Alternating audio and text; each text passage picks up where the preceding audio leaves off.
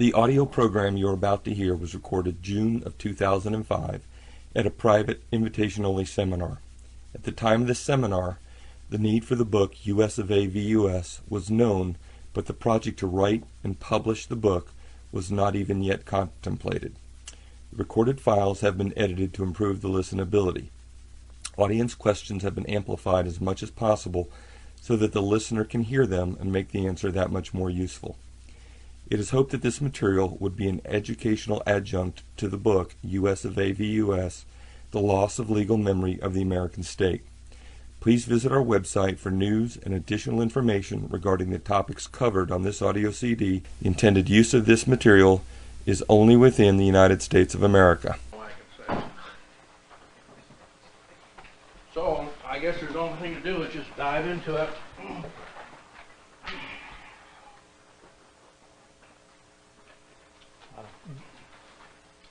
Dick, are you going to wear your microphone? Not if I don't have to. It's working. Okay. It's working. I'm going to try to, does it work? Speak loud. I don't have it. You got it. But this one's okay? This one right here is, just leave it. Yeah, It's fine. okay. Just try to speak to it.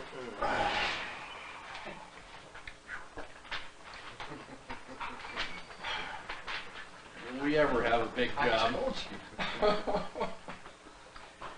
Okay.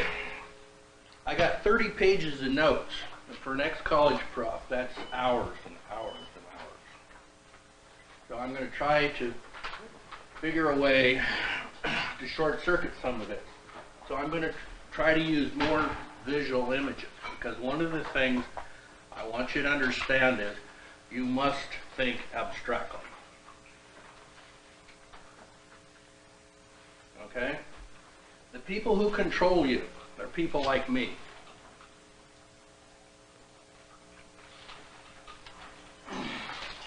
This is what you're up against.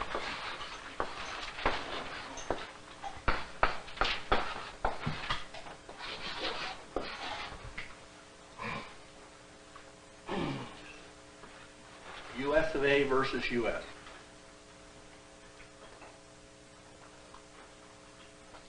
In order to grasp what's actually occurring to you, you've got to go to the premises. Everything is in the premises. Okay?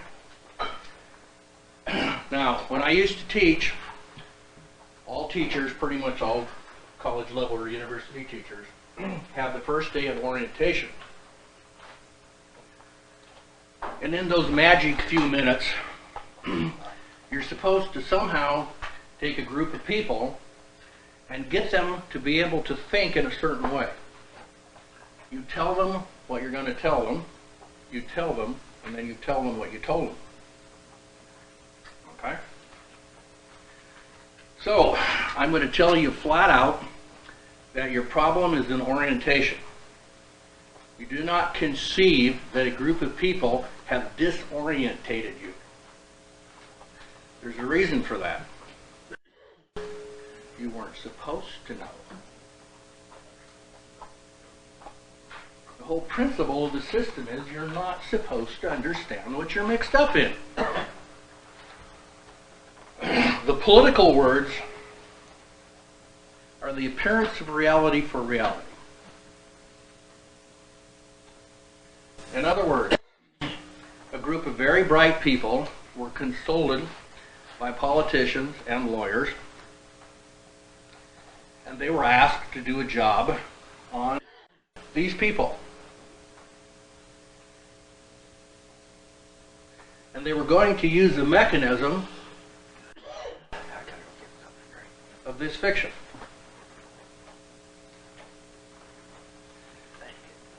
Okay, now, what I'm going to do is, I'm going to start out this way. We had a proposal for a meeting. Unfortunately, several people aren't here. Don Harkin is one of them. I called Don in about February and said, I'm sick of listening to all this crap. I've seen it all over the internet. I've seen it every direction. People don't have a clue. They don't understand what's occurring. So Don and I talked it over, and Don called me back in a few weeks. He says, There's no use having a general meeting. They'll never understand it.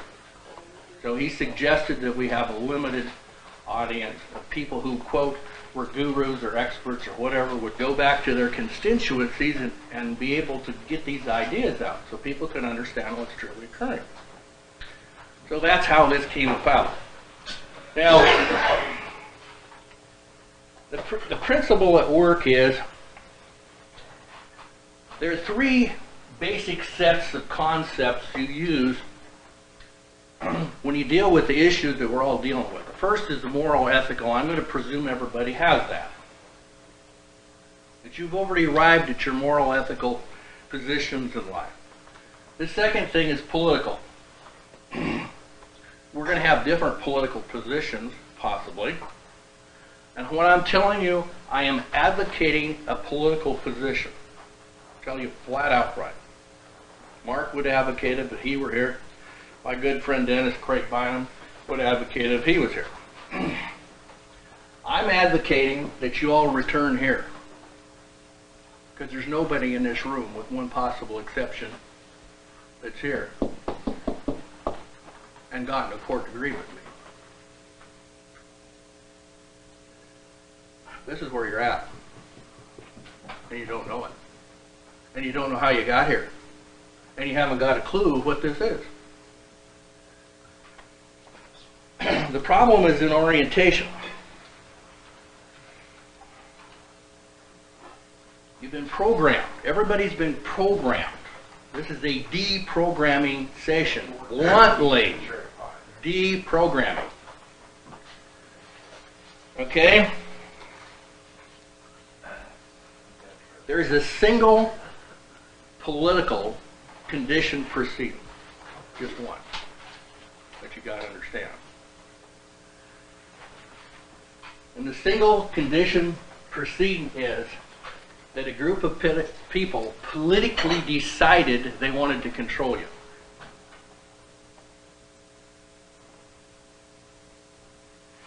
Their thinking was simply that they, quote, knew better.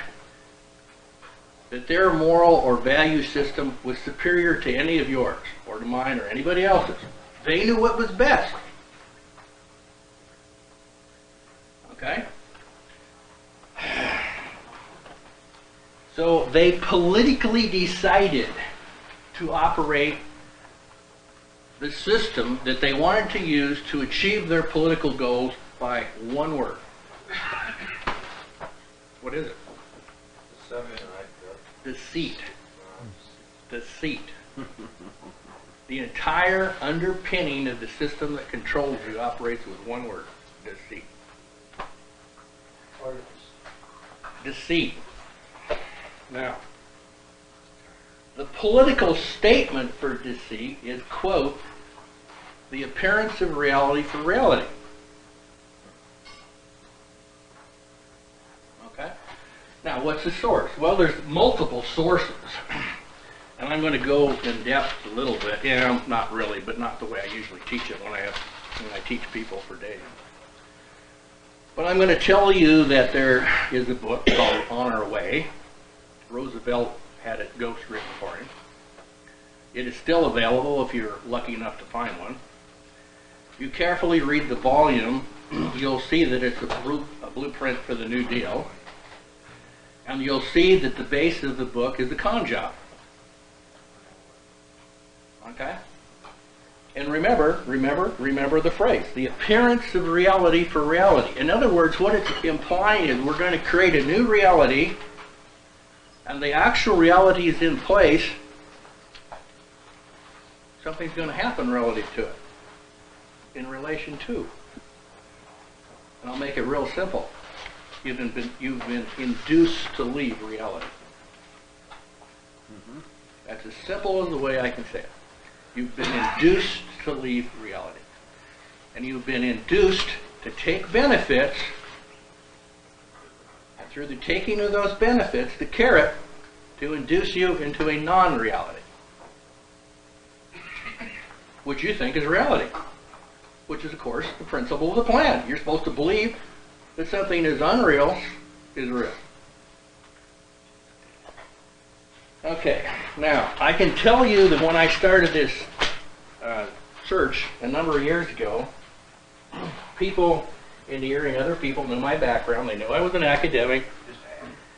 And I simply went to some very learned people that had lots of degrees behind their name besides Dr. Juris.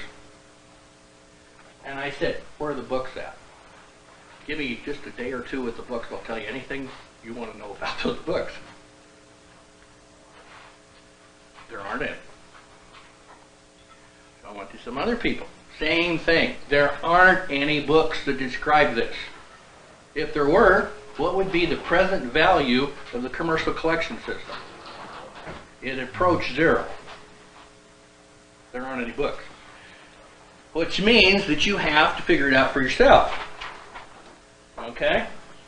Now, you've often heard the statement in a quote court, which is a fiction, don't talk to me about the Constitution. I don't want to hear any constitutional issues. I've heard judges say that in my presence. Are they right or are they wrong? They're right.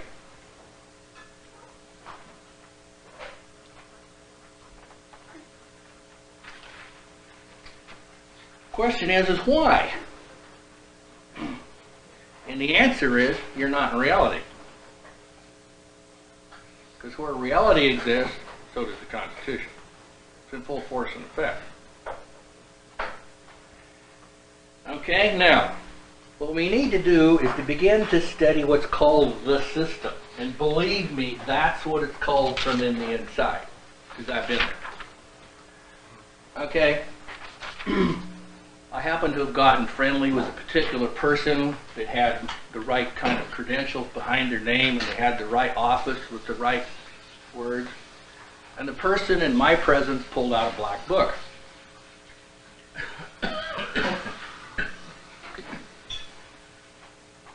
You're not going to see that book. But the book was pulled out and laid in front of me because I had presented an instrument at a banking institution. The instrument was not in my name. Nothing was right about the instrument. 10 minutes later, it was in a fiction's account.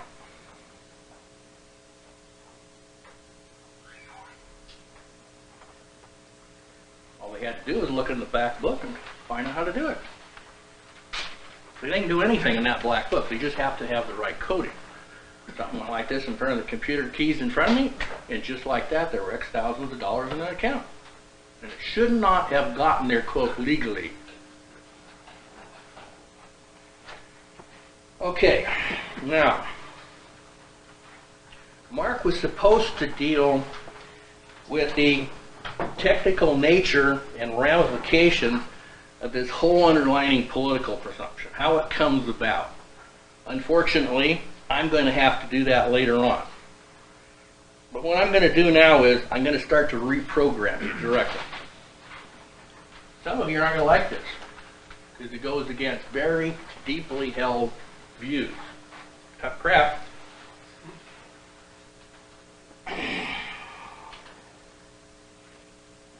What we're going to have to do is we're going to have to change your orientation. Now, the principle to this orientating system is you're not supposed to know it exists.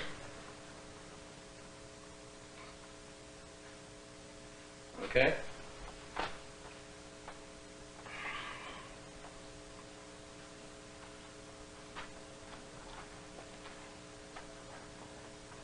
There are some fundamental properties that you need to grasp before you go into this area. Number one, a system, commonly called inside the system.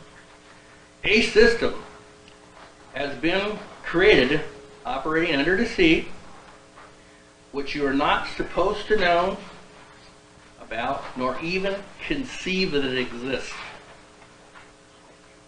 You're not supposed to know it exists. Secondly, this very effective system already has control over you.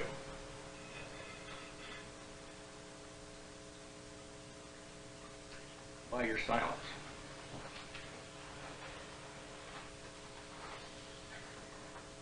before you enter via a person into agreements, stipulations, or contracts that already has you by the ass and you don't know it.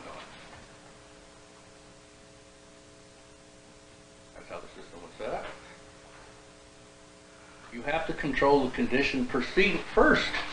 If you don't control that, then it's already got you. You heard the statement, for example, you've got to obtain an administrative release or get an administrative solution before you do a conduct in this state. I know you know that. That's some of the inside people, that's what we do. You have to get the administration to agree with your position so they lose their presumptions. That's what it means. Third point. Failure to detect this system or the system, understand its nature, failure to oppose this system via silence must logically lead to complete non-understanding of legal relations. It's just bang, bang, bang, bang, logic. If you can't control your legal relations, there's a reason. Because you don't know how they were established. Okay, fourth point. Of course, that's the goal of this system, is to have the legal relations that bind you not be known nor understood by you. Pretty soon I'm going to get very specific in the case law. 5. And you are not supposed to know not to remain silent. You think about that one. You're a program. You're not supposed to know not to remain silent. Which is it? Okay. In short language, the people as, quote, we the people don't have a clue. Now I could put all kinds of words after that. I could put gurus and etc., etc., etc., but we the people haven't got a clue. We don't know how this was done, generally speaking. Okay? It's very difficult to understand that there was a whole internally logical, consistent system designed in a fictional world. The whole thing's a fiction. Somebody talked about, quote, doing something in relation to the name. I had a terrible time not to say something. The, quote, all capital name merely indicates legal relations. And the question is, what are those relations and can you control them? Okay, now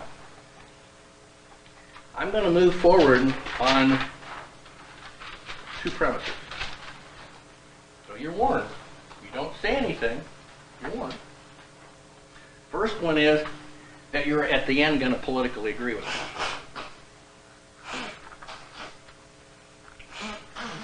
And the second one is it's going to completely change your view of what constitutes legal relations.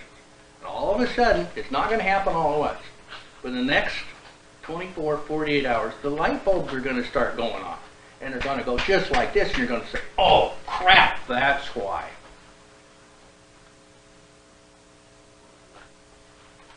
Those of us that have caught on have been going through that for the last 2 years. And calling each other up and burning, my telephone deal is that thick when it comes every month. Who cares? It's fixed rate. Okay? If the deceit functions as intended, then logically the people would never understand the true political and resulting legal situation. That's why we're here. To destroy that. It's a bloody ass war. It's this versus this, and it's a war. Okay? Now, you can put it in this simple situation. They, we the people, can't understand what they can't understand. How come? It's deceit. Okay, now, how about a first response? Somebody has to break the true nature of this deceit. Okay?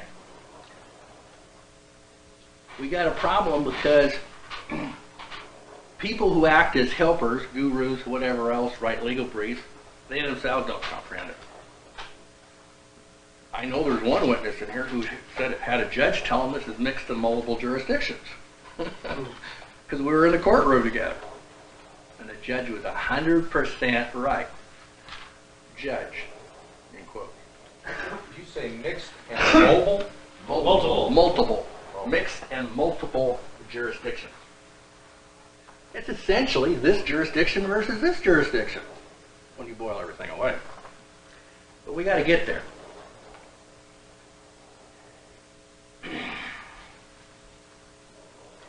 Therefore, the following. It's always a question when you start teaching to figure out what a teacher ought to teach. It's always a question. Because if you've gotten far enough in some pursuit, whether you're a carpenter or whatever it may be, or an economist, you know there's this huge body of information and knowledge and understanding, and when you go to a class, you can't possibly deal with all that. So it's always a normal, it's always a normal process to normatively decide what you ought to say, what you ought to try to teach. Okay? If the student had pre-existed tools, had already had the legal kit, it'd be a piece of cake. If you went to carpentry school and you already knew the subtleties, you had all the particular tools you needed, then it may make teaching really easy. What a teacher does is teach tools. Okay? Now, that's what we're going to do. I hope.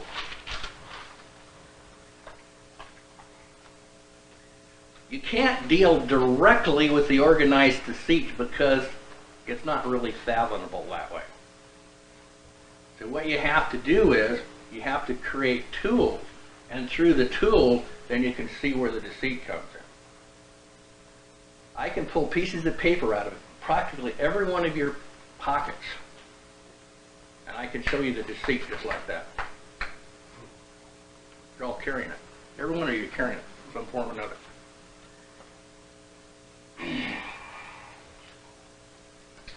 So, what you see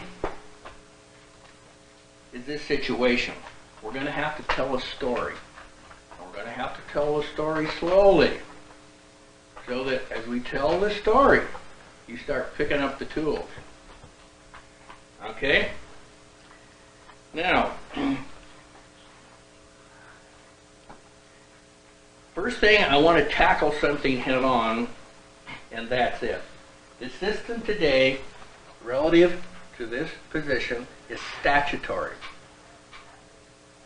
It's statutory. Everything about it is statutory.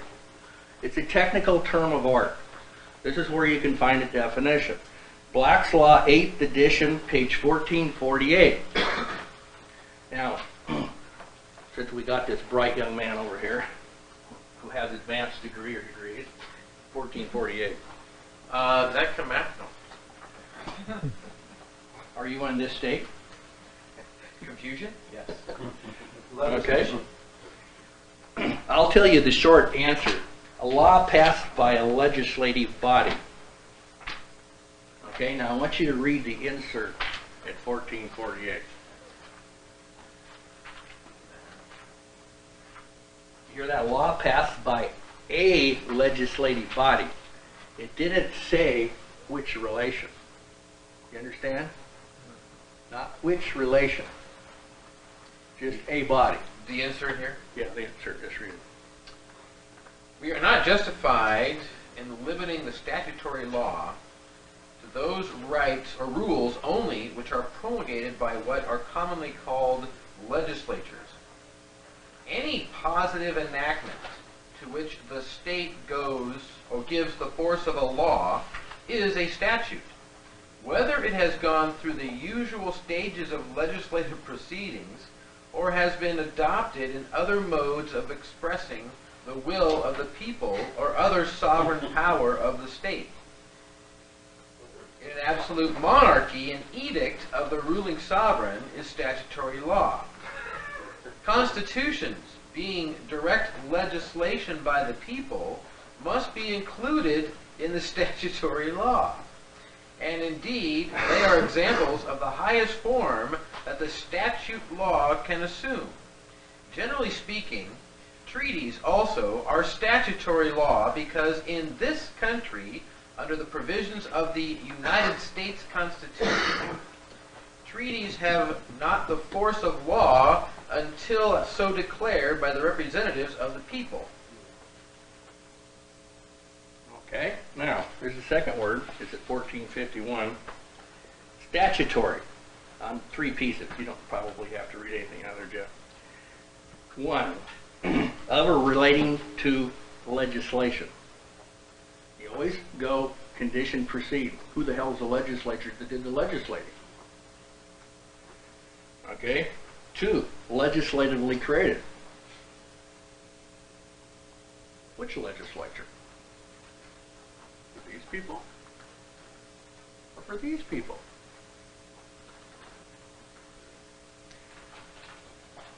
Statutory. Confirming or conforming to a statute. What's the source of the authority of the statute? Is it here or is it here? Okay, now, the real question is this. Who created the legislature? Who created the legislature? I got news for you.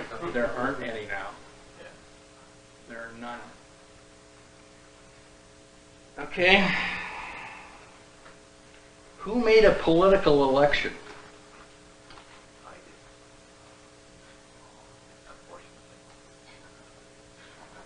Okay.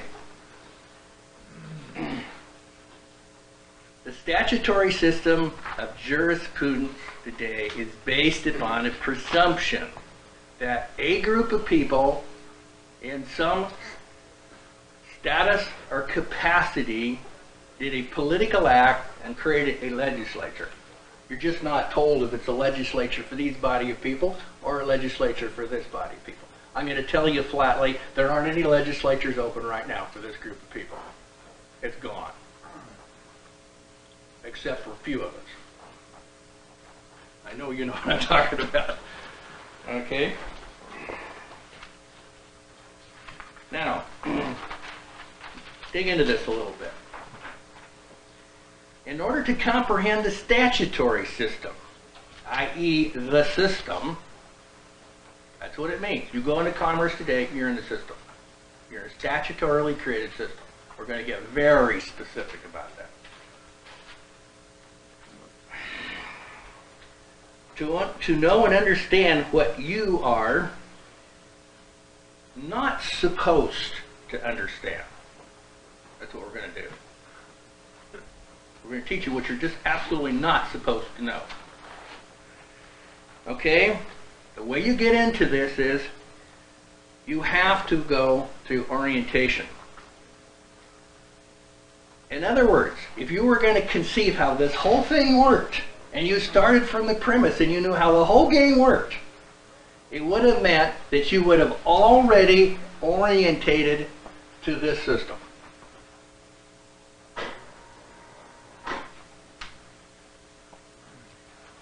Okay, now what I'm going to do is I'm going to start breaking these terms down with very much specificity. I'm going to start giving you point sites or places where you can find these things.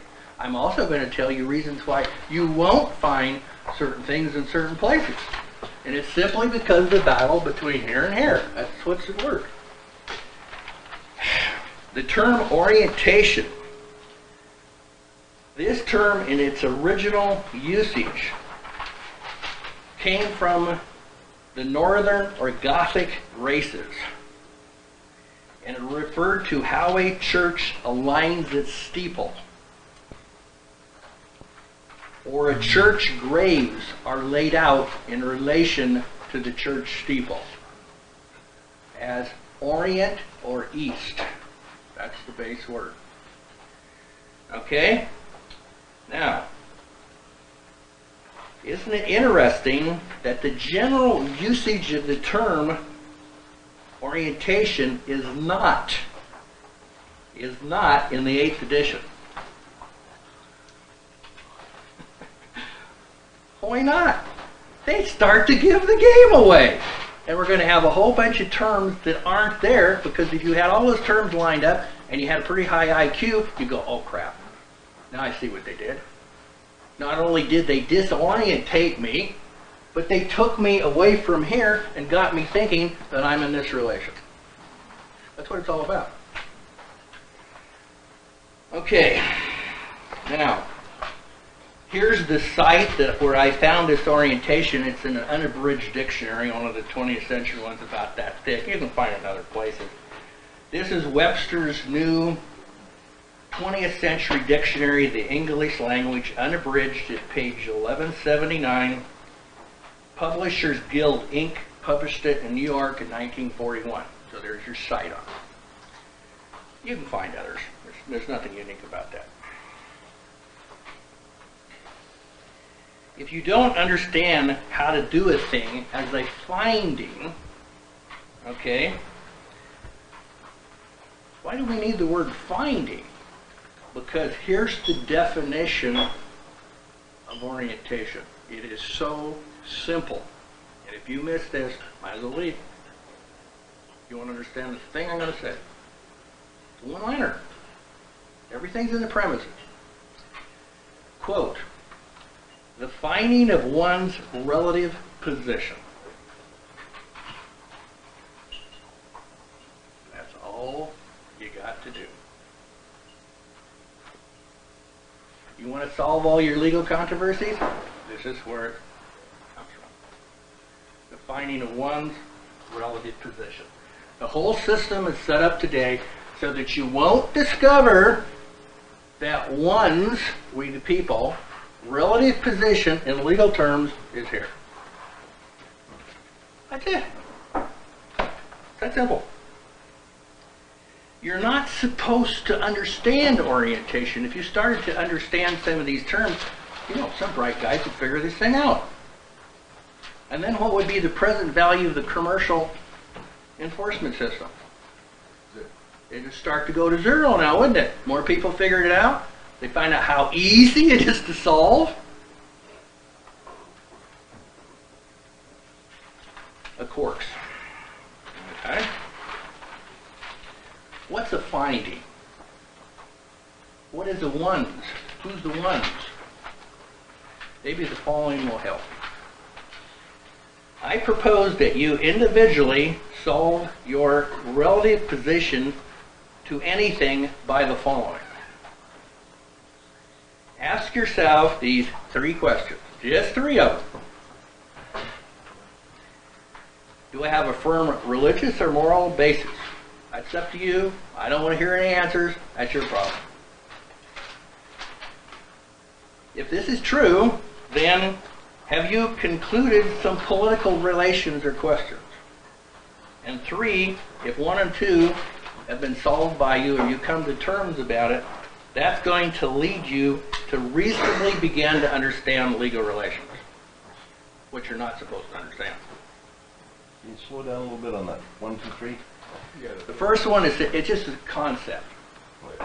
I presume everybody to be moral and ethical. I therefore presume that when they come to political decisions, they make their own political decisions, and from those political bases, they will enter into legal relations. I just told you the secret of the system. You've been conned. You don't understand where you made your political decision to lead you into legal relations. That's the whole con. There is a condition precedent that you politically are presumed to have made.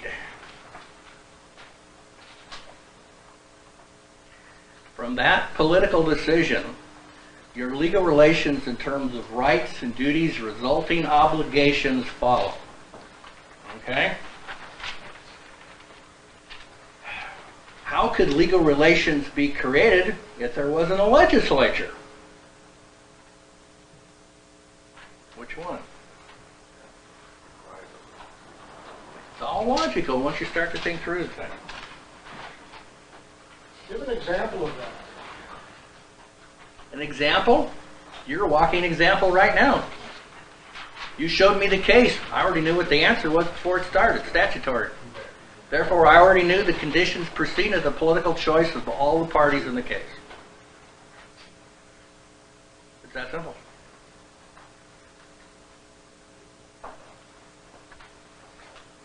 Question is, what are those things out there? Well, that's what we're going to get to. Okay, what's a finding?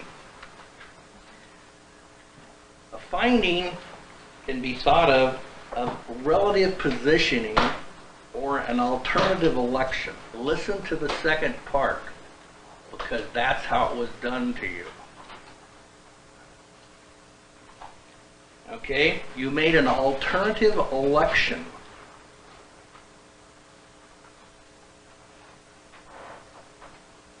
And your election was to not be treated in this relation, but to be treated in this relation. Again, I'm making it as simple as possible. Is that usually because of the benefit No, that they throw at you? that's the inducement, Okay. but that's not what actually occurred. You actually made a political decision. Okay. Upon what and where has the Union of the United States existed? And I'm just going to go through this thing, bang, bang, bang, bang, because you're all gurus and you all know how this works. So all I want to do is just refresh your minds. First thing is, you know there was a Declaration of Independence in 1776. You already know by the case law and other consideration that the Declaration created a new transformation on the law. A new paradigm. That's the way the lawyers, American lawyers, thought about it. It was a new paradigm shift. We were going to move away from the British system and we were going to create a new American system. It's very clear that this is a paradigm shift. Now, following that, immediately on its heels was the Articles of Confederation. Okay? The Articles of Confederation created a United States of America. Everybody understand that? How do we know that? Because we have a testament. I didn't say this. The people who signed the Constitution of the United States of America said it. Create a more perfect union. There was already a pre-existent union. Okay?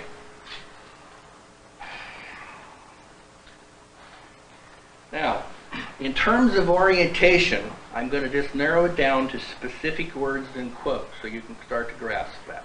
Remember, orientation, the finding of relative position. Finding of one's relative position. Okay? Now, in the Declaration, the orientation begins to unfold. We hold these truths to be self-evident, that all men are created equal, that they are endowed by their Creator with certain unalienable rights. You cannot lien what's unalienable, but you can accept an estoppel. Okay?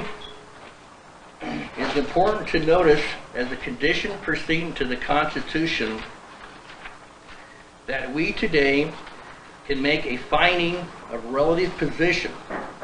That is, the Declaration makes it for us. Listen. We therefore, the representatives of the United States of America in General Congress assembled. Okay? What's the source of power?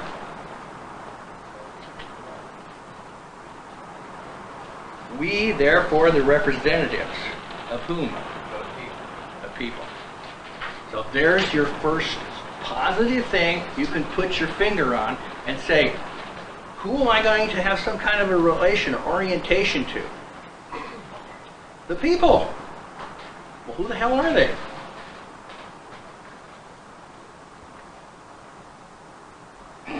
It's important to notice this exact condition precedent. We've already had a union.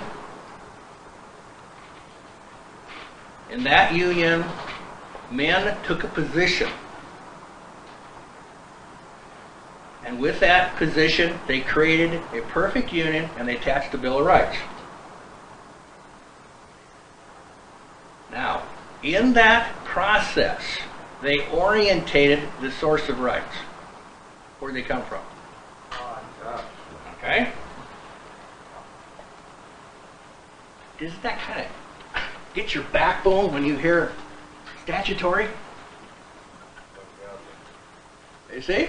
There's something wrong with this picture. If the statute can say when life begins, there's something wrong here all of a sudden. Okay?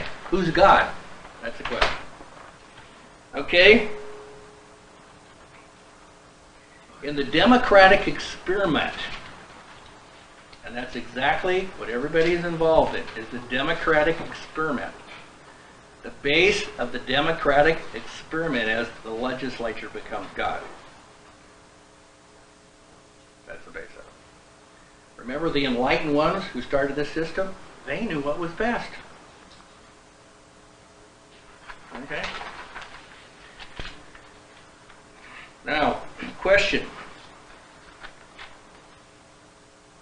When you hear the term appearance of reality for reality, as established by a political strategy of the New Deal, what is the relation to the United States of America or to the United States?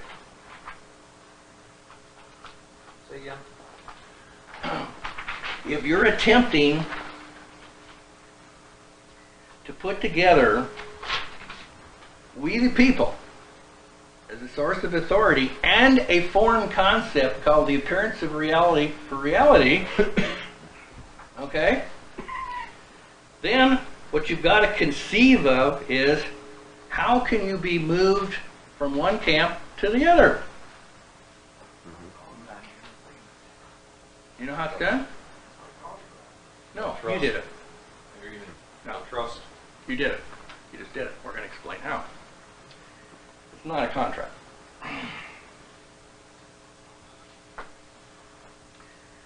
The way you were gotten induced to this point is by deceit, a trick.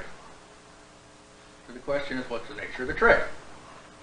If the trick were easy to understand, the present value of the commercial collection system today, specific performance on the statute would approach 0. So obviously the trick is a very good one. Because if it was simple and everybody understood it, and they could deal with it, how could you get collection on a statute? How could you get specific performance? There might be a whole bunch of people that wouldn't go along with this thing. Of course, that was in the minds of the planners. They believed that too many of the people would not go along with the new game. Okay? So, let's see if we can narrow this down a little bit. Where do your rights, privileges, and immunities originate? Two different concepts. Where do your rights, privileges? Nope, you're wrong. I'm going to show you. Show you in case line. Rights, privileges, and immunities. Where do they come from? God. In 4, civil, Section yes. In civil paramount law, where do they come from? I heard the right answer. 2. Article 4, Section 2. Okay. How is that connected?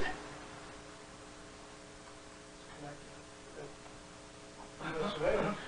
Exactly. Can you prove it? I can. I got the book right here with me to prove it. Okay. I can also prove it's not here. It's not I can prove it. Right, you only have privileges and immunities there as a 14th Amendment citizen. No. Absolutely dead wrong.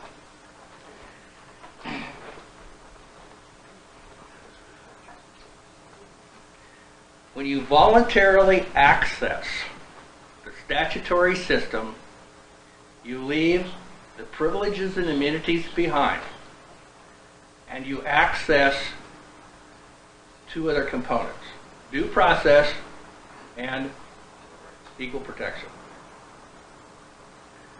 The capital name that operates here, all cap name, has due process and equal protection. I'm going to show you it has no privileges and immunities. If it did, it could demand a court, and the whole thing would collapse.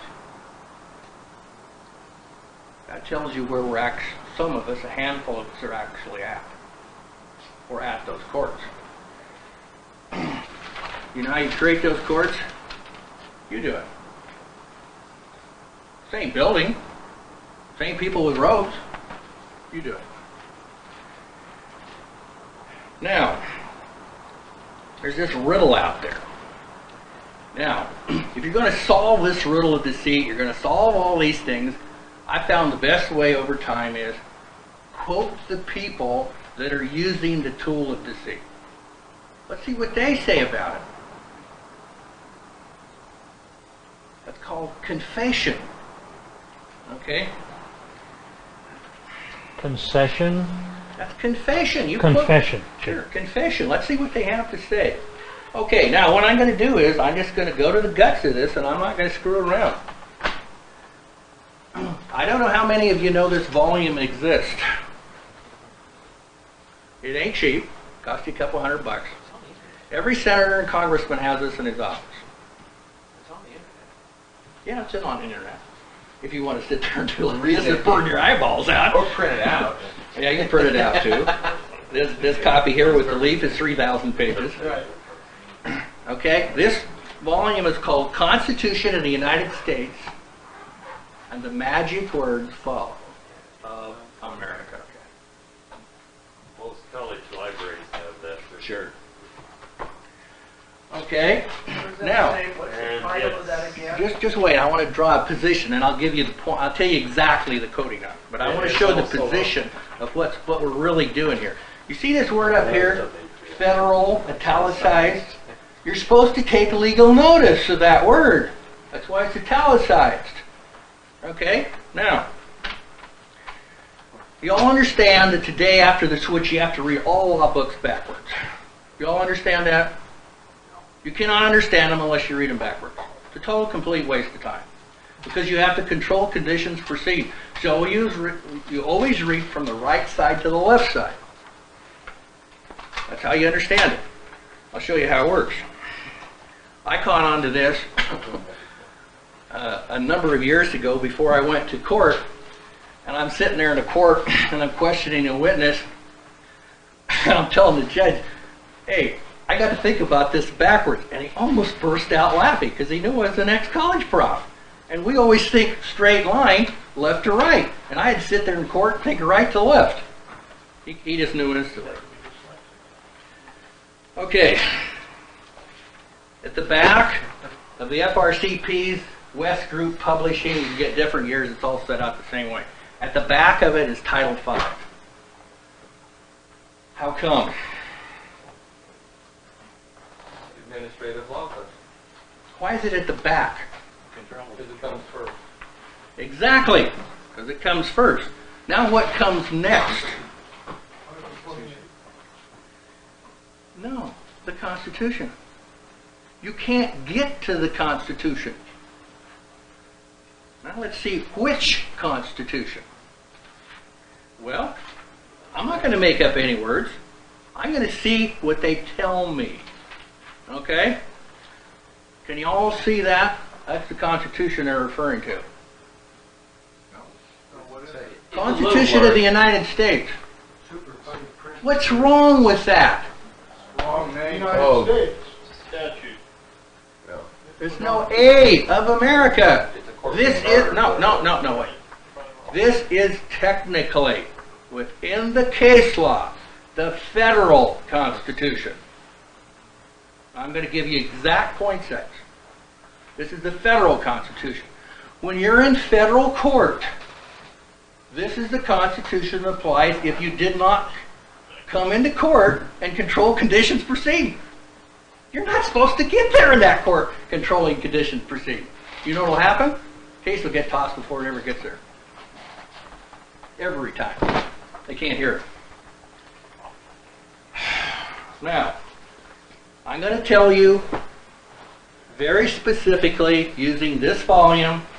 This happens to be the 92 base.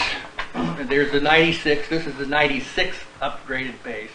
This started long before that. I don't have the time. I'm not going to take the time to do the academic stuff. I'll read you all the stuff in the front of it and all the stuff in the back of it. You get the volume or you go on the internet and you read all this stuff and they're going to tell you certain specific things about this book.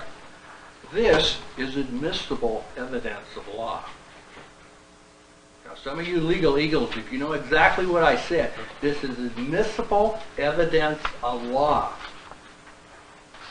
I can walk into court and lay this sucker down, and we can start to argue. Okay, now how do I know that? Because it was set up that way on purpose. You don't have to read it backwards? Isn't that a shocker? You don't have to. Matter of fact, I got to read it forwards. I'll show you where the answer's at. Okay, now this is a Senate document. This is a Senate document. Okay? The whole book? Whole book's a Senate document. Which you can actually find online, right? Yeah. Maybe that has something to do with it. Okay? It's a Senate document because the presumption is that every time you enter into relations here, you waive the condition preceding built into this document. That's why. It's that simple. Now, where's the condition preceding that? That's the question. It's on page 53. And if I hear anybody talk to me outside of this, I'm not going to be really pleasant.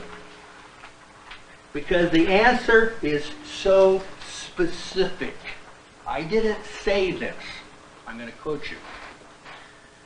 The preamble.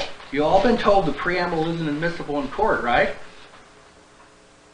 It's not law. It's a source of authority. This is the footnote. It's at page 53 in this document in footnote 2. I'm reading verbatim. The court has read, meaning the Supreme Court, the court has read the preamble as bearing witness to the fact that the Constitution, capital C, emanated from the people and was not the act of sovereign and independent states. Quoting McCulloch versus Maryland, Chisholm versus Georgia, you know the whole list you're going to get after that. And here's the punchline. Listen closely. And that it was made for and is binding only in the United States of America. And here's 3,000 pages after that. You understand? That's the key. That's the key. And I read this a while back. I went, oh. And just like when you know how to solve advanced problems, you just QED. It's all over with. How does that square up with Article 7 that says this Constitution is between the states? Yeah. Which state? We don't have to degenerate that far down, do we? No. Do we have to go through the word state? Let me explain just for a second why I think that's significant. Well, I guess we're going to have to. So I'm going to just make it short and simple. Let's see. I think we'll just leave it up there permanently.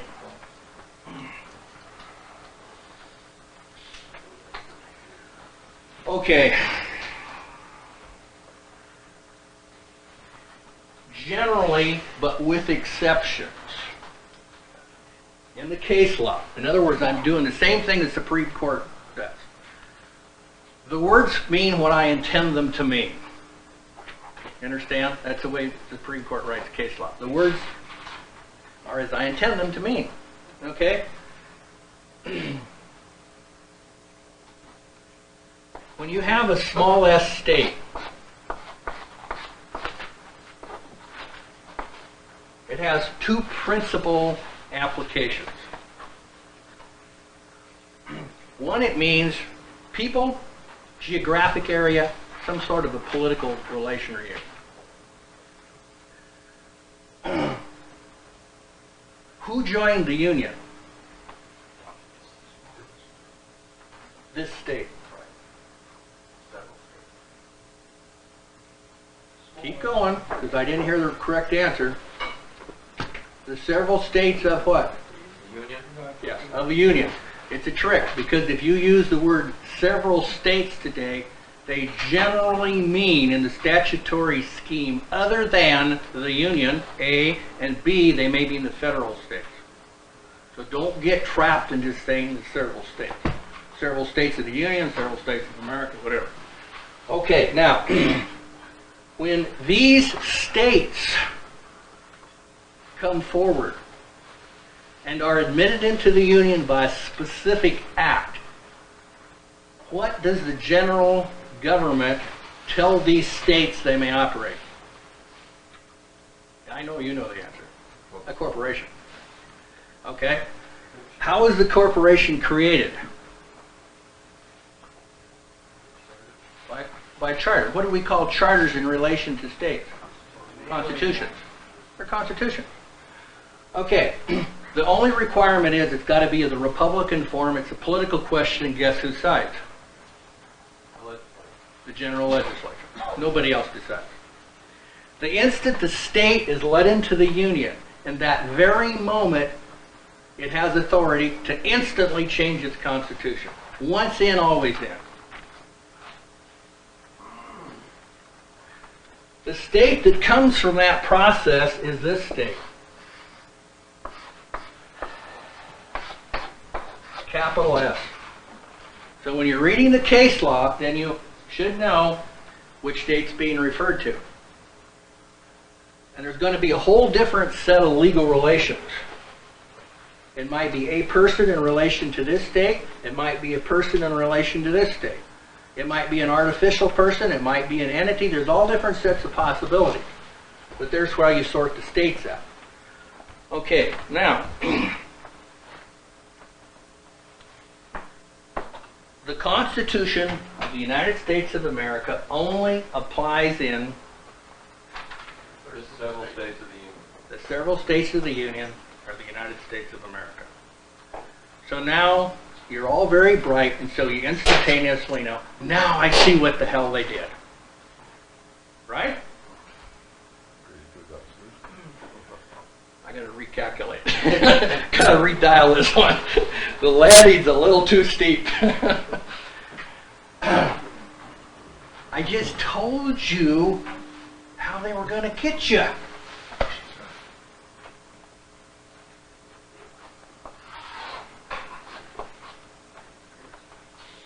They were going to get you voluntarily to move from here to where the Constitution doesn't apply.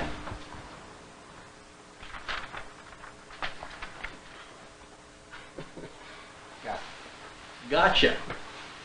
Gotcha. Question is, how the hell did they do it? Let's see. Has nothing to do with it. Voluntary. No, it's not contract. If I hear that again, I'm going to scream. It's not contract. I'll tell you exactly what it is. Political choice. Self-determination. End quote. Which the courts still say only you can make. That's right. It's all voluntary. Self-determination. Okay, now, the trickery as we go through this thing. The self-determination becomes, it's not so self-evident. That's the whole principle. If it was self-evident, it'd be really easy to deal with. It's not self-evident. Some of you may get detailed, may become insensitive to the details after a period of time if we get that far. Okay, now, if you conceive of the Constitution of the United States of America as the supreme law of the land, and you consider the Supremacy Clause, okay, and everybody knows what the Supremacy Clause is, right? We don't have to go back down that road. Okay, then I will simply state to you this proposition. The rights, the privileges, and the immunities that are available to people in relation to this system are still intact. But probably everybody in this room has waived them. How? That's the question. Oh, I'm asking. And I'm going to tell you, but not right now. I'm going to tell you very specifically with point sex. Okay? We're going to go back a little bit, see how this thing was set up. We had a democratic New Deal theory. It was an attempted process. Nobody was absolutely sure it would work. Okay? Well, they had to start them first. There's lots of different theories. I, as an economist, could give you a whole bunch of bullshit and talk about all kinds of different things that would happen prior to 33. But the people politically did something. Right? They had an election.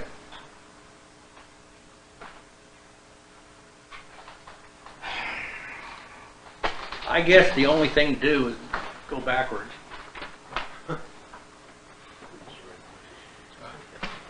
Because I can see it's not there right now.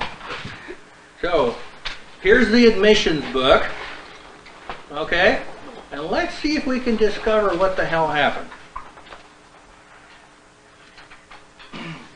Has anybody gone into the FRCEP's West group and actually read through all the legal notes? Nobody's done that. Am I the only one that's done that? Jeff, you've done it because I told you. Well, of the constitutional amendments. Have you read all the legal notes? Nobody's done it, right? Jeff and I are the only two, right? Okay, let's see what we can discover. I want to hit you in the face with a big one, but I'm going to work up slowly. It's just too unbelievable. Okay, let's just take it slowly. We have amendments, say the 16th. That might be of some interest. Under it, in the historical notes for the lawyers, it says it's proposal and ratification, and it goes through all the legal language, and it says that guess what? The Secretary of State, as of a date certain, certified ratification. It's a legal act. Okay, now we'll page forward again. We'll get up to Amendment 21. Proposal and ratification. Secretary of State, December 5, 1933. Then everything turns to crap. No ratification. The government collapses. Article 22. Certificate of validity. What's wrong with this legal picture? There is no government. It's gone. Don't you understand? It went into the Read vapors. that again, certificate of what? By who? That's the question. How does this thing work? Certificate of what? Validity. Validity. I'm going to read it Well, that's verbatim. a corporate act. Just wait. Publication of the certifying statement of the Administrator of General Services that the amendment had become valid, not that it was ratified. Had become valid was made on March 1, 1951. Government's already gone. Okay? National government's gone.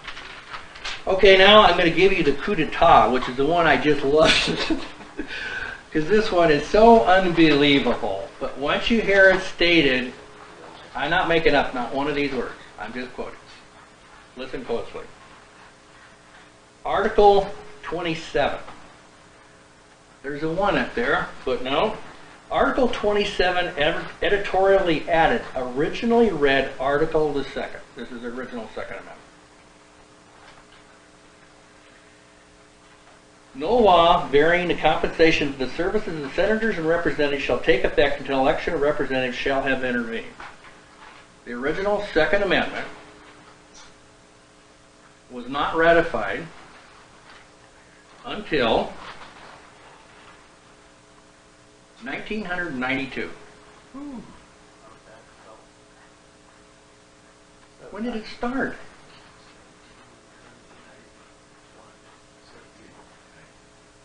Huh? Well, let's see when the first state voted for it. Okay? When did the first state vote for it? The state, capital S, legislatures ratified this amendment on the following dates. Maryland, North Carolina, South Carolina, Delaware, Vermont, Virginia, 1789 to 1791. Okay? Now, let's read the certificate of validity, and in that, for you legal-legals, is a key. Publication of the certifying statement of the Archivist of the United States pursuant to 1 U.S.C.A. Section 106B, that the amendment has become valid was made on March 19th, 1992. Question: why the hell did the archivists have to show up? Somebody pulled a certified copy verified. Nope. These people can't see these people. These people aren't in proper office. If they recognize these people, they're stone cold dead. Treason. No, don't use that around me. It's not right yet. You've got to have other elements. When you can string those elements out, you might get treason. Okay, now, I didn't make up a single one of these words. I'm telling you, everything is laying out there. You just have to orientate to it to understand what these suckers did. They got us all.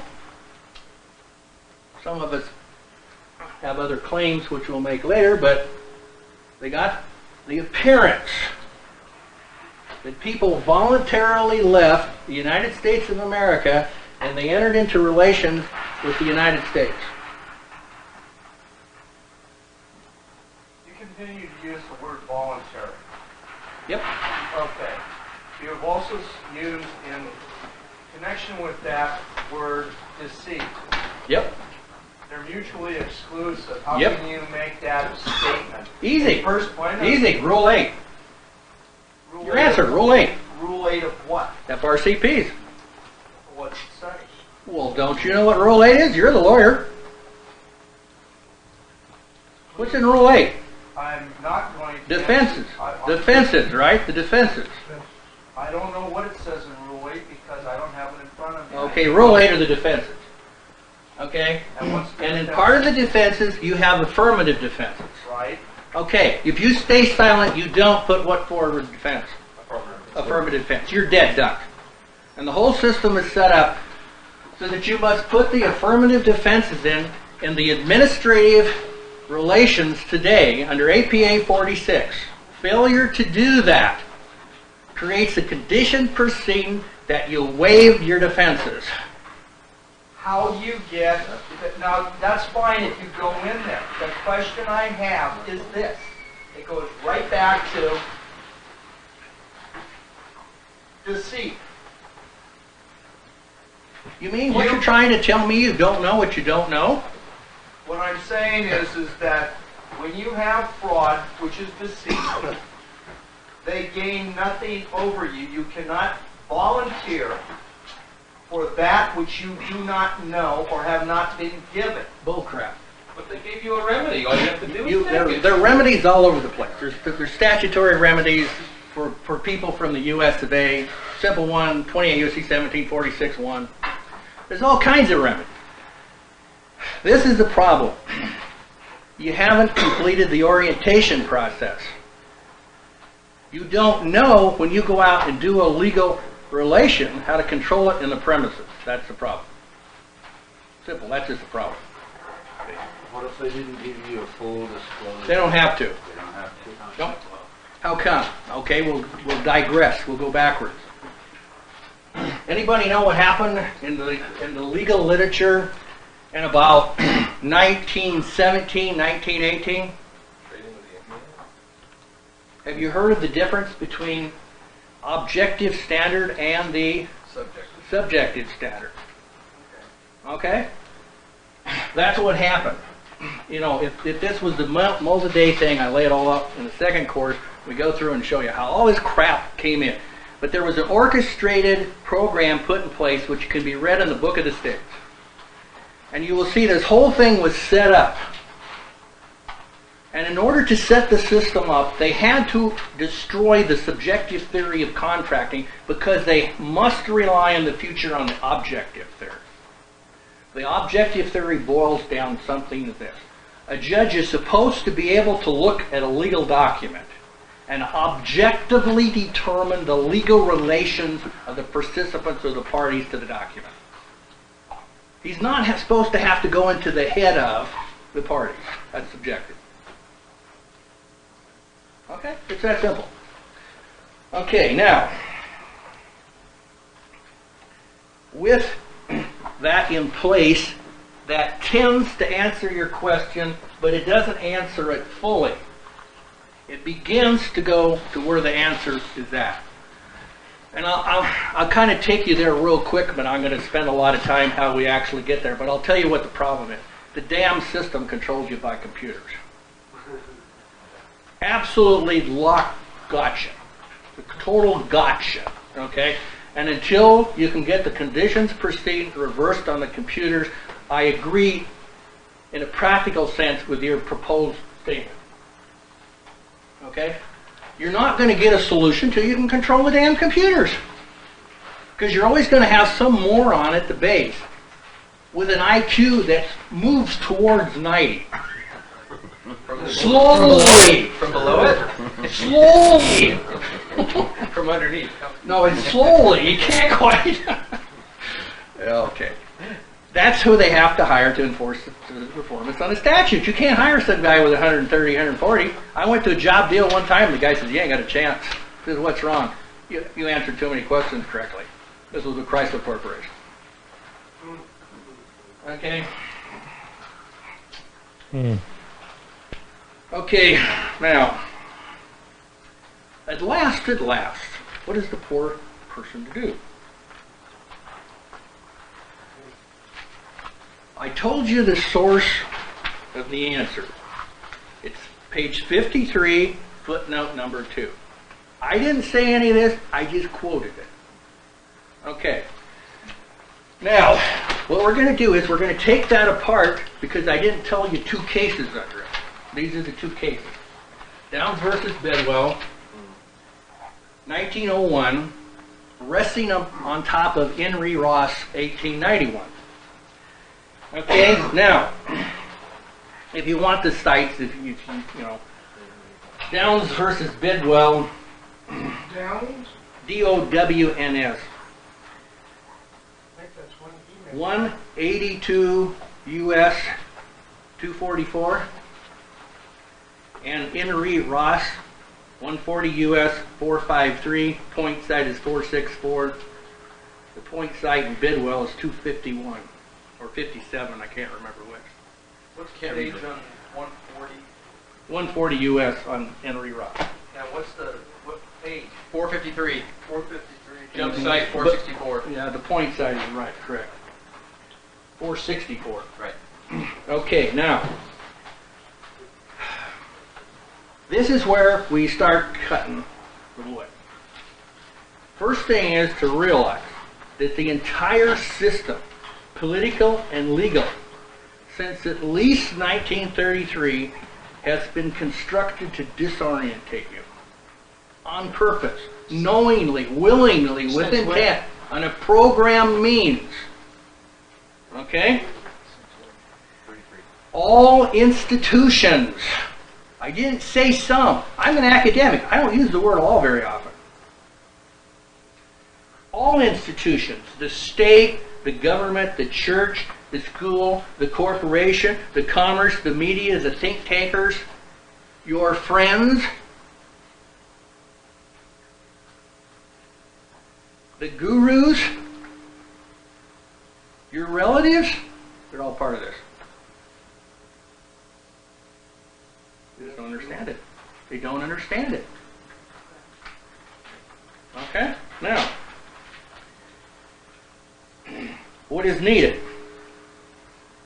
First thing you got to do is you got to carry out a mental process. It's abstract.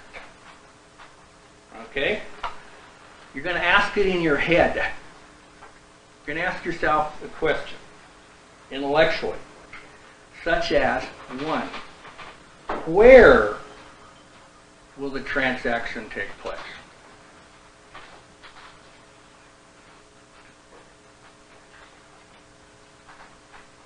Whatever the nature, where will it take place? And in terms of the technical concepts, when you extend this, which we're going to go to 1, 2, 3, 4, just like that. Time, place, space, and plane. If you don't control time, place, space, and plane, somebody else is controlling it for you. Guys just like me who figured this thing out. They will control you. You can't do a darn thing about it if you can't understand it. If you understand it, guess what? You control that? You control them. How come? They're operating from deceit. And since they're operating from deceit, they're screwed. Okay? No, you... Just go on. I'm listening. This is interesting. Okay, now, first thing I want you to understand is, some of us have been doing this for quite a period of time, and I'm not trying to sell you a bill of goods. I'm trying to get you to understand how really complex this is. If it was simple, specific performance and collection on the statute, go to 0. If it was easy, how could they force you into specific performance by deceit? You couldn't be deceived. They couldn't get specific performance. Couldn't collect. It's just a commercial collection system. Okay, now, what I'm telling you point blank is this. I'm going to talk about some of the tools. I'm telling you up front, it's not all of the tools. And so you'll hear this stuff for a few hours. A day or two you'll be gone. Don't think you're walking around with a full toolkit.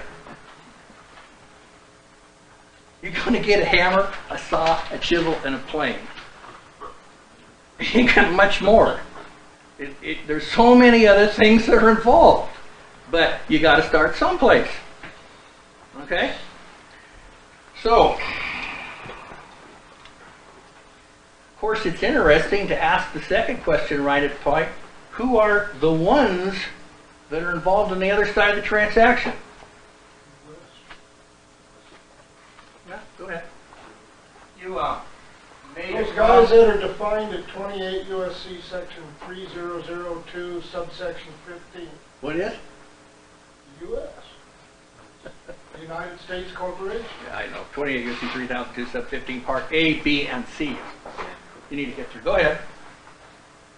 That last statement raised a historical note. You said that this thing is all so complicated and that you need all these tools, right? Yep. Okay. The question is to do what? Okay, that's exactly right. And if you will bear with me, Go ahead. my statement is that the Oracle said that when the Gordian knot is untied, he who unties it will rule the world. Mm-hmm. And Alexander took out his sword and cut it up. Mm-hmm. Okay, can we get to the sword? How long did he rule the world? he ruled the world. It didn't say how long he would rule the world. He ruled the world. That's the That's point. the question, and it will always be that way. I understand what you're saying, but it seems to me that we all know, and I have to agree with what you've said to this point. What I want to know, or why I came here, is I want to know, okay, what do we do to, in your view, get past this deceit? Because if it's deceit, then nobody is bound by it. I don't care how many rules you got, how big a Gordian knot you got, nobody is bound by it. All they can do is kill you. Yeah, if you want to take that extreme termination, that's okay. But bound is a problem, and this is the base of it. I spent 2 days with Walker Todd. Some of you may know who Walker Todd is. Okay, Walker and I are both economists, and we've just gone 100 miles an hour. Okay? And I showed a case to Walker. It was City of Tacoma, City of Tacoma. Upper lowercase, City of Tacoma, all uppercase, City of Tacoma. Now this was in 1996. In 1996, I knew almost nothing about this stuff. Some things I knew because of the technical areas I worked in law in relation to economics. I held the case up like this, and here's Walker Todd standing beside me, and he reaches over. You don't do this to somebody. He just reaches over and jerks it out of my hand. You don't do that. Okay, maybe two drunks out in a bar or something, but not two people trying to discuss some complex thing. I didn't say anything because I knew right then I had it. So now I wanted the answer. So I didn't say anything. I just pointed over to all uppercase, City of Tacoma. I said, Walker, what's that? Oh, he said, Richard, that's all corporate. Duh. It took me from 96 till about 2 or 3 years ago when I really, and in the last year and a half, he's right. It's all corporate. That's why I said A, B, C. You can't just say A, because the system must include B and C in that list to include all the possibilities of legal relations.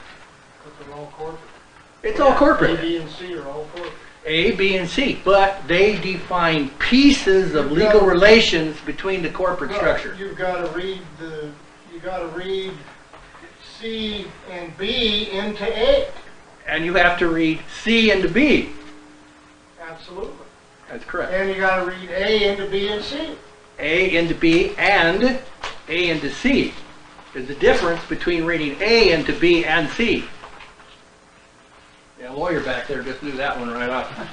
Where the hell the comma's at? Okay.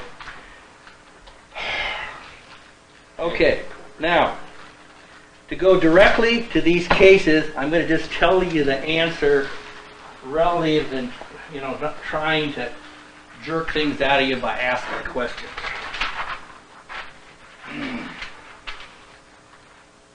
What the cases are describing to you is applied orientation.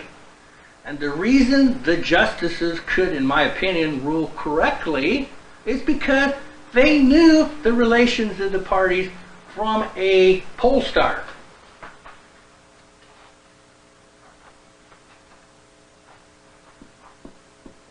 That's the pole star. Not here. Okay, quickly. Start with the oldest case first, Henry Ross. A Britisher signs a merchant marine. Pardon? Henry Ross. Henry Ross, 140 U.S. 1891. 1891? That's a year. 1891 is the year. 140 U.S. 453. 140 U.S. 453. There's a point site there too. It's 464. That's 7 on that one. 454 on that one. 464. 464? Okay.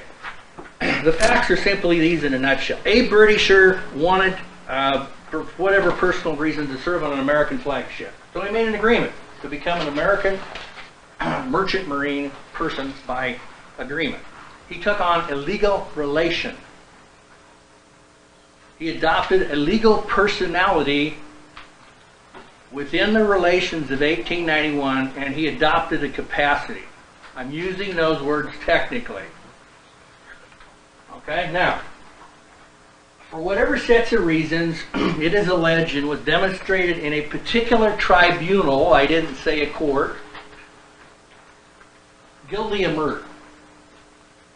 The British interceded. The Americans politely told him in the best diplomatic language of 1880s, 90s, go to hell. He signed the agreement. He's going to come under American law. Okay.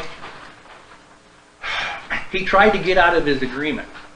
And he had various different strategies that his lawyers thought up about getting out of the agreement. None of them resonated well with the court. The court, put it mildly, what the court essentially said is, you signed an agreement, you agreed to act under American law, you did the deed on an American flagship, it was in a foreign port, two things apply.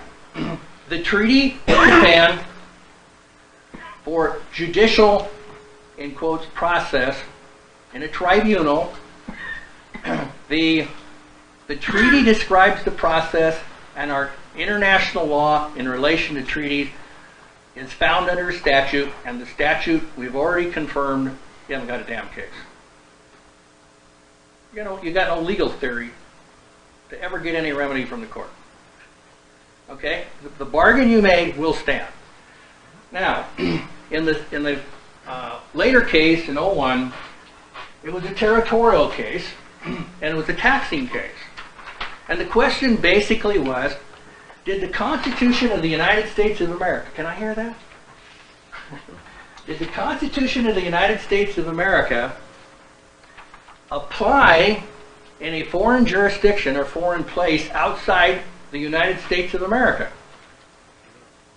You can if you're a United States of America citizen. No, it depends on other things. It's a trick question. That's why I asked it the way I did. On an American ship, it would, wouldn't it? What are the three taxing sources in the Constitution?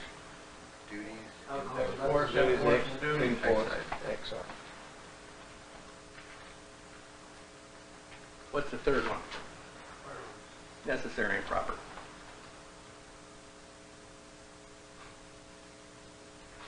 That's how you're all getting screwed. Repeat for the tape, Richard, please. The question in the case was the Constitution going to apply? Yeah. Was the place where it was going to apply one of the several states? No. Therefore, the first two taxing clauses, which is Article 1, Section what? 8. No, the first one. What's the first taxing clause? Do we, no. We'll go backwards. 1, 2, 3. Yeah. We'll go backwards. Article 1, Section 2, Clause, Paragraph 3. Paragraph 3. And direct taxes shall be apportioned. That's the first taxing clause. Okay, the second one is Article 1, Section 8, Paragraph 1. 1. Okay, and guess what? They didn't apply. So we're going to have to find some other source of taxing in another place outside of here, where the jurisdiction here applies where? Article 1, Section 8, Clause 17. Which is? All exclusive jurisdiction of Congress. The exact words cited, and the reason I'm being specific is I have a memorandum from Social Security that's going to come out. In this particular language, the courts and the legal scholars are using necessary and proper. And the court used it in Downs versus Bidwell. To carry out Necessary and proper to carry out the functions of government. That's what it boils down to. For the powers granted under the Constitution, that's the principle. Okay, so Downs established territorial relations. And it told you in Downs that the Constitution of the United States applies and doesn't apply, depending on the relations of the parties. That's why it's on page 53 Now, you said Constitution of the United States. of America. Okay. Okay? That's why it's on page 53. And there's 3,000 pages after it. And this isn't the latest. I got the slip in here too. Okay? Now, once you begin to catch on, it's obvious that we've got to control these relations, and if we can't control them by proper orientation, we've obviously been screwed. And we already, I think, have reasonably established that deceit is involved. I don't think anybody's going to argue with that one. Okay? So, maybe we should add some elements here. Beef up our toolkit a little bit. Okay?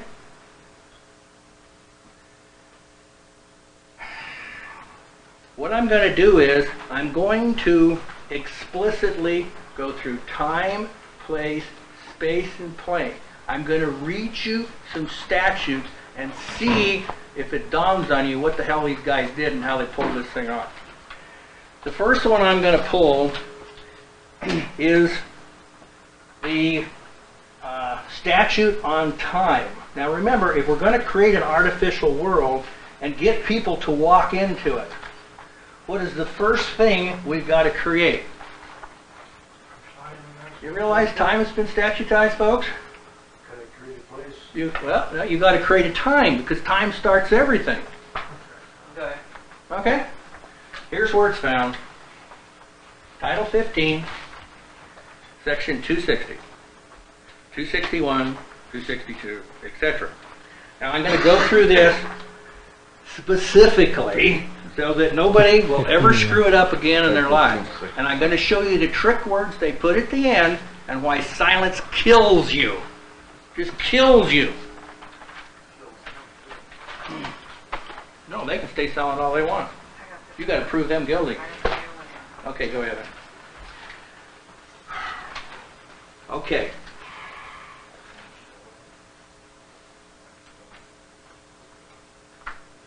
You all got that site correct, right? Title 15, Section 260? 15 USC. 15 USC or Title 15, yeah.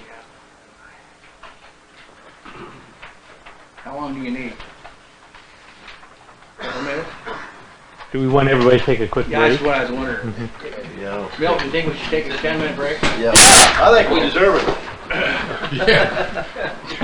That's a great judgment, Mel. Yeah, we deserve it. Well, he's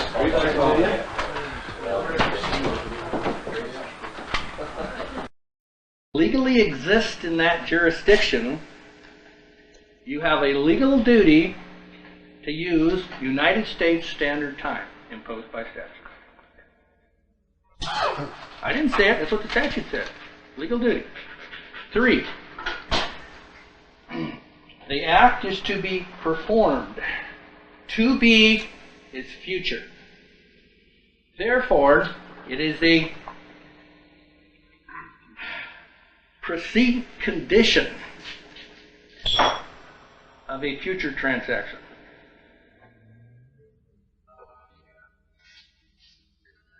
You see how they got you? If you stay silent, you already took a benefit under Ashwander. Took the benefit of American, right? It's one of my old tricks. United States Standard Time. Okay, and you admitted you were subject to the jurisdiction. You Ashwandered yourself.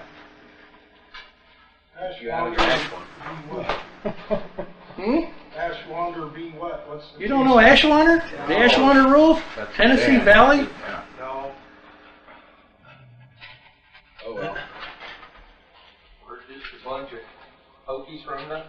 I kind of use little small English sentences. It is here. You know, you gotta kind of put a picture to it. One of the great principles of the transformation of American jurisprudence post-1933 is the work of one Justice Brandeis.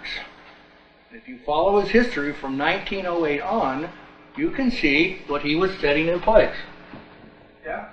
Fine. Okay? Now, the Brandeis rules, or the Ashwander rules, taken from his name or from the case name, are a set of rules that, in effect, make it legally difficult to attack the New Deal. That's what they're all about. What's the case? Yes? Tennessee Valley Authority, TVA. Let me see here if I can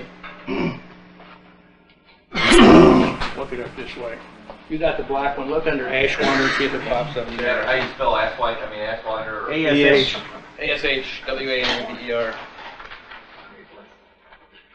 Versus Tennessee Valley Authority.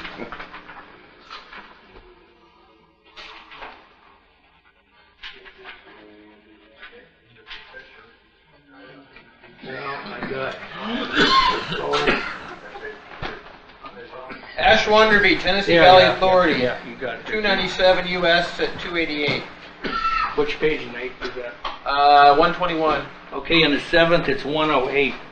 And all of them are listed in order. Okay? So if you want to look them up, the principle of the Ashwander rules is this. Yeah, at the base you have to administratively set up a condition proceeding so that you don't accept any of the rules. And you have to do that through Title V. In other words, if you screwed up on Title V and you had legal relations, you already Ashwandered yourself. You already made an adoption of one of the rules. Title V is the Administrative Procedures Act. Yeah. Well, there's a lot of other things in there. That's the 552. Administrative Procedures Right, Act. 551, 552. It's APA 1946. Administrative Procedures Act of 1946. I don't know how much I'll go into that because, see, everything was done in a logical sequence. And the Supreme Court was telling Congress through the switch in time, which I'm going to go into in detail. I'm going to go through the cases, bang, bang, bang, bang, bang, bang. Okay? And the problem was how was this new administration operating a United States in contradistinction to the United States of America, a national government, how was it going to function? And so what had to be put in place to allow equal application and due process was a set of rules. And the presumption was when you adopted a personality to go to the rules, you already screwed yourself. So what you had to do was you had to go to the administrative side under APA, and when you entered this way, they didn't have any jurisdiction. What? Say that again? When you enter the administrative side here, they can't see you. You don't exist. There's no attorneys there. Yeah, that's true.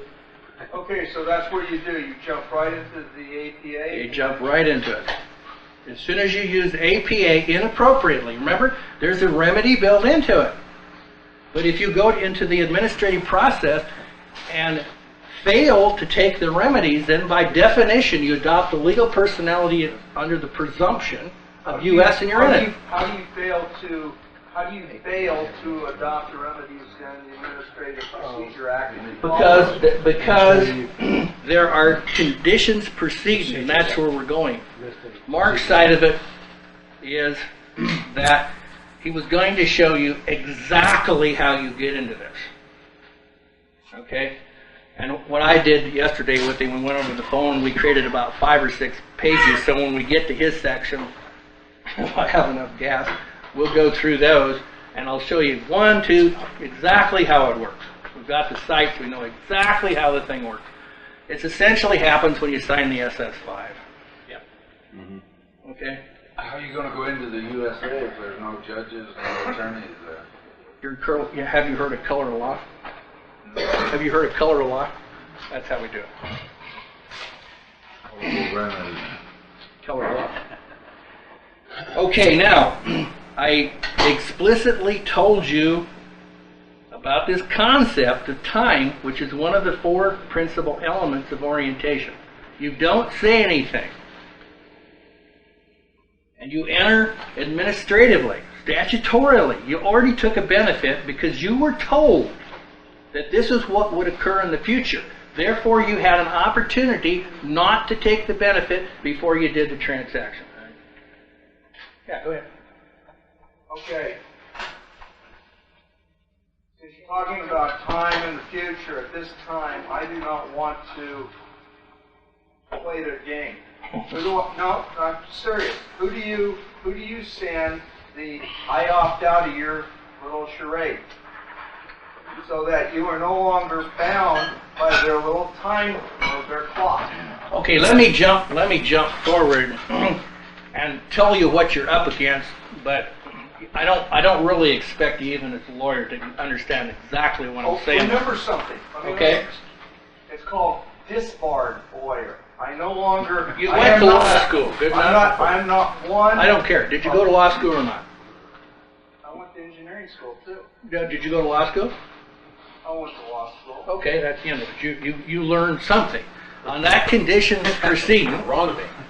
I'm kidding. On that condition proceeding, okay, you want to know that he who controls the contract before the contract is written, right? I want to opt out of the condition precedent. Is that a reasonable question? Do you know that he who controls the contract before the contract is written is in control? That's right. It's a self-evident truth, correct? Yes, I agree with that. Okay, now, the Supreme Court has set a standard. Not my words. I'm going to read you some of the standard. And I know why they did this, and I know it's a tough and bitter pill to swallow, but I would have made the same decision. I would have had to, because I presume all of you are sovereign and you just decided not to be that way. But that's at the front of that book. Why aren't we at the end?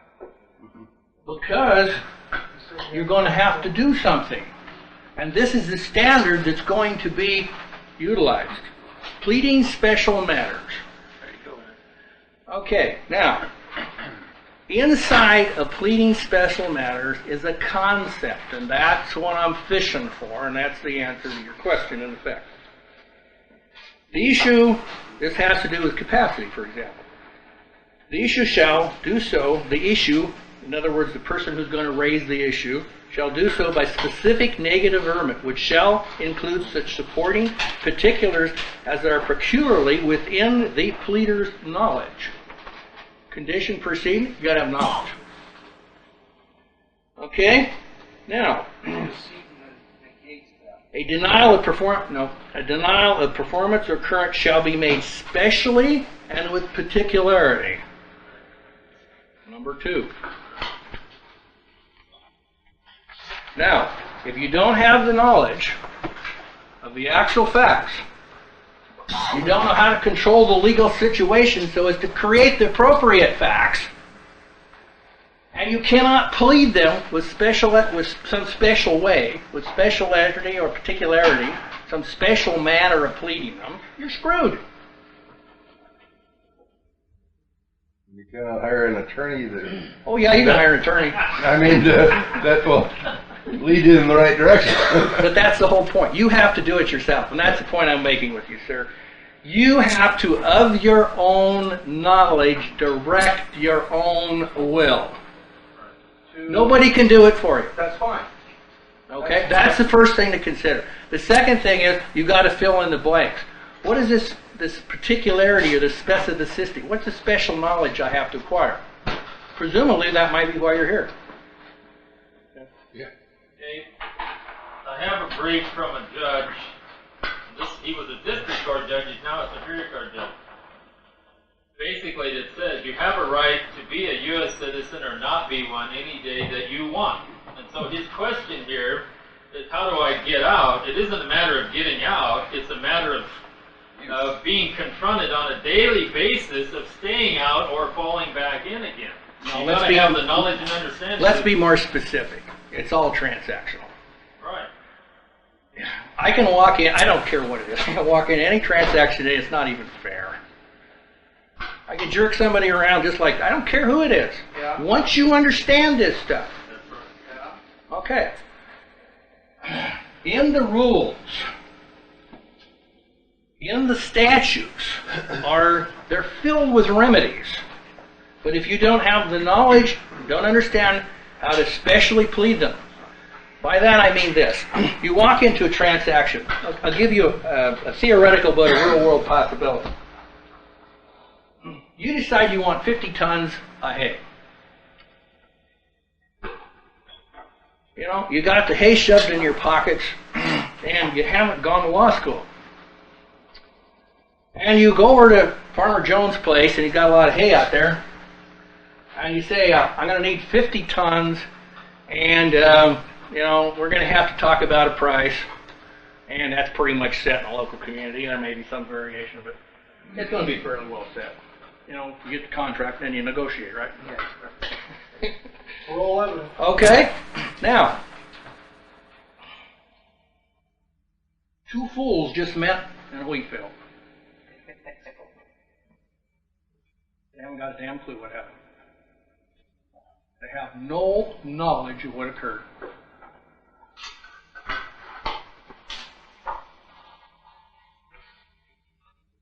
People like me jerked them around right out in that wheat field.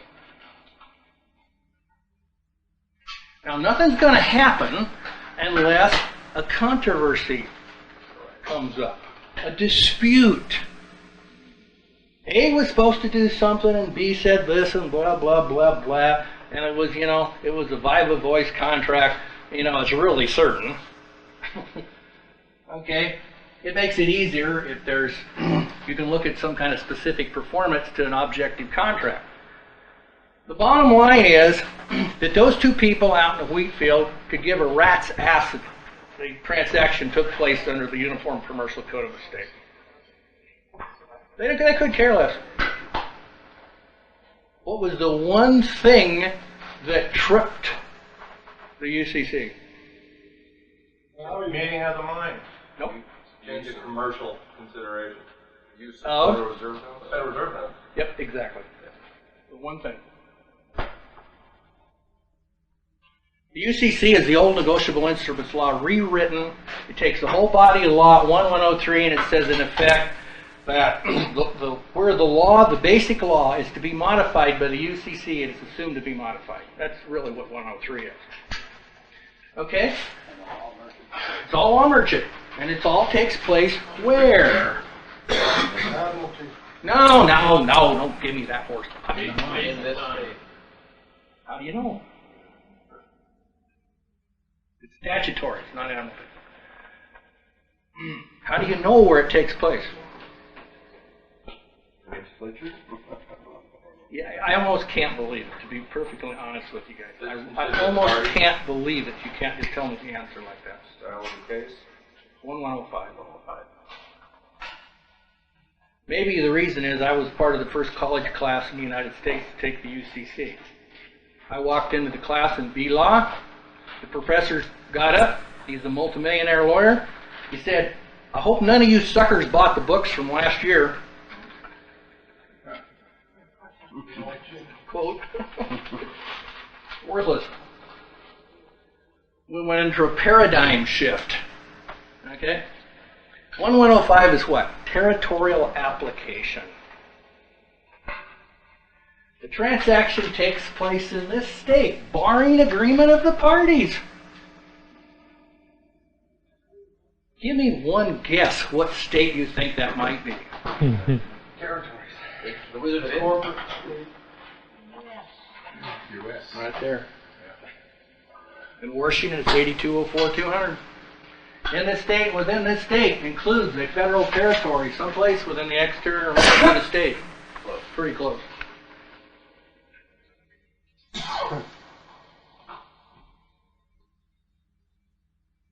see how it got in?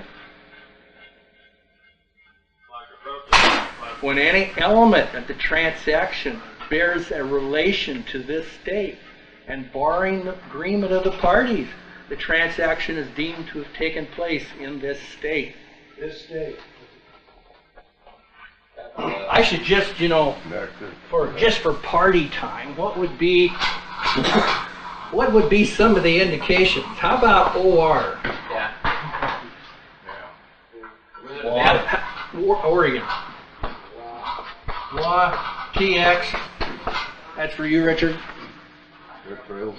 Okay, that's just one. How about this? How about we write down this? 1605.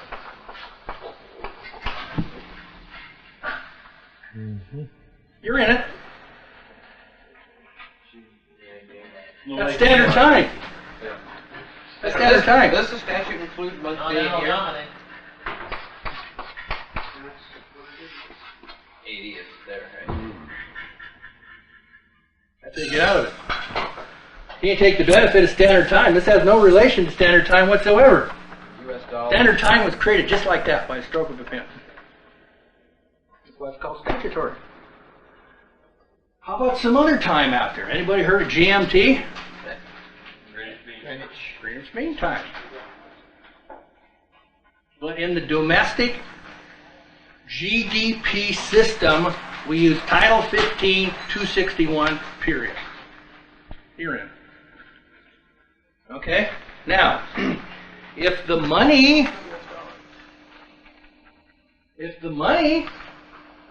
isn't specified, what money is available?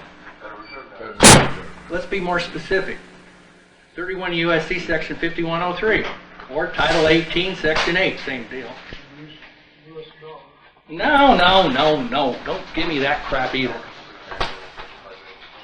There aren't any dollars. Anybody got any dollars in their pocket? I don't care. You got any dollars? Dollars an increment measurement of weight, isn't it? $1 in the truck. 1.25 grains of silver, and that's it. Am I the only one with any dollars? Oh, gee, put them on. No, You don't have any. Everybody's diving for them. You got any dollars? You got any paper? Yeah, I got a lot of paper. Pull out a piece of paper. We're gonna have a max level money thing right now. Good, I'm glad you got it. Show me a piece of paper.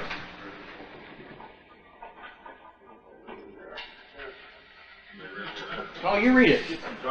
Okay, United States of America, Federal Reserve Note. Flip it over on the other side.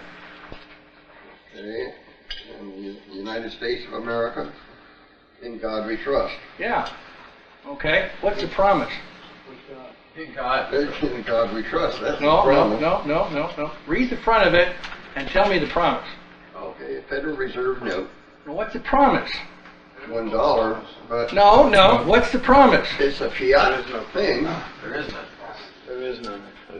We had that discussion this morning. Don't you understand, folks? There aren't any promises. There aren't any dollars. It's a what? Fiat. It's an in-specific note. No particular value. Dollar has nothing to do with it.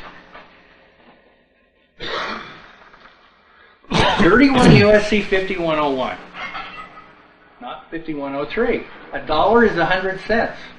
100 cents is a dollar. It's a tautology. End of story. Now, you show me a piece of paper that has a promise on it and I'll laugh.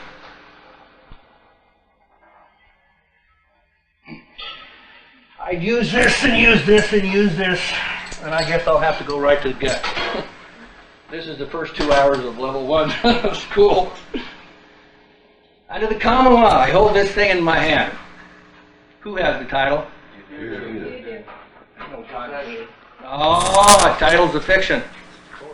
Under the common law, the presumption is, if my whole character appears that I ought to logically be able to control this, I'm presumed to have title under the common law and be able to carry out a transaction with it.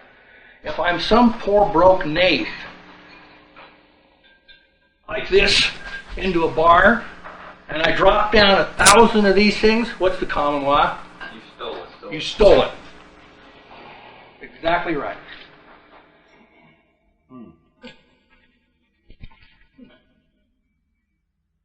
See, it goes to character.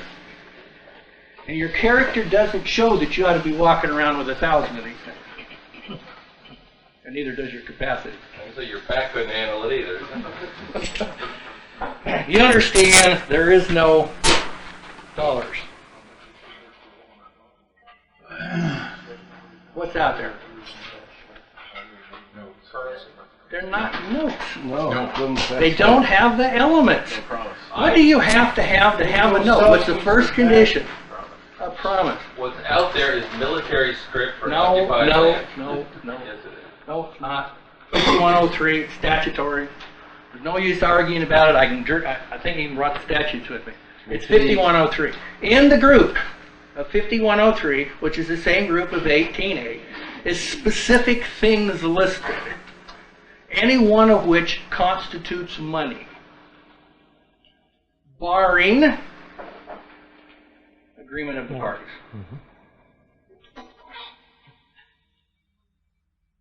He says nothing. It's money. He says nothing. He says nothing. You get it? It's your silence that's doing it. It's like this. I got lists of these things. You go silent on any one of them, you go right into 1105. End of story.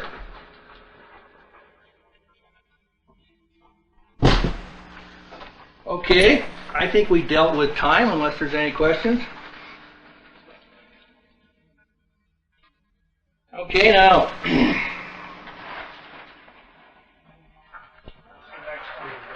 The next one probably should be place. Okay, now, I suggest that what you might want to do is ask yourself this question. Remember, this is a head game. We've got to get reprogrammed. Okay? Why is the word place not defined alone in the 8th edition? It's a tip-off. Exactly. So place is only in relation to. And that's the difference between the 6th edition, the 5th, the 4th, the 3rd, and the 1st. And here's your notice, folks. You see the cover, the color. This was your notice. What happened when this came out? United States is no longer defined. No more law. No. Okay, we'll go right to it. Look under common law.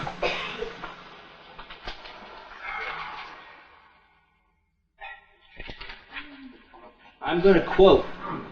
This is page 270, 7th edition. Blacks. You know, Blacks isn't that authoritative, but it's good enough, okay, because it is paradigm shifts. And what I'm trying to tell you is every time a new law dictionary comes out in Black, there was a huge transformation in the law. Giant transformation. They wouldn't bother to put out a new law dictionary. Okay? The biggest transformations are between the 3rd and the 4th, and the 6th and the 7th. And when you get to the 8th, which Jeff has there, it's black. It's already black letter law that's been established. Now, what the hell was established? That's the key. I'm going to read it to you. This is from John Simone, Jurisprudence 97. This is Granville Williams, 10th edition, 47, direct quote. This is under the body of the common law at number 3. And the 3 is hidden. That's what they do. When they try to, well, they don't want you quite to pick up on something. They set the number so it's harder to find. But it's over on the right side in the upper. Okay. In its historical origin, the term common law, just commune, was identical in meaning with the term general law. Then there's some ding-ding-dings. They're leaving out some words. The just commune was the general law of the land, the lex tenor, as opposed to just special law. By a process of historical development, however, the common law has now become not the entire general law, but only the residue of that law. After deducting equity and statute, it is no longer possible, therefore, to use the expression common law and general law as synonymous. Right there. That's when you got your notice. Okay? And what happened in the 7th edition? The common law was taken out. I can only find, I think, 7 cases in this entire book. What they did was take cases and use the precedent from cases to change each series. No, what they did is they got you to make agreements, and you got rid of the law. That's what happened. You got rid of the law. If you would have known how to go into a transaction and keep the law, they couldn't have gotten rid of it. It's just that the con got so good, by the time we got to 1999, they said, hell, the people have adopted it. The common law is gone. They took it all out. You go get a 5th edition, a 6th edition, a 7th edition like we do. We studied the law dictionaries like they're just school books. So we lay them out side by side, and what you see? You see this steady retreat of the common law. But it's still predicated on case law, because they always No. cite a case that applies to that. My friend, it is not true anymore. There's only approximately 7 cases in the 7th and 8th editions. What it's premised on is what I had Jeff read. And what I just read. It's premised on professors' legal statements. Okay.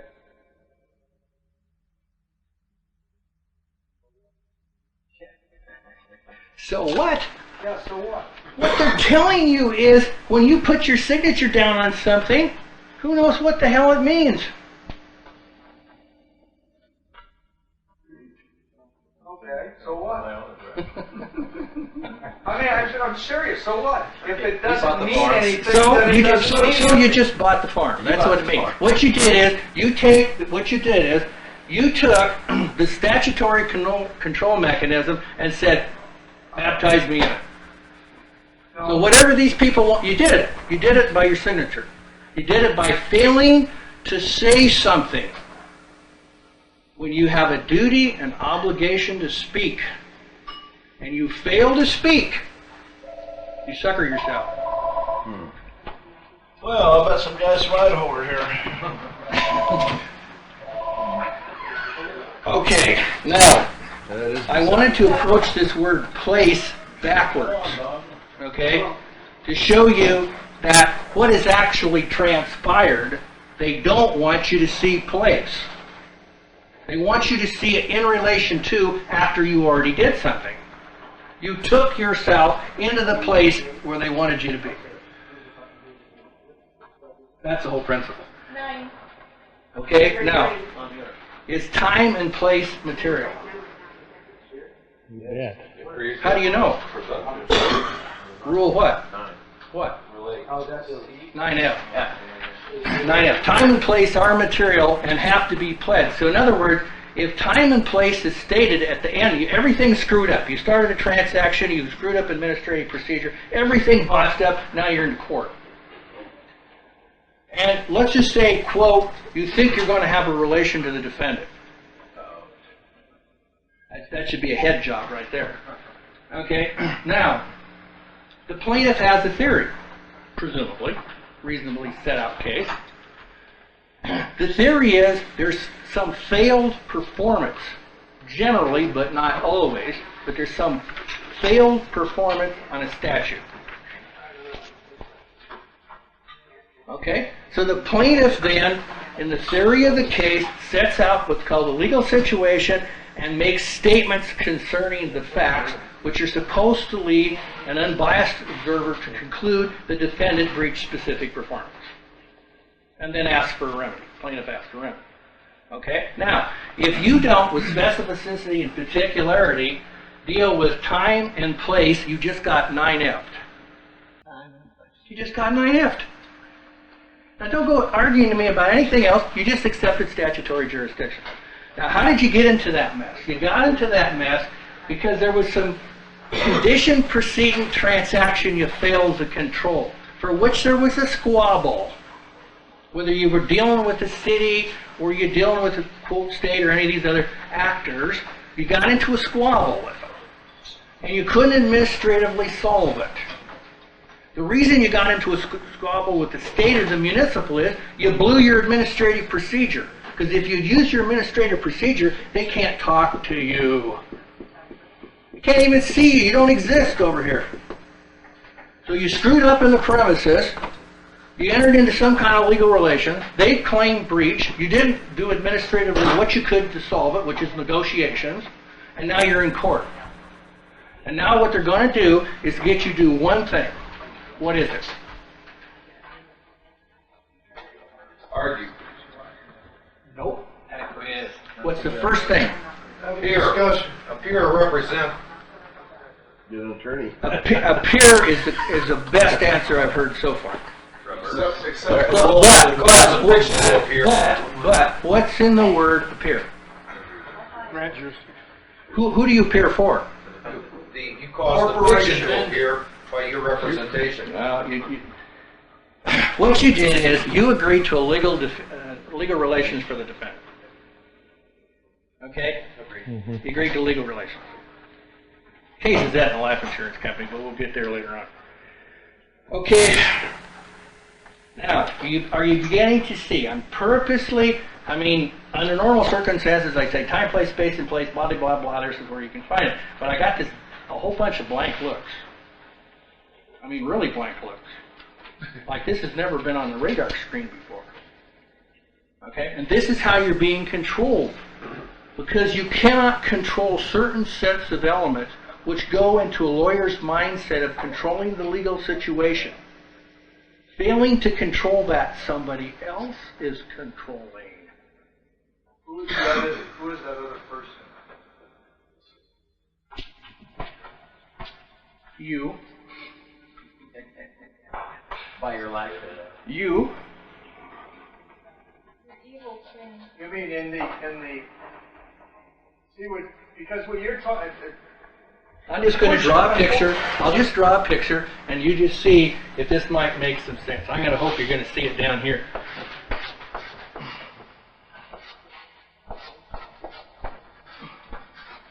We're going to call that all uppercase, right? Right. Name. Closer. Okay, and over here we're just going to put a small lowercase. Okay? Who controls this? That's exactly right. Okay. Okay? Now there was a theory about carrying out some kind of legal relations for the statutory system over here. I got a better one. Why do you want to use this? I tell you exactly where this is defined.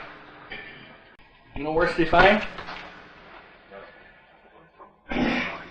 You can get to it several different paths. You can get to it in the older law dictionaries through name, not proper name. Tell you flat out what the definition of a proper name. You can get to it through the statutory system in the new law dictionary by looking up the term artificial entity. You take a relation to artificial entity? Well, let me ask you one question. How else can you access the statutory system? You cannot access it any other way. What's the printed name in the upper left of your bank checks? All uppercase. And what's the signature line? That's for you. Authorized representative. But I do have checks with upper and lower case. If it's possible. Legally, it's not going to make any difference in the statutory system. You're still taking the benefit because there's this over here, and unless you can control the signature line, you're screwed. Okay, now, so far for time and place. Time and place. And we've done those. Now, any questions right there? I told you the statutory basis for time, and I told you the logic of place. Because I want to go to a case, and that's there's a different concept in there by a very good, very bright Chief Justice.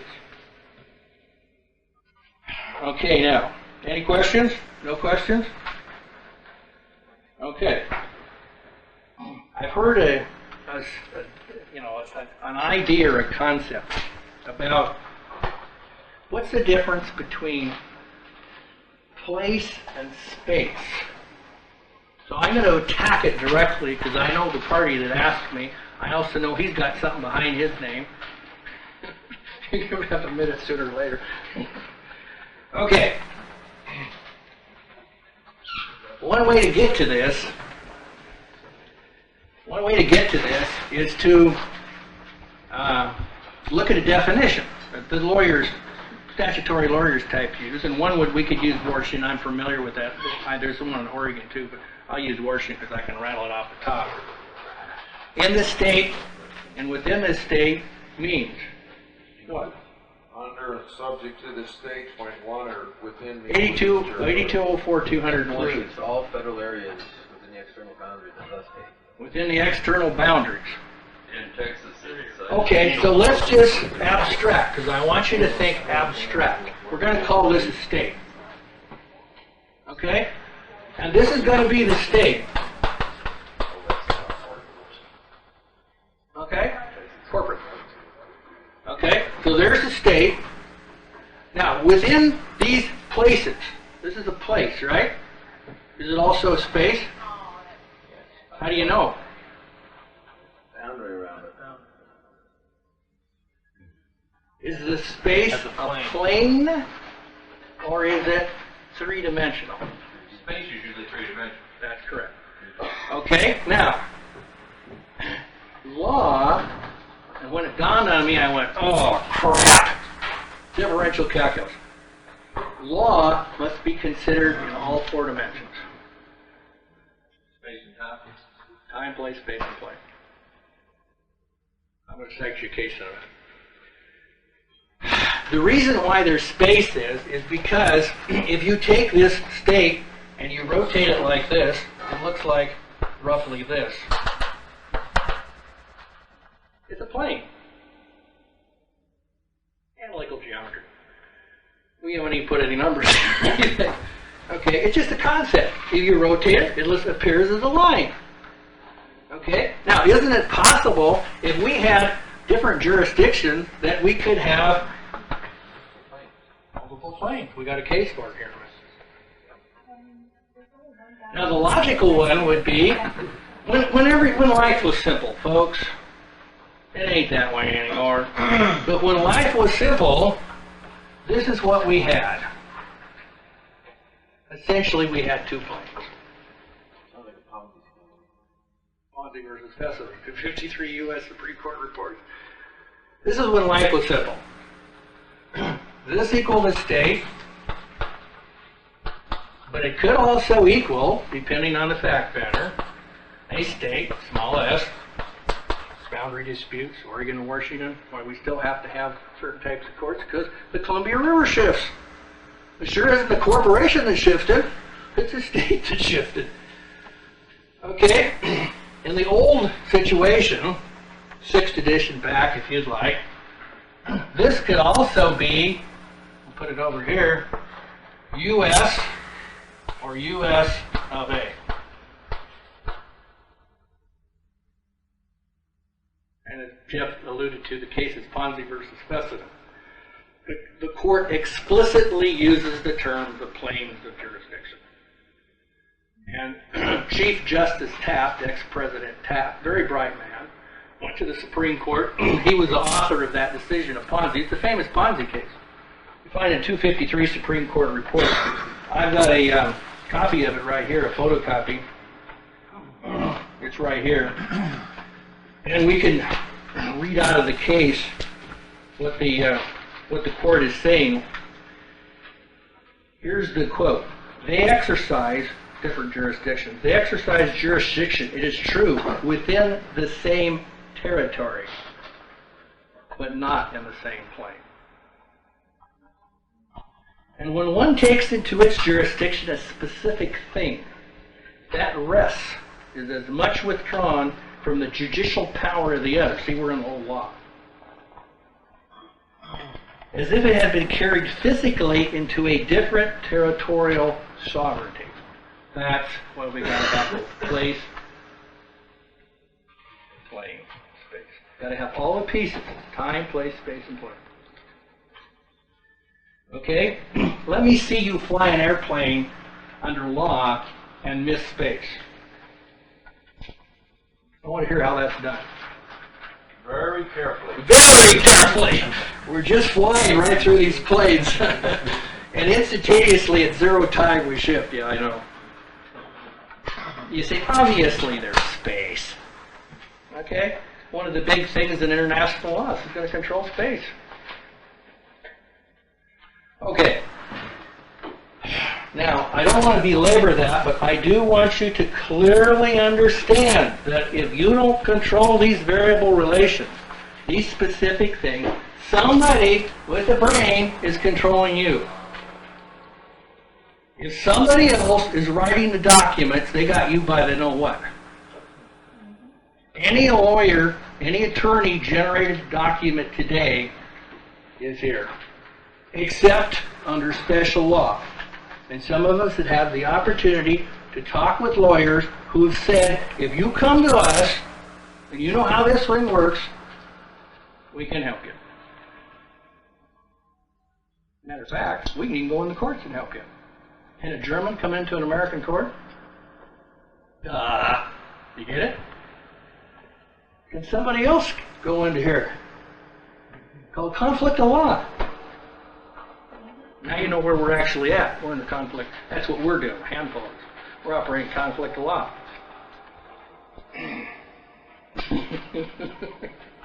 I just might know somebody that has a conflict of law case. All in one? No. The question is, do they actually know what they're doing? Okay. Time, place, space, and plane. The concept of plane, I told you it's in Ponzi. I read you the deal. The actual site is Ponzi versus Fessenden et al. 258 United States Supreme Court reports. That's in the old series. Okay? 254. How did you specifically differentiate between space and plane? Did you? Yeah. A plane mathematically is what? A line. Level. Okay? A line. A line. Okay? The question is, oh boy, I don't know if I want to start to go there. Are we in determinate or indeterminate mathematical analysis? Let's just stop. Let's just say it's a line. If it's indeterminate, I don't know where the hell it starts, and I don't know where the hell it's going to end. If we're indeterminate, it's point A to point B, and that's as far as I'm going. Okay. It has to do with an expanding universe, if anybody's interested. Now, there is an exact answer to that. Yeah, it's called uncertainty. No. No, nobody It's called knows. exactly. Argue. From the center to one end. I'll argue that nobody knows where A is and nobody knows where B is. You presumed it. Therefore, you didn't know. How do you know the center? You presumed it. Right. You don't know. See, that's the difference between man and God. We presume, and God knows. That's the difference between theory and what? Knowledge. You catch on to that pretty quick when you get into certain things. Now, what I want to do is, I want to, you all worried about specific things and applications. Of course, I'm a theoretical economist, and I live it. I see all this stuff just like that in my mind. So what I'm going to do is, I'm going to take you to a real-world example, but not with the exact pieces and facts that you might hear. What I'm going to do is, I'm going to take you to a book. Right here, 28 USC. Now, can people tell me off the top of your head where the planes are created in this book? Lockheed. How about if we go and we look at 28 USC section 81? 81? Yep.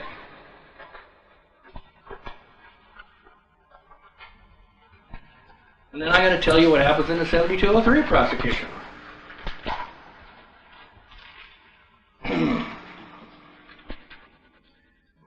In 81, you have District Courts, Chapter 5. And Section 81 is Alabama. And listen closely. And the words are everything. This is a lawyer talking to you that wrote this. Alabama, not state of Alabama. Alabama, one word. Alabama is divided into 3 judicial districts to be known as. I don't care anything about it other than that. Federal zones. How do you know? Can you read the italicized federal? That was your legal notice. Okay. So, in a 7203 prosecution, it will typically state what? Joe Blow did at all times live at XYZ city in MN state, all within the district of, right? Exactly the way it goes. What they did was they just did a trick. They just shifted planes. Just like that. They shifted planes. Alabama is the state that re-entered the Union. For you Southern types. Okay? So, Alabama has a jurisdiction over the top of it. Blank look. I know, because you don't know the answer. The state? No, because if you knew the answer, you'd say, wow, Richard, I know what the answer is right now. I don't see a freaking hand wave. No. You transported yourself into that plane doing this. Your signature. You failed to use your remedy at 28 U.S.C. 1746-1. You signed the frickin' 1040, the first one. Under 28 U.S.C. 1746-2, you just did this. Did you sign one? Well, you haven't for a while, I know, TJ. But that's the principle. You just interplaned yourself because you never used the remedy available. That's all everybody has to do. They don't understand. All you got to do is look at the bottom of the 1040 or look at a mail contract when you're trying to run one of these satellite mailboxes, and they have the service agreement, and you look at the bottom of it, since frankly all this stuff 2 or 3 of us did, they've had to change all the damn forms 4 times for the entire United States. You go down at the bottom of the form, and they now have a 1040 what? Signature. They have a signature under penalties of 28 U.S.C. 1746-2. And when we were doing this stuff and causing them to change the forms, that was not there. And Steve, some of you may know Steve. Steve went to one of the head persons in the department and he said, quote, so you're the son of a bitch. Okay? It's because of the way what we were doing in the form. We were stopping the territorial presumption. Today, if you sign one, you automatically sign it under 1746-1.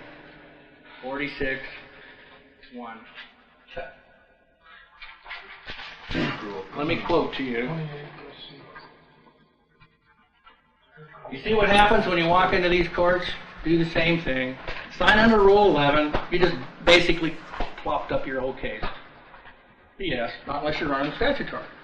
Right, TJ? That's right. I agree.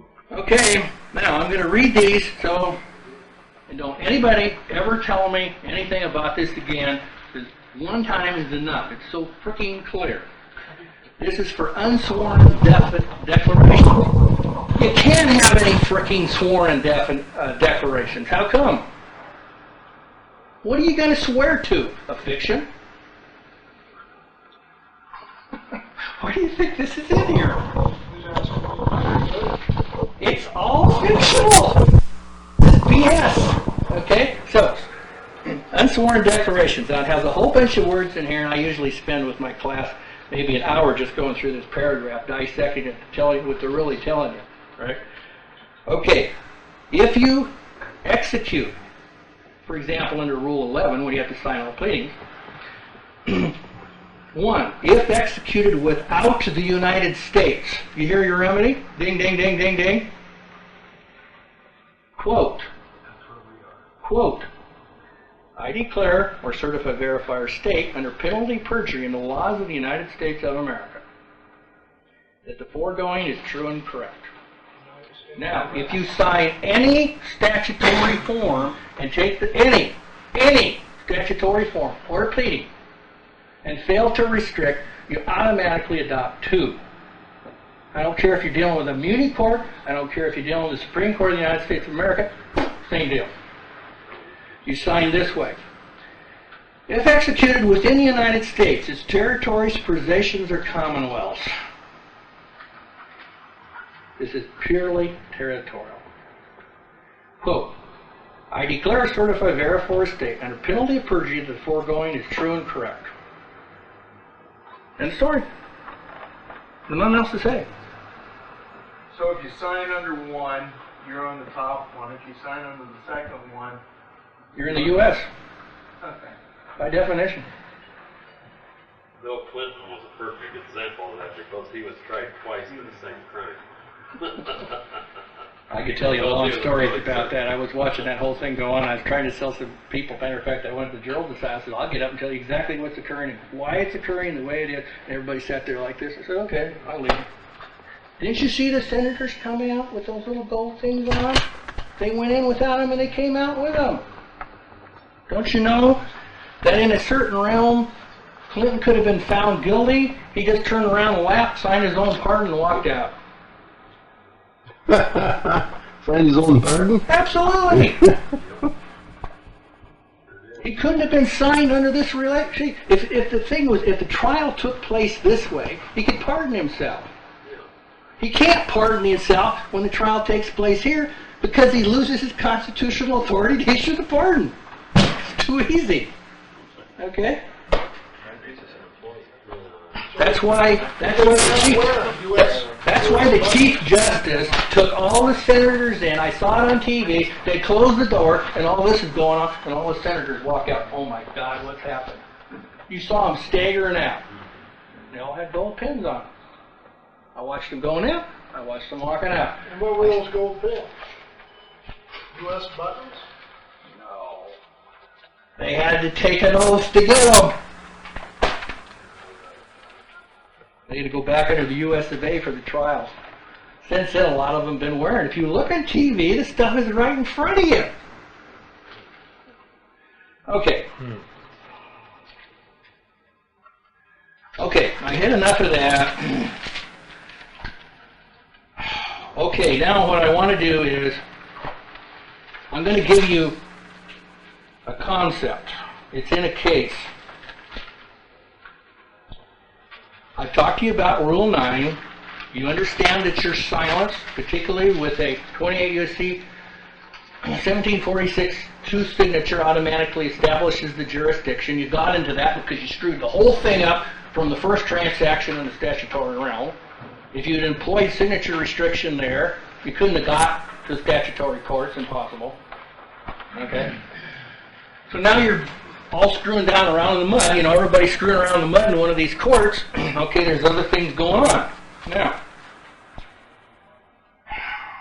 what you need to do is read a case. This is the site. 336 U.S. 281, 1949. The case is Foley Brothers, Inc. et al., F-O-L-E-Y, versus Filardo, F-I-L-A-R-D-O. And what I'm going to tell you is the court is very good and very specific. And I'm going to hold it out like a little carrot. Okay? You read the case, and you will see through the view of the Supreme Court about what you need to accomplish before you go to the transaction and give the remedy up. Foley Brothers, Inc. et al. Versus Filardo, F-I-L-A-R-D-O, 336 U.S. 281, 1949. Read the case. I happen to know that that case is being used by the Pimbinas. By the who? Pimbina tribe. By the Pimbinas. It's being used, and I tell you flat ass, in that situation, it's being used appropriately. But not all people that, quote, get into the Pimbinas may be using the case appropriately. Okay, now I'm going to suggest you read another case, because I don't have the hours it takes to dissect all those, so the hundreds and hundreds of hours that myself and my friends have put into these cases, I'm doing all the damn work for you, you understand? I'm telling you exactly where this stuff is at. The second case is Reynolds versus Stockton. It's one of our favorites. It's 140 U.S.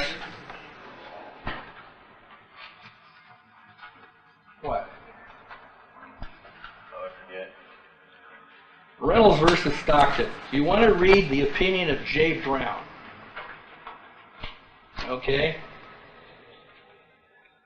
Isn't it interesting that that case has a citation in proximity to in re Ross? They're both 1891, and they're both 140 U.S. 140 U.S. what? I got it written here. If I could read my scribbling, it's 254. I hope it's close. But if you got Reynolds versus Stockton 140 U.S. in 1891, it'll pop up in your computer deal. Okay, I'm going to quote. When he appears and responds only to the complaint as filed, and no amendment is made thereto, the judgment is conclusive only so far as it determines matters which by the pleadings are put in issue. That's your sword of Damocles and your solution. Can you repeat that, please, because of the Sure. machine here? When he appears, this is a direct quote out of Kate. When he appears and responds only to the complaint as filed, and no amendment is made, or amendment, made thereto, the judgment is conclusive only so far as it determines matters which by the pleadings are put in issue. The sole question is, did you go silent and not put the correct matters in issue? And when you're controlling this process, you should have gone back up the stream and put the matters in issue in the first transaction. How come? Because you just got sucked under the UCC when you didn't do it. How much time can go by before you cannot amend it? That's a procedural rule. It depends on the jurisdiction. It's not the same across the board. But generally, it's within a certain time. Absolutely. After Depends. discovery.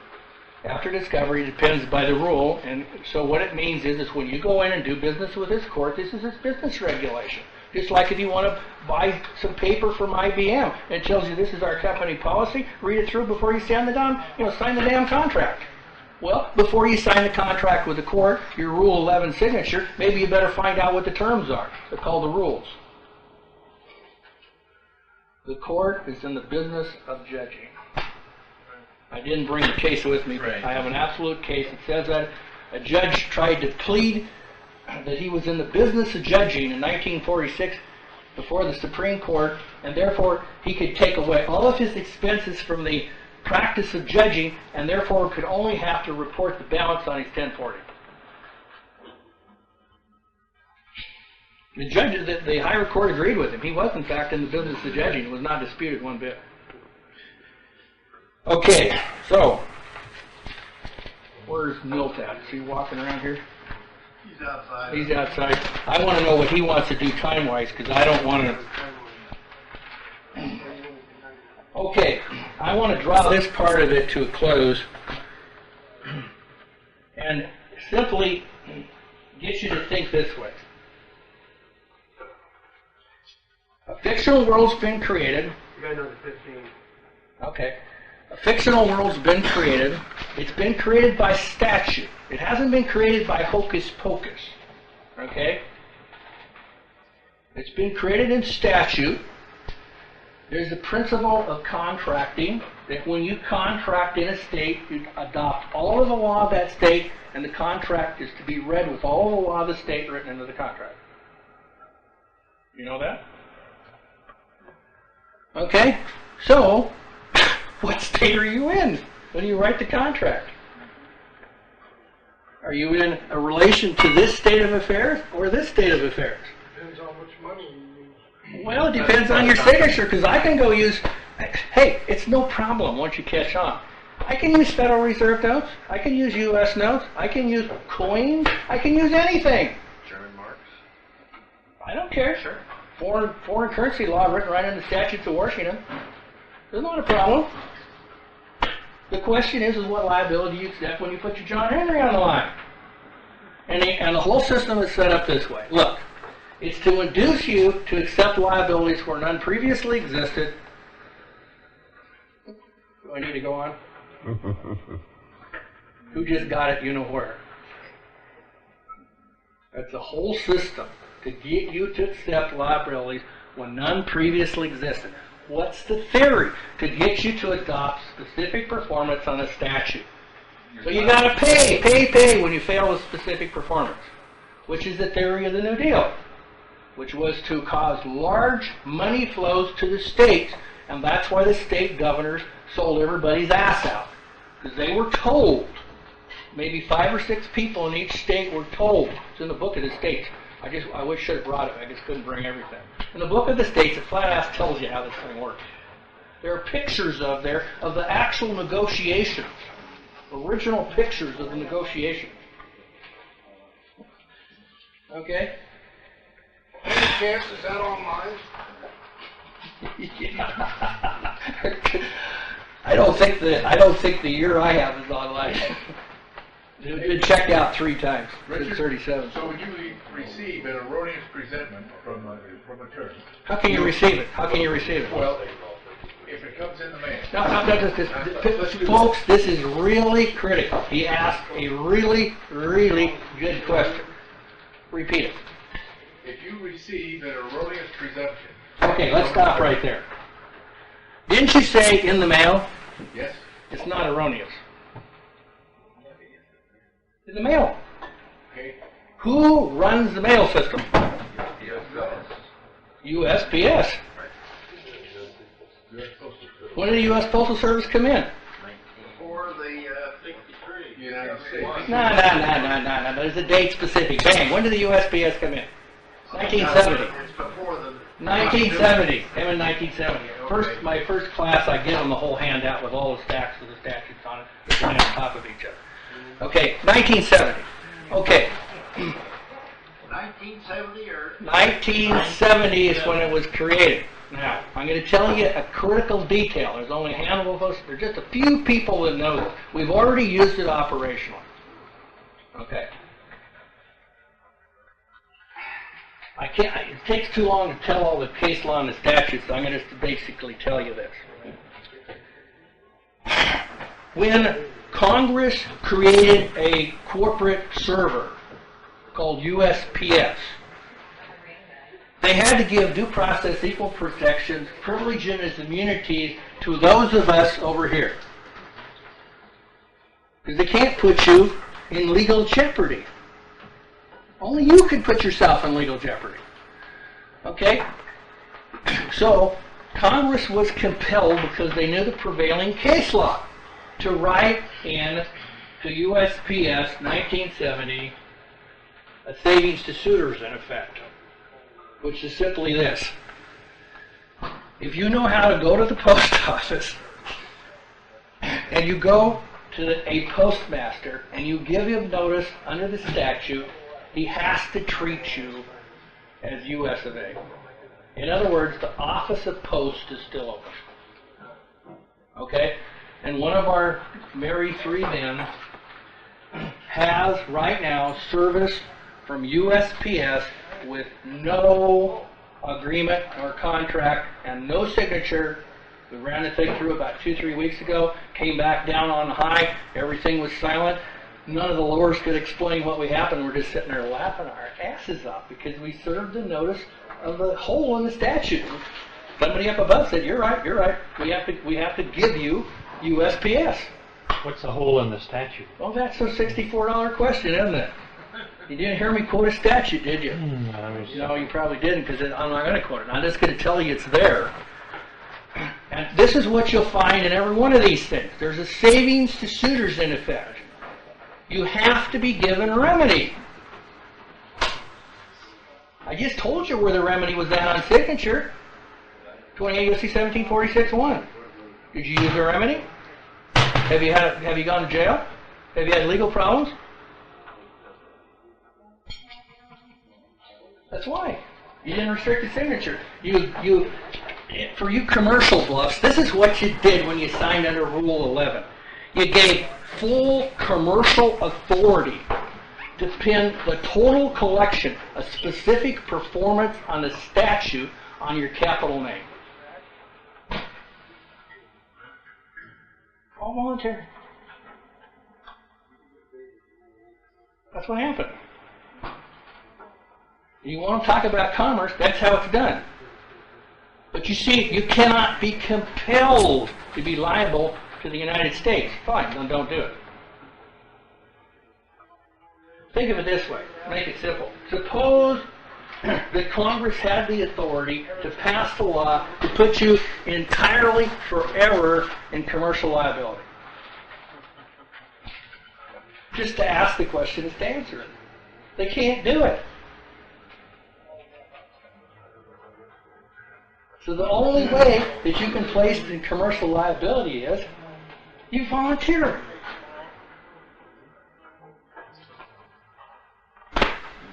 I don't know what else, you know. This is the bottom line. Silence is the method the system uses against you, because if you can't orientate, you can't break the silence, you don't know what to say, and therefore all the statutes are written such that you will voluntarily accept full liability on the statute by just not saying anything. Okay? Remember, speech is writing legally. Go ahead. Both ways. Tell me your other theory of both ways. You might have a really good idea there. Tell me your theory the other way. Well, like you send the court something and they don't answer. I can't see a court out there anyplace. Can you? They're not in my state of affairs. It's a fiction. You're induced to run right in. But they're writing to it. But they're writing to it. And arguing. How can they write to you? You don't exist. No. How can any communications go to you? It has to be by diversity. It has to be because you agreed to it. Oh, they walked up in. Well, we already know the answer to that. Okay, I'll just tell you a really quick story and then we'll call it good. While I was discovering this, and my friends we were all discovering this, I was a licensed dealer with my dad. We had a business for 51 years, auto business, trailers. It was a good business. In 1994, in August, I let the license expire, driver's license. But I'm still a licensed dealer.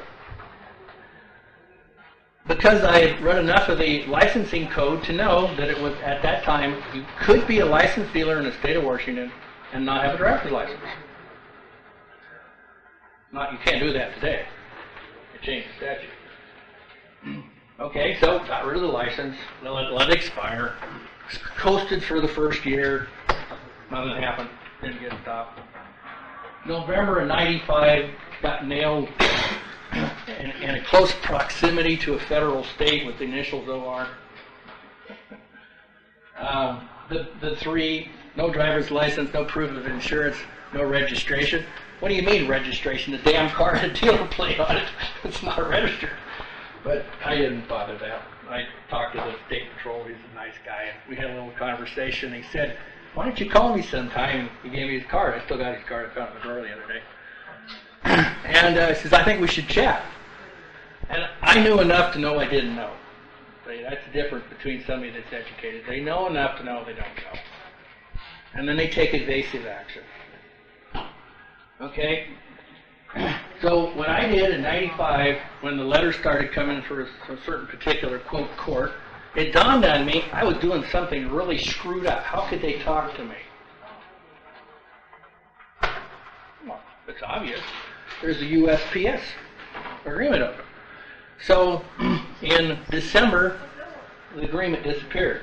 Now you have to do it properly. You got to go to them. The forms are changed because it was so easy then. The things that we done, which were a piece of cake then, are much more difficult today. They try to camouflage everything. But what you do is, you stop the account. So you have to fill out the form properly and stop the account. Now, if you're a logical person about this, you're going to create the remedy before you have the mail not coming to you, right? How the hell are you going to pay your bills?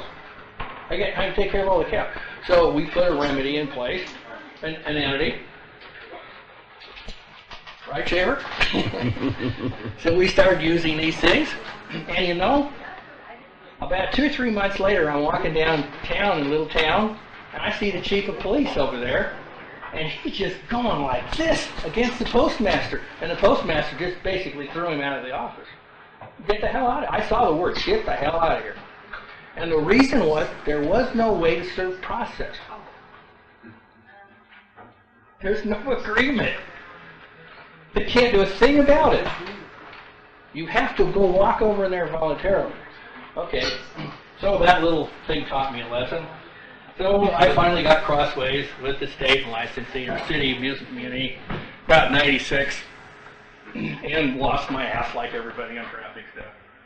But I kept fighting.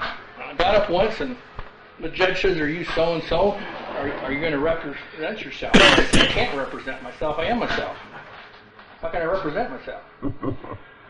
I could just see him going like this, getting too close. Next thing I said something along the lines of, where's the contract? You know, just little things here and there. In, I think it was 98. Was that when you were there, 98? 97? I don't remember, 97 or 98. Finally started to catch on. I caught on about 2 days before an appellate deal. Jeff was sitting in the courtroom there. You remember, it's like 97. Leroy's gone. Leroy's in the pokey. I talked to him when the judge was talking to him, took his robes off, and Leroy called me from the prison over there and said, how come the judge, Burns is taking his robes off? And I said, Leroy, I know he's trying to tell you something. I don't know what it is he's trying to tell you. So Leroy was my last link to anybody who could mentally comprehend all of this, and I couldn't talk to Leroy. So about 2 days before the appellate, it dawned on me like a ton of bricks what I had to do. They came from up there, because it didn't come from anyplace else. So we went into court, and it was ragged. It was a dog and pony show. But the judge said some magic words. And he looked over to the prosecuting attorney for the city, and he said, you have to get your signature. You got to get his signature. I walked up. Didn't say anything. Didn't move any court documents. Didn't use anything. I just walked out. I didn't try to take the appellate decision and put it down into the muni. I just walked out. Said, hell with you guys. If I don't have to give you a decision, why should I sign a Rule 11? I ain't talking to you anymore. In 2000, out of time, a little bit, deputy comes walking up a driveway. He says, I got some service for you. And I knew this kid's a runny-nosed kid. I knew him. His dad worked for him. He says, I don't understand this process. He had to say that in front of me. I don't understand this process. I said, fine. So I took a look at it, and it was total hook. So what I did is, I wrote an affidavit. And the affidavit said the service took place in effect in the U.S. of A. And I recorded it. I gave the notice to the opposing counsel. I've never heard from him to this day. You know why? Did you say treason? Yeah. It's recorded on the county record. It's admissible under Rule 902. We can't record such things anymore. I know you got a problem in Oregon. You got a worse problem when there's no underlying original state like in Indiana. Maybe you want to go to federal court, like somebody that's done, and got an order from a federal district judge in 11 days stating this party against one of the corporate states is always the plaintiff. The federal judge issued a remedy. If you're always the plaintiff as against the corporate state, how can you ever be the defendant? No specific performance on the statute.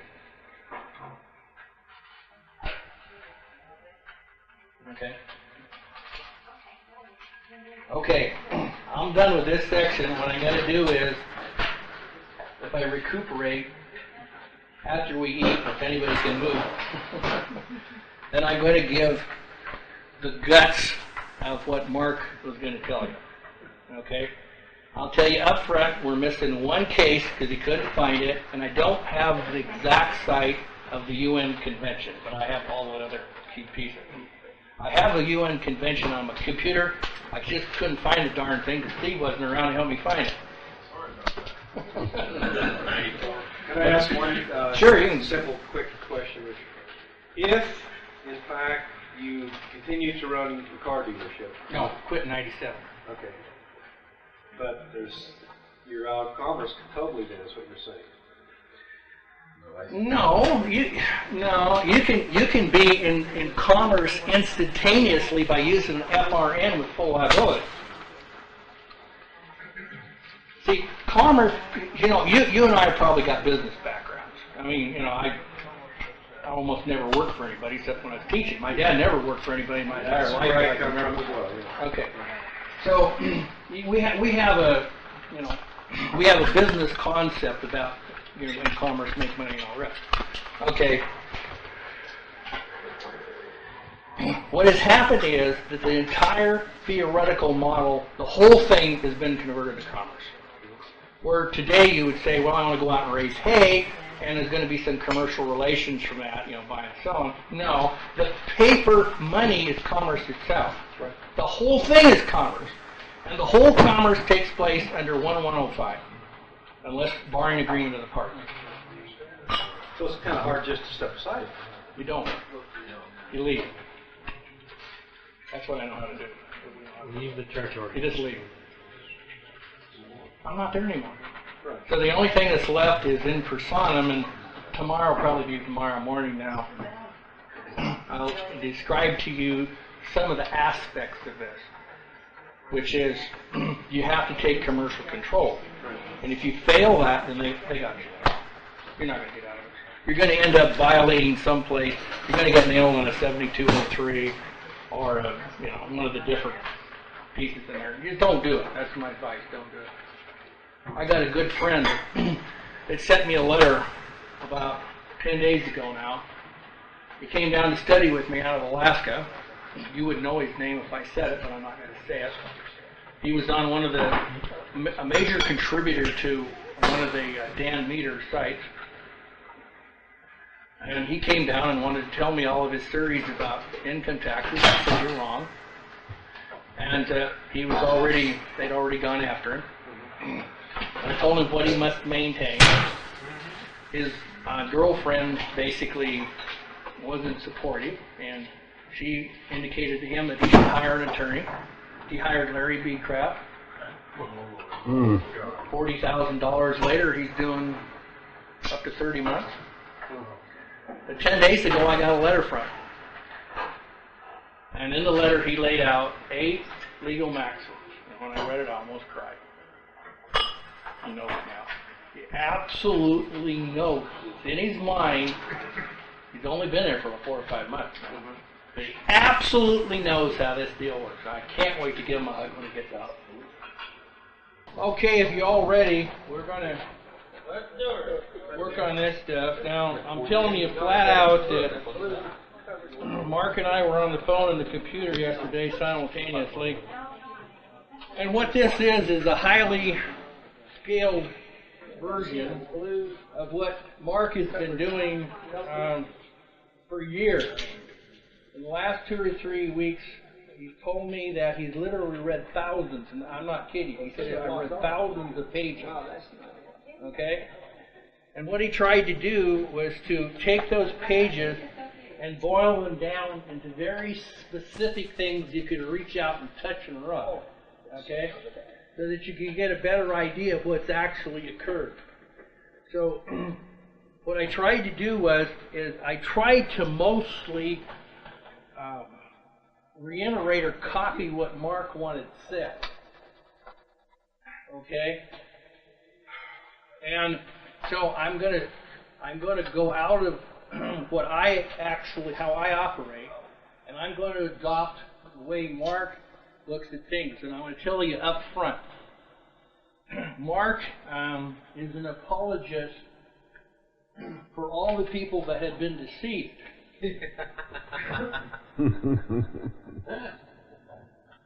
Okay? And he and I have been arguing for 2 or 3 years about this, and I'm saying you have to be responsible, you have to be responsible. He said, the son of a bitch has deceived us. And we just go like this over the phone. The phone is vibrating. Okay? So, I'm going to try to approach it from Mark's standpoint, and I'm going to approach it just as directly as he wants it portrayed. What's Mark's last name? Keller, K-E-L-L-E-R. Mark Keller gets up at 3 o'clock in the morning and does his magic with international money trading. He's no dummy. Now, I want you to understand that in the Constitution of the United States of America, we are showing up front certain propositions. And one of them is this, and this is where he wanted to start. Citizens are referred to with a capital C. Ain't the only place. No, it's all there. Okay? But there is a style. And the style has legal relations for the same reason that the word person is used in the Constitution. I've heard people say, oh, what's a bad word? No. Not a bad word at all. It depends on legal relations. Okay. Now, I'm going to just tell you directly and let the chips fall where the hell they may. The citizen referred to in the Constitution of the United States of America is this class of white citizen by blood, birth, and descent, period. Okay? Now, to create a class of citizenship, essentially for the blacks, not eligible for the capital C citizenship under the Constitution, the 14th Amendment was presumably adopted. Okay? Now, in it, what we see is that there is a new class of citizens that arises because the people that wrote the amendment are presumed to have written the amendment in juxtaposition to the rest of the Constitution and the previous amendments. In other words, the Constitution is not internally at controversy.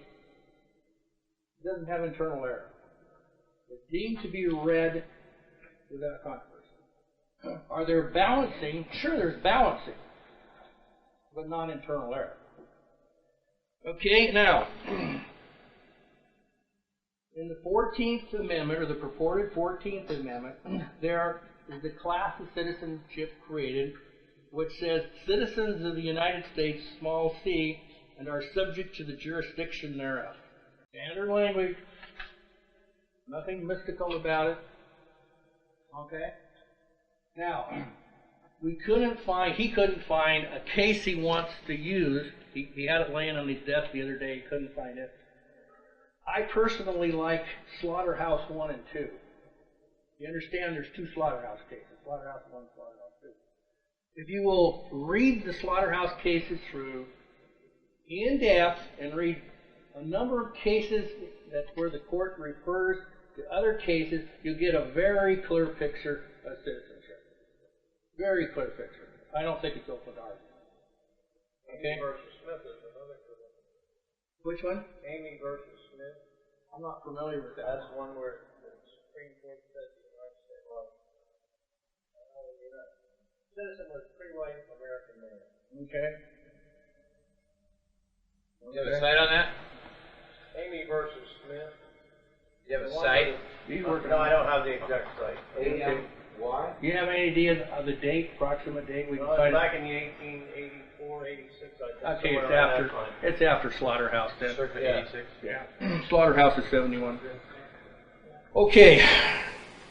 Now, what we have here, I want to very particularly parse out the 14th Amendment because I've heard so many people screw this thing up. What the amendment says is, it is directed to the states.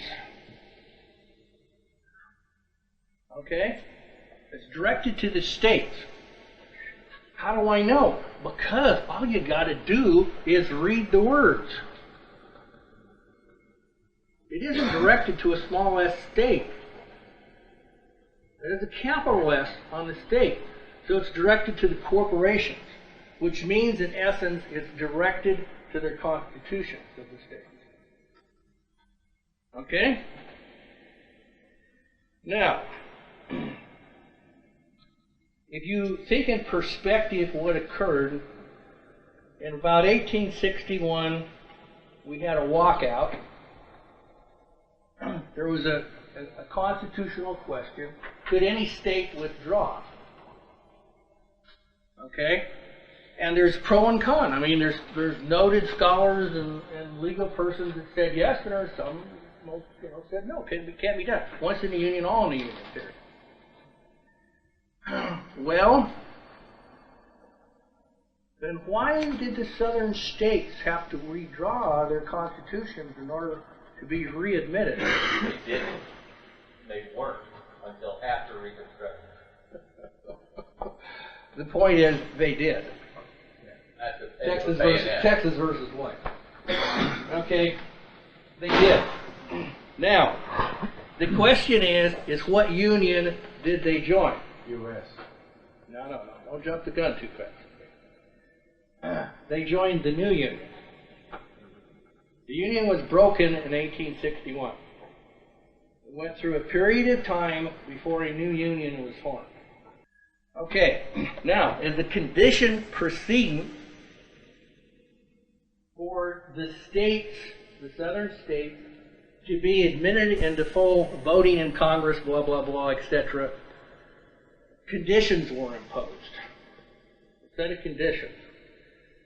And one of the conditions was that the constitutions of the states before readmission had to, in effect, not discriminate towards the 14th Amendment class. Okay? That's what happens. They had to ratify the 14th Amendment before the federal troops would leave. That's the point. That's now, all the states, though, not just... No, not just wait. It's a good question. I know where you're going with it. I know what the answer is, and it's super, but I'll come back from the backside. Where territorially did the Emancipation Proclamation operate as law? The North. South. It never operated as law. It did under military rule. That's exactly correct. Now just wait, because it's all logical. It only operated in the territory at war. And hence your discussion is right on. It did not apply even to the counties. It did not apply, and part of the southern counties that did not go actually to war. It was a war measure. It was a war measure. Plain and simple. Okay? It was a territorial thing. Most people don't understand the Emancipation Proclamation had not a damn thing to do with New York or Connecticut. It didn't apply. How come? Have you heard of the Takings Clause? The United States would have had to have paid for the slaves where the constitutional takings clause applied in New York and Connecticut and so on. That's proven Dred Scott. And they did pay for the slaves with the 13th Amendment. Well, arguendo. You know. Okay. We can go farther down there, but I think I'm going to... Hey, question. Okay, go ahead. Yeah. What's the relationship between what you just said and Section 4? In re of what? Section 4. Yeah, in re of what? In reference to what? The public debt. How do we answer that one? Yeah, this is the question. A, what's the public debt? And B, and B, to whom does it apply? Okay? So, one way to say it would be a clause, if adopted by the 14th, that get out of a problem of payment. But it could also get out of a problem of payment for war. In other words, in effect, what would happen is the southern states would take bonding for the war. If you want to drive it home to the point, they take liability for the greenbacks. That's really what it was about. Can't question the debts. Greenbacks are debts. Legal tender cases had the whole thing laid out. So you can argue either direction. I think both points have merit. In terms of legal tender, I think that the greenbacks is probably the strongest argument. Well, I was trying to see what the relationship, you say the relationship was between section 4 and the taking thing. It's a question of where does it apply? If the southern states aren't under the Constitution, how does takings apply? It doesn't. They left the Union, it doesn't apply. Well, not only did they leave the Union, but they left without paying their bills. That's what the rub is all about. You can get into argument about that. I wasn't there, I don't know. I can see all different types of ramifications. I had some of my prof in something called Reinterpretation of Economic History discussing this. You're going to get people on different sides of the questions. If they didn't leave the Union, why did the conquest apply? Why did what? If they didn't leave the Union, why did the conquest apply? They did leave the Union, militarily. They took up arms. That was the definition of leave the Union. If they would have made political statements and done nothing, probably nothing would have happened. But when they took up arms, that tripped the whole deal. Well, who took up arms? I know, Southerners. Who fired the first shot? Fort North, Fort Sumter. Maybe. There were other things. North Carolina was going to stay in the Union until Lincoln said, we want boys to go attack the South. And they said, we ain't going to do it. That doesn't say there weren't shots fired before them. History likes to call that the first word. In effect, in a sense, I don't care. This is what I want you to see from this. After 1868, the southern states and counties thereof, because it got down to a county deal, were allowed into the new union if the people of the states, small s, self-determined their state constitutions. That's the theory. And how was it done? By approval. At the end of a bayonet. At the end of a bayonet. I understand that. But the theory was, it was self-determined. And the whites couldn't vote. I'm not arguing all these things. I'm telling you the theory. This is the theory. It was self-determined. There's a reason for that because it's going to come up in relation to the SS5. The same kind of theory. The principle is called self-determination. Okay? Now, I'm going to jump way forward in time, but then we're going to look back. On December 24, 1952, the Immigration and Naturalization Service was formed. Whenever you hear the word service, tighten everything up and be really careful. You have just been approached by a federal territorial agency. Okay? Now, in the INS Act in Title 8, there's full acceptance of a definition for citizen. And it is exactly the quoted words out of the 14th Amendment, verbatim. They don't have the quotations in market, but it's exactly statutized in Title 8. Okay?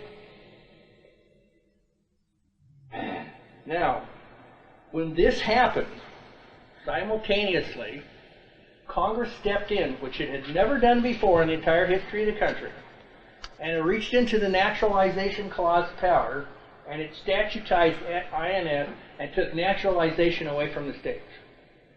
So, for example, in Washington's Constitution, the superior courts are courts of naturalization. Matter of fact, when I was a kid, in the 40s and early 50s, I remember the immigrants lined up outside the Walwell County Court, and they were going in for naturalization processes. I didn't understand what was going on, but, I knew what it was about. They're going to become Americans. Okay? In 52 and December 24, which meant it was set up to start at 53, the feds took over. Well, I used it correctly. The feds took over. That was the whole trick. Because the definition of citizenship was the 14th Amendment. That's the condition preceding. So when they wrote the statute and they statutarized naturalization, which you have perfect right to do under the Constitution, but they made the definition of citizen the 14th, which automatically made person subject to the jurisdiction. Right? Automatically. They all entered here. Previously, they entered here. The guy who wrote part of the 14th said, 14th Amendment reversed the character and order of citizenship in this country. Yep. For those to whom it applied. Yep. It also applies to new births. All my son's birth certificates are never kids. I don't know what you accepted or what the wife accepted. Mine's not that way. Mine's in 43 and everything's proper. The certificates, everything. Well, mine was small kids, but my son. Oh, you mean, are you trying to tell me the nation disappeared? That's right. That's right. All been federalized. Okay, I'm going to just tell you a little story, very short, true. Some of you won't like the name of the other party that had a hand in this. It's Pete Thurn. However, Pete called me up. He says, I got this lady in Florida, yada, yada, yada, and she's intelligent. She's got some kind of a medical background. I don't remember what it was. Something. She's very intelligent. So she called me up. I talked to her on the phone. She's a very intelligent lady. She was not of all white. And Pete had been talking to her, and she said, I want the correct citizenship. My tongue pull out side of my jaw. Okay. And where are you at in this process? Well, I've already started into naturalization. Well, how far are you away from taking the oath? Well, it's down the road away. I said, okay. So Pete and I talked about it. So this is what you might want to do. We didn't tell him to do it. We didn't make a political decision. We said you might, if you want to do this, this is what you might do. You might go back to the offices and suggest to the proper office you've been dealing with that you wish to take an oath and become a citizen of the United States of America. Okay? She did. About a day later, I got a call. She'd spent all day there, and they bucked her up through 4 levels. She finally got up to the top 4. Everybody asked her the same question. There were some lawyers in the room. They just grilled her. She wouldn't waive it. I want to be a citizen of the United States of America. Got done the whole process. They said, okay. They pulled her out of her group. She was in a group of 250, 300 people. She never saw the group again. All the orientation, all the instruction, and everything was done just for her. You know how many people were in the room to take the oath? Only her. Just by asking. Self-determination. But should INS legally administer that oath, or would she have had to go to a court for it? No. It's something we discovered. Apparently. There, in the consular offices, there is an officer charged with a job description to take oaths. And they can go A, C, D. So obviously they brought those people in. I have a copy of some of the documents out of the statute law, plain as day. Plain as day. They have the court, but there's only certain named officers that can do this. And they have to be sworn officers to the Constitution of the United States. Okay? So if somebody tells me, this is bunking or forget it, it's just simply not true. There's something there, and that's the operating principle.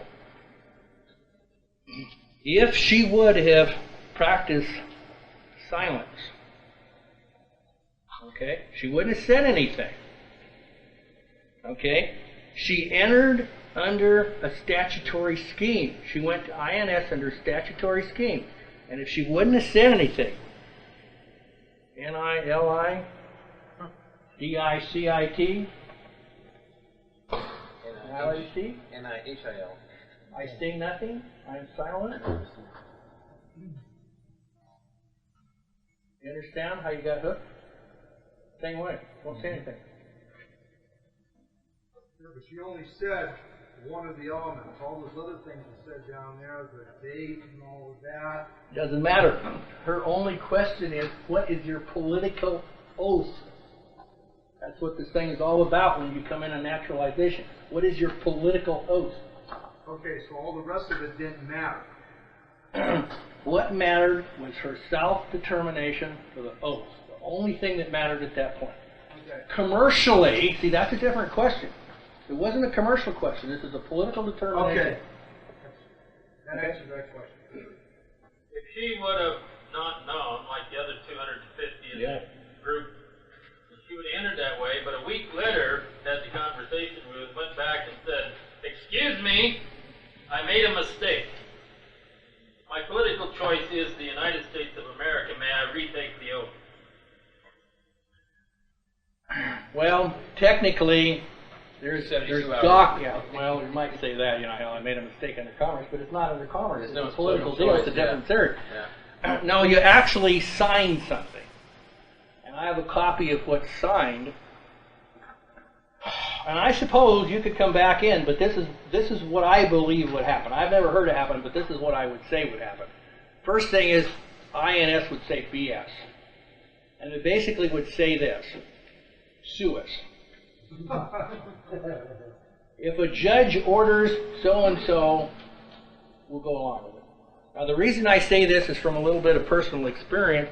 When I was trying to figure out how to deal with these characters, I went to a regional office of both INS and Social Security at different times, and Mark did the same thing. He tried, we never knew each other. We were both trying to do similar things. I talked to somebody who wouldn't admit they were attorney, but obviously they were attorney. And I presented certain affidavit paperwork, and basically the guy looks at this thing and says, "I know what you're trying to do." He says, "I'm going to send it all the way to the lawyers in D.C. Going straight there. It's not going to go through any side stuff." And he says, "I'm just going to tell you friendly, I think what's going to happen." Nothing. And he went on to say, I asked him a question. I said, "Well, do I have to take this and sue in district court?" And he said, we don't care. You win in district, we don't care. I said, "What you're telling me, then I got to take it to the appellate." He says, "That won't do you any good." So his answer was, I had to get an order from the Supreme Court of the United States. If the Supreme Court issues the order, we'll obey.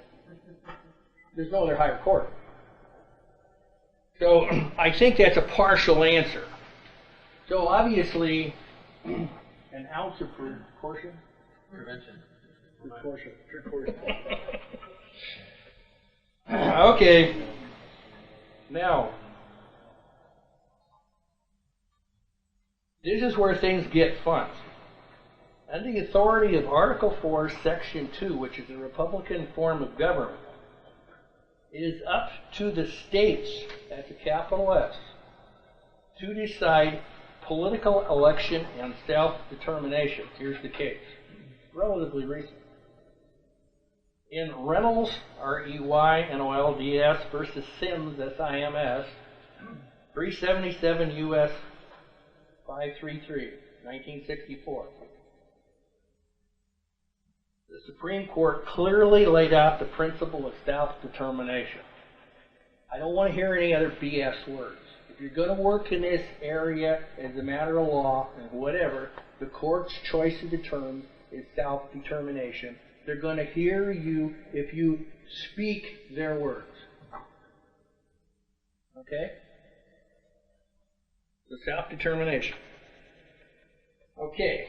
So the court clearly laid out the principle of self-determination, and this is where the ante gets increased. Because I couldn't download it off the computer, but I've read it. The United States went to the UN and signed a covenant. Not that many years ago, but they signed a covenant. And in the covenant, the United States admitted the definition of a U.S. citizen. Flat out admitted it in black ink in the covenant. Okay, now what I'm going to do is, well, that's what we're going to work on here. Oh, let's see, the fourth, you got 8 over there. The trouble whenever you pick up one of these so-called law dictionaries is you're going into a paradigm, whether you appreciate it or not. Okay? You're going into a state of legal relations. And so you got to interpret the dictionary. You can't just take the terms out of the dictionary. You got to understand your proximity to the meaning of these words. In other words, your orientation. Okay? Now, if you go, in my memory it says it's national of the United States, but let's see here if I cite it. I think it's right here. Yep, here it is. Okay, here's the site. This is the 8th, and it's page 1050, the right column, the first at the top. And this is the only place I've seen all this together outside the UN Convention. Only place I know where this stuff exists. Now that's the 8th edition of Blacks, page 1050, right inside column, top set of words. What's the word? National of the United States. Now, by now, you ought to all jump up and say, I know what they just did. You don't hear of America, do you? No. That's the con. Because this whole book is written in a theory that it's for federalized U.S. citizens. I'm just going to quote you. National of the United States. A citizen of the United States, it doesn't say of America, or a non-citizen who owes permanent allegiance to the United States. 8 U.S.C.A. Section 1101, sub A, sub 22. That's the Immigration Naturalization Act. Okay? Now, there's some terms under it. U.S. national, U.S. citizen. There's synonyms.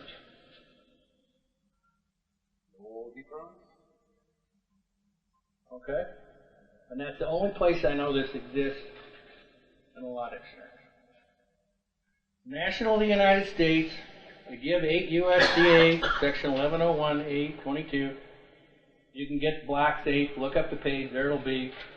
Also termed U.S. national, U.S. citizen. Okay, now, what do we know? Well, what we know is that these legal writers who put this thing together don't make mistakes. I'm going to quote you from page 1571, and son of a gun, they have United States of America defined. Right column, outer, second, cite, United States of America, a federal republic formed after the War of Independence and made up of 48 condominious states, and these are all small states. Everything proper, absolutely proper. Plus the state of Alaska and the District of Columbia in North America, plus the state of Hawaii in the Pacific. A very accurate legal description. Now, if you want to tell me that these authors don't know the difference between the United States and the United States of America, I got a bridge for you, and I'll give you a hell of a deal. They know exactly what they're saying. Absolutely what they're saying. So when they define national of the United States, they know exactly what they're saying. Which United States? I'm surprised they would include District of Columbia.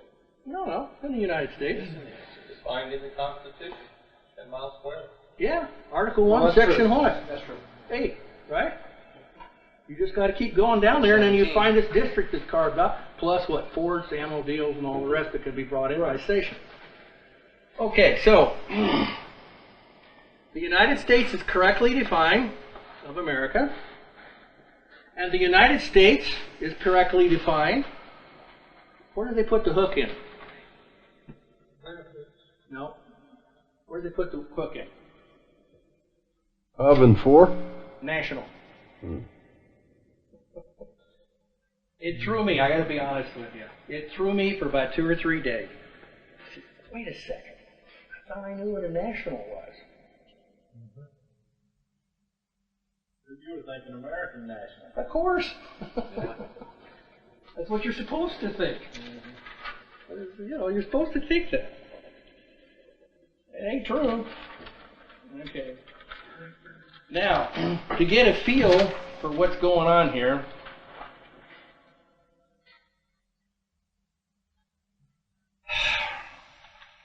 I'll just kind of short-circuit all this. I'm going to assume that everybody's read the Insular cases. Probably a bad assumption, but we'll go with it. Okay? And if you're not sure what the Insular cases are, you can get into, say, some constitutional academic, college level or whatever, or look up the word insular cases and you'll find a series of cases listed. They're insular, not exterior. Okay? ER or AR? AR. To understand the insular area's concept, you need to read the insular cases. I'm going to make it as simple as they can without spending an hour tracing through all this crap. Whenever the several states of the Union are not present, for practical purposes, everything else territorially is insular. That's as simple as I can make it. Logically, 100% consistent. I'll repeat it. To make it simple, wherever the several states of the Union are not present, for practical purposes, everything else territorially is insular. There are no states anymore. No. I'm Washington. Go to hell. Is that your neighboring state? If you say there are none, there are none. There are right? none because they have no representation in Congress. No. You're just take it easy. A little bit too soon. What's an insular possession?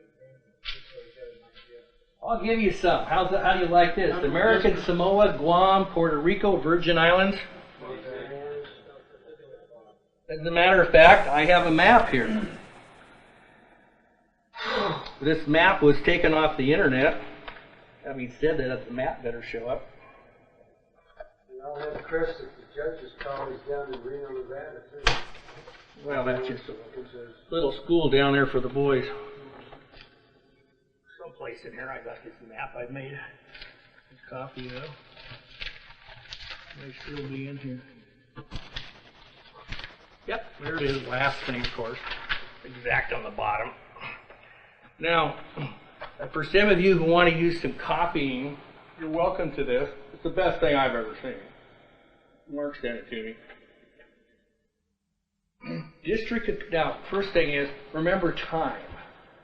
Because you can't just jump from one quantum change to another. So this map was generated at a point in time. Okay?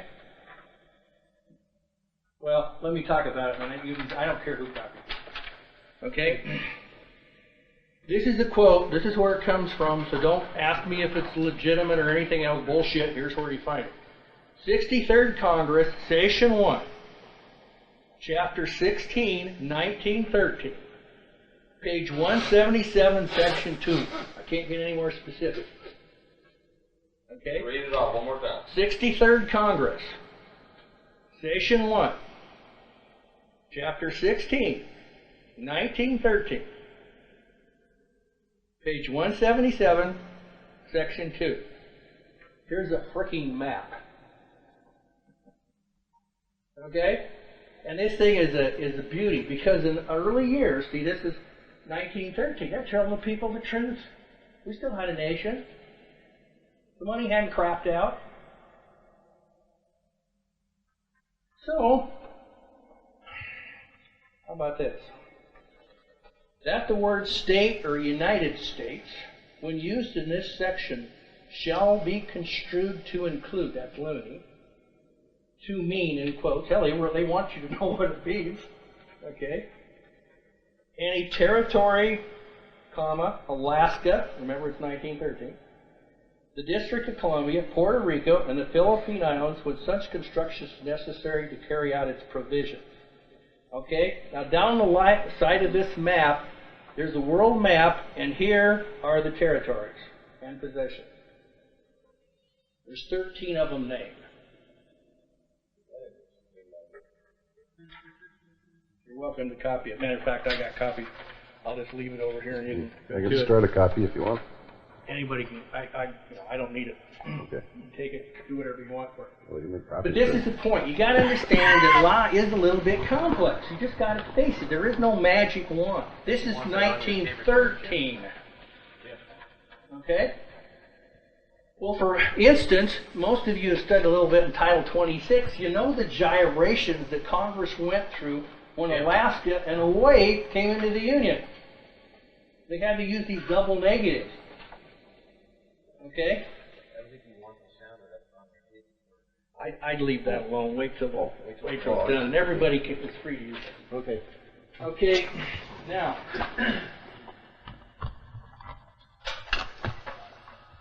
this is the key. This is the key to this deal. The various insular possessions are deemed. Now, this is actually the legal theory. It's operative. Most people don't understand it. The various insular possessions are deemed to be on a course to self-determination. For example, Hawaii and Alaska have completed self-determination into statehood. That's a quote out of the UN Convention. King of Hawaii would disagree with you. Yeah. Very much so. I might know more about that than you think, but... Liliakalani, yeah? Yeah, well, we're not going there now. Yeah. Okay. In the insular areas exist U.S. citizens subject to the jurisdiction of the U.S. End of the story. When those territorial possessions came under control of the U.S. corporation, were those citizens, any of those territories, given the choice? Yes, and we're going to go exactly into that. But the first point I want you to understand is self-determination.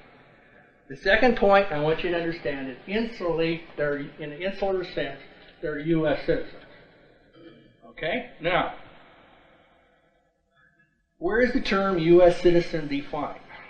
It's defined in this convention, and when I have a chance, I'll be happy to send this thing out to different places or have Mark send the stuff directly to you. There's a site and you can punch in and go through the thing, and the convention will come up and you can read the whole thing. You can read everything verbatim. Okay, I downloaded it. I made a copy of it. I couldn't find a freaking copy before I came over here. It's laying in some of the stacks of papers. In the convention, the United States agrees to the same theory of the definition as in found in the 8th edition. The exact page where I told you that. The same exact page. Agrees with who? Pardon? Agrees with who? The United States Congress, which sanctioned the convention, stipulated to the definition before the UN. For whatever that's worth in legal relations, that's what's transpired. Oh, okay. Okay? For whatever it's worth.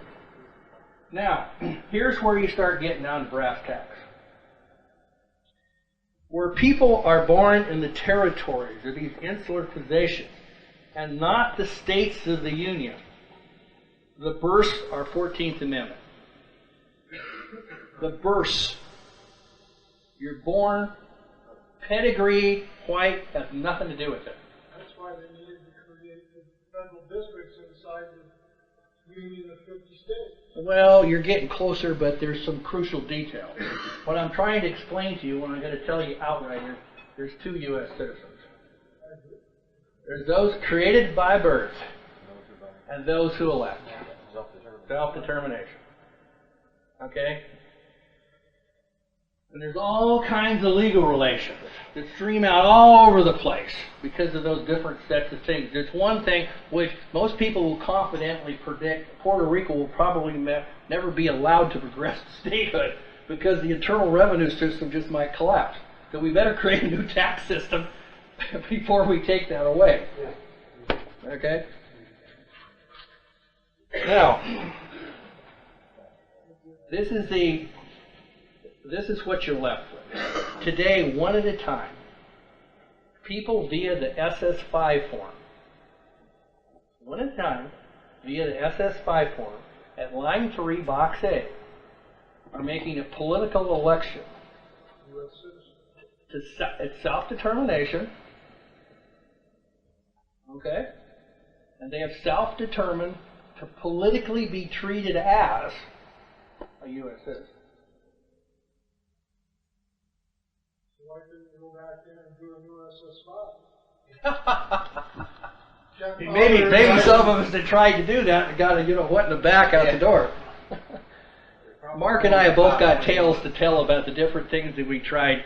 It don't work very easy. And see, what's happened is it wasn't too bad back in the 70s. But as we came forward, all this stuff got tougher and tougher. Okay.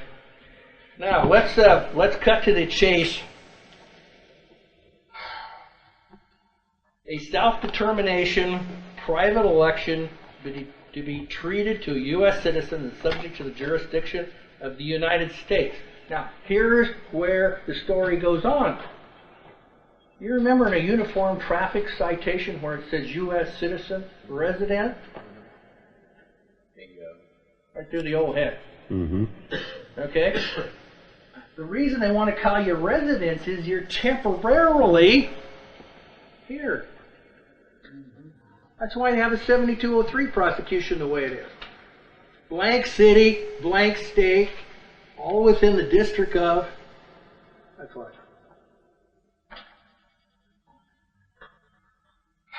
So some of you that tried to fight those cases or fight in federal court, the paperwork is bullshit.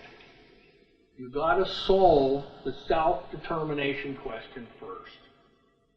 You got to deal with the political end of it first. And you can't get a court to declare it. The court can't declare it. It's self-determination. It's a political matter. Right. Baker versus Carr, 1962. The court can't deal with political questions. Okay, now, you understand that it's political. That's why we build this thing. It's a political meeting. You know exactly what we were doing. It's political choice. U.S. of A versus U.S. I can't make the political choice for you. You can be absolutely a legal idiot. I mean it's not in a coarse way, but you can be a legal idiot, go into court on the record, and cause a hell of a mess when you're on the record. Your Honor, I think I made a mistake. I think I'm really a citizen of the United States of America. I deem that to be my political choice, and I've just made a self-determination. Does the court have any theory of law to challenge my self-determination? I want to hear it. Not hearing any, let the record reflect. I've just self-determined. I'm a citizen of the United States of America. This court is without jurisdiction. Don't even say that. Why even say that? Jeff heard something very similar to that back a few years ago. Okay. Now, you see how simple that was? You can create the remedy at any time. What if you're in state court? I don't care. Is the record open? Rule 902. But those state corporations can't deal with citizens of the US of A either. Well, there's a problem, isn't there? There's a bad problem. So what happens to the theory of subject matter jurisdiction? Who's the person that's got to give specific performance on the statute? Do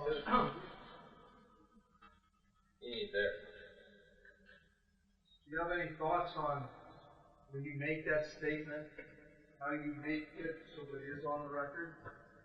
You got to open the record. How do you open the record? It depends in part what the judge will let you get away with. I know what I did. Oh, sure. I stood up from the plaintiff table because I flipped the theory of the claim over, and while I was supposedly a defendant down below, I became the plaintiff in the appellate. And I told the judge what I would say if I was allowed on the stand. Okay, so you made an offer of proof. Yep. And you could probably guess I never went to the stand.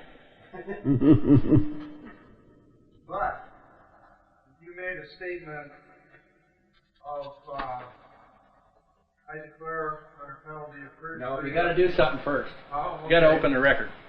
Well, that's what I'm saying. How do you open the record? What are the magic words? For the record. Exactly! Okay. 3 gold stars. For the record. Do I hear any objection? No, the record's open. And if you want to ice it, what you say, for the record, and then you wait and pause, not hearing any objection to the record, let the record reflect. Okay? I said record reflect, the judge says, okay, we got it. Then you have to put yourself under oath. No, you don't. No. Why not? It's for the record. You're making a statement on the record, which is taken down by the stenographer. And what is presumed, what's the validity of your statement on the record? That's exactly right. It's considered to be true. And when you get done, well, not hearing any objection, well, the record's been set. That's the end of it. But the problem is, you are representing yourself, and therefore you're... No, I wasn't representing myself. I respectfully decline that. You are I was yourself. there in my person. Mm-hmm. Okay? Well, I was there in my person. It was arguable how proper it was at the time, because I couldn't find my ass with a strobe light, but it was close enough. The court took it. Okay? Will took it. Can you represent your fictitious person? Oh, no, you just walked right into it. The only place that exists is in Fairyland. Okay? Look, when you walk into a court, if you know what you're doing, you're in control. But you got to be reasonable about this. If you're an SOB and you come in like this and you treat everybody with spurs on, you're not going to get a real warm reception. If you say, sir, and you're polite, you don't interrupt, you give the other party a chance to speak, you always speak to the chair, to the court, okay? I don't use the word court, I don't use the word judge, I say sir. Non-committal. Maybe I should tell you a little story. Again, this comes out first day of my classes. I give the students a snippet, about 60, 80 pages, out of a book called The Life of General Washington. Guess who it was written by? Great Chief Justice. Okay, he died before he finished the book. The last 5 chapters are written by other hands. John Marshall titled the book, knowingly, willingly, with intent, The Life of General Washington, not the life of President Washington.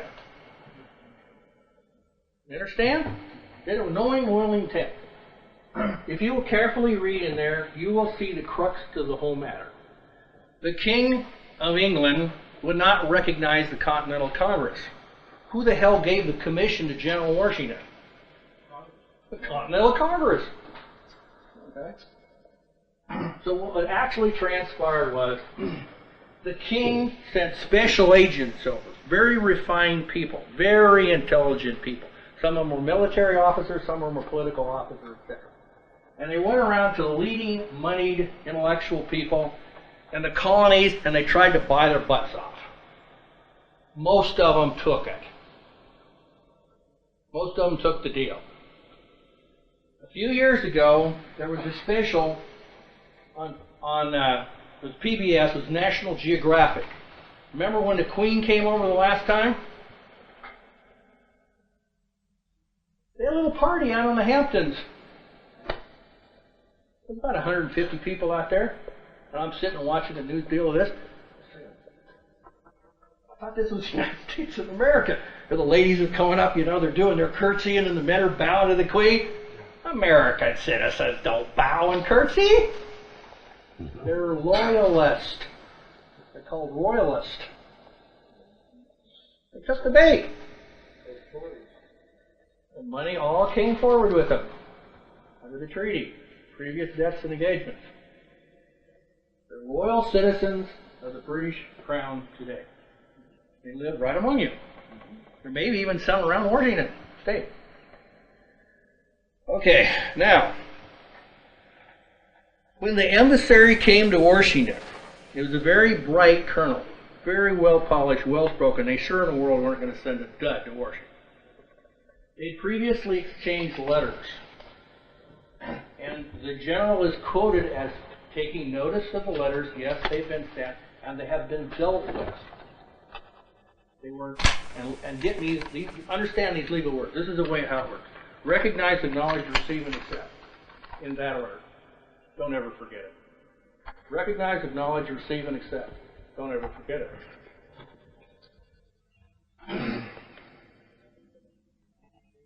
Washington would not recognize the letters because they were sent to George Washington, yada, yada, yada, yada, yada.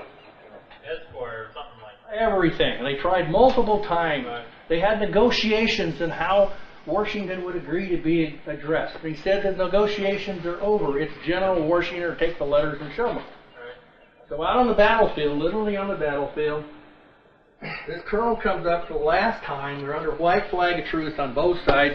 Washington's crew on one side, the British are on the other. They come out with all the pomp and circumstance. Here comes the colonel for the last offer.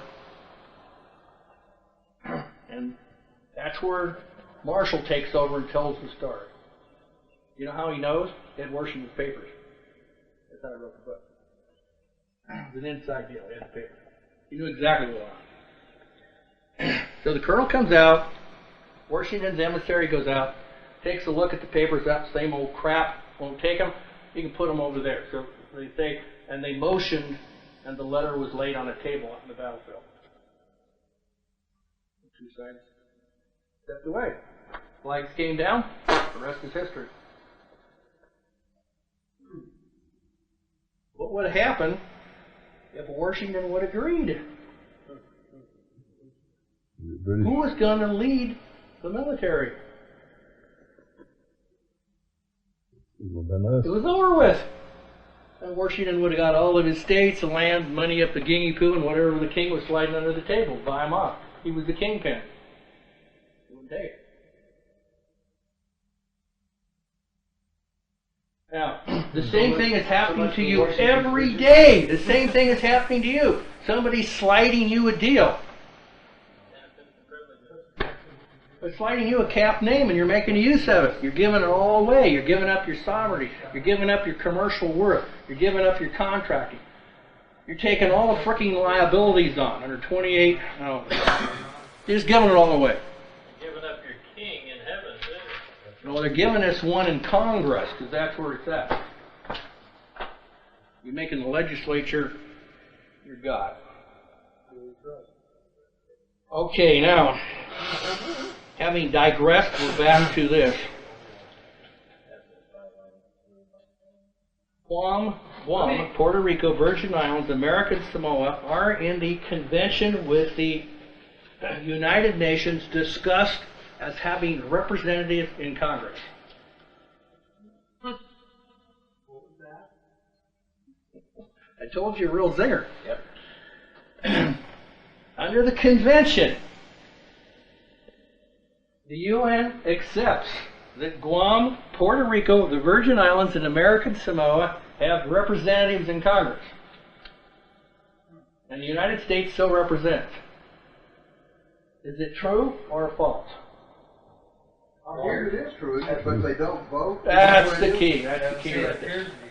That's the key. They are there. They're representatives. They can make comments before committees. They can speak, yada, yada, yada, but they can't vote.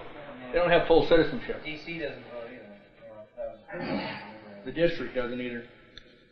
It's under territorial municipal law of 1871. Okay, now, another goal of state citizenship has been this electoral process. Okay? Now, today, who in the states, the trick question, today, who in the states is electing? Nobody. Oh, hell yes they are. No, they're not. Yes, they are. It depends how you define states. U.S. citizens are the only... Actually, nobody's electing. They're only voting. No. They've all elected to be U.S. citizens. So None they of them vote.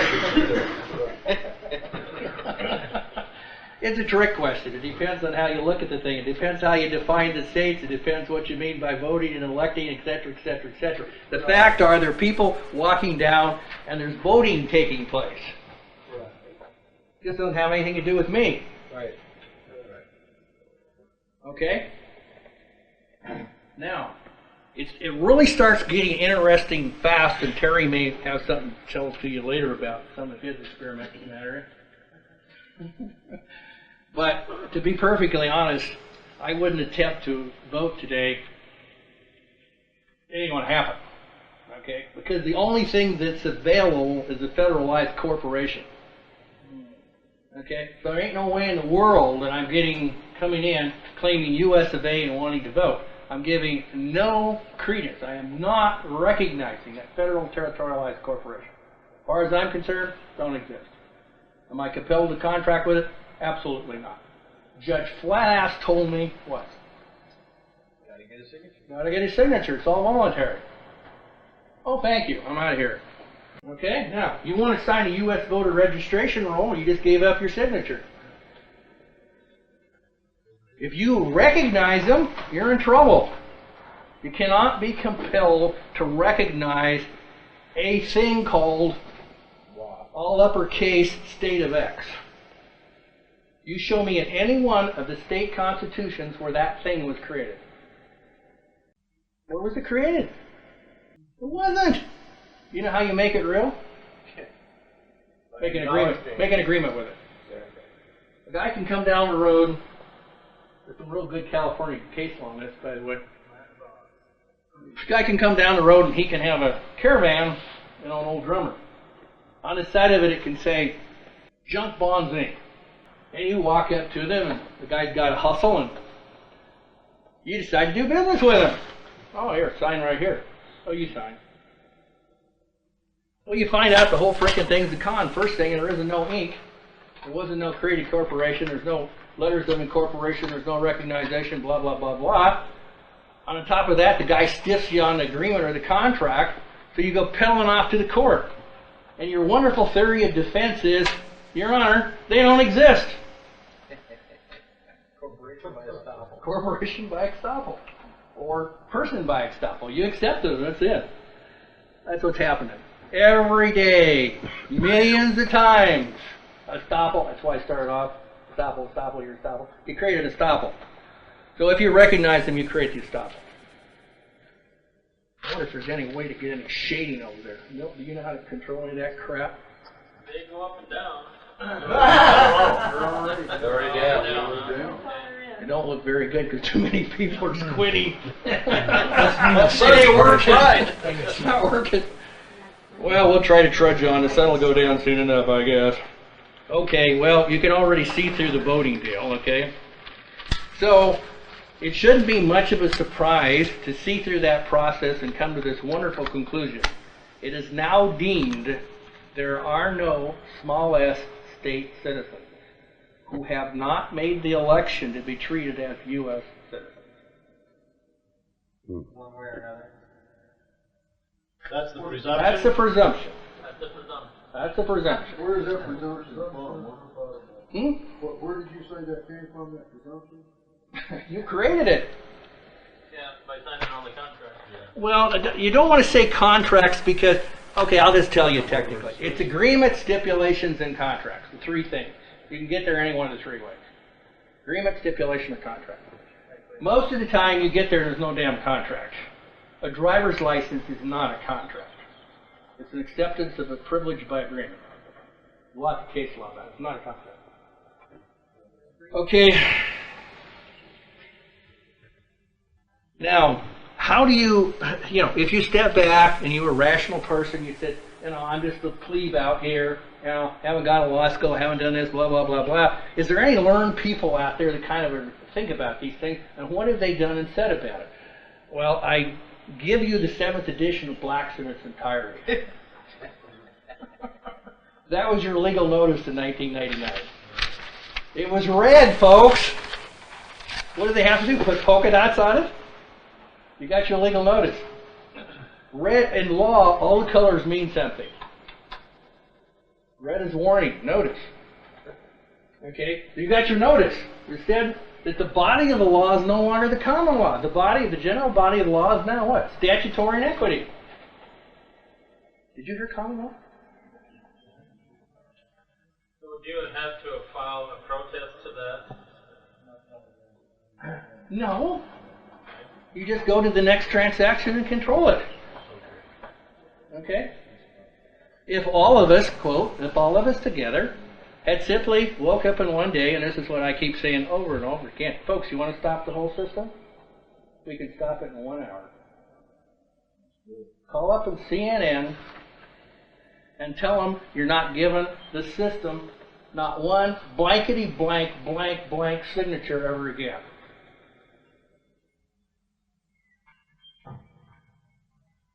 If that took place en masse, I guarantee you the Dow would crater in an hour. Anything! Your signature today is only given in this state. It creates commercial value. So some of you talking about commerce, there's the source of it. That's right. You create it with your signature. Okay, now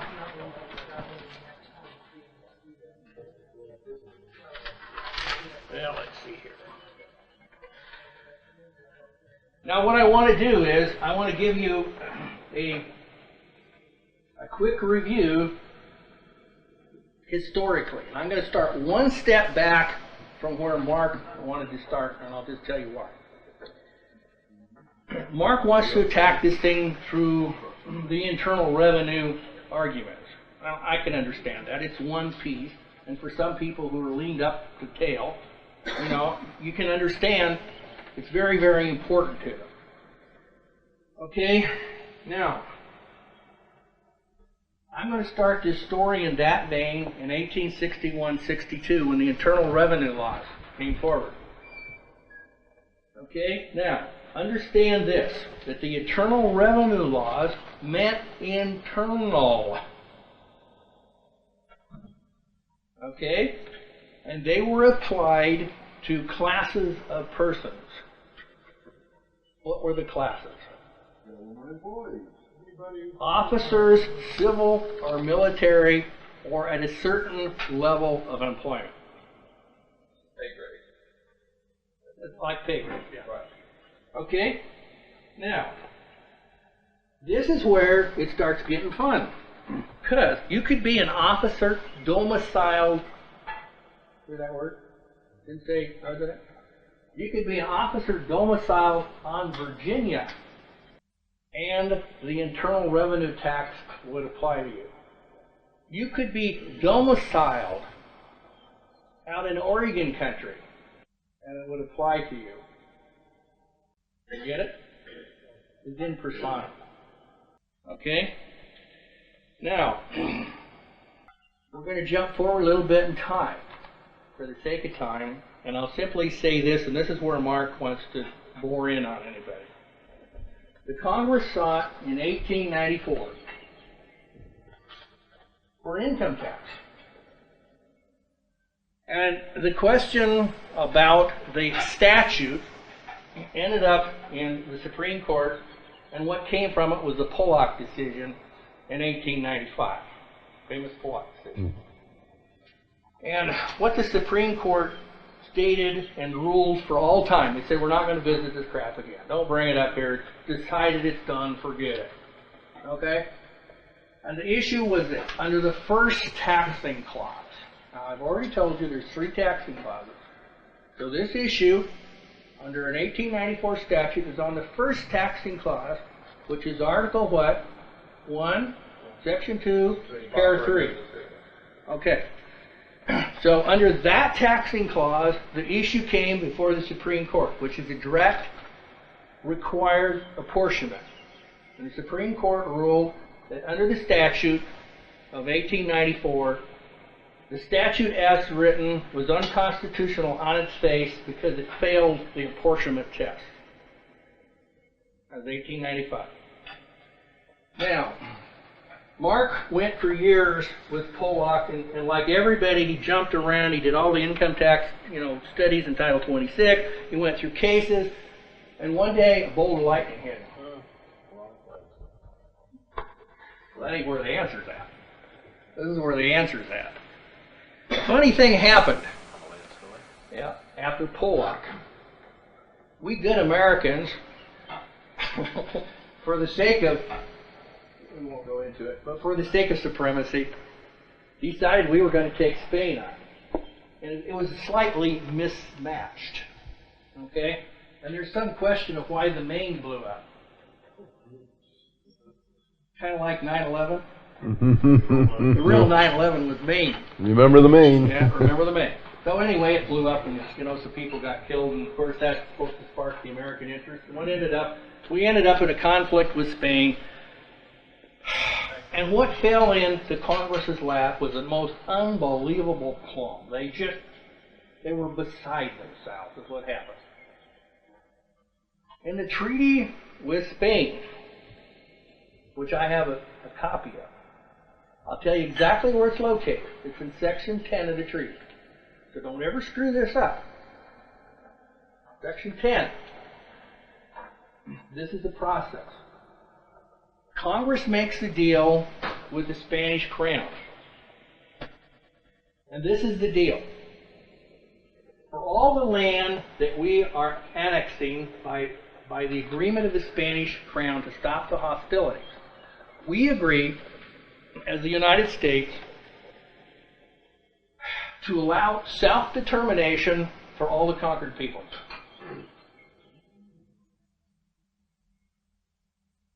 But these are the conditions. This is a big blankety-blank hint. If you people of these conquered territories want to maintain your citizenship under the Spanish crown, you have to do a positive affirmative act. No exceptions. You have to go within 1 year for the date of the start of the treaty into a court of record, and therein make a declaration and get the seal proof. And that declaration will then allow you in perpetuity for yourself, for your natural life in that sense, to remain under the Spanish crown. You may retain your properties, etc., but your political self-determination will be the crown of Spain.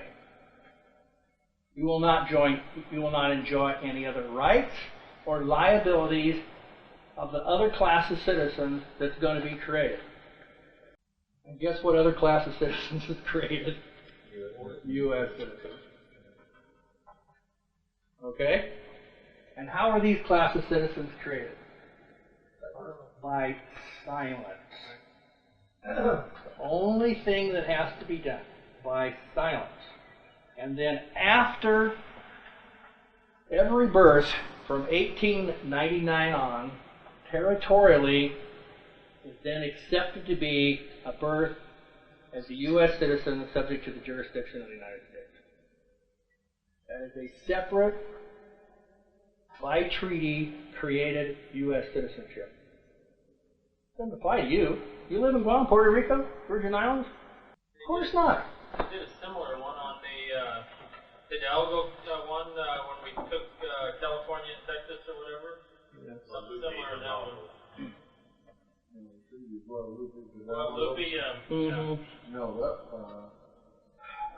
The point is this.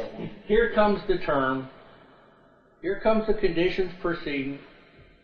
People are told explicitly how to get out of the deal. And what most of them do is, of course, what Americans do today. They place their thumb in an inappropriate position and sit there. Okay?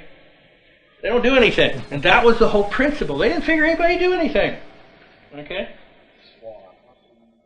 Congress has exactly the mechanism it needs. All it's got to do is figure out how to use it. Okay? So, the Pollock decision comes in. Congress is screwed. It can't use the general income tax without apportionment. The treaty comes up. The definition comes in. It becomes statutized. Okay? Now the question is, how are they going to make a use of it? What was in that treaty? What? That's the treaty with Spain? Spain? Yeah, it's Spanish treaty. Treaty with Spain, 1898. Okay, now this is what happens.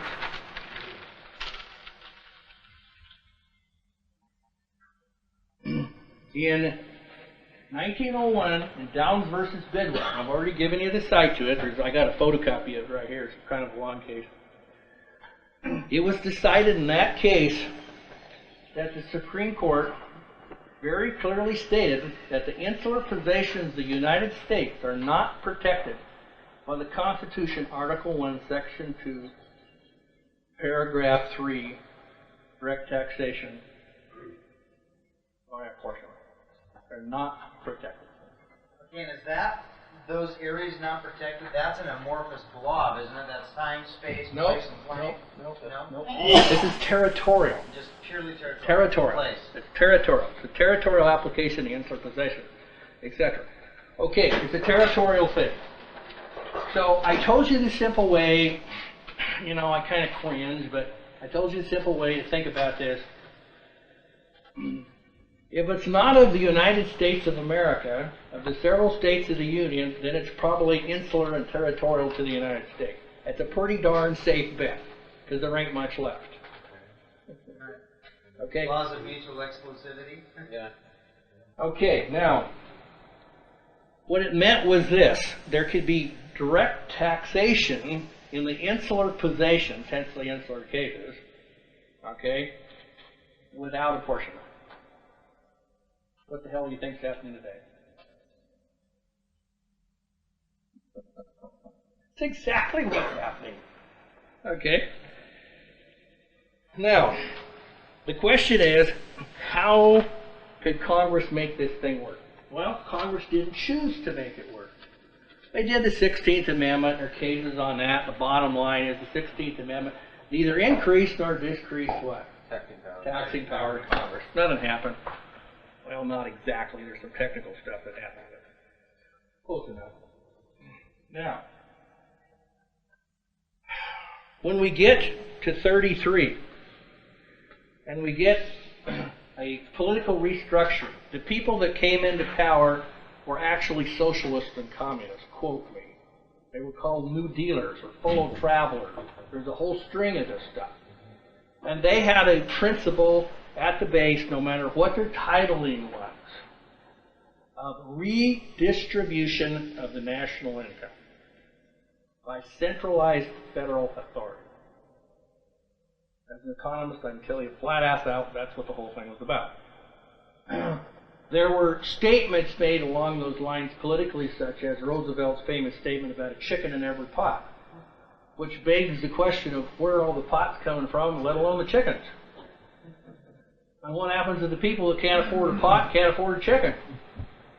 And who's going to grow the chickens and make the pots? Better yet, how are they going to get distributed?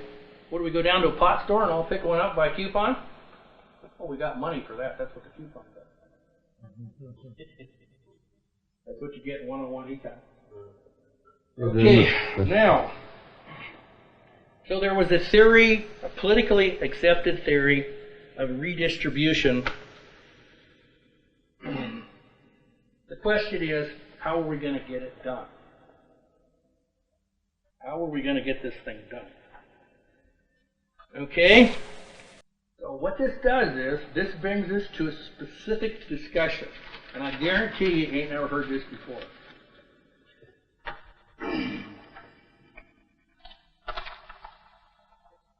What I have here is a photocopy, and I'm going to be very specific. None of you can copy this, because I have a private agreement that it'll never be copied, never be given out anyplace, and I honor those. But this is a photocopy of a document called, quote, Memorandum Concerning the Constitutionality of the Social Security Bill, prepared by Joseph P. Harris, Assistant Director, Committee on Economic Security. And this is a highly learned person describing the constitutionality of the proposed Social Security bill. Okay? And I'm going to gut... Pardon? Who was it by again? Harris. Joseph P. Harris. First time you get a copy. I doubt like hell you're going to get one now. Okay? Because they know this thing's out there. Can I ask a question just for... Sure. Go. This thing exists. It's obviously a Pinocchio. Why is it that somebody wants to keep it hidden from these poor sheep out here? Right.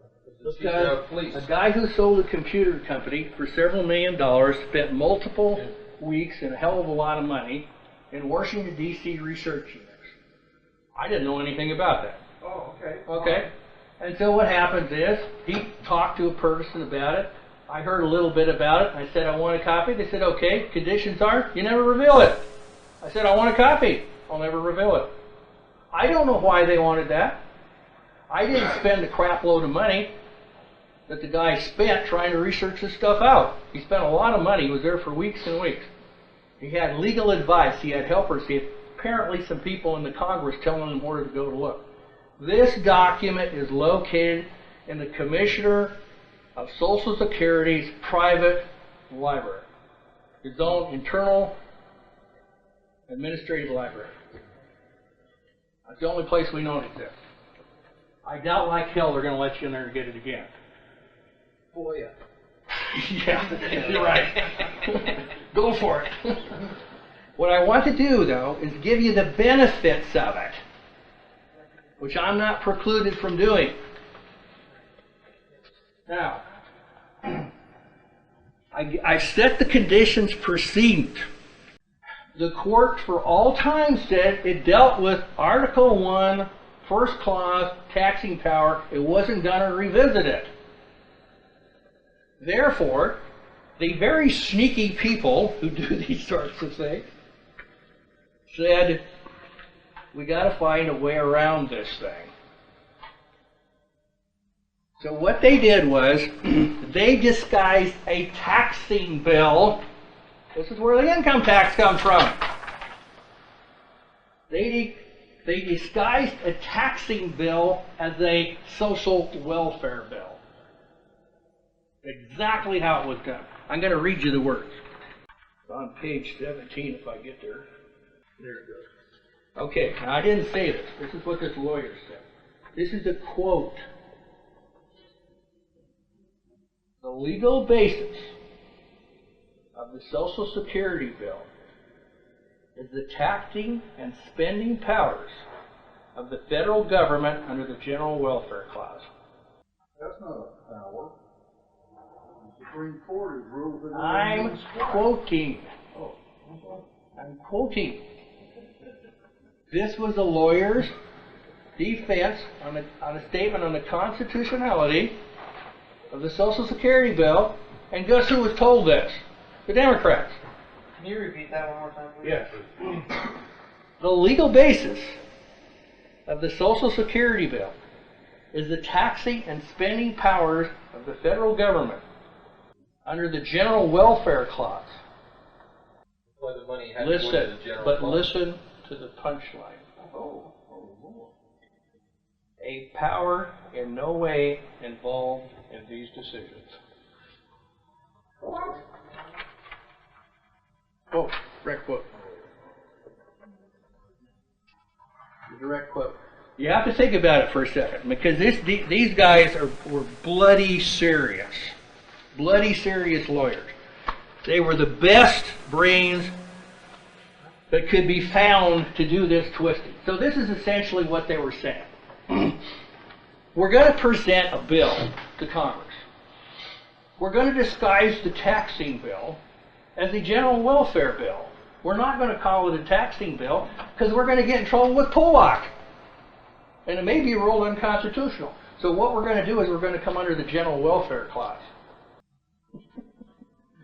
That's how they slipped it under the door.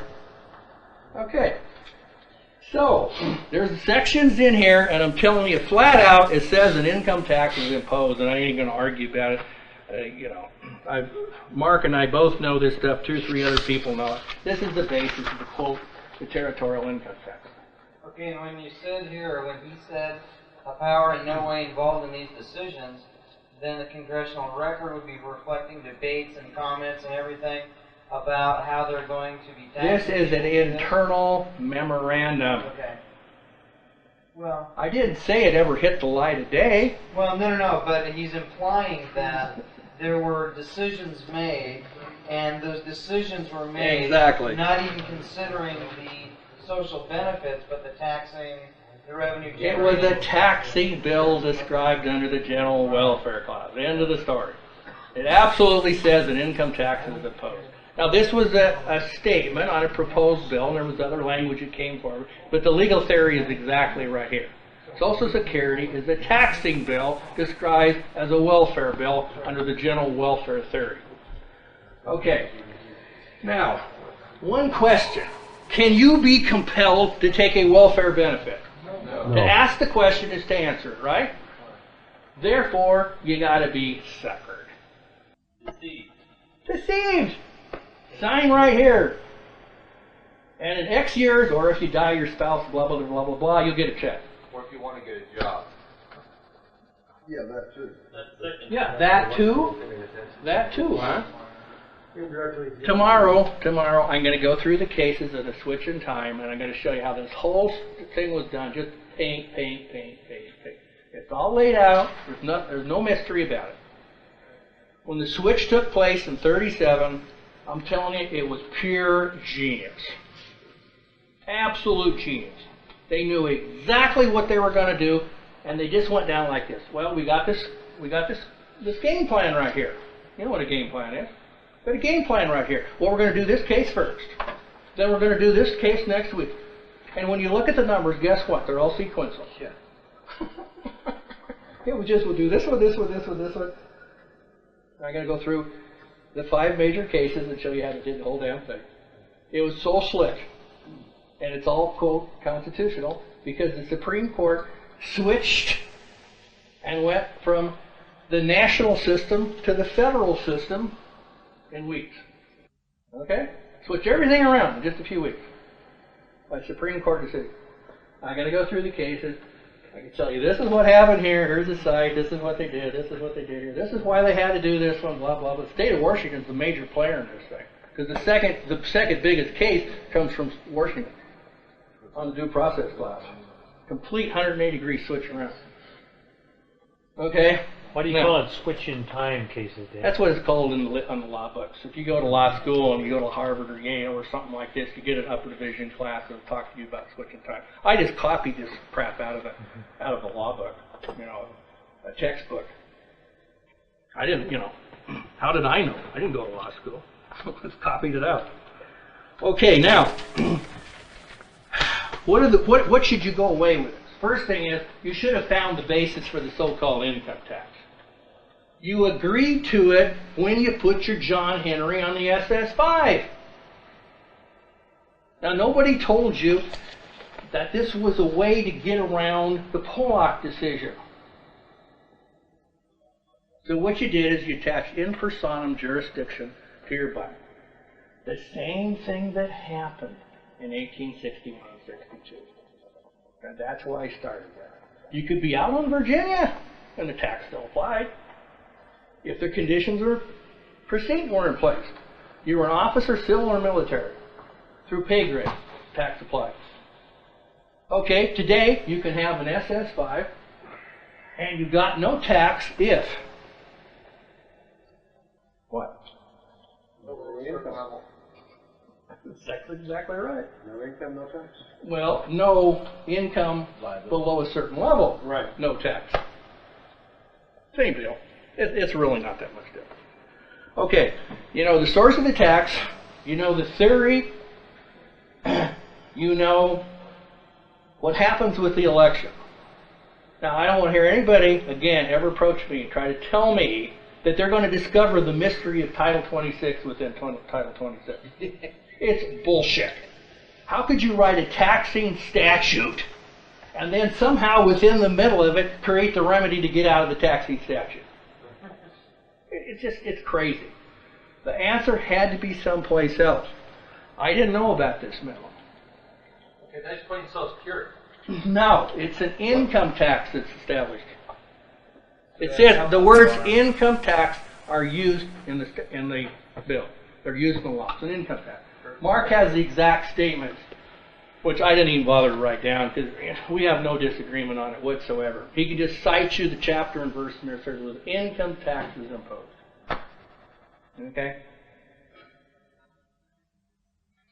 On U.S. citizens, it's legal. On anybody who makes the election. And you tell us how to get out of the SS5, right?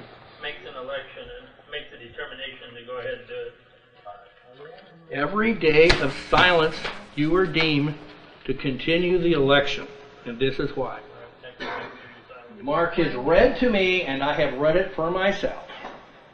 There is a form you have to file. And the form has to be duly presented to the Director of Foreign Operations of the Internal Revenue Service. And the statutory form allows you to make a new self-determination. That is our problem. The bastards won't give us a copy. I got a copy of it. We've never seen a copy. 521 for you. No. I don't think. I'd like to take a look at it and see if that's exactly what it is. What happened was Mark went and did all this research, and he called and got it at the highest level, and some dear black lady way up in the system gave him the private telephone number of guess who? The Director of Foreign Operations. So he calls the guy up. And the first question was, how the hell did you get this number? I've had that happen to me in the Fed. It worked for me. No, they don't work for me. So what's the statute? Okay. It's under? I got to change. No, go ahead. Buried in the CFRs where? It's in the CFRs. And I didn't even bother to bring that because this is what I want. I want a copy of the form, but I have to have the copy of the form from the administrative side under 5-yo. Under what? Freedom of Information Request. Go ahead. How come?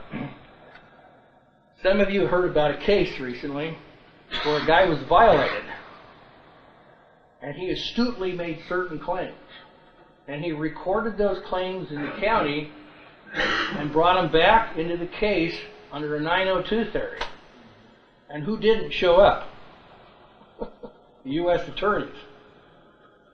That's what you got to do to win. You got to do that same procedure. So it doesn't do any good to have the form. You got to get them under the Freedom of Information Act, where you create the evidence and they voluntarily give the thing to you. Then you can turn around, pop that into the record with appropriate affidavit, and that is now admissible under 902. You got to get them to voluntarily do something, do an act for you. That's how winning's taking place. We're getting them to do certain things. I've got the sons and what? Trying to find it. Well, I kind of think that we've probably done enough. I'll try to do questions. I told you what I know about this to this extent. Mark has a perfectly legitimate theory under 5-yo. I've seen it used before. It's bulletproof if there ever is such a thing administratively. You've got to get the other side to give you the evidence. It's like discovery. And when they voluntarily give the damn thing up, they can't say it isn't in existence. They gave you discovery. They admitted it.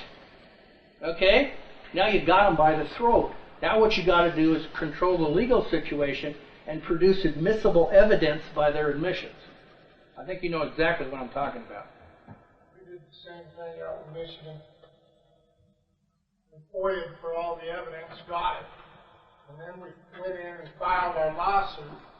And then in discovery, we asked for the same information. Yeah, knowing we already had it. That's exactly the trick. And they would not give it to us the second time. Yeah. Yeah, go ahead. But you going to bring the CFR citation in so we know how to FOIA? I don't even have it with me. I didn't even try to get it. If you have a real need, put out a piece of paper or something, leave it with me, and I'll try to see that you get it. Mark has it. I've seen it. And CFR is corresponding to 8 USCA 1101-822. Is there what? Would it be the corresponding CFRs to 8 USC? I don't know. I didn't even... See, this is the problem. You got to understand. I'm trying to give you things from Mark's point of view. I don't agree with this crap to this extent. What he's saying is absolutely true technically. I can't find a flaw in it. But it's all based on deceit. So my principle is, hey, it never happened. Rule 8, affirmative defense. So tomorrow, what I'm going to do is I'm going to go through this other stack, and I'm going to start to lay out the commercial side of it, or where you're going to end up on the commercial side, and what it means. And the simplest way is this: when you go to the next transaction, if you won't buy their bullshit, they can't sell it to you. Okay? It's impossible for them to hook you with the liability if you know what you're doing. Yeah. Can you go over those 4 things about the general Washington acceptance? Oh, recognize, acknowledge, receive, and accept. Recognize, acknowledge, receive, and accept. I figured that out myself about, 3 or 4 years ago or something. Something like that. Yeah, it's been around a while. I sat and went through Black's Law Dictionary. I literally have about 30 of these when I started figuring out the language. See, you got to learn foreign language. It's called legalese. I filled out about 30 of these. And I went back and forth through the Law Dictionary until I get a term and I look at it and say, well, I know every word under the term. It took about 2 or 3 years. Like learning how to speak German or whatever. I'm a slow learner, so it took me a long time. You were saying that you've got time, space, plane, and... Time, place, space, and plane. Okay. And you said that if they're using any one of those, or if you use any one of those, you fall into their jurisdiction. No. If you allow their use of it, you have to control it. It's a two-edged sword. If you control it, they're screwed. Suppose you don't know what you're doing, and you control 2 out of 4. You only have to control 1 if you know. If you control 1, you're out. No, it's not that They simple. only have to control 1, and you're in. No, it's not that simple. Okay. excuse me. You first thing is you got to understand how a lawyer thinks. And I heartily recommend Will and 2 lawyers. Okay? Rodell's deal. I highly recommend that. Because that is written by a master lawyer. The guy wasn't sitting in a chair at a prestigious school because he's a dummy. And in there's a quote from another lawyer that says, why the hell are you giving the show away, or words to that effect. He gave the show away, folks. Okay? Now, what he's trying to get you to understand is a concept called the legal situation. So, I can see what I got to do. So, I'm going to do it right now. Let's see. We need a wet rag or something to get rid of this, wipe this down. What was that? Woe unto the lawyer? Woe unto you lawyers. Fred Rodell, 1939, Yale Law School. Fred Rodell. What I'm going to do for you is I'm going to create a legal situation out of whole cloth with a blank blackboard. And I'm going to show you how it works. Okay? And it's the same basic concept that a highly learned lawyer, today you're getting paid $1,000 to $5,000 an hour. Okay? I've gone up against, twice, I've gone up against real lawyers. I'm telling you, these guys are so good. They put the shaft in and crack it off before you knew there was a shaft.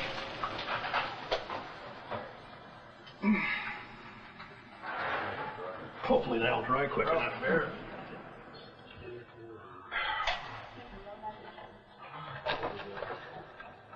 Now what this is, to control the legal situation, you do it up here. It all starts up here.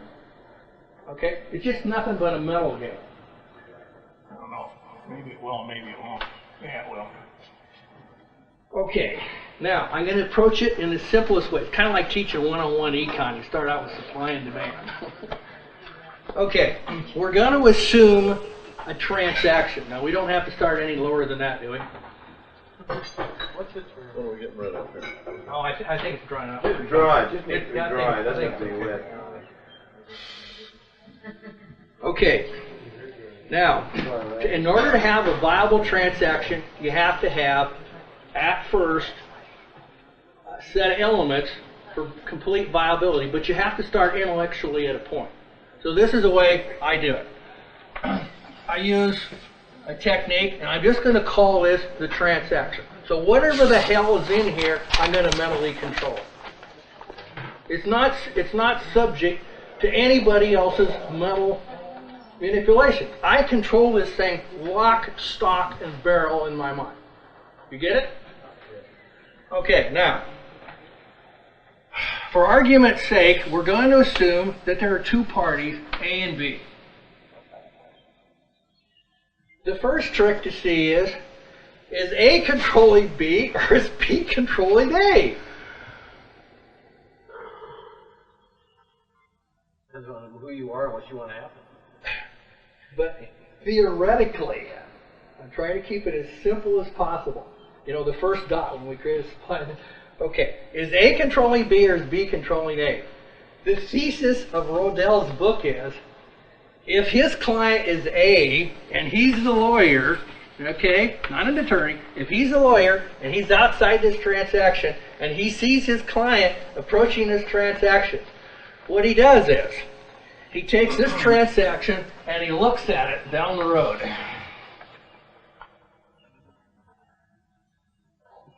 What's down here? Court.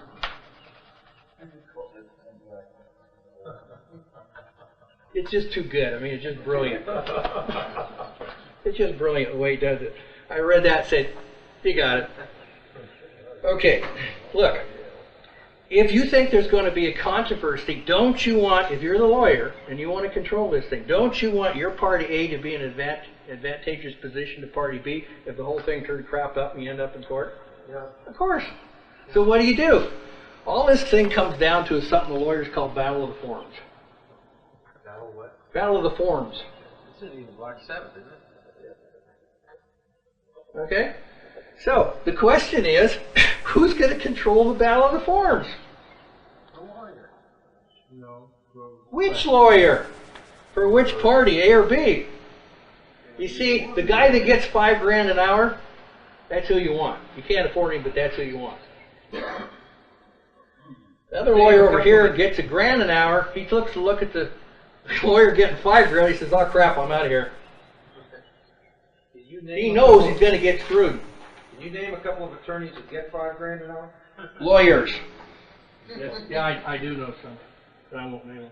And I know some. You know some too, do you? You bet.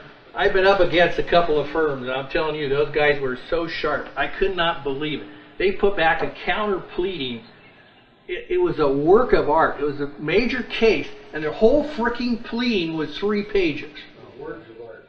It was perfect. I read the thing, and I wanted to call them up and say, "You get a straight A. You guys nailed this thing. Only problem is your facts are wrong, and I got to kill you." They lost. Okay, now. This is the legal situation. All the way through to the court. Now, what you're hoping is that both parties specifically perform on the agreement and execute the contract to all conditions. You don't really want to write a contract as a lawyer when you think that the parties are going to botch the crapping thing up unless you got some ulterior motive. Now, you might have them. I happen to know some lawyers that have those motives. Okay? Now, when things were simple, before 33, okay, and the rules were on the other form, A had character, and B had character. And both were presumed to enter the contract with clean hands and a pure heart. That does not exist today.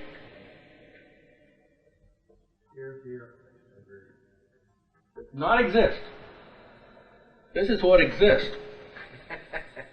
Do you have enough room to write it off? I'm going to short circuit. What exists is 9A. Role. Capacity. Role. That's what exists. It doesn't say the role or the capacity is moral or ethical. It just says you adopted a capacity or role. That's what capacity means. It means role. So, to put it in coarse language, A can be an asshole, B can be an asshole, and the court will still judge the whole transaction. Character has nothing to do with it. To really short circuit this thing, A could use 5103.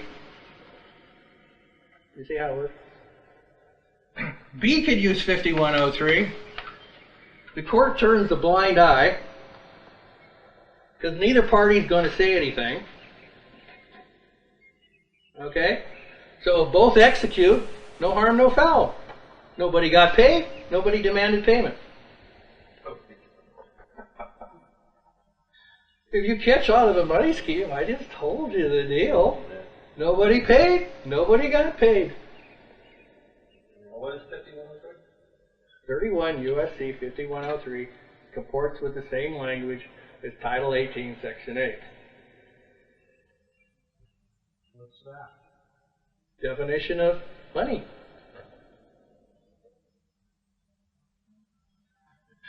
It's all a con. It's all make-believe. Okay?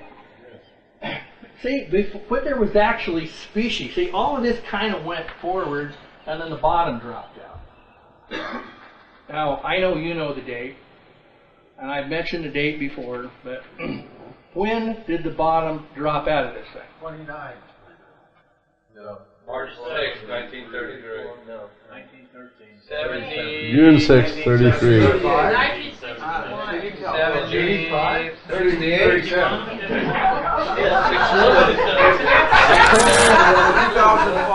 1977. That's right. 77. That's right.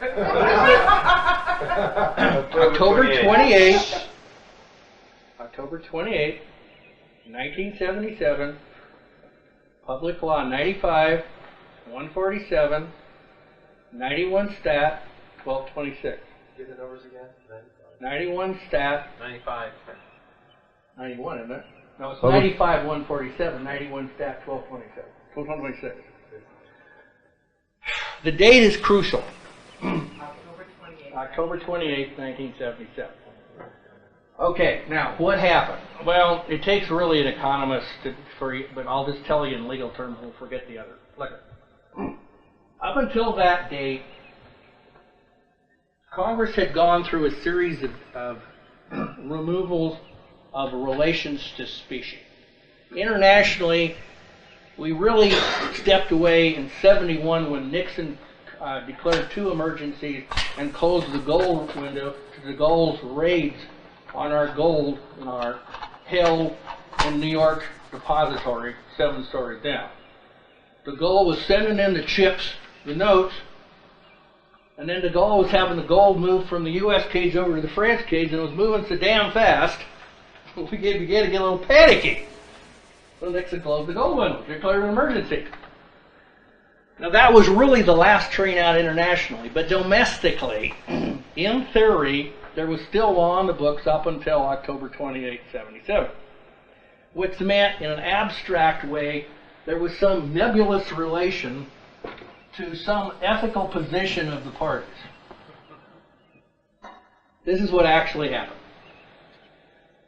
In 95-147, Congress reached back to the 1934 Gold Act, and with 3 words, struck it. They simultaneously, in the next paragraph, reached back to the statute ties to HJR 192 and erased it. 15 words, approximately, scattered around in the paragraph with some appropriate punctuation, and the complete American monetary system had no assured value. Had no what? No assured value. That's the exact language in the statute. I gave an illustration. It's like IBM going out Monday on Wall Street and saying our equity isn't worth you know what. All of our paper has no assured value. Don't bother to look at our books. Don't bother to look at our income statements. Don't bother to look at anything. It ain't worth crap. How come? Because we're not going to legally back it. You can't get a duty from our point to you, which would be a right from your side of it. You can't get any rights against it. Okay? That's what happened. There's no legal backings. That mean there's no legal tender? No. What is the note? Pull out a note. What does it say? Legal tender. Is a legal tender forced? Yes. Tender is not offer. Okay. I'll accept that on its face. No Are you pay or due required date to on accept it? Yes. Yes. No. Absolutely not. It's a legal tender. It's not a compelled tender. Okay, now. But if you don't How? rescind it, the debt's discharged. No, this way. Nope. Not that simple. Ask yourself this question. If you go to a transaction and there's nothing else available than 5103, and you decline the tender, which you can legally do, before you trigger 1105, the barring agreement of the parties, because part of the UCC is the definition of money that's built into it, which is negotiable instruments definition. So barring the agreement of the parties, you already accepted 5103, because it's already written into the UCC.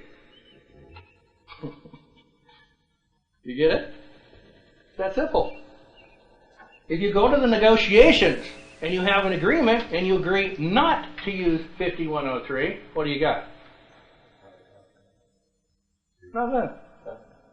Except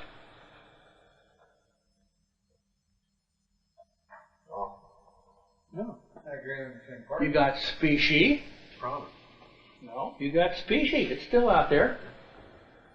It's pretty hard to get, but there's still specie. And you still have 1985 Gold Bullion Coin Act, right? Which is a trap, but you still have that. Okay? Do you know now that you can have gold contracts and they're enforceable? Bad holdings. For now. Ninth Circuit, 1990. Okay? What does it tell you? It should tell you this startling revelation. What is money is negotiable. Barring the negotiations, you have agreed to adopt 5103. That's a start. Now, you could offer the negotiations your own PO, your own PN, your own anything. You could offer a handshake. File of peanuts. Case of lime away. Everything's negotiable. You get it? Everything is negotiable, including what is the law. Law of contract. Everything is negotiable today, including the law. You cannot be compelled to accept specific performance on a statute. It's all voluntary. So you commercial people, you just got a real earful, and that is in fact the law, and that's what the federal courts do. And I know a case that'll blow you away right now. It's got 7 zeros on it. And my buddy walked away. What was that again? Oh. Everything is negotiable. Not merely the money, but the law. Pick this up tomorrow. Okay? And I absolutely know of a case. It's current. It's in the Ninth Circuit. It's already over with. The tax case had 7 zeros. Guy walked away. He's under a federal agreement to pay. I won't tell you exactly how he did it because I'm sworn, but he did it. It cost him about $250.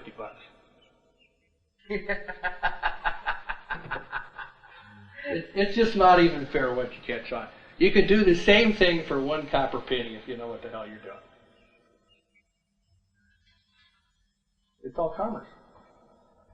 Did you hear the word, it's all negotiable? And there's no assured value? So what's the value of a copper penny? Whatever you want it to be. No. Whatever you can negotiate for it. Okay. That's the magic words.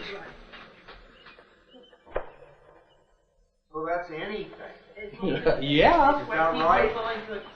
You can negotiate anything away. You can negotiate your relationship to the United States of America. Yes. And that's, of course, the whole principle is you're supposed to negotiate this way, not even knowing what the deal is. You're not supposed to know anything about it. Just sign the frickin' SS5 and get out of my face. Well, with this kind of knowledge you can get employment without Social Security numbers, you can do anything. No, it's not that simple. It's negotiable. What happens to the party on the other side says, screw you. That's true. Right, exactly. They don't have to negotiate. That's true. Okay? But you have some terrible, powerful tools that I've told you in the last 3 or 4 hours if you just listen and put the pieces together. It's a head job. You're not supposed to know this stuff. You're not supposed to understand this. It's really interesting when you go back historically. We've not all, as individual persons, people living on this planet, breathing this air, been subjected to all of these entanglements and entrapments. So this has been a work in progress. Absolutely. Evolving over time. Yep. Do you want to venture a guess as to where the mindset for this kind of nonsense developed? And I think I know the answer to the next question, why, but when did this, who developed this particular mindset, and why is everybody in the Western world supposed to be entrapped in this manner? Depends how you relate to scriptures. Okay, yeah, that's what I was getting at, obviously. I assume, I already got rid of that problem. I got rid of that wire in the door. I ain't going there. You see, I assume you're all moral and ethical, and however you arrived at that. Yeah, I don't want to hear it. Okay, we just started at the political base. It was a political meeting. Fair enough. Okay? But I'll just tell you this, if there's a book you could get by somebody who I've spoken with, Gary North, and you might want to get a book called Dominion Covenant. I'm going to tell you it's a little bit up over the curve. You might have to jack some butts up a little place here and there. But very good book. And I can tell you flatly that he and a person now that's deceased, Rush Stoney, and myself were the people that were in contact, and we knew the base of the economic problem. I just openly discussed it with Gary. None of the people on my faculty knew what the hell I was talking about. They couldn't even understand me. Okay, just go back to your office. I don't want to hear it. It's all in the Scripture. And God cursed the earth for man's sake. That's the start of the economic problem. That's the end of the story. Now, you either believe in the Scriptures, or you get it the way I got it in graduate school when I walked in 501 Economic Thought, a nice Catholic man, PhD, teaching the history of economic thought class. He's just sitting there waiting for a couple of bright boys to chop his legs off. He says, we're not going there. The history of economic thought began 7,000 years ago in the Mesopotamian Valley. Do you understand? Yeah. What was the name of And that she's Gary been North cruising book? ever since. And we all understood, and nobody said, okay. What's the name of that Gary North book again? Dominion Covenant. Is it North or Nord? North, N-O-R-T-H. Gary North, he wrote Remnant Review. I don't know if he's still writing or not.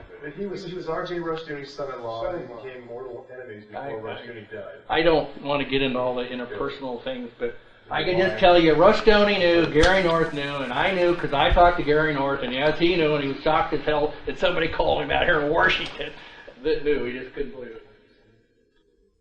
Okay, now, we started with this idea, and we're going to end it right here for tonight as far as I'm concerned, with the concept of this legal situation, what it boils down to. All the inputs in the legal situation. For example, time, place, space, and plane. All the rules 9 that you can control. See, that's the rule 9 is the flip. You don't control them, they control you. You don't specially plead them. Hey, you went silent.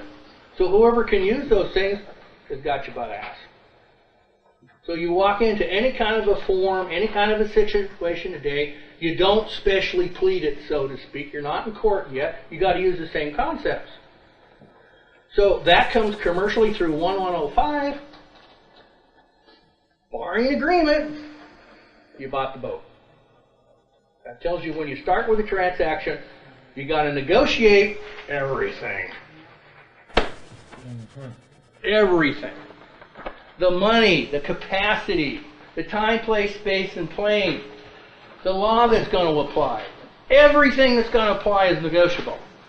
As a matter of fact, when you go into the 8th edition and look up the word negotiable, some of you may want to do that tonight for a nice little bed night metal jerk. It'll tell you that negotiations have reached the point where people negotiate for negotiation's sake at their own loss. I'm not making that up. So that's not the exact word, but that's what it means. Okay, we're going to give you kind of an idea today that Milton and I have been talking about how we ought to run things a little bit. So I'm going to go ahead and finish through my presentation. I hope it won't go over an hour or so. And then towards the end, I'm going to ask Monty to come up here, and we have kind of a prearranged little thing. And then I'm hoping that there'll be individuals who have ideas about how they ought to deal with this question, U.S. of A. versus U.S. There may be other people who want to have comments. I know there's some Pembina people here. And there may be some dialogue that wants to take place. But I propose that we kind of get our business over with by noon, and then we'll deal with some of these other questions or issues or whatever. There may be other people that want to make statements this afternoon. Okay, what I'm going to do is, about the first 2 or 3 pages of these notes are in a sense of review. Remember the theory? Tell them what you're going to tell them, and then tell them what you told them. That's theory teaching. So, the way I look at these proposals are simply this. If you choose to operate under the Constitution of the United States of America, you have 2 known, and I'm not saying there aren't a whole bunch of these, but 2 known statutory places that you can look, which is available in any one of the states or for all the states, whereby you have authority agreed to before you ever start in any position, transaction, or whatever. The first thing is territorial application of commerce under 1105. And you know by explicit language, it's not anything that you got to pull out of the ethers or the vapors. You know by specific language that there is a presumption that if you don't say anything, and there's any commercial relations, that you have waived an agreement of the parties on any other relations except those that are within the UCC by silence. And you have absolute authority under 1105, which in your different states will have pre-coding, like in Washington it's RCW 68 or 62-A, 62-A. And in Oregon, I believe it's ORS 71. Okay? So you're talking about states UCC? Yeah, they all have pre's, but they all take the basic things. The other point on the UCC is this: don't think that you can go in to a situation and just say UCC. It will not be recognized. You've got, in a state, you've got to give all the pre, but then the rest of it will be under the UCC, like 1105. But you have to give the pre, or it's not going to be recognized. It will not be recognized statutorily. Okay? So, you know commercially, there's one place, and there's dozens of these, but we're going to try to keep it simple. There's one place you can lock onto, and you know that you got authority to negotiate. Failing authority, or failing the agreement of the parties, you bring the whole statutory scheme upon yourself by silence. The second place that you know absolutely no BS, no nothing, you know that at 28 U.S.C. 1746, that you are on one side of the game or the other side of the game. There's no in between. It's a knife blade. And absolutely, by citing the statute and the words of it, you place yourself within the United States of America, or by silence, you place yourself in the United States. There's no hocus pocus about it. Congress has made it crystal clear. There's no BS. It's either or. By silence, you will automatically get 28 U.S.C. 1746-2. It's on all the state coding forms. It's on all the federal stuff. It's on all the transactions anytime when a swearing, quote, unsworn statement takes place. They all have the exact language of 1746-2. I'm going to tick off a few of the normal sorts of relations, and I want you to understand, in a sense of the review, what you're losing when you enter into these relations that will follow. What you always have is you get due process and equal application. Those are the principles. And you guys are all supposed to be pros, and you gals are pros, and you know what those words mean. What you absolutely lose are privileges and immunities clause relations. You just kiss them goodbye, they're not on the scope. So, what it means is this. If you didn't say anything under 1105, and you didn't say anything under 1746, you lost your ass. And what you lost explicitly is you lost the privileges and immunities portion of the Constitution. Now, what that means in the simplest language is this. You got no power under the Supremacy Clause to go to a state and open up a proper court. You kissed your ass goodbye. What you are going to get is you're going to get due process and equal application to go to a statutory court. 2 minutes is the clearest I can make it. You kissed your ass off because you didn't take the remedies that were available to you. So politically and commercially. Okay, Monty, you popped your hand in? Well, I just wanted to indicate that makes sense when you mentioned the habeas corpus. Yeah. You signed the frickin' application wrong, you did one of these. Okay, yeah? Why do you say equal application instead of equal protection? You can say equal protection. I think of it in terms of legal relations, and I'm going to be very explicit a little later on. I'm going to go through Aetna Life Insurance Company, which is legal relations.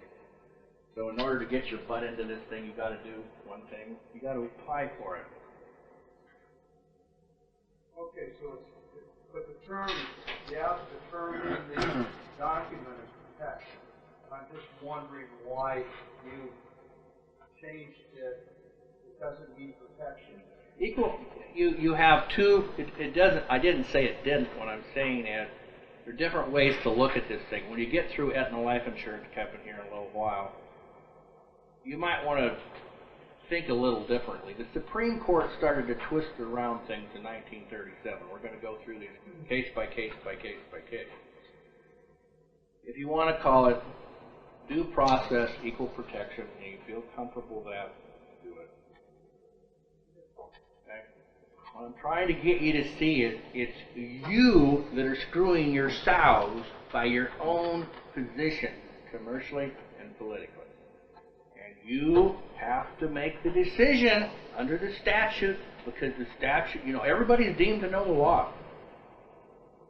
And so I've told you two places. I'm not saying that there aren't dozens of these. There's all kinds of places. But I've given you two of the most simple things. 1746.1 exactly fits with Rule 11. So if you crapped everything out and you've lost and now you're ended up in a controversy and an appearance of a judicial proceeding, and you look at Rule 11 is what? Everything's got to be signed, right? Isn't that what Rule 11 is? Exactly. Okay, so you look at Rule 11 and you say, okay, jerk the noose up. So you give a general signature under 2.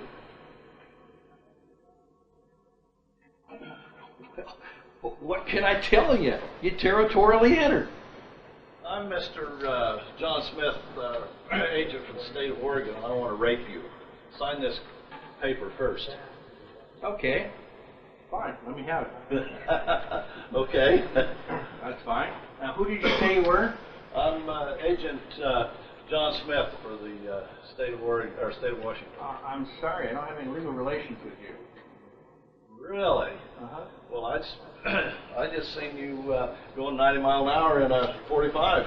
I'm sorry, I didn't see you. Who are you? If you don't sign this, I'm going to make a call and we're going to... Here, arrest me. I need the money. Just a minute, I have to go make a call. I strongly suggest that you talk to your lawyer.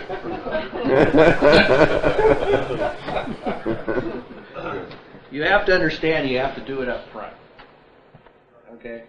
If you recognize, remember the 4 magic words? Recognize, acknowledge, receive, and accept. And I told you, look, at the great Chief Justice of the United States told you the whole thing in the life of General Washington. You think a man of that intellect was screwing around for 200 pages and trying to get you to understand where the hell the country came from, and what he was telling you is this, look, if General Washington would have caved in, there is no United States of America. That one deed right there in the battlefield made or broke the Union. I saw this 2 months ago on PBS. They ran a whole special on this, and the commentator came exactly to the same conclusion. If Washington would have capitulated, we'd all be under British authority. We are anyway. Well, that's right. I just laugh every time I hear that. Good. I just laugh. My ancestors go back on both sides before the Declaration of Independence. And I've got people buried in Oregon from the 1700s that came out after. And I've heard this British stuff, and it's just bullshit. You have the power in your hand to enforce the Union. And you have the power to give it away. So if you admit defeat, I'm sorry. Your own tough ass. And if you say there's the Union and you enforce it, it's up to you. There is no Union if you say there isn't. Gone. Done. And that's the whole scheme. That's the program.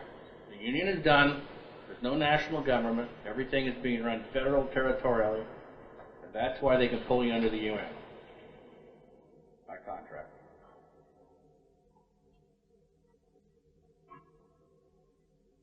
Okay?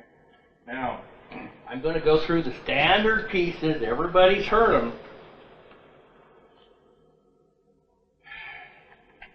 The difference on territorial entry. How do you get into the problem? The principal one is apply to the Social Security Administration. I read you parts out of the Declaration, out of the memorandum verbatim, that told you the theory of the scheme. It had to do with the Pollock decision in 1895. Clear ruling. The court said, we're not visiting this again. It's over with. It's done. This is what the first taxing clause means. We're not going back. Congress said we're screwed. So they had to figure a way around this. They didn't get the job done until they could come up with, in effect, an end game around the taxing clause by calling the bill a welfare bill. Not a taxing bill. And if you know anything about construction of statute, it's simply this. Congress is deemed to have the power to decide its own purposes. And if Congress says this is a general welfare bill, the court cannot rule, except against mountains of evidence, that this is a taxing bill. It's not a taxing bill. There's not that much evidence. So obviously what it is, it's a welfare bill, and they've run the first taxing article. Okay, now, the problem is there's two things that you get hooked with on the SS5 application. The principal thing is the election, politically. This is a political self-determination to be treated as a U.S. citizen. The second thing is you open up an account that is exactly tied into 26. You open up an account, you open books and records. You now have a business relation. Okay? So there's people here with IRS trouble. And it was a voluntary creation of the account in the business record. I've got 6 letters, actual authentic copies of letters from Social Security and the Internal Revenue Service. They flat ass say the whole thing. Without the Social Security number, you do not have an account, and you cannot do taxable activity with the Internal Revenue Service. Okay? You teach it? Pardon? You can teach us how to get rid of it? Well, we got to lay the problem out. We're getting to the end of it now. We're going to be very specific, like 1, 2, 3, 4, 5, 6, 7. Okay, but understand that's what's going on. All these tax gurus out there, all people telling you got to get into title. It's a crock of crap. It's so simple. The model was set up to induce you to give up your privilege and immunities under the 1895 case. End of the story. Okay? There is no solution within Title 26. Okay. Now, with the election under SS5, it's a political election and it's a commercial relation. Okay? The problem with the SS5 is it is the endemic within the system because it's being run now institutionally as if it's the number of access. It was never supposed to supposedly be used that. It was never to be used as an identifier. It's written right into the legislation. Bullshit. It is today from a practical purpose. Institutionally, commercially, it's been accepted as an identifier. Okay? It's all over the place. Okay? Yeah. Don't the states have an option of using this? Yes, there's all kinds of things, but there's a grandfather clause that goes back to 1975. We spent 2 days on all that. The bottom line is, if you personally trip the number, you're going to be federally pulled into the system. It's going to come in through all the commercial regulations, etc., etc., etc. It's just a nightmare, total nightmare. The second thing which most people overlook is the postal service. We talk a little bit postal service. In 1970, Congress stepped in and created a corporation, and they attempted to continue this process of federalization. It's an experiment in politically in democracy. It's an experiment in federal cooperativism. That's the word the Supreme Court uses, federal cooperativism. Okay? It is, to me, it is the single worst nexus. If you all knew how to stop USPS, it's really difficult for you to get any administrative notice of a claim.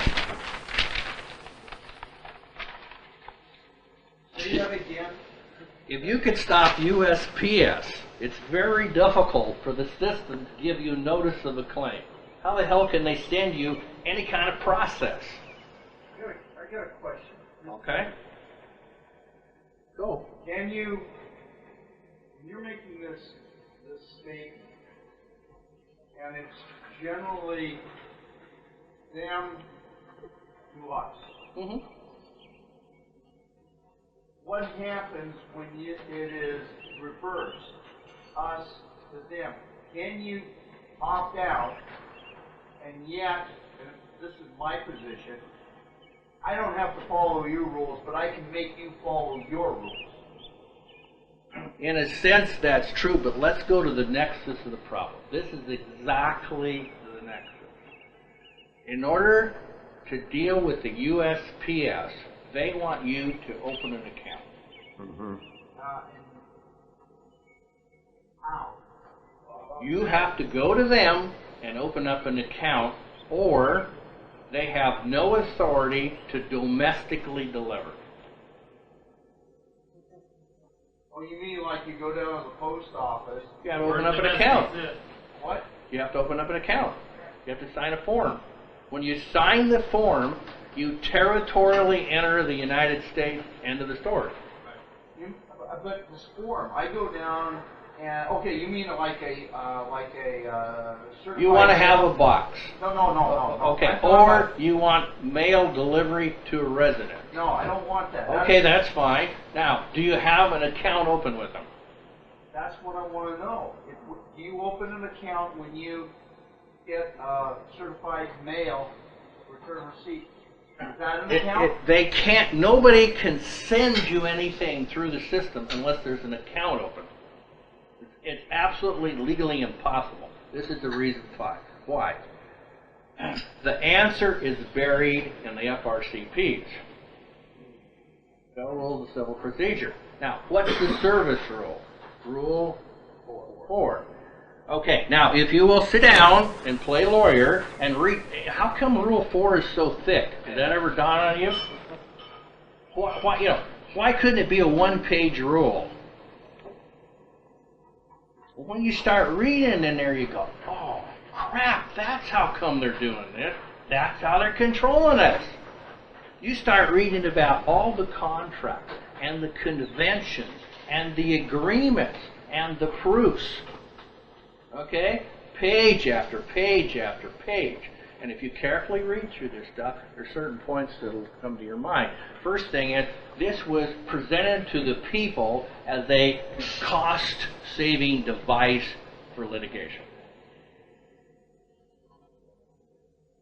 That's one of the principal things that Congress, quote, Congress stated. This is a labor-saving, cost-saving device. It's going to make it simpler to get proof of service. Matter of fact, we're not going to have to extend the U.S. Marshals Corps. Okay? We're going to be doing this by mail. Okay? Now, in order for this to function as intended, it had to be a territorial contract. Because that was the drift of the society. The money was being erased, and the nexuses were being created, and the USPS was the principal nexus to make this whole thing commercially viable. In other words, to set up an efficient collection process on the statute. It means these guys are good. They're really good. So they set up a very effective and efficient system. It's based on one thing, your signature. It will not work unless they get your signature. You can't be drugged territorially over here unless you give them the frickin' signature. You didn't walk off of Oregon. You didn't walk off of Texas. You didn't walk off of Indiana. You're still standing around. You're walking on the ground. It was your signature that you gave them. And back through the signature comes Rule 4. Does this have adhesion to minors from parents? Yeah, in a sense it does. Yeah. If you're quote the legal guardian, or have a parent, today it's in the statutory realm. If you have a parental relation, the answer is yes. Yeah. What if you use one of them little mailing services? Same deal. Same thing? Yeah, same deal. Because what you have to sign is, you have to sign a contract, but there are advantages to that if you know what you're doing. That's what some of us use. But that's because we have the entities, so the entities do the business, and so there's a separation of contract, so you explicitly limit the contract. And I'll tell you flat ass, when we started figuring this thing out, the USPS has had to make 4 changes in those documents. It was too easy to get around it the first time because there was no swearing. So we took the forms, put them on a computer, all the darn forms, and give them back to them, and they just sucked them up like guppies. The good old days. It was the good old days. It was so simple. It was just too easy. Yeah. So one of the things that's difficult at being a pathological mailer with a newspaper is a lot of people want to have their various ways that they present their address. Sure. CF on our. You want the correct way? Does that Yes. make any difference whatsoever? Yes. Okay, I'll just tell you the correct way. Why? Well, the correct way of what? Just a second. Government has given you notice, and you're deemed to know the law. Okay? So, you can find this in two sources. The DMM, the Domestic Mail System. Domestic Mail Manual, which is DMM, but the system is the idea. Okay? But in the literature itself, it's DMM, Domestic Mail Manual. It is a juxtaposition to the what? To the international system. Okay? Now, the answer isn't in DMM, the answer is in the International Mail Manual. Okay? Now, the guy wrote a volume, he only produced 5 of these. I have a copy of it called Cockroaches in the Mail. And the guy spent 2 years and he literally burned up his eyes. Robert, you can sympathize with it. When I talked to him the last time, he had terrible trouble with his eyes. Because he read all this fricking stuff. For 2 years, all he did was research to figure out what the hell they pulled on us. And it all comes down to something that's so simple that it'd make you cry. In the domestic system, everything comes to sequence. So they get you to put 3 lines. By definition, this is U.S. domestic. Okay? That's the domestic system, the 3-line sequence. If any of you have received any mail for my fiction, it's 4 lines, and by definition, under the International Mail Manual, this is international. And guess what? Texas is international to Washington. It's all in the sequence. That's the total secret. The 2 years of research, 4 lines. Okay, what goes on the form? How are they different? Well, what you got over here is you got a zip. So you just create some magical number, okay? This zip is read backwards. Oh, geez, that's a shock. Okay? Backwards, this is the sequence in reverse. This set of numbers here exactly corresponds to these 3 lines. When you take it to the limit, what do you have over here? 4 more digits. Exactly. And guess what? That's your contract. What was that again? The 4 numbers that come after the zip plus 4. The 4 numbers are the number of your contract. Literally. Like the mailbox. Or the address. It is the number of the contract. It's how you are seen through the whole system. They can just simply go like this, and the people that know what they're doing, when they have all of those sequences, they can drop the name on the contract. Okay, now, what happens when you have this function? This is under the International Mail Manual. Okay? Now, it would be proper to have name, okay, local, this is how it's classified, and state, okay? Now, where it's state here, tell me the answer. You all know the answer. Little s state. Okay, and what's the little s state? You're absolutely right. What's the little s state? It's only one word. Oregon, whatever. Okay. Mine's 2 words. Okay, North Carolina, North Dakota, whatever. Okay, so it appears there, and by definition, you didn't use OR, because OR is sequentially in this number system. These exact sets of numbers identify the federal territorial zone. So where the hell's the contract in the federal territorial zone? The 4 numbers that go after this identify a federal territorial contract. End of story. That simple. Okay, now, so you have the state here. Okay, and what's the fourth one? Country. Absolutely, it's country. Now you mailed internationally. You don't use the zip. You don't have to. It's zip exempt. Now, of course, when you get smarter to this whole thing, you go like this. You put the zip over here in a rectangle. Why do you use a rectangle? Because under the mailing instructions, it says that anything that is bordered is outside the contract. Does that include brackets and parentheses? Pardon? Does that include brackets and parentheses? I don't like them because the system doesn't use them. When we got into this hassle over 2 or 3, well, it wasn't a hassle. They do something, and then we do something, they do something, and we do something else. What we observed was they always used rectangles. Exactly. Box around everything. A box, if you like, a rectangle.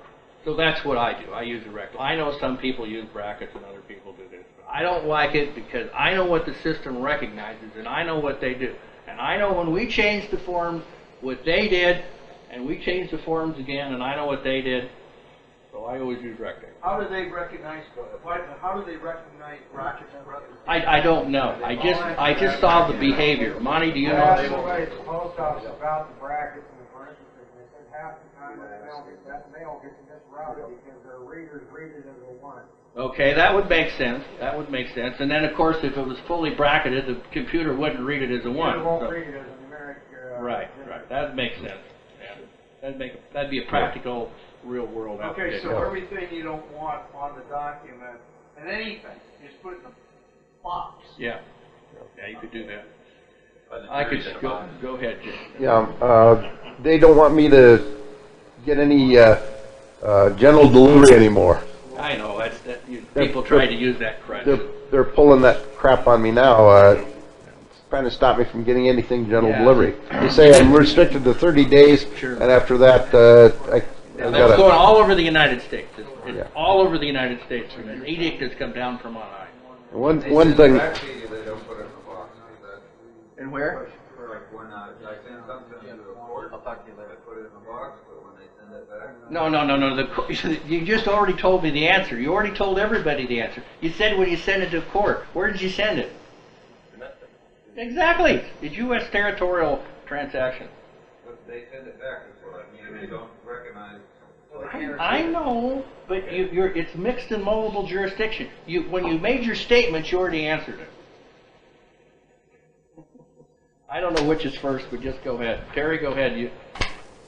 I've been battling the postmaster at the Garland Street Post Office in Spokane for a couple months now, and I said I'm through with it, so I took my brief and I put to court. And court order signed by the judge in my true Christian name and an affidavit, and I turned it to him, and he is now backed off. Okay, and that exactly goes with what we found out statutory, and I told you the other day, but there's so much that's going on, you may have missed it. Look, when USPS came out in the 70s, there's in effect a savings to suitors clause, which is not the same thing because that's a court deal, but there's a savings clause which simply tells the Postal Service this.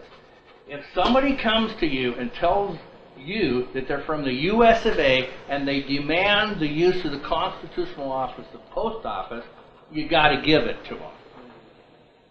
Okay? And you can't require a contract from them. In the simplest language, it means this. You can't school them with the digiting process of a enumerated contract. You can't do it under the Constitution. How come? Because these people have privileges and immunities. That's the constitutional reason. So if you won't give it up in U.S. of A., USPS has got squat jurisdictionally over you. You've got no jurisdiction whatsoever to impose a contract upon you. But you have to know how to talk to them. And I'll just tell you flat out, they got quoted the statute, the words inside the statute, went up through the system, was in Texas. About 3 or 4 days later, come back and said, anything you want, no contract. Okay? Is there any validity on putting a stamp on the bottom right corner? No. Look, 2 years of research.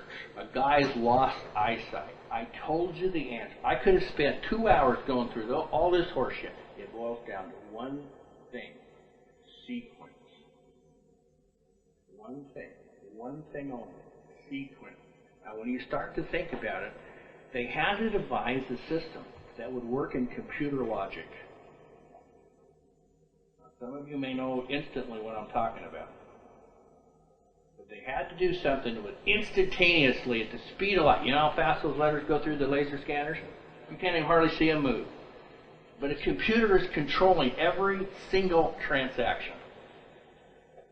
Every single zip is a computer data system on it. So they had to devise a system, because they knew what they were going to do electronically. So they had to devise a system both mathematically and theoretically that could be read almost at the speed of light. And the sequencing system was the way to do it. It's just brilliant. So how does the other one mess that up? I mean, what's the quote for the By automatic, the system automatically reads the sequence as non-domestic. You don't have to do anything. It just automatically reads it that way. Look, it's part of what I teach. I didn't want to go down that road very far, but look, I have actual photocopies of manuals. I have pronouncements, official pronouncements for USPS when this stuff was coming in. It told the business community how to send internationally. And it said everything's in sequence. 3 lines, 4 lines. And they didn't hide anything. They said, this is why. Okay? There's nothing to argue about. Now that I recall, if you've ever received mail from Canada or overseas or anything, it's exactly like you're supposed to. It's international. It's because of the internet. Look, it's all tied to Rule 4. If you spend the time, I'm just sick of looking at this stuff. I've eaten this crap for so many years, I don't want any more. But if you read Rule 4, it's all there because you'll see the conventions. And the conventions are the agreements, or the treaties are the agreements for mail, which is proof of service. This thing went worldwide in 1970. It was prearranged. You understand? You don't suddenly have a convention and you suddenly have all these pages in Rule 4 of the FRCPs. You had tens of thousands of people involved in this takeover across the face of the earth. Okay? On the news. Iraq's been without zip code. We had to give them a zip code. Oh, God, am I shocked. We're exporting our crap as fast as people will take it. Yeah, did we get everybody here? Behind you there? We get it? Did you have a question? Did we get your question? Okay. No, I asked my question. Okay. Anybody else? I have a question and a statement. I can't see too well. The sun's getting me this way. Are we? Should we get rid of our mailbox then on down in the outside of the farm in order to stop I did that? all of this in '95, and I was all done. And man, did the world change! Did it really change? They can't talk to me. Okay, I was just wondering, how do we get our mail then? When you say those words, you just do this. Okay, you might as well go out and jump off the deck out here with an 8-foot rope on a 7-foot fall. Well, okay. You said us. You said we. Remember in orientation, ones. Who's the ones? Okay, how do I get my mail then? You got to be really careful. Yeah. What do you mean by mail? Do you mean domestic or do you mean international? If you say my mail and it's domestic, you just screwed yourself under Rule 4. Okay. If you take it. No, if they can send it. How do you get them? No, just wait. We got to deal. We got to be cold, dead lawyers here. This is serious crap. Right. Okay. If the presumption is that the account is open and they can send it, you got 3 days. I don't give a dang if you burn it. I don't care what you do with it. You got 3 days under the rules. To do what? To screw it up any way you want. I don't care. I don't care. You can screw it up, and after 3 days, the presumption is you had legal notice. Okay, now the question is, what could you do mechanically? The first thing you've got to do is close the account to take away from the presumption that they can send the stuff in the first place. You're already screwed if they could send it. Okay? Now, can you put magic words on there? Oh, yeah. You could put words like, no such person at this address. Now, I'm going to ask you one question. Who wrote that on the presentment? It's too funny when you start thinking about it. What? The contractee? The person in the contract wrote not at this address? Wouldn't it be really a good idea to have a third party as your witness? You've got to think about that. This stuff is so subtle, but once you start cracking it, you just sit there and you can't wipe the smile off their face. They can't do anything unless you agree to it. They've got to induce you into some kind of a signature, an agreement. No. And without that, this system it will not operate. It absolutely will not operate. I had a little red cufflink finger made up. It said no such party at this address. Return to sender. I get it right back. That's right. Yeah. The contract's open. Yeah. One place where they may be a little vulnerable, like with their, I get money orders, and I go to cash them, and they never have enough money to cash them. Mm-hmm. They start out with like $100 a day, Yeah, and actually they're dealing in a fraudulent security because they never have enough money to cash the damn because things. every bank has to take them. And I have to go to Google, and they don't have enough money, Well, so maybe I I have to understand what you're saying, Jim, but I'm going to tell you flat out that isn't the point. Yeah. When you can show me $1 that's in general circulation, then we're going to start talking about fraudulent securities. Yeah. The whole thing's a fraud. Okay? Nobody can write a good piece of commercial anything. The whole thing is a fraud. Until you can produce $1 to support as a consideration in the contract, I don't want to hear all this commercial crap. It's all a fraud. It's just degrees of it. The Federal Reserve note doesn't even meet the prongs of a note. It's not a note under commercial law. Okay? There is no promise. No consideration either. But a promise is sufficient consideration under statutory. There's no promise. It's not even statutory. Okay? It's so ludicrous when it starts dawning on you what's going on. And the only way this thing will work is if you'll give them the freaking signature. And if you won't give them the signature, they got a problem. But when you get more sophisticated, you look at them and say, oh yeah, I'd be glad to sign. We got to do a little negotiations here first. And these are the restrictions on my signature. And if you don't like it, kiss my ass. When it comes to your account, you already have it. You already have a signature. The condition proceeding. I'm saying, you can't just cancel it and go in and reopen. You've got to stop the condition proceeding, which is the account. We've got all different kinds of accounts, okay? Because you give evidence, but a signature in one area, does not necessarily mean that account will haunt you in another area. There may be no admissibility in a court action. Once you close those accounts, It's over with. It's done. When you commercially walk out, they can't even see you. You don't exist. And remember, underneath is the frickin' computer system. If you can close everything off the computer system, or better yet, appear as a foreign national, those are the code words. Okay? If you appear as a foreign national, what it says is don't screw around with this guy. Have nothing to do with him. He's going to commercially kill us if you do anything. Okay, now. Had a hand up. Oh, go ahead. I just want to ask a personal question. Do you have all your accounts closed?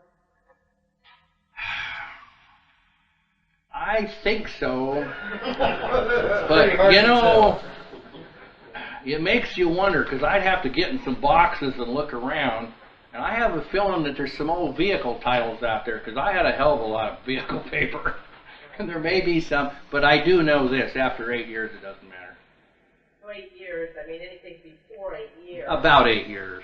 Okay. Yeah, about 8 years. Why? It dropped because there's a statute of limitations on commercial application. It tends to drop off. Some of this stuff drops off a lot faster than that, but roughly 8 years, 10 years, you're pretty safe. In court transactions, a year, or nothing happens, you're pretty safe.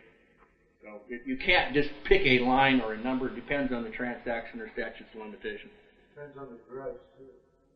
That's still statute of limitations. Yeah, I know you want to get moving, but this is pretty critical because we all use the mails and No, don't use the word all. I told you I very seldom use that word. Okay, well, these all Some the of you same may. as Don't the include wampum here. Okay. All right. Well, the point is that earlier you mentioned a couple of things, Rule 1105 and 1746. Yeah. If you go to your postal person and attempt to open an account by citing those two things and declaring your political position and your commercial position, are you then able to open an account that, no. I told you the magic words. Read my lips. It was not the commercial election, it was the political election. You cannot, through a political status imposed upon you by UPS, be held into legal relations. The problem is, I haven't talked about legal relations in terms of the case yet, which is Aetna, so, it's like one of these things. Which one of these huge sets of problems do we tackle first before we can go forward? So I understand. We'll get to Aetna pretty soon. Okay. There was another hand, I know there was.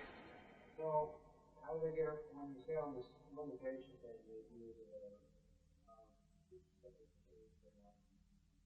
how do they get around that? Because the SS5 has a different statutory base. Okay, it's just that simple. It's all statutory. The presumption is built in. Once you made the election, you're always in until you file the form that says you're not going to make the election. The only problem is I haven't got a copy of the form. The Director of International Operations won't give us the frickin' form that's listed in the coding. Somebody else said they had one. It was over in this area. You think you got one? Well, I had that's 521 now. Get it off the net. I don't think that's the form we're looking for, but I can look at it in 2 seconds. It's called withdrawal of application. Oh, no, I know what that is. That's not it. No, I know. No, we tried to use those How about going to the 4 or 5 years ago. Government printing office and see if they have it? It might be a possibility. I left that thing up to Mark. Mark was the one who discovered it. He read me the stuff. He sent me the papers. He let me look at it, and I went, oh, crap, you're right. Okay, and you spent 2 years, and you've actually got a telephone number, and you call this SOB, and the guy basically said, you know what, off. What is the number of that form? I don't have it at the tip of my tongue. I don't remember, but it's in the CFRs. The point of it is this: administratively, they won't admit it to us. See, if they'll admit it to us, okay, and they voluntarily give it to us, then they can't turn around and deny their act. You understand? So if they won't give you the form and it's mentioned in the CFRs, then just draw one up yourself. Well, I guess you could. We have another path that some of us use because we want to use criminal procedure. Because I'll tell you flat out, we're aiming to stick some people with some pretty good money charges on this. And if they don't cotton in and make a negotiated settlement, this stuff is all going to appear on the internet because of an account that's going to be open in a court, in the correct court. We know what it is. We already know the people to talk to. I've already seen the filings. But it might be stupid. But if you are a sovereign citizen, you belong to the United States of America, who is your president? You don't have one. Why? How can U.S. citizens elect a president for you? Somebody's got to run for You're the president. But citizens of the USA can't even vote right now. Yes, they can. They can, and there's Terry would jump all over When you. Bush was put into office, he was behind that That's the plastic problem, though, who they're box voting there, for. okay? He says, thank you for making me your commander-in-chief. Absolutely. Yeah, it's a war. Well, now there's a constitutional office of commander-in-chief. It's not. Look. Look at. Here are the voters. Look, here are the voters right here. Look at the forms. Here are the voters. Now, who are they voting for? Now just wait. Just wait. Who filled out the form to become a voter? Okay? Now, who filled out the form for application to an office? Exactly. So, they filled out an agreement to only operate this. I don't do that. Rat's ass. Right.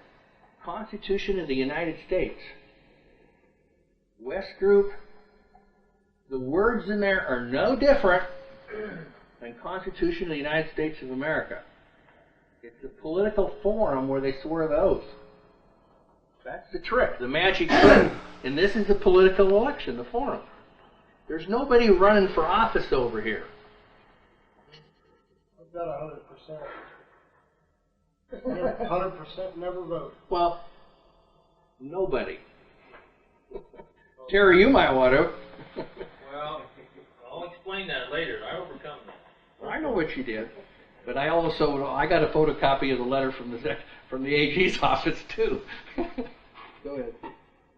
You had a comment. Make it again, TJ. I've got 100%. 100% never voted. Never registered to vote either. Yeah. And everybody walked over into where? Auslan. Everybody who voted walked over there. That's right, into the U.S. citizen. Absolutely. And I haven't heard any voters run for an office where the potential office holder put out a statement and said, I will only accept votes from those from the U.S. of A. I intend only to run my office under the U.S. of A. Okay? You wouldn't get any votes. That isn't necessary. No. Terry's got a deal he's working on, and there's other people, and, you know. But generally, people don't understand it. Exactly. Well, let's go on so we can get these. Okay, I agree. The third thing is banking. Now, in banking, it's the signature card. You know, another huge shock, a bolt of lightning from space. It's the signature card. If you read the signature card very, very closely, it says you agree to all of this schmear stuff. Including okay, 26. Everything, including, yeah, exactly. Okay, now, I want to see the books and records. I want to see everything that you agreed to. You couldn't read it in a lifetime. Well, this is one of the things that have been done is the agreement is worthless unless you can produce all these documents of which I'm supposed to agree to. Oh, we can't show you that. If the black books are in there. The signature card does say that you will abide by the rules of the bank. Of course. And so you go read the rules of the bank, and in the rules of the bank it says that you'll abide by Title 26. Of course. But worse than that is the bank is under executive order. So all you're doing is donating what you think is money, in quotes, and you may get it back. But only under these terms. It's a positive pronouncement. You will get it back only if these conditions apply. Only if. Okay? Now, the banking thing, you know, I put it on my hit parade number 3. The reason is, in 7203 prosecution, one of the principal things that's done is the checks are paraded. Okay? Count on it. The checks are paraded. Okay? Now, if you would have known what to do, there could have been no physical evidence created. Listen to me. If you would have restricted your signature every time a check was involved, it would not have become evidentiary. Yeah, I'm thinking, just like Rodell. Sorry, I'm your lawyer for a moment. And I'm thinking about everything turned to crap. And the end of the game is the 7203 prosecution. So now we're back up, just like yesterday when we were drawing that transactional deal with A and B. And what I'm telling you is this: if you restrict your signature, it's impossible for you to become an A within a transaction that can end up in a 7203 prosecution. The judge won't allow the frickin' evidence there. You don't even have to say anything. If it's showing it, nope, not admissible. Okay, how do you mean? I was waiting for that one. Okay. The first thing is without prejudice. Okay, and of course you can look through the commercial deal and look at 1207. Okay, now what are you not to be prejudiced by? Because you're white? So the next question is what is your commercial claim? What are you telling anybody else that you will refuse to accept prejudiced liability, commercial liability on your signature? What will you refuse not to do? That's the question. What? What? To be beneficiaries of the bankruptcy. To be compelled. Yet Be a get into fiduciary. To be compelled to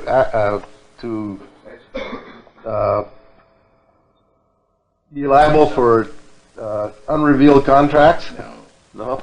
Be domestic. No. Yeah, let me read UCC 1207. Go ahead. Uniform Commercial Code UCC.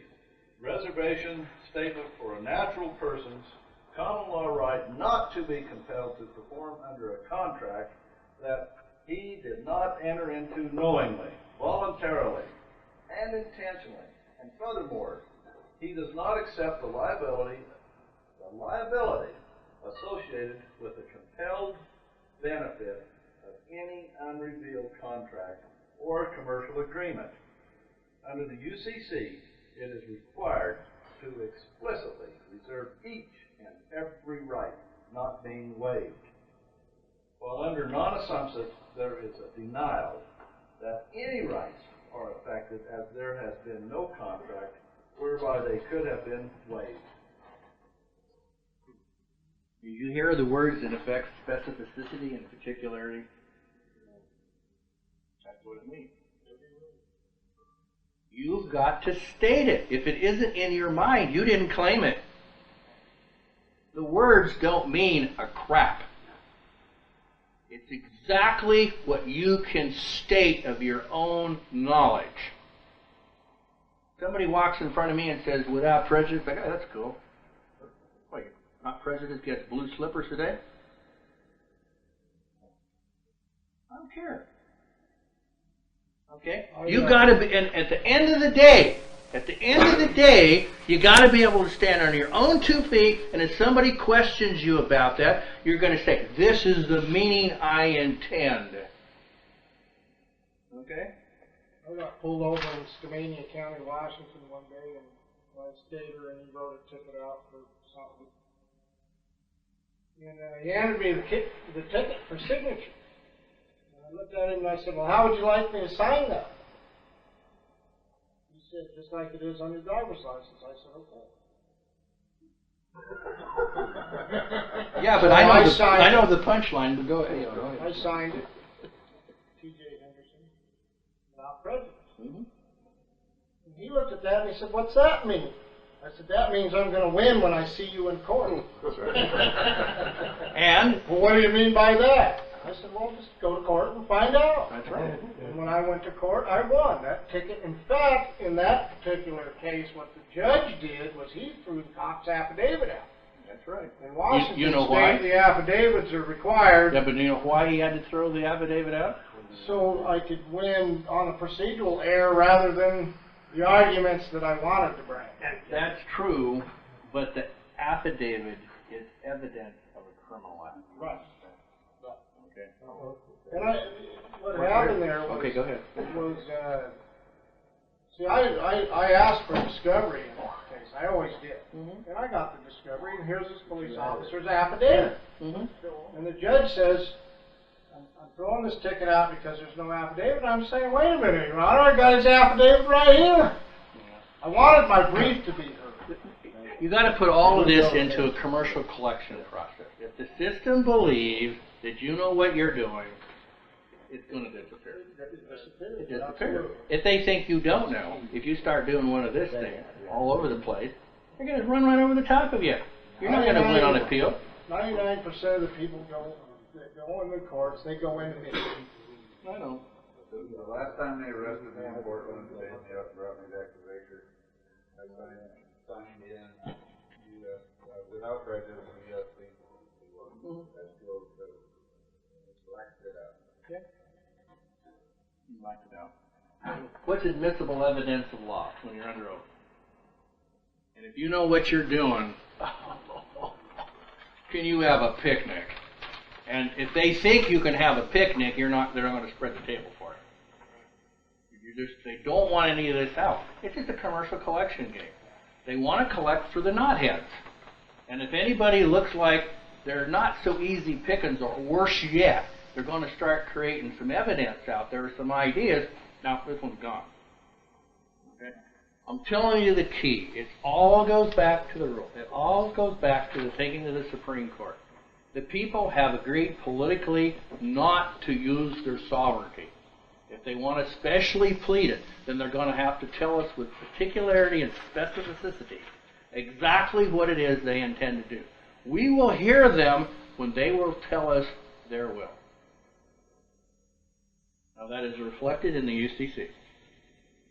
Now I might not sign that thing exactly the way some of you would sign it. This just might be a friendly hint. I strongly suggest that you don't use this unless you understand it. Because if some judge would question you and you go, blah, blah, blah, blah, it's not your will. Okay? You just might want to think about this. Can any of you show me $1? What? I think I'm prejudiced.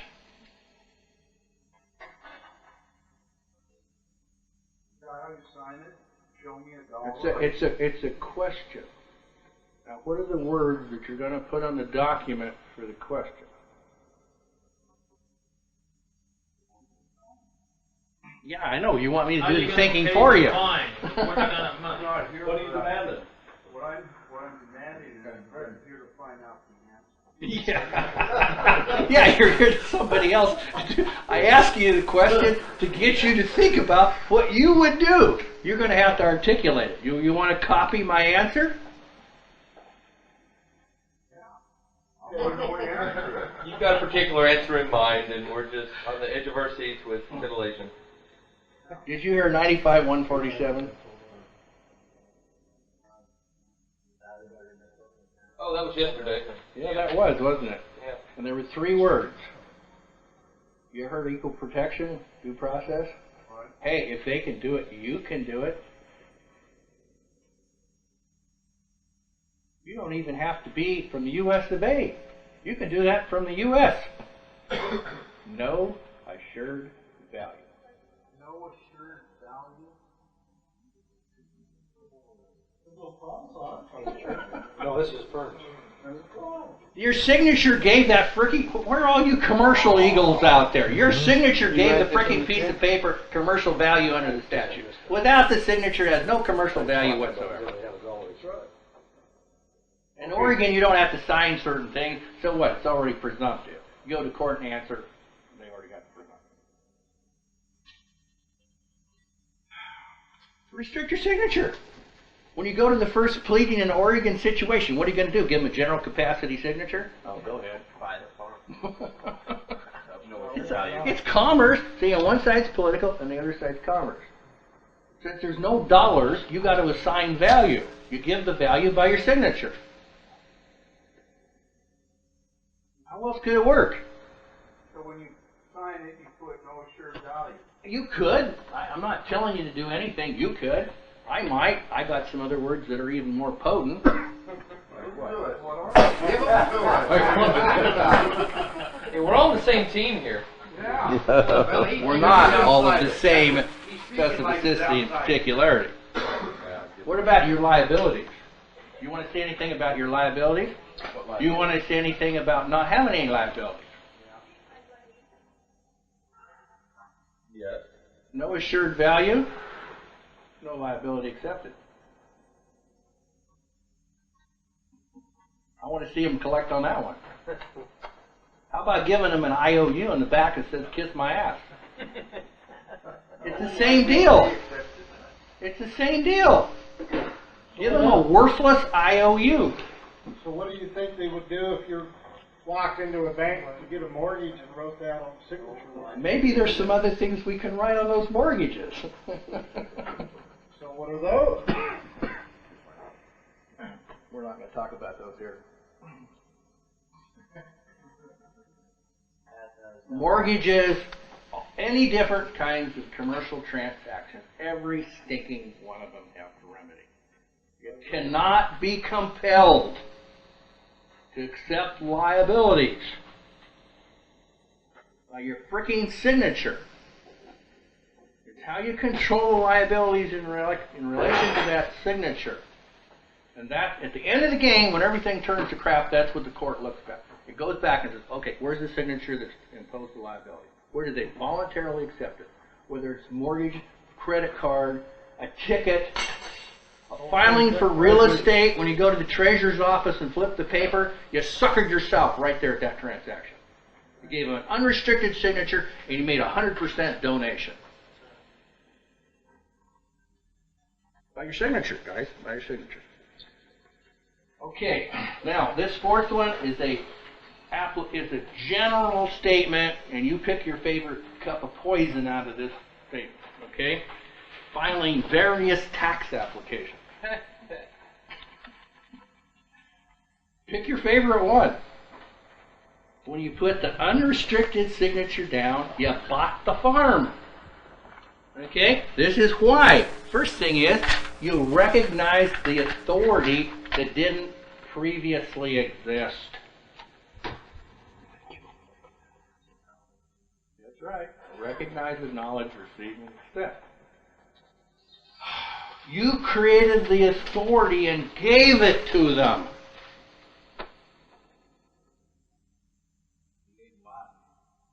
Yeah.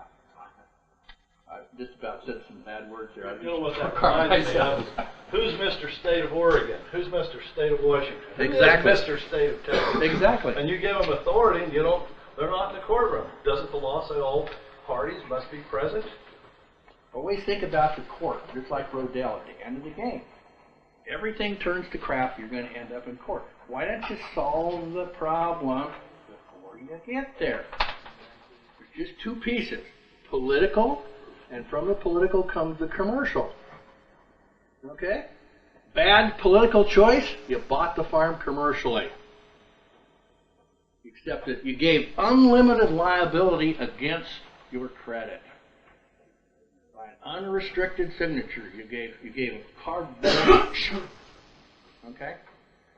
What else is going to hold up the system when the quote Congress said, for all of our commercial paper, we don't give it any value whatsoever? Nothing. You legally cannot enforce against it. Think of it this way. There's this great monster corporation that does billions of dollars a year, day. Okay? And they have this huge neon sign out that says, you take our commercial paper at your own risk. If it's going to have any value in a transaction, Party A has got to tender it with all the liabilities attached, and Party B has got to stand there like a guppy and suck up all the liabilities, or the whole thing won't work. That's the way Congress set it up.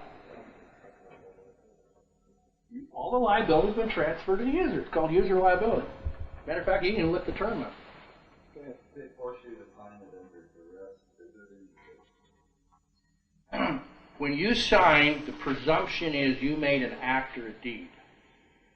And therefore, now you've gotten yourself into argument. Okay, what are the facts that prove duress? Where's my third-party witness? How am I going to produce evidence admissible? You see, you get yourself into a problem. Why go? Sometimes enforced, but whether you accept it for value and put a value on it, send it back to them within 24 hours. Why do you want to recognize them? Well, accept it for value. Everything is in the premises. The great Chief Justice told you the answer. I didn't say it, he said it. It's all in recognition. Just like Milt was saying. If you say they exist, they exist. That's what. You made them exist. You created them. You created the monster when you gave them a signature. If you won't give them the signature, they're Was in the courtroom. remember, it's not a court. If you think of it as a court, you're screwed. Collection It's agency. a commercial collection agency for failure of specific performance on a business statute. Okay, now, number 5 is the one that lots of people seem to have gravitated to originally first. That's driver's license. Okay, now, what I'm going to tell you is taking years to learn. It's going to be really fast. The condition perceived is not your in personam relation to the state license. The condition perceived is the application for motor vehicle registration. Everybody get that? No, go. The condition perceived is not in personam jurisdiction through the driver's license. The condition perceived is the application for motor vehicle registration. I'm giving you the exact legal words. I know exactly what I'm saying and what I intend to mean. Motor vehicle. It's over with. Commercial term. Commercial term, it's a self-registered use by signature. Find the definition in the state of Washington and the taxing authority. I like it better out of Title 18, It's there which too. is the blanket statute. It just says all commercial vehicles, blah, blah, blah, blah, blah, blah. It's so pure and it's so clean, like the driven snow. Okay? Now, in order to have this relation, somebody has to make an admission. Once they make the admission, they go through the statutory process, which is not all the same in the state. Believe me, as an ex-dealer, it was really different in the 60s. You couldn't even go across borders in the 50s and 60s. There was all kinds of trouble. Okay? State boundary. Okay? When the application is made, signed, the form is given, the plate goes on the car, now a license is required to operate. Okay, now why? This is the pure legal truth. The presumption is, under the police power, the legitimate police powers of the state, not some patriots BS concoction, but the legitimate police powers of the state, under established American jurisprudence, that a privilege is being granted by the state for commercial operation upon the people's roads. This is all put in place. Guess when it happened? Before 1920. I've got all the controlling cases. I know exactly how it happened. I know exactly how the Supreme Court wrote it. All happened before 1920. Okay, now, the state protects you. The capital S state is a corporation, and in its proper function ought to protect you from commercial users of the roads. It ought to protect you from some son of a gun running an 18-wheel down the road with 14 bad tires on drugs. Okay? There's good reasons for these sorts of things. Okay? Now, the plate itself, and we could spend hours, but the plate itself is an open admission and notice to the entire world this is a commercial vehicle. It requires a commercial driver. Cops don't know that. Oh, Staters do. I've had, yeah, that's learned I had it staters from drive me. into my lot, park the vehicles back behind. We had private conversations. Don't tell me they don't know. They know. You left out one part, I left out several parts, Monty. the obvious part. The plate on the vehicle, that's direct evidence that they have the title on the property. You can't get the plate without getting them back. Title isn't the issue. Title is a side thing which has a lot of importance, and I know a gentleman here that might want to put that in a political campaign. But that's not really the issue. It's the police power theory of use that is binding everybody up, not the question of legal or technical ownership of title. That's a whole other thing we could go about. Very interesting, but remember, it's a use theory that self-imposes a liability. What's better? Too. Pardon? There's a revenue issue. Oh, there's all kinds of other issues, but it's the use theory that's going to trip the police power. Yeah. So what's better, no tag or make one up and inform the No, the answer is simple. Negotiate. The answer is simple. I talked to a gentleman a week or 10 days ago who's done it correctly, and I listened to him for about 5 or 10 minutes, and I knew he couldn't, there was almost nothing he could tell me that was right, but he told me 2 things that were 100% right. And of course, he got his administrative remedy. He did it right. Okay? He did a Freedom of Information Act request to the appropriate agencies of the state. And he asked them to produce the law that required him to take the manufacturer's statement of origin, surrender it, and thereby agree to accept a commercial use for a vehicle that is only going to be used for private purposes. Show me the fricking statute. Well, they did one of these bureaucratic ring-arounds, and he jerked them around a few letters. They wouldn't answer him. Okay, he has a due process right. I don't care if it's from the U.S. of A. of Mars. Not material. He's got due process. They have to answer under APA. No exceptions. They got answered. They wouldn't answer. The guy says, okay, you either answer him or sue your asses. So he sued a whole list of them. And here come the best attorneys in the state, and this little peon like here. Okay? The judge looks at the case and he goes, oh my, you know what? I'm screwed either direction. If I roll the entire billion-dollar modern vehicle scheme, because that's its technical name, the modern vehicle, it collapses. The whole thing will go down the drain. If I rule against him, I'm screwed, because he goes to appellate and he's already won the damn case. There's only one thing he could do. Go negotiate. The judge, and this guy told me exactly the story, says, stop, I'll tell you the answer already. I know what they're going to do. They got to negotiate. The judge said, you, and you, and he named all the attorneys, will go over here with this gentleman here, and you will reach a negotiated solution, and the court will not take judicial notice. After you have the solution, you may come back to court, and we'll see if there's a cause of action. I don't expect there to be one. And you know what? There wasn't. Okay? So the chief lawyer, which turned out to be a very honorable gentleman, this guy said, man, this guy's sharper than a tack. And this guy doesn't know that much, so this guy must really be sharp. The guy says, hey, you're 100% correct. We know you're correct, but you can understand we can't destroy the scheme. Okay, we're going to give you a negotiated settlement. You make your own plates. You give us notice of the plates. It's on the computer. We don't think you'll have any more trouble.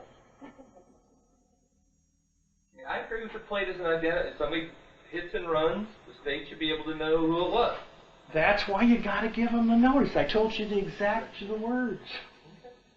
Thank you. They're on the system. Almost worth $100 now.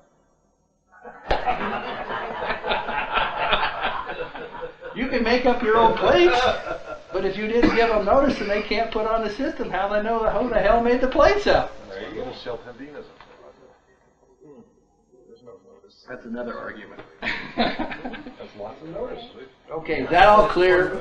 Driver's license is required when there's a motor vehicle present. No exception. Okay? Clear Now, for me for a long time. yep. And of course, some of you have won for a long time knowing those things. Okay, this is the stinger in the whole thing, and you can come about it another way. You can ask the state, the proper agency, to reveal the statutory scheme for licensure of non-commercial use vehicles, which is the reverse. There ain't no such statute. Where is the statute that requires licensure and registration for non-commercial use vehicles? What is there, 16 things in Washington on that? And they're all commercial. Every single one of them. They can't produce that scheme because it would destroy the modern motor vehicle collection scheme. In the Oregon revised statutes, the only thing a license is for is for commercial. Sure. Privilege, commercial privilege. That's the same thing in Oregon, so you have to do that in both to effect the... There's the key point right there. What happens if you do this for one state? Is another state compelled? And the answer is no. The next state is not compelled, because you have to do administrative process and give notice and opportunity for the corporate beings, quotes, okay, to give you the estoppel. So if you have a privately plated car and say it's in Washington, you go down in Oregon, hey, you can get in trouble really quick. They're not required. Yeah, that's easy in court, but that doesn't mean it's not on the computer. So what you have to figure is a device to get it on the computer system. So, Just wait, I'm not finished. There's a word. I very much suggest you go study something called the Dyer Act. what? UIER, It's the vehicle coding. It is the national system that was put in place. You found it in here? How do you spell Dyer? How do you spell that? What the second? D-I- D-Y? Pretty sure it's D-Y. Yeah, D-Y-Y. I'm going to look and see if it's here directly. It may not be here directly. I found it the other day, and I did it right now on the page, and I'm not going to spend 15 minutes trying to find it.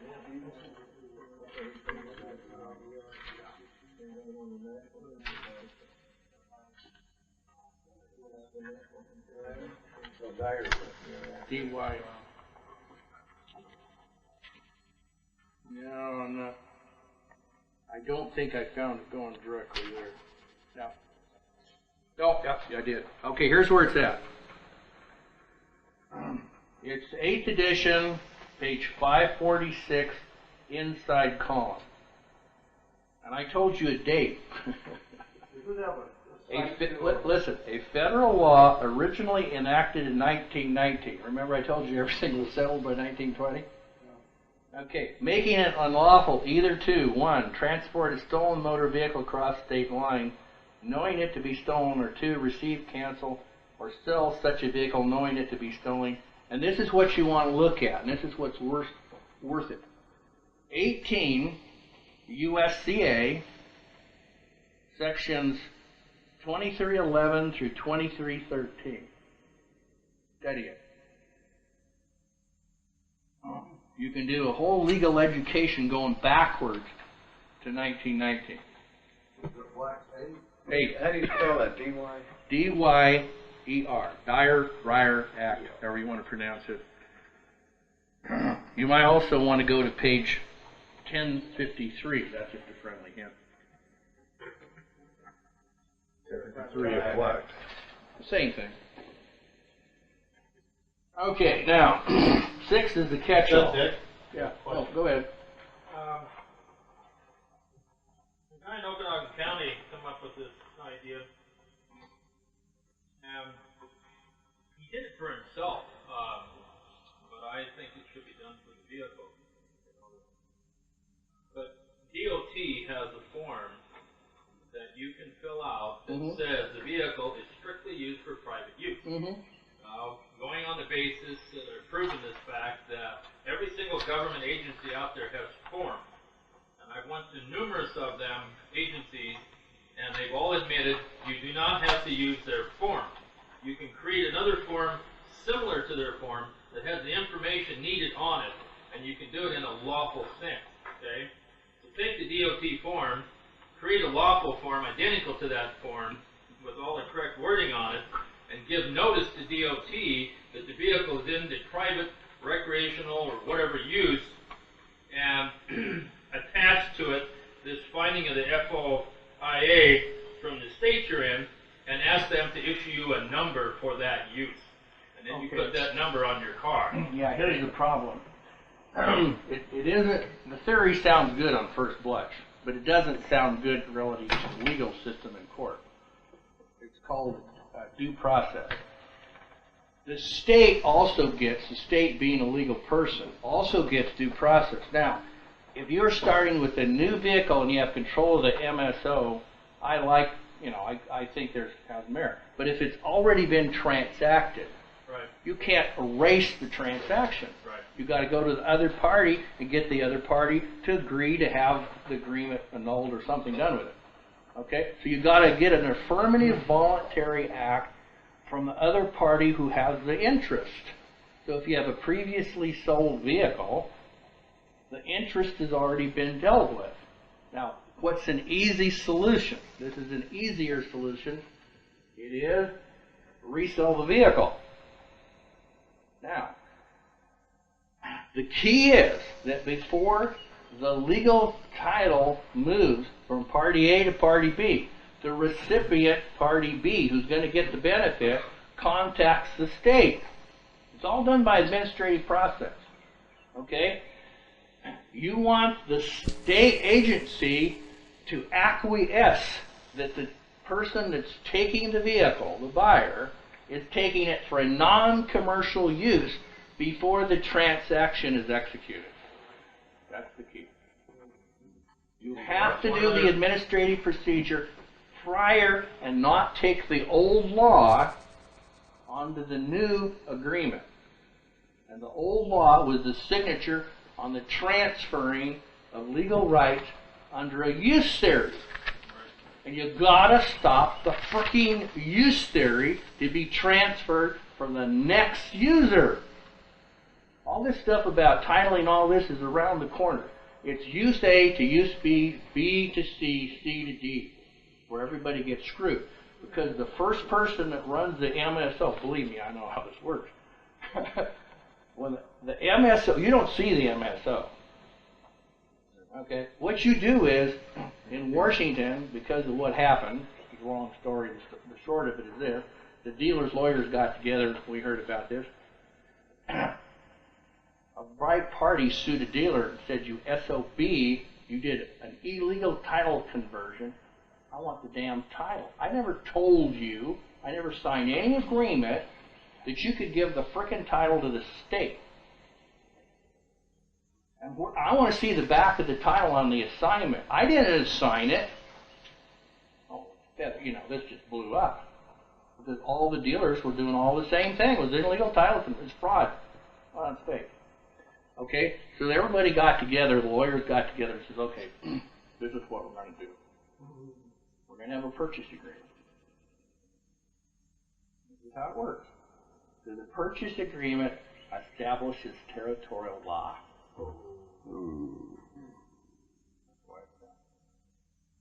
I remember, because I was in this stuff from 46. I don't remember much, but I remember about 47, 48 on. I remember a lot. It was very simple then. But I remember when the purchasing agreements came in, and we were flat-ass told this establishes jurisdiction on the contract.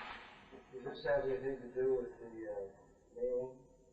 It's all part of the same deal. It wasn't the same before 70 because everything was worse. In North Carolina statute, it's still on the books that if you're paying cash for the vehicle, you do not need to register with the state. I'm assuming that's true. This is the problem you want to see. Now, you said something about a particular state. None of you presume that to be true about any other state.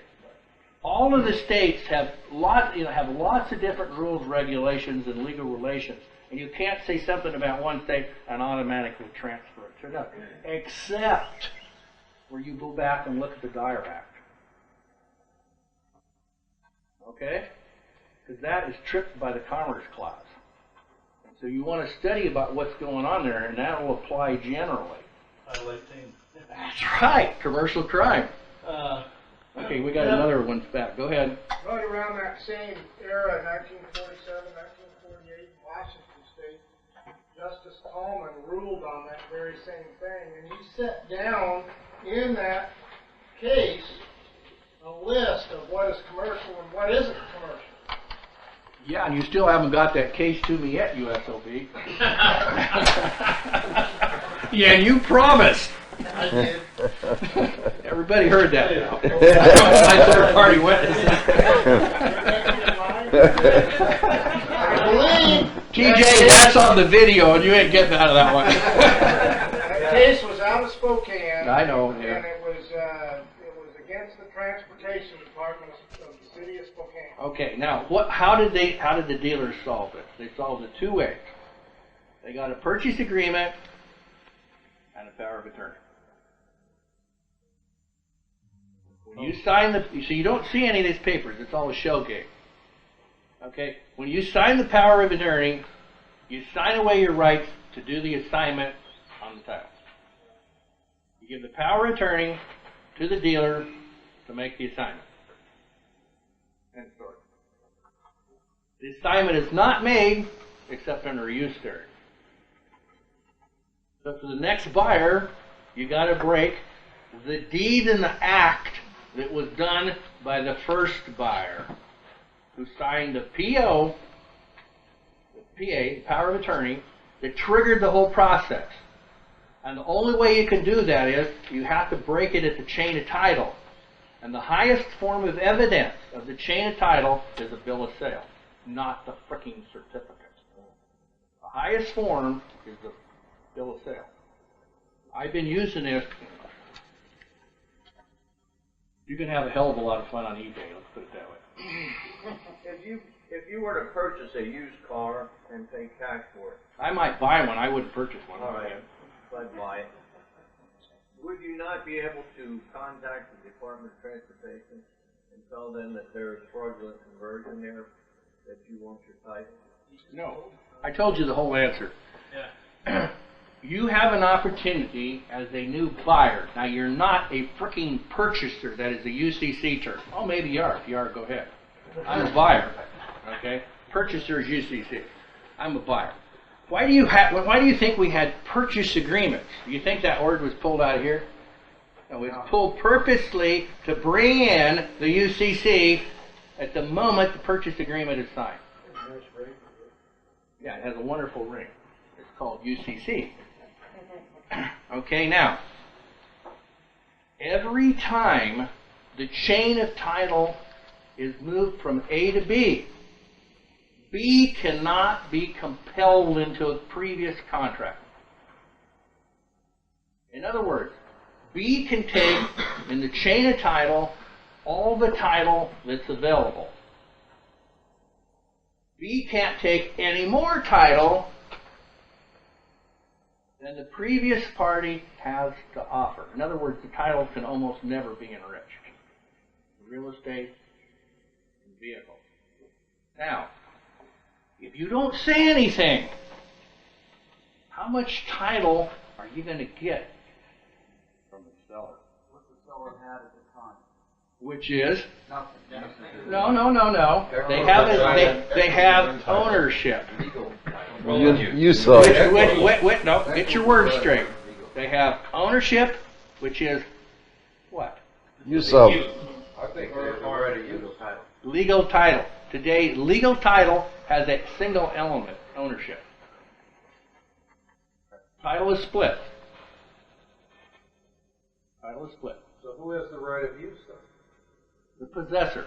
And you get to possess under the statute as long as you give all specific performance to the statute. You fail certain key elements under the statute for specific performance. The statute dictates to the DOL, involves to the state police. The state police has the right of immediate seizure of the vehicle because you broke specific performance.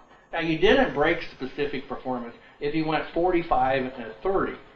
That doesn't trip the statute. There are specific things in the statute. Some of this has had to be installed, come to a mutual agreement in state case law as to how serious the specific performance breach on the statute is in order to allow the state police to do the seizure. Okay? But the vehicle is always, continuously, 24 hours a day subject to seizure under the statute. And it's only by specific performance can you prevent the seizure. The condition for seizure is immediately available. You understand the presumptions? Yeah. Immediately available. It's only if you specifically perform can you prevent the seizure. Or you break that title. Well, that's the whole idea. That's why we got to cut it at the chain of title. We got. Well, that lit up a firecracker. Okay, UB4, you have it. Go ahead. Richard, in the USA, individual received title from the U.S. by a quitclaim in order to take over and increase the rights of ownership. No, the U.S. isn't issuing titles. Remember what Clinton said? He said some magic word. If I had the power, I'd make everybody have a Social Security number. You can't get the power. There's a little problem. It's called the Constitution. Okay? Just a minor problem. You know, what is. Okay. The whole system operates on voluntary compliance. Where have you heard that? Yeah. Okay? Voluntarily agreeing to specific performance of the statute. It is not compelled performance. If it was compelled, it would be unconstitutional on its face. Okay? Now, when you move title, you got the opportunity to negotiate. Do you want ownership interest? Fine, don't say anything. What you did is you tripped UCC 105, and there was not a previous agreement. Okay? So barring agreement of the parties, you didn't say anything, okay? Then you're only going to get what the seller has to give. Now the seller negotiated, presumably all voluntary, and went into a third-party relationship with the state. This is what actually took place. I don't want to hear any other crap. The original purchaser and the next purchaser and the next purchaser that doesn't say anything agrees to a trust. And that is, they agree to let the title repose in the state. The evidence of title repose in the state. The state issues a certificate, and the state keeps a trust to protect the title, which means simply this: under commercial law, the state can sue under Dyer. The state will protect your title. Same idea in real estate. You ask for a benefit. It's called title protection. Okay? That's how it works. Good. I just want to be sure I understand this. The way I have understood this in the past is that the state, when you donate, when the MSO goes to the state gets the legal title, and they wind up sending you the equitable title. No, it isn't right. It's just not correct. Okay? What happens is the system in 33 became more complex because there was going to be the appearance of reality for reality put in, which simply meant we're going to think all these fish. We wanted to believe they had the title. The fact of the matter is, we're going to split the fricking thing. Now, you remember that title is a fiction. That's the first thing to grab. Title is a fiction. You can't reach out and grab title. It's a fiction. Okay? It does not exist except as parties that have relations to interest agree that a title exists. Otherwise, it doesn't exist. It's all in your mind. Now, for ordinary people who need things they can touch, it's sure nice to have a piece of paper that says title on it. But to a lawyer, that's not title. That's evidence of. Okay? Somebody has it, but you don't. No, now just wait. But you got to get this thing straight. In order to cause redistribution of goods and services in the system, what my type did to you. We had to figure a way to split title. We had to get the people to think they really had something. And then we had to get them to voluntarily give something up. Sounds like bait and switch. Yeah, it could be. So what we did is we got them to give up the security for the title, so to speak. We got them to take a benefit. I'll go back and make it simple. It's 1905. I don't know if Hupmobiles are being made there, but we'll just stay that. Okay? You go to a Hupmobile dealer. The dealership in 05 is probably in a barn front, because that's where all of this started. Okay? And you walk in and you see that nice shiny one, and the guy says, look, it's only $5.95 today. I'm going to give you a hell of a special. Okay? Today, just for you, it's $5.50. Okay? Paper you give them, well, in 05 it would be. It could be, because you're wanting to go there up until 33. Right. But the point of it is title for title. Mm-hmm. That's the whole point. Title for title. The government can't screw up the transaction, because the government can't screw up the title. Don't you understand what we did? We screwed the titles up. What's the basic title? Money. Okay, so then the Hupmobile dealer says, okay, there's no registration, there's no license, there ain't no crap. Okay? The only thing you want is a bill of sale. That's evident the title. We bought a piece of paper about this big, because I've seen some of the original ones. They're about that big. All it says is sold to Joe Blow, one Hupmobile, as of this date. There's no serial numbers. It didn't exist. Okay? I refer you back to the diagram. Okay, now, you take that bill of sale, and in Washington in 05, at a date certain, you're required to go over to the Secretary of State, present, but not give, the evidence of the bill of sale. The Secretary of State assigned, starting with 1 in sequential order, and it quit around 26 to 27,000 in Washington. And they gave you a number, and that was your own private number. You were told to go home, because I have the original, all the original statute photocopied. You made your own plate, and you put the assigned number on it, and it had to be a certain place in the back of the vehicle, and there had to be a red light over it of a certain inch diameter, and that was it. Registration was required, and there was a fee, and it was based on horsepower. Okay? Now that was done under the police power theory that the police needed to know if you hit Farmer Brown's cow, and a legal issue might be whether the cow ought to be where it was supposed to be relative to Farmer Brown's legal relation, or you hit the cow where it ought not to be, or whatever. They wanted to know who hit the cow. Yep. Just for your information, the day I came over here, I saw a USPS vehicle that had a number on the bumper, and USPS now for the license plate usually is. Mm-hmm. Called contract. The state has agreed to recognize that. Okay, back over. Do you give credence to the all capital name? In relation to what? Well, this premise is my question. Could the all capitals name, which is on your certificate of title, it's not on mine, but go ahead. Well, could they sign a bill of sale over to the natural person name and obtain the title that way? Okay, I can see what the problem is. Look at. Now let me just draw a picture.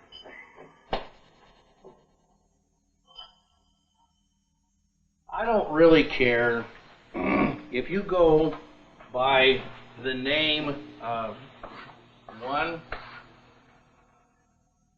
I don't care if you go by the name of X. I don't care if you go by an all capital name. Okay? It doesn't make any difference to me. I only want to know in a business transaction, what name do you select? I don't care. Doesn't make any difference to me. Where's the transaction taking place? What's the capacity, the legal relations of the parties? What's the commerce? What's the money involved? I don't care. This all-capped name is not your proper name. It is not, in the law books, your Christian name. You can look it up right today. It is not your Christian name. Therefore, it is an assumed name.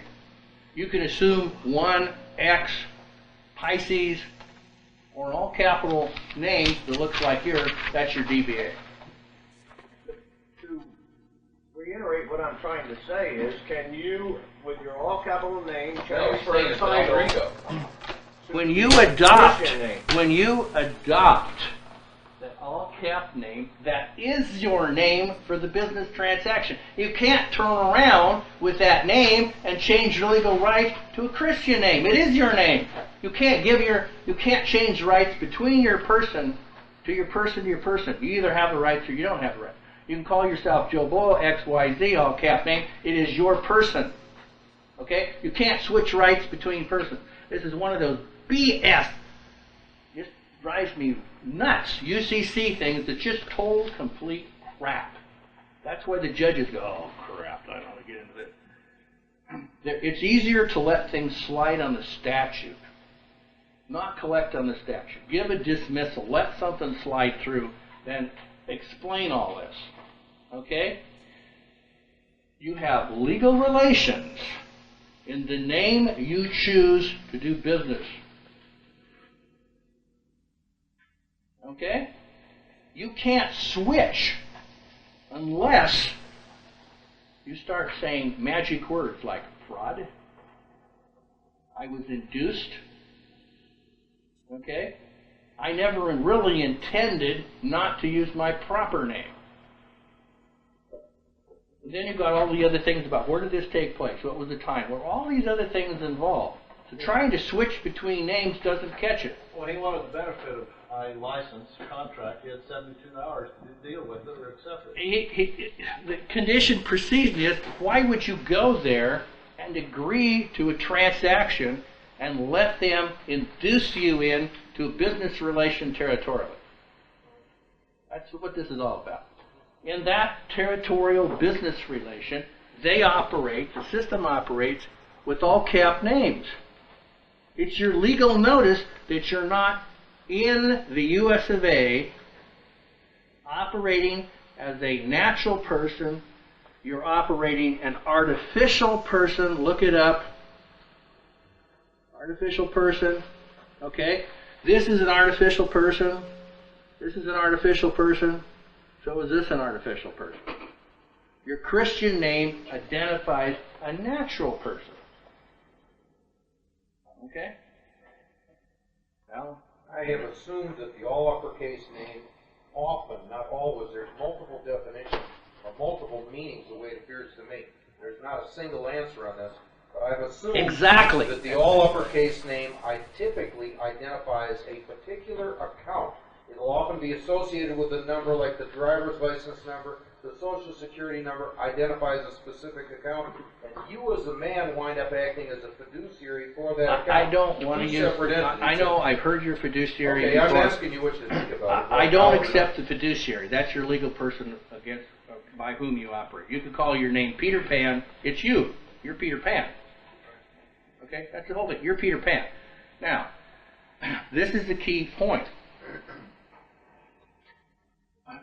The idea that you're suggesting, which is a very good one, Alan, very insightful, and listen closely, folks. You're suggesting that there's an array of relations. The lawyer calls those legal relations. And there can be many different legal relations. The one way I teach it, I say this. I got 25 persons out this side. I've got 25 persons out that side. I'm going to go run and do another deal. Oh, I'll create another person. You understand? You get a different set of legal relations for each one of those transactions. So, Al, what you're alluding to is exactly the way things actually function in the mind of a lawyer.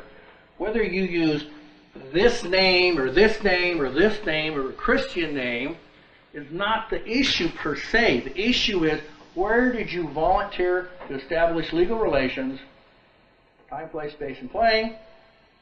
What capacity did you use?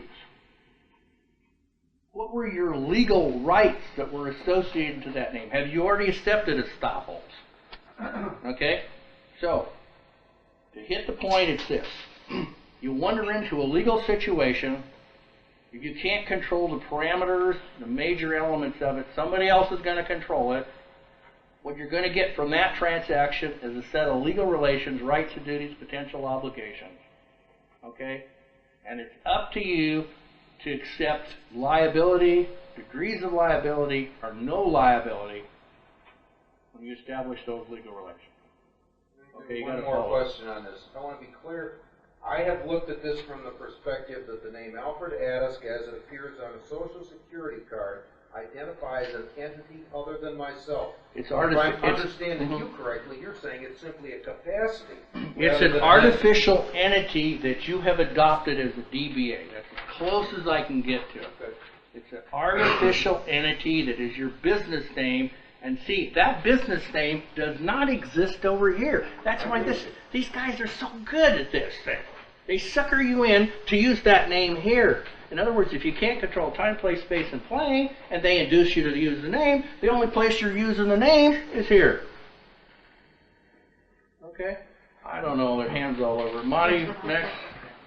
I think the word that summates what you're saying is character. That has a legal definition. And It's what not is in the rules of special pleading any longer because it's not pleadable, but it's in the old law. Go ahead. All right, character is, one individual can have many, many different characters. Exactly. Character of a father, of a brother, a mother, a daughter. Brother and mother. Characters, and the question is, which one are you wearing at the moment, and which one are you using to deal with others? Today, that's called capacity, which is Rule 9A, which goes down to under the statutory scheme, it's called role. What role do you adopt for the next transaction? You could be a father figure, you could be a banker, you could be on the golf course, you could be applying for a fishing license, or you could be buying hay in a field. To the court's view, it is, when the other party said you were in this role, this capacity, did they BS you? Okay? For the collection on the statute, it could have been, well, we thought you were a freaking banker. Oh, no, no, no.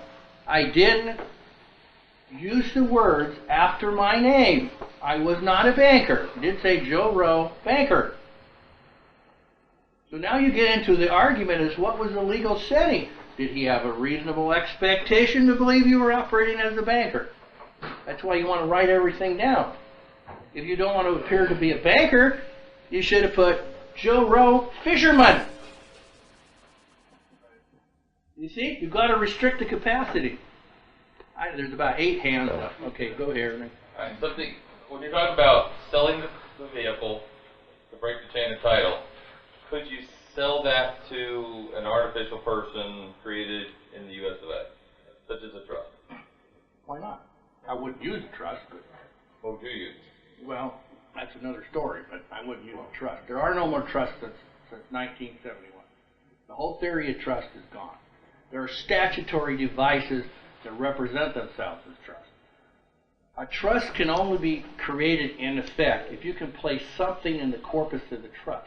Now, what are you going to place in the trust? An IOU?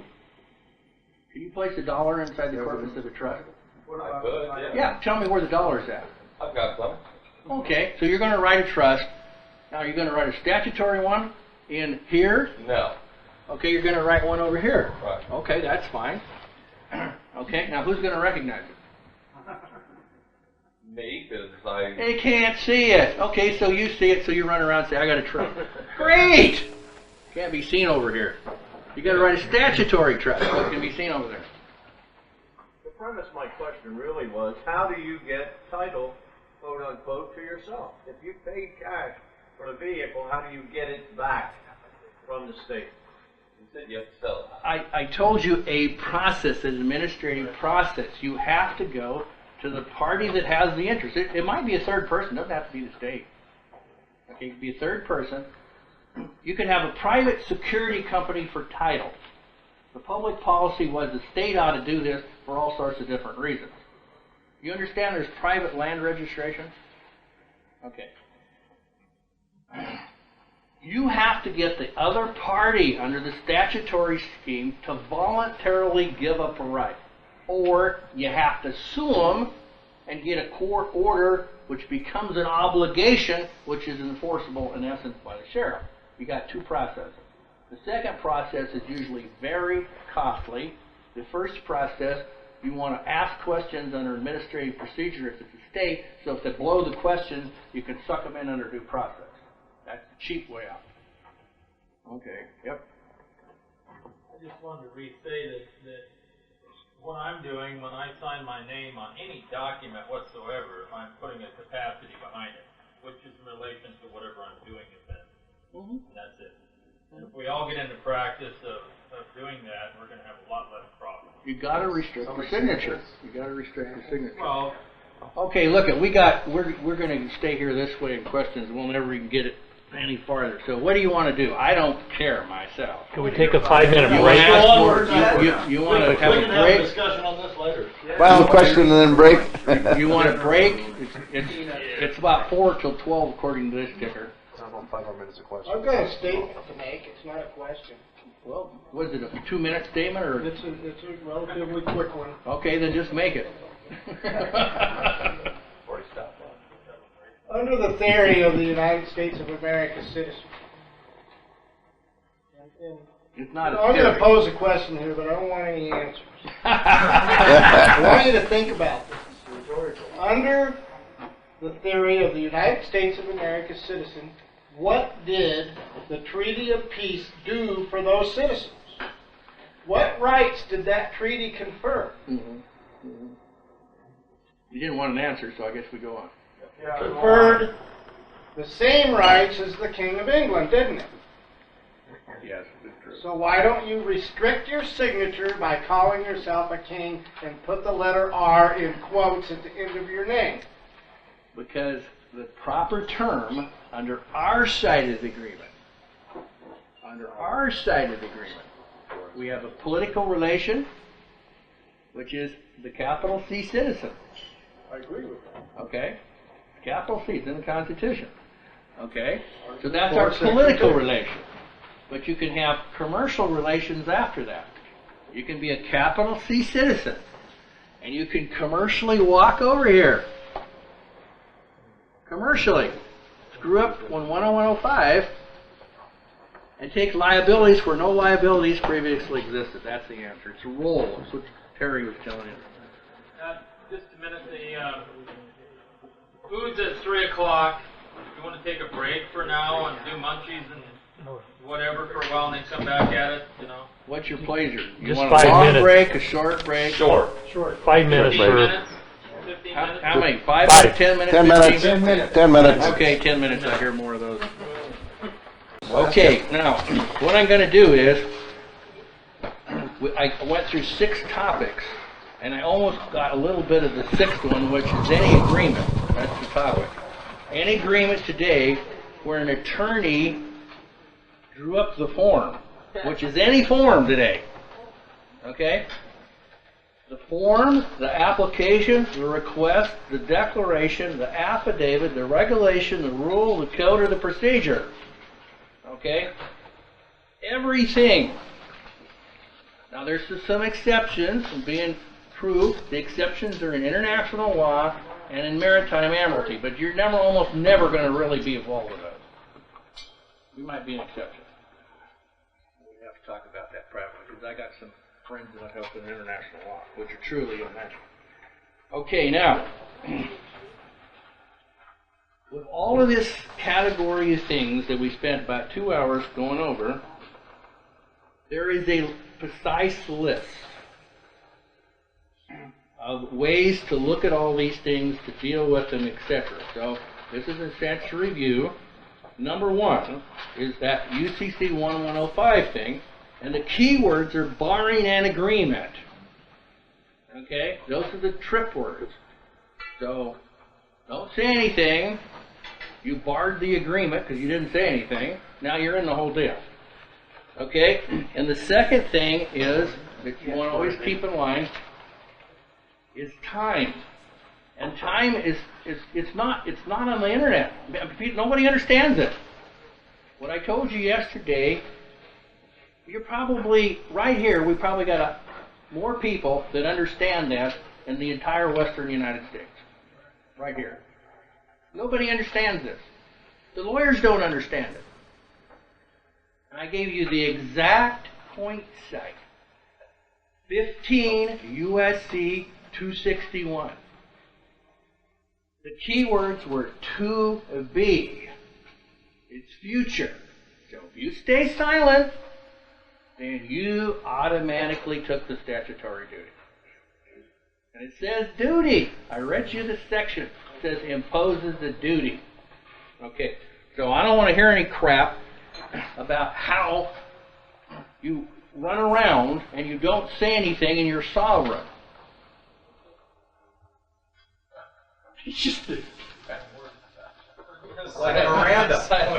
Okay, it just doesn't work that way because it's a statutory world and the whole world is set up so don't say anything. Shh. Mum's the word. Miranda. Oh yeah, silent. I know, Miranda. We have a reverse from Miranda. You know what we do? We Mirandaize them. You have the right to remain silent in my presence. Boy, if you say anything, you better have a lawyer. Third thing. 28 USC 1746(1) verses 2. There's nothing to argue about. The words are extremely clear. It's written down, not up. It's written so somebody in the 6th or 7th grade ought to be able to understand it. The Internal Revenue Code is written at the 17th grade. That means you're supposed to have a year of graduate school before you can understand it. One. Okay, but this is written very low down. You can buy a software system, you can plug in the statutes, and it'll tell you the grade level. Right? Right. Check them all the time. Okay, the fourth thing is this. 28 USC sections 81 through 144 establish the places of United States jurisdiction. What was that again? 28 USC sections 81 through 144 establish the places of United States jurisdiction. And it was so important to use time, place, space, and plane because when this is recited in statutory process or everything screws up and you get to court, they pull the switch-o on you. And they say it all happened and they don't cite you 28 USC 81 or whatever for the particular state. They just say city, state, all within the district of, and that's exactly what they're telling you. And all of a sudden, they just levitated you right off the ground. Right into a federal place. Subject to the jurisdiction thereof. When you answer the 7203, you agreed. And this is what you recognized.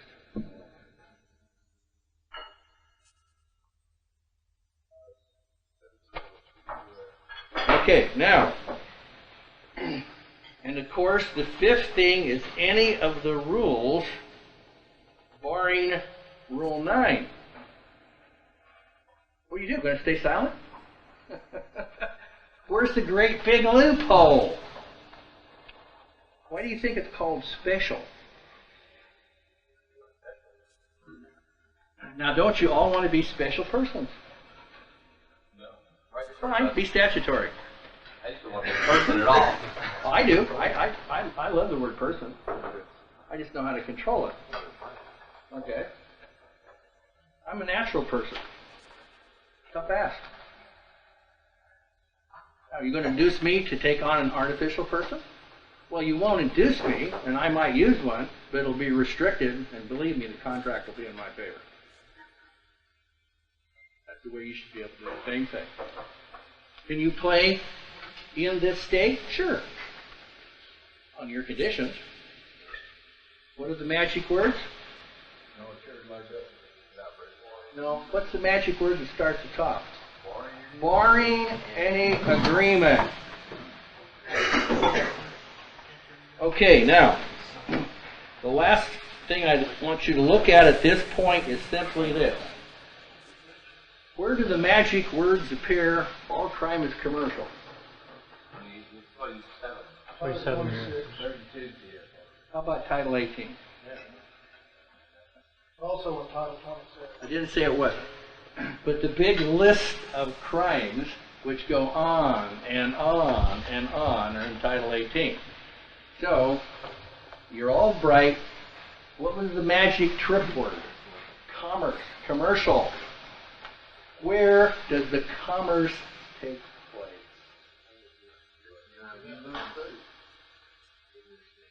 So if you commit murder and it's a commercial crime, then you must have committed murder against one of those chattel properties. No.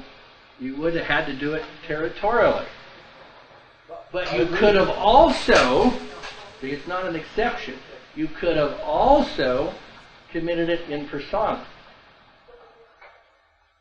You heard of McVeigh? There's an attorney, who I wish was here, Harmon. I saw Harmon's statement. I suggested that his pleadings were, you know what? Starts with a B and ends with an S. Because there was a failure to grasp why there was federal jurisdiction and why the trials did not have to be relative to the state. Federal jurisdiction was tripped for the conduct. Okay? Now, what I want to do now is do something that's probably not been done generally, which all your ears ought to perk up.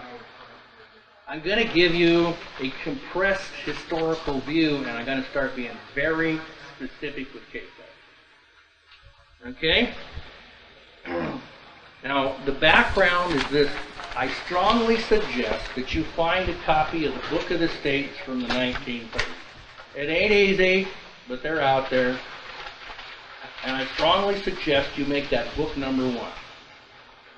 The reason is, wouldn't you like the playbook of the opposition if you're going to have to go to the football field? A coach's dream. Who's the author of the Book of the States. Know your enemy well. Know your enemy well. And what better thing to do to take their playbook where they say how they're going to run the deal. How they're going to do it, who they're going to enlist, and what institutions they wish to employ. I'll pay to get the book.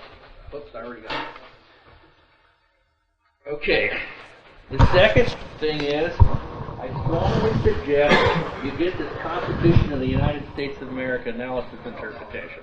If you're going to do anything serious, this is a Senate doc. It's admissible evidence of law properly pled. Okay? And it simply, it gives you an unbelievable view of how the best legal minds look at this whole experiment, but it starts with a correct condition precedent, which is on page 53, and we talked about it yesterday. The Constitution of the United States of America only applies in the United States of America. So before you start, you know, you can forget the Constitution here of the United States of America. Is there a Constitution here? Yes. What is it? U.S. Code. A what? Constitution of the United States. Yeah, but what is it? Charter. Corporate charter? It's the same document on a different title. How far do I have to go back? Okay, I'll start in the premises. Listen closely. In 1871, early in the year, Congress didn't have a corporation it could use for municipal purposes territorial to the district. In 1871, they incorporated what became known as the District of Columbia. In the incorporation document, I have all the documents, starting with the first day and the changes that had taken place. Okay? What they did was, Congress took the Constitution of the United States and, quote, the laws not locally inapplicable. That's double negative, which said the Constitution of the United States and the laws applicable territorially, and they made those municipal laws. Okay. The application is this. When you pull up the FRCPs, you have municipally, territorially entered, and there's your notice right there. See that word? Federal, and it's italicized. How come the rest of the words aren't italicized? Because you're supposed to take special notice as a matter of law. Okay? There it is, right there. Matter of law. Take special notice. Okay? Now, you can get federal case law where the justice is italicized or bolden or do something with particular words, and they're telling you to take special notice. Then there's a particular case law that will actually tell you how to revoke the original jurisdiction. And it's in that book. Okay, now, under the municipal law, there is a general municipal law, but you cannot get to the general municipal law before you go to particular law. And two classes can go through that. People from here and people from here. Title V, Administrative Procedures Act. That's why I believe that Judge Hood ruled in our favor on the fact that the courts out in Michigan don't have 11th Amendment immunity. How can they when they're operating over here? We didn't operate from there. We operated from the U.S. of A. That's right. I don't have a problem with that decision at all. The point I want to drive home is this. If you want to get to a particular statutory device of a municipal corporation called the Constitution of the United States, you've got to go through APA. That's the point. There is no Constitution in my court. You blew APA. You had a remedy, you didn't use it. Now don't bring the freaking Constitution into this court. That's why it works. You blew administrative processes, you had administrative relief, you had due process, you didn't use it, now you can't go straight to the Constitution of the United States. I didn't say Constitution of the United States of America. If you're in this system, it's Constitution of the United States. It is the municipal law of the District of Columbia. It is not paramount law. Therefore, the district operators can pass a law making the Constitution of the United States in special cases of less statutory import. The special law always rules the general law. The Constitution of the United States is general law, and therefore you can make agreements in special law that supersede it. Fine, sign your first 1044. Just did it. Did it right there. Okay, now, you understand that. Special law supersedes general law. The Constitution of the United States is general law in the district. You can't even use it until you go to administrative procedure. You blew administrative procedure, you can't now turn around and claim, quote, constitutional. You're going to have a constitutional argument. Exhausted administrative procedure, of course, if you do it properly, they're going to come back and say, oh crap, you win.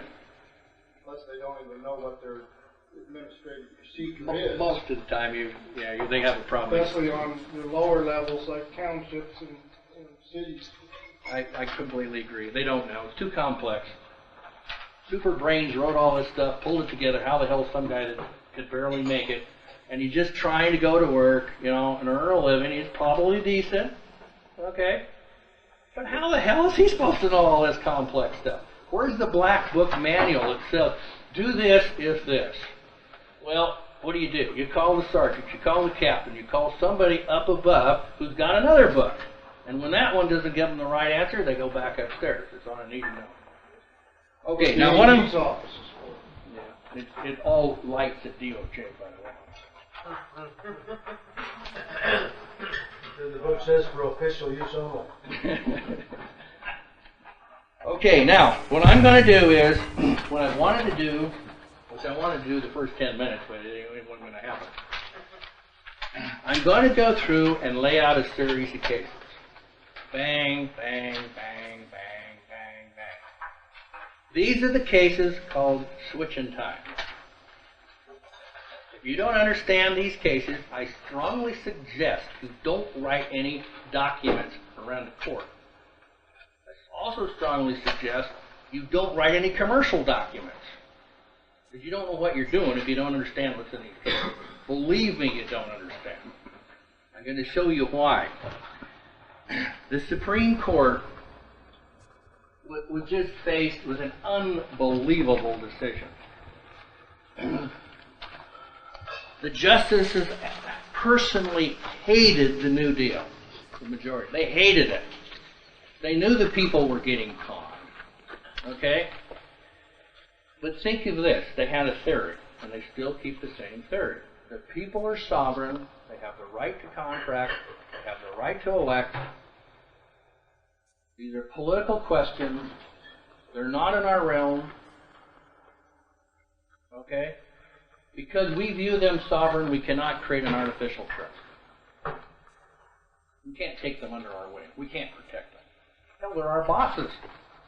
We don't exist unless the Constitution of the United States of America exists, not the Constitution of the United States. The paramount law supersedes the statutory and municipal law. And without the Constitution of the United States of America, there is no municipal law called the Constitution of the United States. It's an oxymoron. Sophisticated sense. Okay, now, the court was faced I'm just glad I wasn't a law clerk, I wasn't on the court. I wouldn't even wanted to think about this, of the terrible responsibility. It just is mind-boggling. Because of the political pressure from the executive and the legislative, I fervently believe in the reading I've done in this area, that the court people got together, the law clerks and the justices, and they said, what the hell are we going to do? If we don't do anything, if we stay silent, and we keep ruling, we're liable to get passed. Congress just may vote to increase the number of people on the Supreme Court. The packing theory was all the way out to in the 30s of justices. Okay? The standard number selected was probably 27, but there was an array of the possible packing. Okay? I believe the court was utterly brilliant and utterly strategic. As far as I'm concerned, they put the shaft to Congress. They did it big time. Okay? What they said in a subtle way was, okay, we give up, we'll switch. And under the breath they were saying, that you American people, if you hold to certain principles, you'll always win the war. We're going to make it appear that the Congress is going to win. You're going to lose your battles. But if you come to us appropriately, you're always going to win. Now, how did this unfold? The court switched in 37. It was done switching by 37 in a sense, but it has always been switching marginally, probably up on the Commerce Clause to about 42, and it's probably since 42 been moving away from Commerce Clause stuff. In other words, it depends on the different factors that we're going to look at in depth. They hit a high water mark. Commerce probably hit the high water in 42 with the case on order. And then they kind of stayed there for a while. Now they're drawing away from that, and Congress is now hemming in the Supreme Court is hemming in the Commerce Clause, making it less available. Remember these three words in relative to commerce. Three words: past, passing, and passive. Those are the three exceptions. Past, repeat those again. Past, passing, and passive.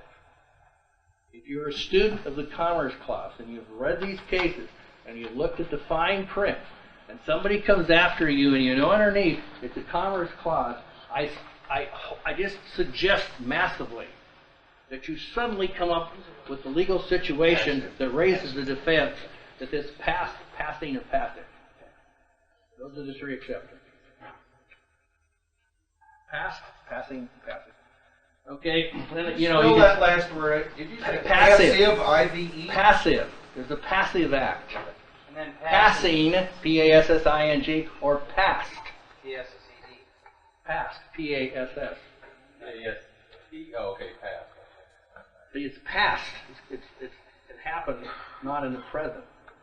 That's past, P-A-S-T. Yeah, but it's past. It's in time this It's in way. past. It's past. So now it's in the past, P-A-S-T. Okay? Wait. Everything, remember, time, place, space, and plane. This isn't statics. This is not statics. Everything is active. It's an active world. So, past, passive, and passive. But it's active. And when you get in there and start studying the nuances of what the court is holding, I got a whole stack of particular cases on it, and the courts just nailed this sucker. Just nailed it. They said, look, if the guy would have only said it was a past act, we couldn't have found him guilty. That's out of the Fifth Circuit. Okay, he didn't claim it. He didn't claim it, therefore the Commerce Clause got him. He just had to make the claim and create the fact. Okay, now, the lead case in this whole process is Aetna Life Insurance Company, AETNA, versus Hayworth, Hayworth, H-A-W-O-R-T-H, Hayworth et al. And the site is 300 U.S. 227, March 1, 1937. Now, there's an absolute dead bolt reason why they did this case first. And all of these cases are sequential, and they did them exactly in a time pattern to get certain particular results. It's an absolute orchestrated effort. A being the system. In essence, the Supreme Court, because that was the decision maker in this case. This is the key word. The legal relations of the parties are sufficient under the Federal Declaratory Judgments Act, which deals with controversy. The legal relations of the parties are sufficient to trip the controversies clause of the Constitution. In other words, they reinterpreted the word controversies in the Constitution. That's what happened. Complete new reinterpretation. So, what it meant was this. If parties had agreement or argument and they happened to come up with the statute of the Declaratory Judgments Act, and the conduct was in a different time, place, space, and plane, who gives a rat's ass? You see? They allowed for a whole transformation to take place with a few words. And so mere legal relations, rights and wrongs, by a contract, by an agreement, by an application, what happens if the application was to this state and not this state? Yep. That's what happened. The Declaratory Judgments Act was put in place in 1934. New political state of affairs. So the basic statutory device that got the controversy hit the trial court, and the trial court said, I don't see a dang controversy. That was the opportunity for it to be kicked upstairs. Of course, the Supreme Court said, I don't see a controversy either. Oh, but we're going to switch in time. Oh, now I see a controversy. And the controversy will be on the basis of legal relations. So what you need to do, because I can see by the blank looks that the word legal relations is not registered on full wattage. So you're going to need to look at the word legal relations. It's a concept. Legal relations did not say lawful relations. It did not say relations at law. It said legal relations. And those are the key words. What is legal?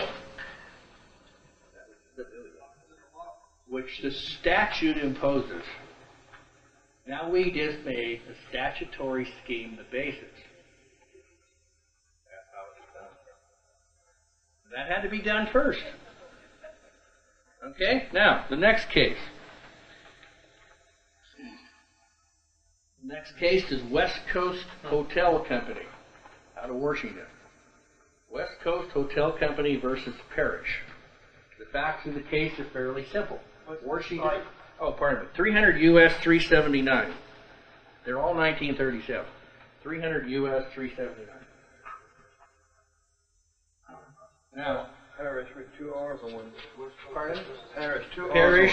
Parrish has, I believe, 2 R's. P-A-R-R-I-S-H. Okay. Washington, quote, was supposed to be a progressive state. It is. I think socialism is not progressive, but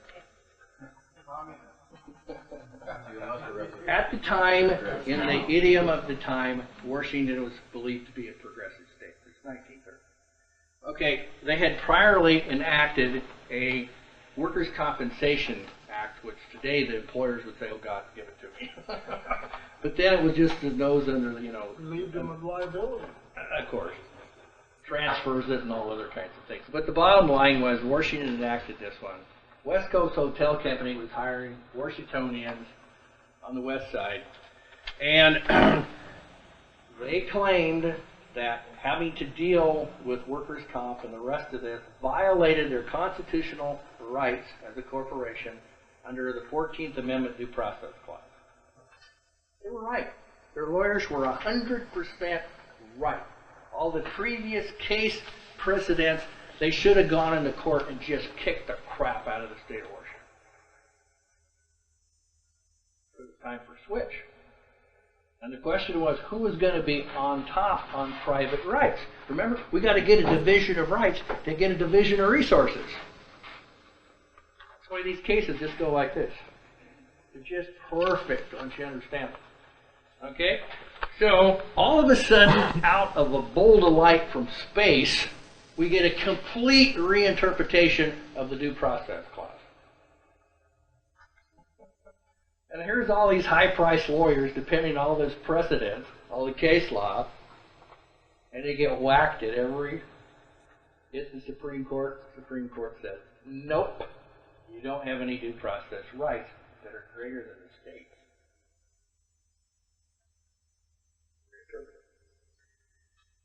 Okay, the next case. National Labor Relations Board, generally referred to as NLRB, versus Jones Laughlin Steel Corp. 301 U.S. 1, 1937. National Labor Relations Board versus Jones Laughlin, L-A-U-G-H-L-I-N, Steel Corp. 301 U.S. 1, 1937. Now, very important case, extremely logical. We got a legal way to get to court, we reinterpret due process, and now we need the next building block of the New Deal case law, which will allow construction of legislation. Interstate commerce affects interstate commerce. That's when they did it. Intra. I-N-T-R-A. Within the state, commerce affects interstate commerce. In other words, this is how we can impose the Commerce Clause and use federal authority. We reinterpret it. Okay? Now remember, I told you, 37 is not the high water mark. The high water mark is probably a case in 42. And I don't want to go way out there, but it's an agricultural case. Guy was raising cows, feeding grain, came back and said, hell, the Commerce Clause doesn't have anything to do with me. Supreme Court says, no, you're wrong. Those cows can be sold in interstate commerce. The grain can be sold in interstate commerce. It's all interstate commerce and everything. Because you haven't done it. Because, yeah, you may do it. So it may affect interstate commerce, and that was probably the height. Okay. Well, that's how they were able to deem the Marijuana? the Columbia River Area Act is constitutional. Was it under that same premise? They're the same premise. Okay, look at. I'll just give you this other case if you want to go read it. It's now see, it's out of the sequence. That's your problem.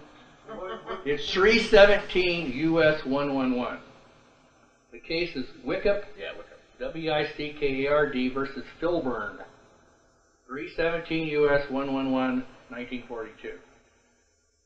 Okay? I just threw that in there as a freebie. Now don't get your train of thought off here. We're in 1937. Okay, now we're back in 37. And the next case is Stewart Machine Company versus Davis. Stewart Machine Company versus Davis. Okay? Yeah, well, why didn't I write all that? 301 U.S. Yeah, it's 301 U.S. 1937, but I don't have the page site on it. Oh, no, I do too. Here, I got it. I was looking over here. Okay, now I got to give you the full case name so that it'll make sense to you. Stewart Machine Company versus Davis, but here's the punchline. Commissioner of Internal Revenue. 301 U.S. 619. Now, this case is, once you catch on to this case, you're just going to go, oh crap. This is a reinterpretation of the General Welfare Clause. Okay, this is 37. When did Social Security come in? 35. I told you the base, the legal theory of Social Security is the General Welfare Clause.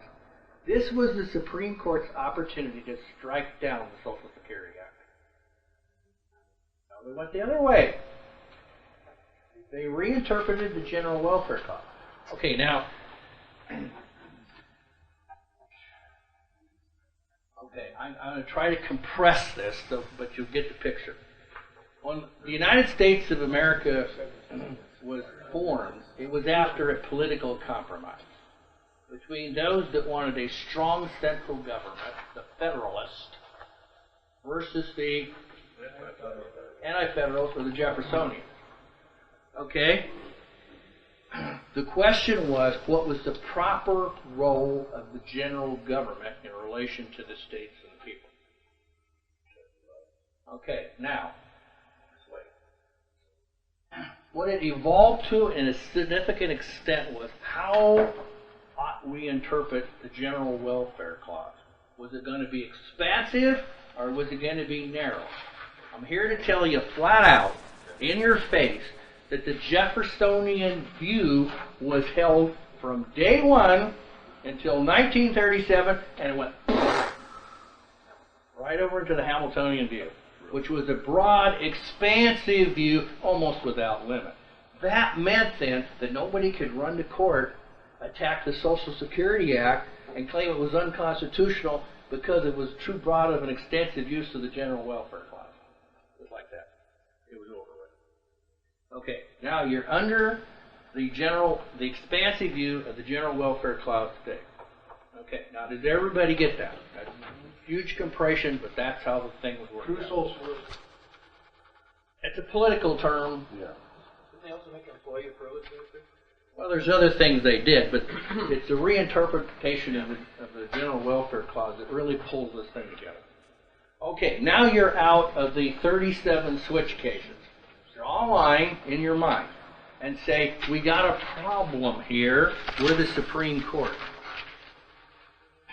Because the contracting is almost not done in relation to the general government. Not that it's not done at all, but the federal government was very small and there weren't that many projects. The projecting came in between 33 as you move forward. That's when it got this huge, relatively speaking, huge advance. Today we'd laugh at it.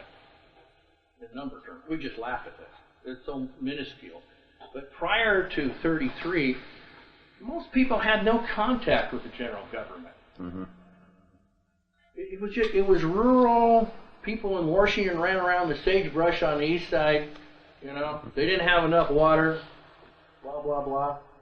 And the general government was not there. There was a little bit of general government, say at Walla Walla. There's a little bit of general government at Spokane.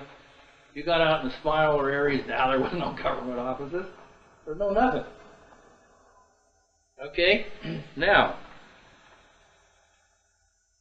that would lead you to ask the logical question, where the hell is all the rest of the contracting? And the answer is in the states. Okay? So most of commerce, most of the things that went on was in relation to the states. Now, if you're going to have this huge transformation, guess what you have to do?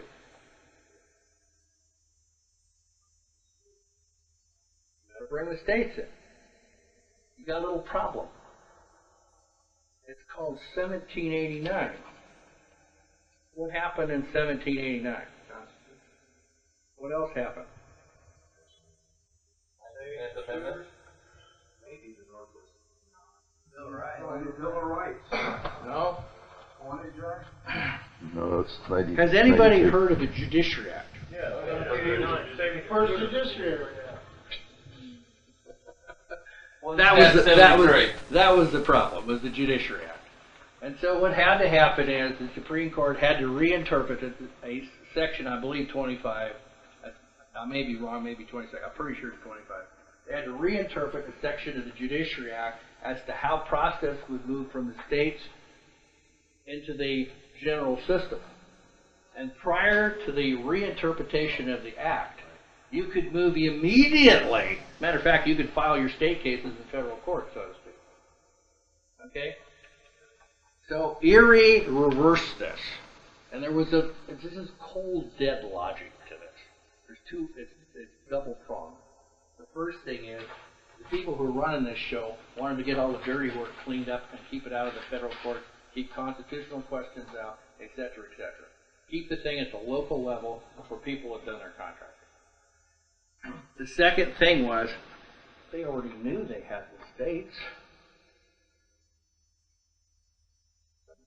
They'd gotten all the governors. Okay? They got all the key people were already on board. Therefore, they knew that they were going to get New Deal legislation in the states. Okay? Knock, knock. That's not difficult. Okay, that's easy. This is what we're going to do. We're going to reinterpret the Judiciary Act, and we're going to say that the highest court of the state has to do what in diversity cases? Make a rule of decision that will apply in the federal courts. In other words, it's going to be a bottom-up deal. So Erie, in effect, it was ruled for diversity, and there's other cases that brought it on. The rule of decision is the state rule of substantive law.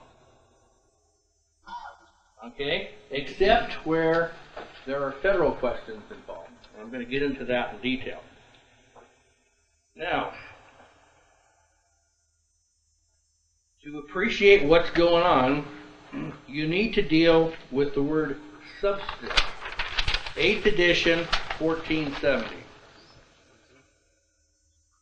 The part of the law that creates, defines, and regulates. This is a quote. 8th, 1470. The part of the law that creates, defines, and regulates the rights, duties, and powers of the parties. Period. What do you call it? The substantive law. Okay? Person is in relation. Okay? Part of the law that creates, defines, and regulates the rights, duties, and powers of the parties. Okay? Now, notice the word parties. Pardon me. But it doesn't say people. It doesn't say persons. It says parties. It is not an accident. These people don't use words accidentally. Okay? So I suggest if you want to study into this thing, you look around the 8th to 1470 and deal with this. Now, we need to have that on one side, and the other side we need to have the idea of a federal question. 8 at 646. Federal question. Quote, in litigation, a legal issue, rights and wrongs, right? Involving the interpretation and application of the U.S. Constitution, an act of Congress, or a treaty. That's a federal question. A federal question is not, did party B blow the terms of the contract? That's a state issue, not a federal issue. It's decided under substantive law of the state, even if the state is operating in federal territorial relations. Another reason why the courts out in Michigan were found to not have 11th Amendment immunity. Of course. How can they be 11th Amendment when they're doing their business as a corporation? Where? In the federal zone. Mm-hmm. That's right. And the and bulk of their money. Statutes in that state that absolutely prove it. Yeah, it all fits together once you start. And what brings them under the person definition is the fact that they have their own purse, not created by the state treasury. Absolutely true. It's true. Where the bulk of the money comes from? It comes from the state. It comes from the private commercial operations. The 9 statutes allow them to rape the people for the money and put it in their purse. It's private commercial operations. That's right. Specific performance on the statute, but it's not from the state purse. Okay, now the reason on one side I did the substantive thing, on the federal, on the other side is, I'm purposely leading you by the noses to a particular thing. Question. Is a federal question a national question? To ask the question is to answer the question. Yes? Okay, now what we're going to do is I'm going to carefully walk you through this, because this is the subtlety of it. This is the nuts and the bolts. The squeaky pieces. The door handle that comes off in your hand, or the door that hits you in the nose. This is a technical detail. Okay? Now, point 8th edition at page 1050. But what is the nation? That's the trick. I suggest you closely read the 8th edition at 1050 and listen. Nation, a large group of people. A large group of what? Where the hell did people come from? I thought we were dealing with persons and parties and fictions. This is real life squirmy people. This would be the U.S. of A. A large group of people having a common origin, language, and tradition, and usually, it didn't say always.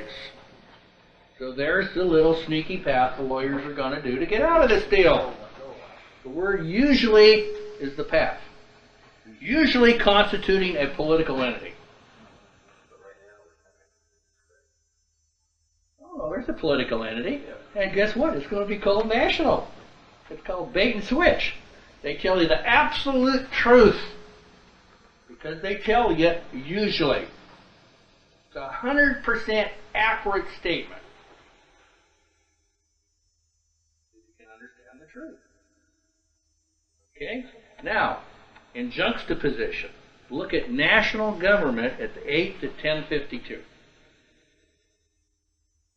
The government of an entire country as distinguished from that of a province, a state, a subdivision, or a territory of the country.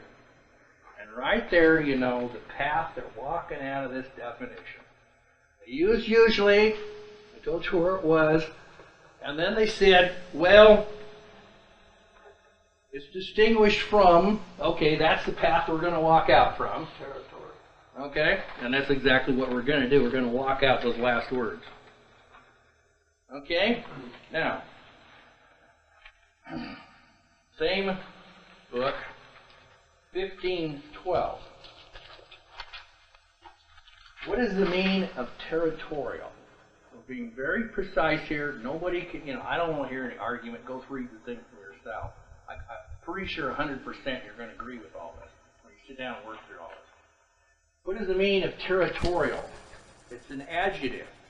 When these people want to start camouflaging things, they start telling you they almost never use a noun anymore. It's usually an adjective. What is an adjective in English usage? A modifier of something, right?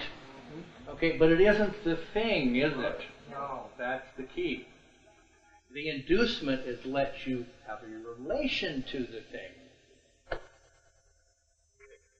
You make the decision. Okay? The technical words are in relation to. That's the lawyer's language. In relation to. Okay. What is the meaning of territorial? Having to do with a particular geographic area. No? Don't go screwing up the logic. Just stay exactly on the program. Territorial. Having to do with a particular. You heard the word particularity and specificity? Ding! Right there. Okay. 1512, territorial law. Because this is where we keep honing in. The law that applies to all persons. Oh, what the hell happened to people? Subject to the jurisdiction thereof. Exactly. Bait and switch. And it happened right before your eyes, and it happened on the same flipping page.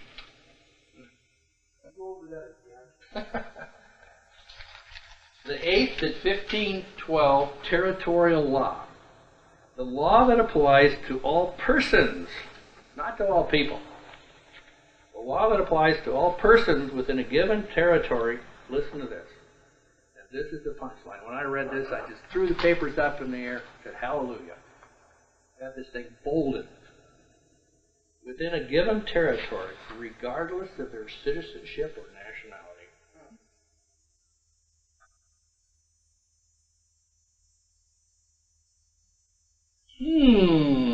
Methinks I'm on to something here. Okay? Now I want to read to you a section out of the 8 at 1050, and this is the quote from one of these lawyer writer types. Okay? We'll get this thing ponied up here. This is a little slower because it's not on a computer. Okay, it's at 1050, and it's under the word nation. The nearest, this is a quote from John Salmoy, Jurisprudence 136. It's in the Glanville editions for you buffs, so it came out 47. But you can go to this page and you can get all the details yourself. Quote, the nearest we can get to a definition of nation is to say, see, the nearest we can get, boy, that noun is slippery, isn't it? The nearest we can get to a definition is to say that a nation is a group of people bound together by common history, common sentiment, and traditions. Hear the word people? And usually, though not always, as for example, Belgium or Switzerland, by common heritage. And here's the punchline. A state, on the other hand, is a society of men united together, united under one government. These two forms of society are not necessarily coincident. As I read that, I said, okay, party's up. So is it small s or large s? Small. Of course it'd be state. Small s. Okay, now, since these two forms of society are not necessarily coincident, what is the conclusion?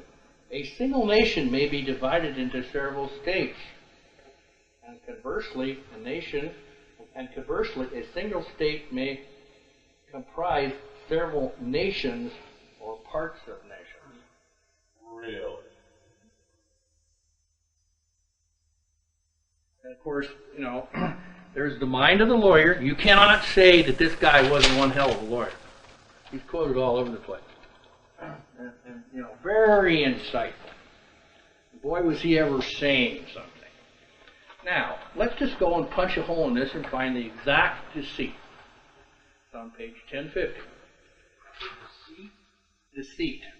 Exact, how these suckers trick us with words, etc. Okay, now I started with this the other day because I wanted to keep reinforcing this stuff. Tell them what you're going to tell them, tell them, and tell them what I told them.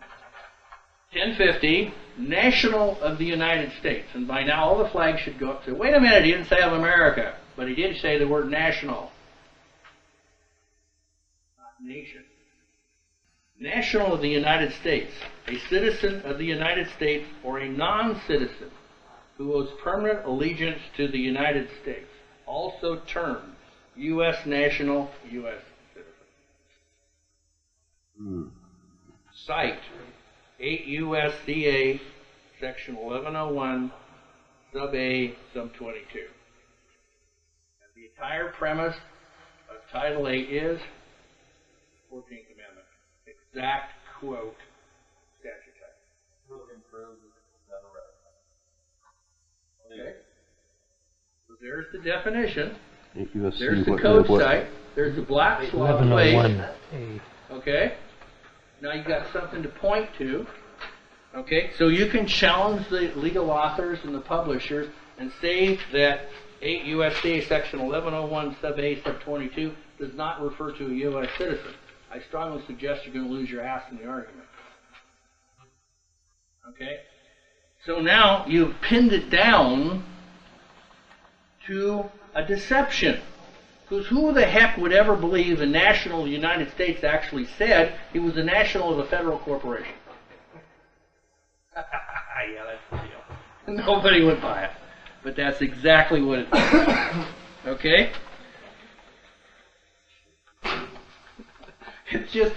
It's just, you have an apple, you reach inside, you jerk it out, you're holding the core.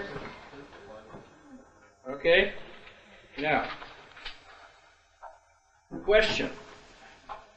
Have you elected to be treated as a national of the United States? A citizen of the United States, a non-citizen, a U.S. national, a U.S. citizen? Well, you all know the answer. Now you know what it means. You can't say you don't know what it means. Okay? I could until you just told me. Your signature told you? So is the definition of a national of the United States of America in that book? I suggest that you're not going to find it in the theory of Title VIII, because the theory starts out with quoting the 14th Amendment. Okay? And it cannot be unless you can refute page 53 in the Constitution of the United States of America, analysis and interpretation. Somebody's got it wrong. What cases did they use to switch that in time? I told you the key. The key words, when you get all this cut away, you go through all this legal shenanigans and skullduggery and all the rest of it, does it say of America or not? Right. Has it been any of the red editions before the black one? Yeah, it starts in 33 basically. There's different ways. But you see, I'm trying to get you to understand. Look, it's calculus. Sorry. It's a continuing, ever-changing numeric relationship in a legal term. Okay? It's not static. It's always moving forward. The crap pile is getting deeper and higher by the day. Okay? More complex relations. Yeah, we know where that hits. Okay, now. Question. And listen to these these words, because I'm telling you, it's taken years to see through this. Question. If you were a foreign national, would you be subject to the Congress of the United States? We got some heads this way, we got some heads this way. How can you break this down and logically deal with this thing? There's only one way. You have to orientate. You have to orientate. You either do it consciously or subconsciously or not at all. If you don't do it all, I can tell you right now, they got you by the ass. They got you. You're not supposed to understand this. Okay? You are compelled to always take a relative in relation to position, and by silence, if you don't say anything, they got you. Okay? Again, these people don't make mistakes with words. Almost never. Okay? Definition 8, 1571. United States of America. A federal republic formed after the War of Independence and made up of 48 autonomous states plus the state of Alaska, small s, and the District of Columbia in North America. You hear the time and the place. You understand? This is reality. The time and the place. And you don't have to guess.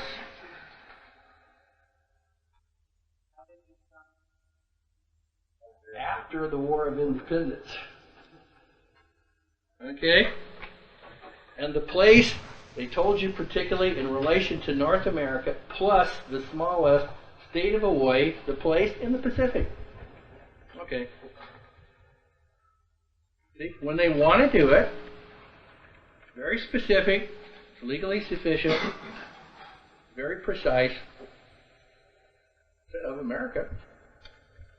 Okay, now, 8th edition, 644, I'm walking you through this the same way I found it. You're looking for the word federal government. I got news for you. See government, so you have to go to page 715. Okay? And it's 715 of the bottom right column. We'll whip over there. Follow along with this. Let's see, 15. Okay. Federal government. Okay? Is that what we're looking for? No, we're looking under government because we're going to get a choice.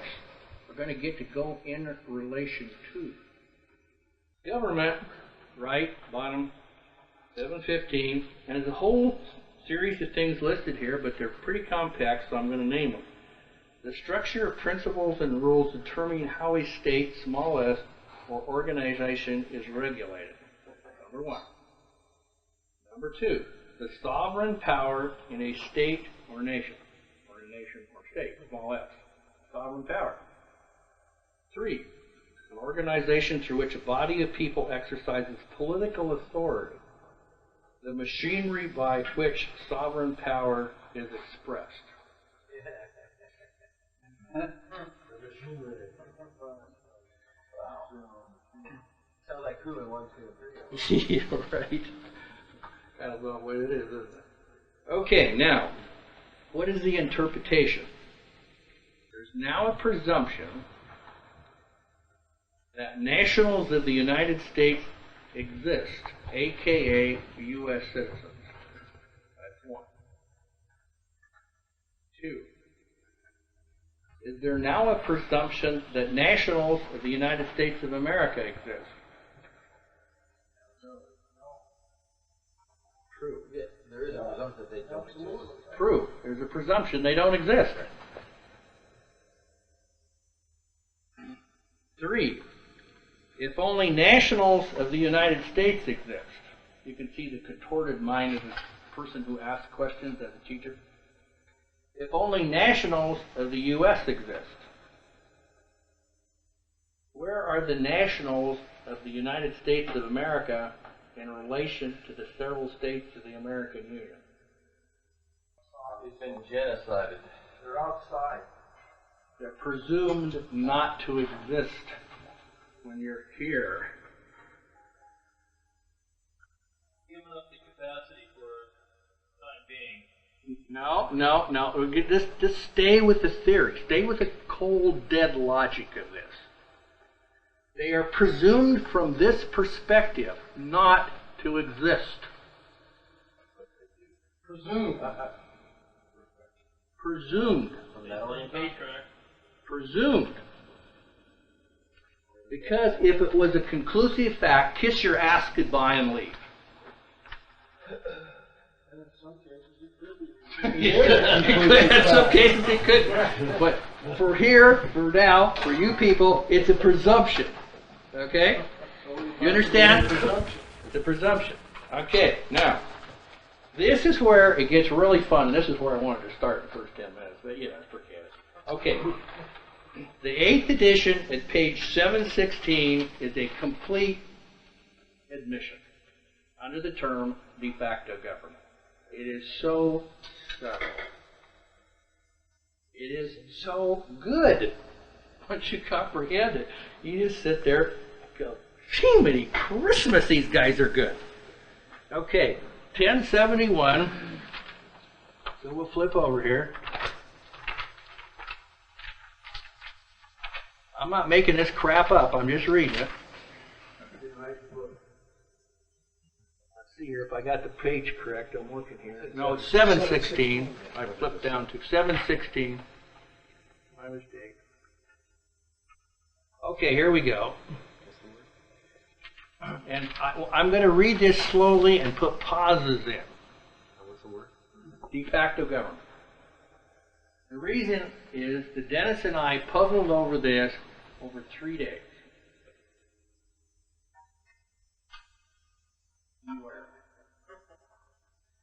One, a government that has taken over the regular government and exercises sovereignty. Listen. And exercises sovereignty over a nation.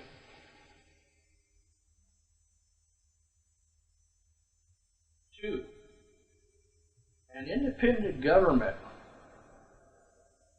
established and exercised by a group of a country's inhabitants who have separated themselves from the parent state. Small s. I'm going to start again. Just be quiet. Let it sink in. Just let it sink in. A government that has taken over the regular government. So now you know by definition it's irregular. If you are up on legal terms. The government has taken over the regular government and exercises sovereignty over a nation. Remember, a nation is divided into what? Territory, states, yada, yada, yada. Okay, think about that. 2, an independent government. Established and exercised by a group of a country's inhabitants who have separated themselves from the parent state. No, it doesn't. No. That's why we spent 3 days. The last part of the second one again. Who have separated themselves from the parent state.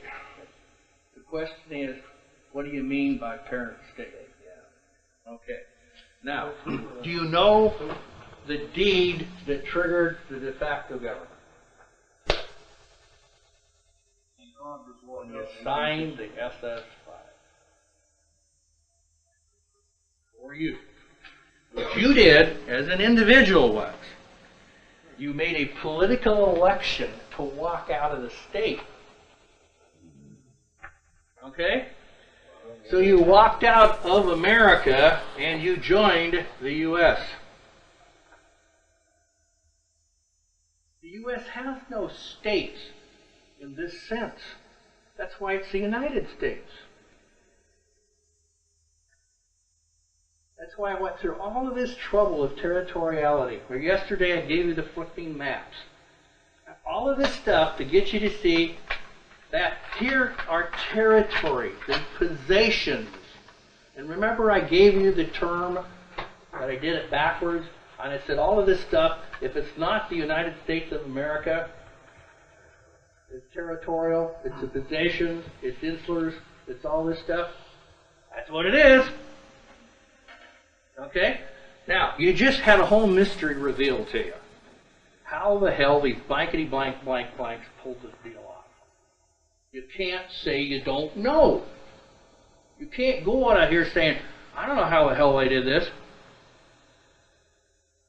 Anybody knew when they got that SS5 signed what they were doing? No, wait. Don't jump to conclusion.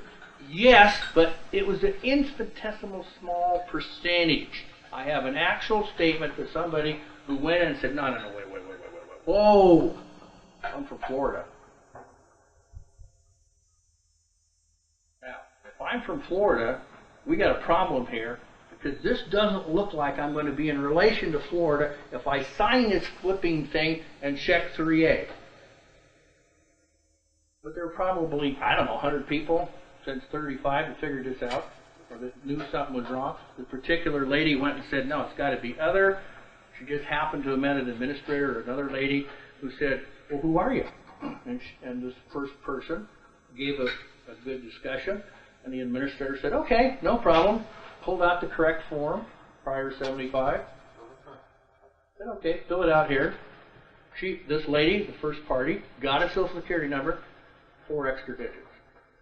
Why do you say prior to 75? Because that's when administratively they decided not to make the forms available.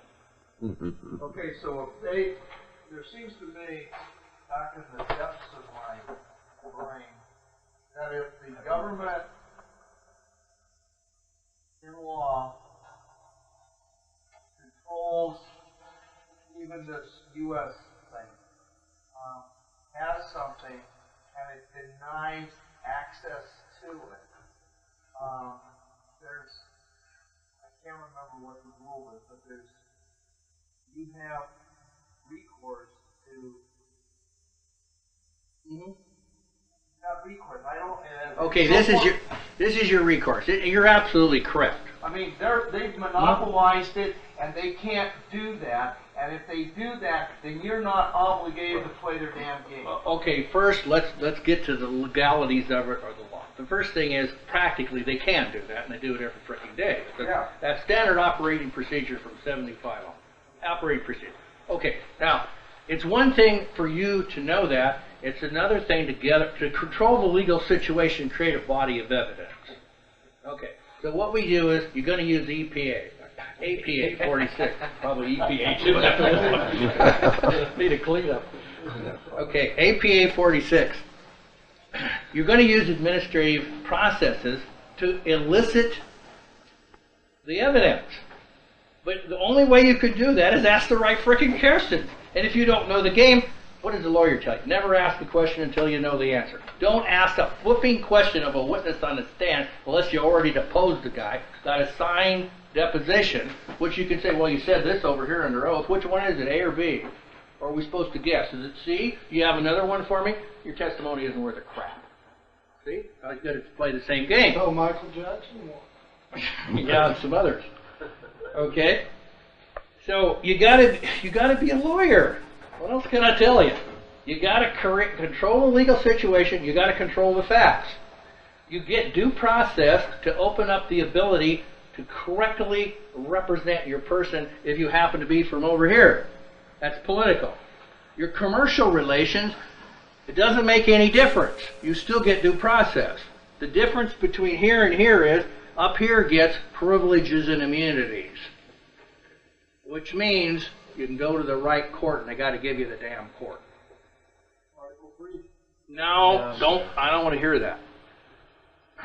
Because the United States District Court is an Article 3 court. Okay? So going to an Article 3 court, quote, isn't the solution. It's the capacity in which you go to the court. Right. That's the key to the whole deal. Okay, now, is that clear to this point? You know how this thing was sprung on you. You can see in probably more detail than you ever heard exactly how it was done. Bang, bang, bang, bang, bang, bang, bang, bang, bang. You got every flipping site. There's some cases I wish I had, 2 or 3 of them. I don't have the correct definition of the exact site of the convention. I got it on my flipping computer, but I couldn't press the right button. It wouldn't come out. Okay? Wouldn't give it up. They wouldn't give it up. Wrong form. Wrong form. Okay, but you have about 99% of this thing, maybe 99.5. Okay? Now, in order to make any of this work, quote, okay, we need to think about some things. Because if you think this is easy, you miss the damn point.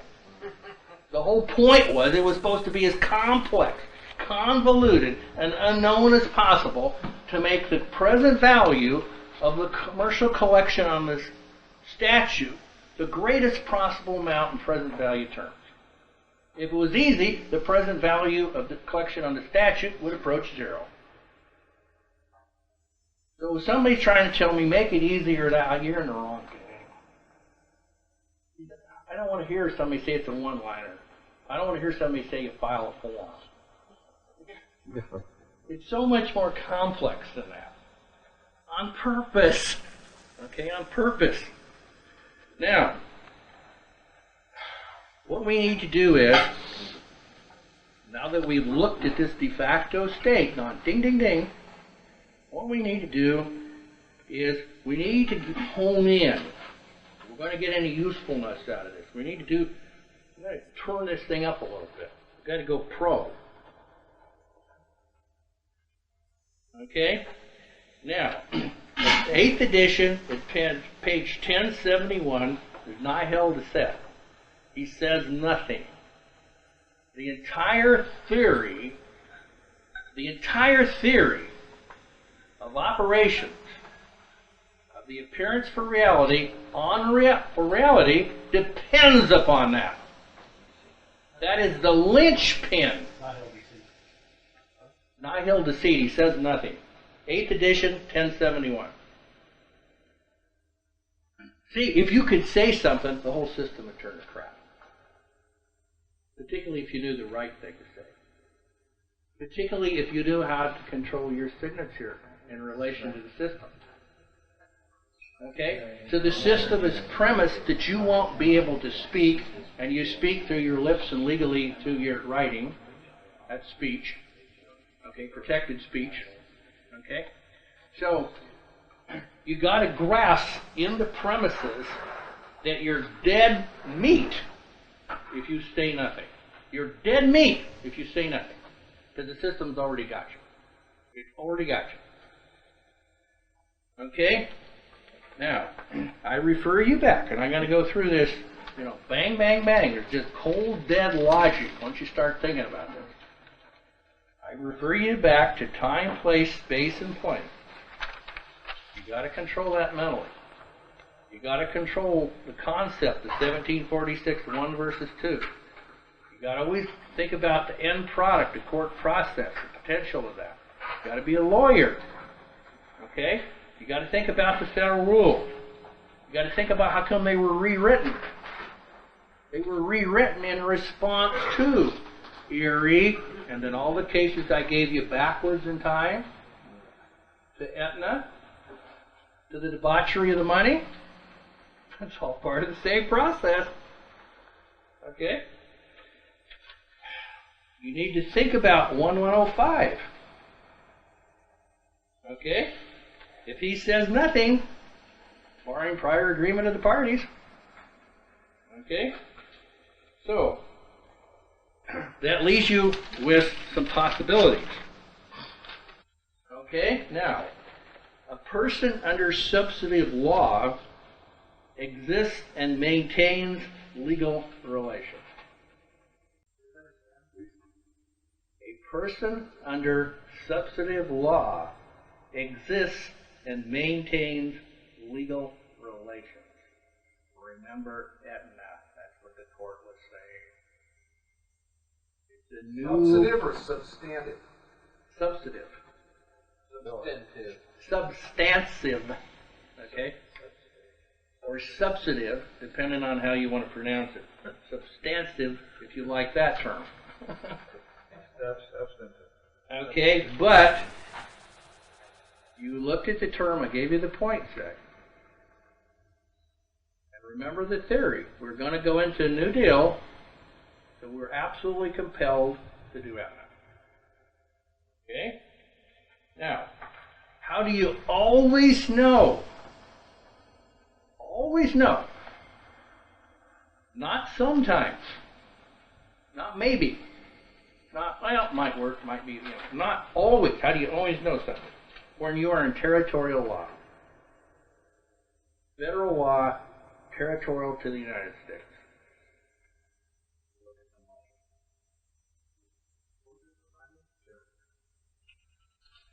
What money?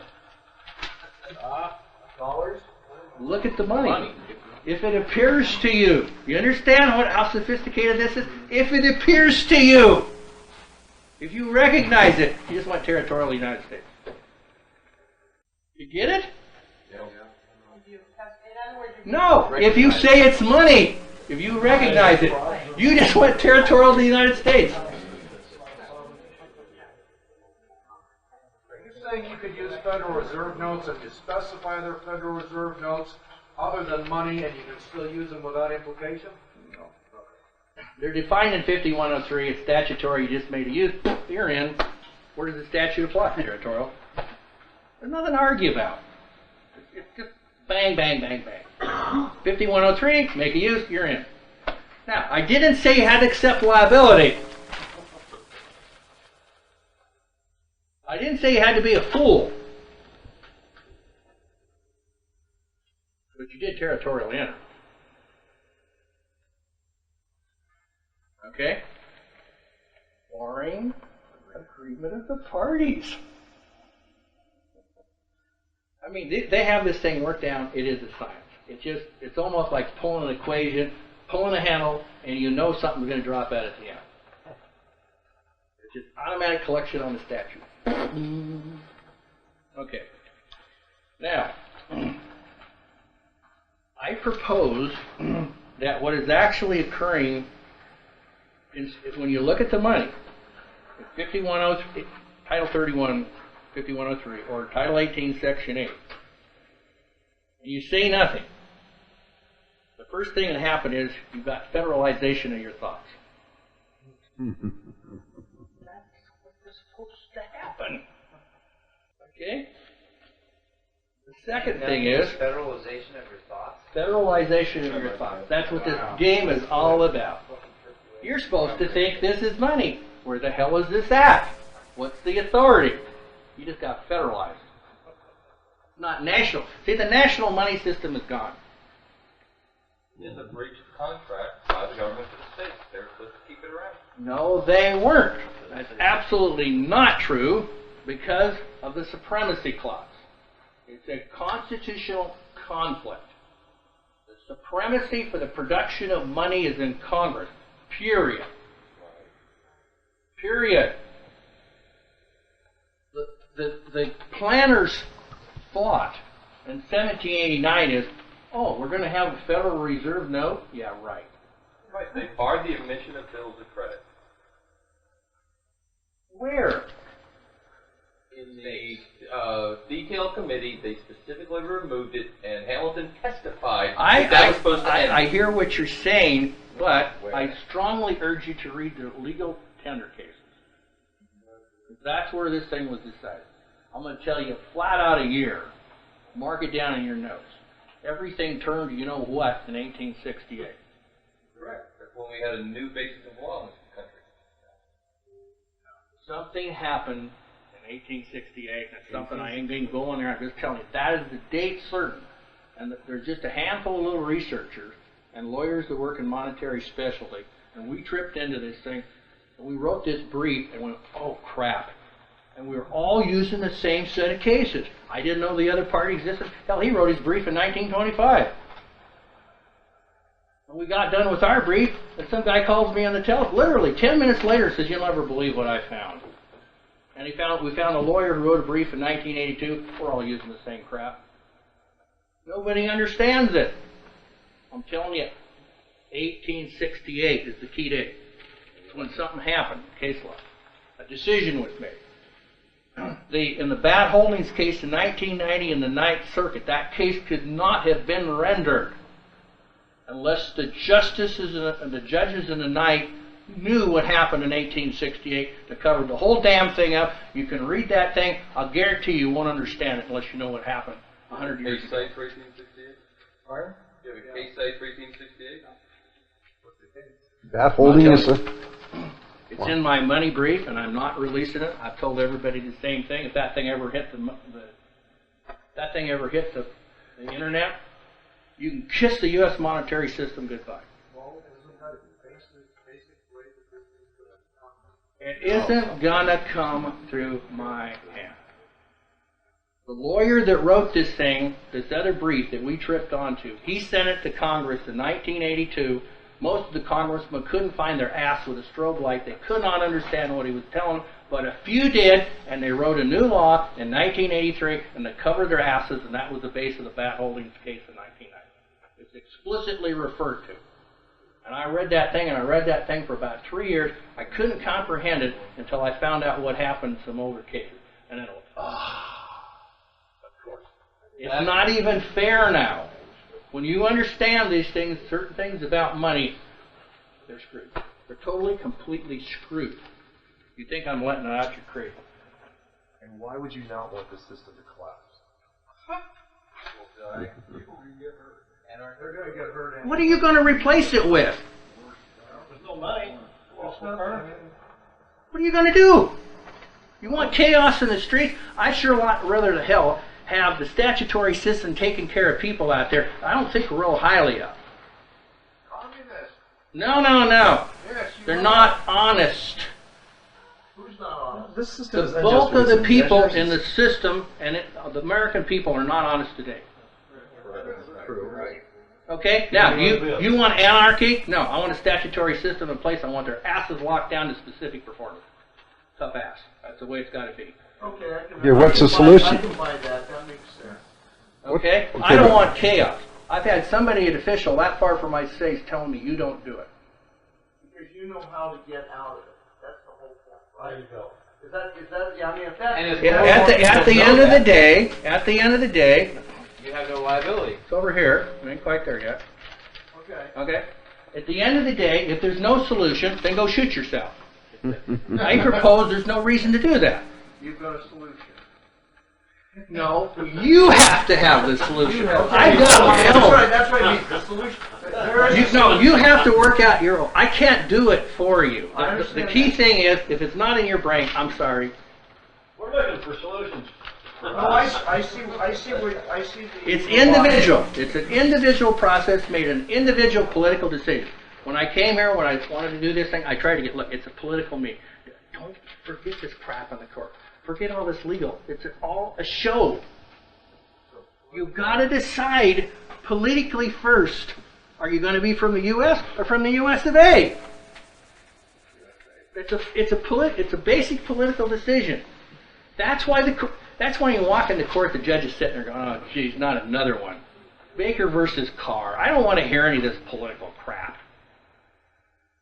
He entered into, before me are the evidences. The party entered into legal relations in this state. There is a condition preceding behind it. Sure, he made a political decision. The court can't see it. The court can't have anything to do with that. So if you make the correct political decision, it helps.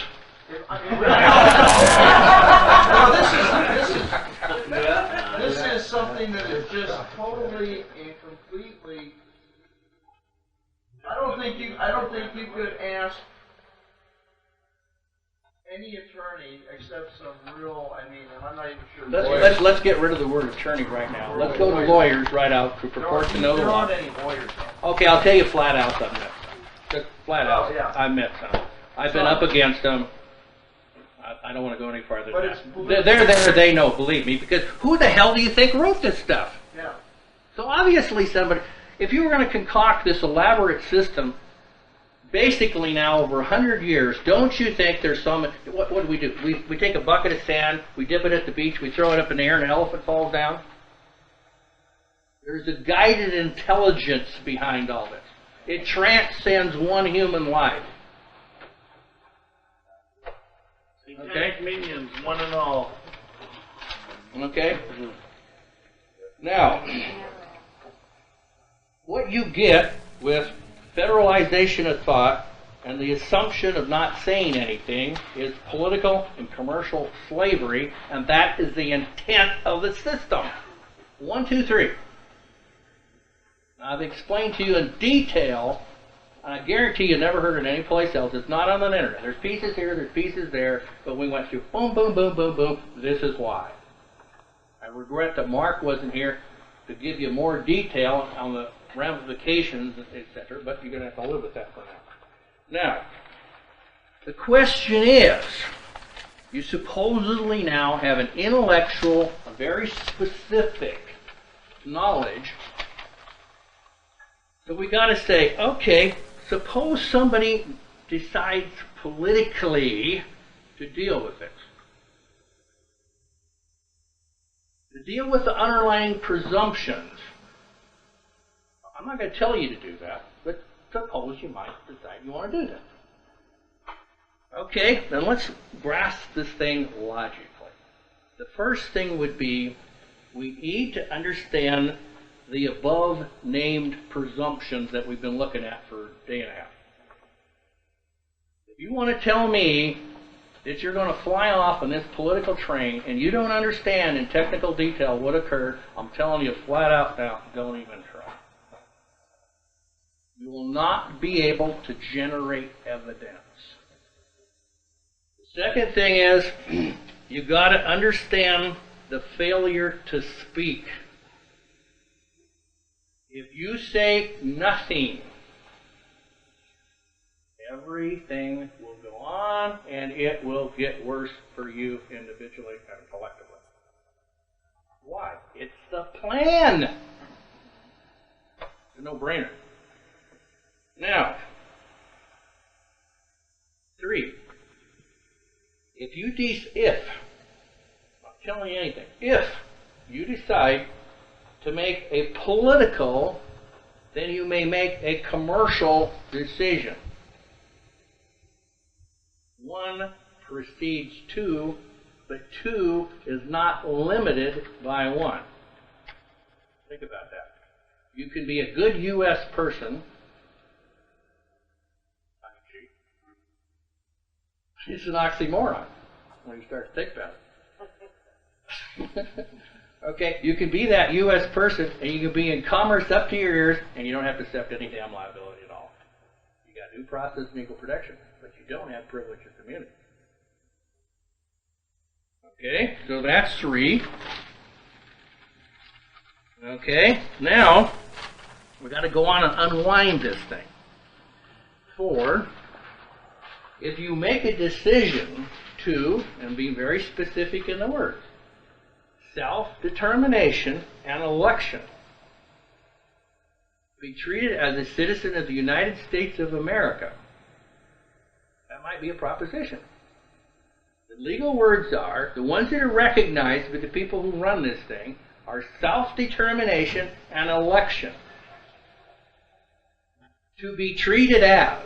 This is not made up. It's something that wasn't pulled. It's taken out of the frickin' case law and out of the statutes and out of the convention. Know exactly what the terms mean, how they're used, etc. Number 5, realize that the system operates and is controlled by EDP. Electronic data processing. Electronically. It is no longer controlled by paper. I can tell you within the last 4 days, I know of a federal removal, and it was all electronic. All electronic. Okay. Number 6, you may make a decision to change the information on the system. You understand how logical this is? Bang, bang, bang, bang, bang, bang, bang. That's how you write a game plan. Okay? You may decide, I'm not telling you to do anything. You may decide to change the information on the system. Number 7, where the hell do you start? Okay, now I'm going to propose some things. First thing is, that's why I started and talked about Section 10 of the treaty with Spain. The process was laid out for you of what Congress thought was the way to do things on political election. The party was told they had to go to a court of record and make a declaration under oath. And that would become prima facie evidence once sealed to remain under the crown of Spain. So there was the process involved, the operation. One thing is to make a declaration. Do you understand that within the foreign consular offices, there is an assigned officer to every office that has an oath of office, and it can take declarations in relation to your status of citizenship. I've seen the damn form. What is that? There are officers who can deal with declarations. One process to deal with this thing is you're going to have to make a declaration. You've already made one, and it was BS up to your eyebrows. Now, you may have to make another one. Okay? In that declaration, could you put that out of you? I'm not going to say you couldn't, but you lived all your life. So, what legal relations or legal effect do you want? You tell me, I'm listening, I'm all Well, ears. because you've been brought into this through a fraudulent conversion, really. And Can you prove that? Can you prove that? Where's the proof? You made a statement, where's the proof? See, now I'm going to hold you. I'm going to hold you to what you actually have to do, and I'm sick of the bullshit. I'm going to hold you to what you actually have to do to make this thing work. You wanted to start yesterday. Well, how do you do this? I'm telling you now, listen. Now, how are you going to make it work? How are you going to prove the fraud? Now, just wait. He raised the Well, question. you'd have to go through the APA and How? by questions that you would ask. Right. How? What are you going to do? Send a FOIA through the mail? What's going to be in your FOIA?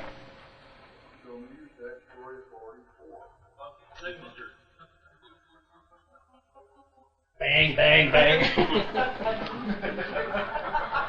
That's what we've been doing for 2 days. I'm trying to get you to think of, this thing has got to come out of your mind. Okay? You don't just throw a magic FOIA through the mail. It's the substance of it. You have to create the legal relations. You got to control the legal situation. It's the questions that you FOIA that are going to get your ass out of this, or you'll maintain it. Worse than that, if you don't know what you're saying, really, please, don't send anything. You create evidence against yourself. What about the fact into the system without my permission as a child. Okay. When you hit 18 years old, you had 6 months to cancel out. Of course, you didn't know that, but tough ass. You're supposed to know the law. That's right. So you had 6 months, and you could have gotten out of it for income. How? I've got son at that age. How do they do it at that age? You have to go and request the correct form or make the declaration. If somebody, if they have hit 18 years old, they have 6 months. Okay, so if they're within that, don't come after me and ask me when it's 7 months. If it's within 6 months, they have to make a declaration under oath. Okay, and they got to send it to the proper authorities. Okay, this way. Okay, now, what are you going to have this person declare? Now, if you can't tell me this, I may walk out the door. What do you want your 18-year-old isn't going to know, right? So how are you going to teach your 18? What are you going to instill in them? Within the United States of America. Attitude and money. First, they have now arrived at the age of majority and are compelled to make a political election or by silence when it's already been made for them. First thing to tell them, okay? If everything Dick said, I've listened to the radio station in Weezer, Idaho. I think it was a Boise or thereabouts station. It blew my mind. On the station, they made this statement on the radio that when the child turns 18, they can make a political decision. And if they don't, wait, it just blew my mind. Is that a regular? Regular radio. Where's that written into statute? I mean, where's the... It is in a statute. I don't have it. I think Mark's got a cite to it. I'm 62 years old, and it's not that long. I could give a rat's ass. My youngest kid is 30. You know, what do I care? No, I got enough problems right now to worry and something that I can't have any legal relations with. Those of you who are in that situation, you're going to invest the time, trouble, and effort now that you see through this thing, hopefully. That was Mark Keller that had... I think Mark may have this. He gave me something, but I had to stay absolutely focused. Don't you see how easy it is to get drug off point? Who the hell was going to write this outline? What outline? The one you missed. The issue is that the one you missed. 18, one approaching 18 years old or at 18 years old is going to have to know who and where and what to address. Well, do you understand all the things they have to understand? Okay, Dad, teach them. Who am I? What's my relationship to law? That's too complex. That's where we start in level 1, but that's not fair. But the political league understand. You got to teach them, Dad. It's your duty. Now, do you understand how much duty's been blown away? That's why we're in this mess, because Dad or Mom never taught. Or how could they teach? Because they were programmed that they weren't supposed to know. So how the hell can you teach what you're not supposed to know? If the system was effective, you wouldn't have known. The system's very effective. You can't no more teach. A lot of people are having their kids at home and not doing a birth certificate, doing a certificate of life. How does this, I mean, and you don't have any contracts. They've avoided the Social Security number all the way until they're 18. They do need to work for the family business. Mm-hmm. So they're one of the few that got to 18 without any contract by the state. Mm-hmm. Does this apply? I mean, If they don't have a Social Security account, yeah, okay? If they don't have it, if they don't have, that's what I'm okay, saying. there is When they got all the way to 18, there's no presumption on it. Yeah. Okay. Let me tell you a story that happened. Now, just a second. Now, this is why I get frustrated, because of the subtlety of this. It is so subtle. I don't care or not, whether they had the thing or not. But let's say they don't have a Social Security. and no birth certificate. I don't care. I don't care. This is how subtle it is. This person, this 18, 20-year-old, whatever, walks out in the middle of a wheat field and enters into a negotiation for 10 sacks of corn or whatever, of wheat or whatever is going to be available. I don't give a rat's ass. Okay? And here comes the money. They just went into it. I don't don't like that because I want to use the term UCC because it's statutory, and I know what that dirty thing is. And the law merchant is down in 1103 and it's covered up by this statutory crap. You're right, it's law merchant, but it's at 1103, and the concept is. If you do business with a merchant for the purpose of that transaction, you're a merchant. That's a UCC concept, but the old concept of law merchant is buried underneath at 1103. And what it says is this: where the law of this statute or title is meant to supersede, it will have superseded. You get it? They buried the old law. They put this stuff on top of it. Is it the law merchant? Yeah, but it's not the old law merchant. It's a new law merchant. When you use the term merchant under the UCC, it is not the same term as merchant under the old law. The merchant under the old law extinguished his debts. The merchant under the new law discharges them by negotiable instruments. Yes, talking about the children, all their birth certificates are in application. They have to go to court to get the name change and change it with the state. I haven't looked at that stuff. You may be 100% correct. It may be a state thing. Remember, don't conclude that because something is happening for one state, it is in parallel form exactly happening in another. It may not be true. Okay, don't make that mistake. Hope nobody publishes it. Oh, my sons are in upper K. It may be true. It may be true. Okay? Would you make that contract? Which one? Well, the one out in the field. If you don't say anything, barring agreement of the parties, if there's any kind of a squabble and it heads to court, you're in it. Yes, but what if in that contract you specifically object? To what? The color of light, the time of day, what are you going to object to? Well, to the Federal Reserve notes. That isn't going to do it. Objection will not do it. Okay. Okay, what might do it? Control the contract. Time, place, space, and place. Can you be prevented from contracting here? No. Okay, then when the agreements are signed, why don't you sign them? This is just a friendly hint. 1746-1. Yeah. Yeah. But can they be compelled to contract? There's all.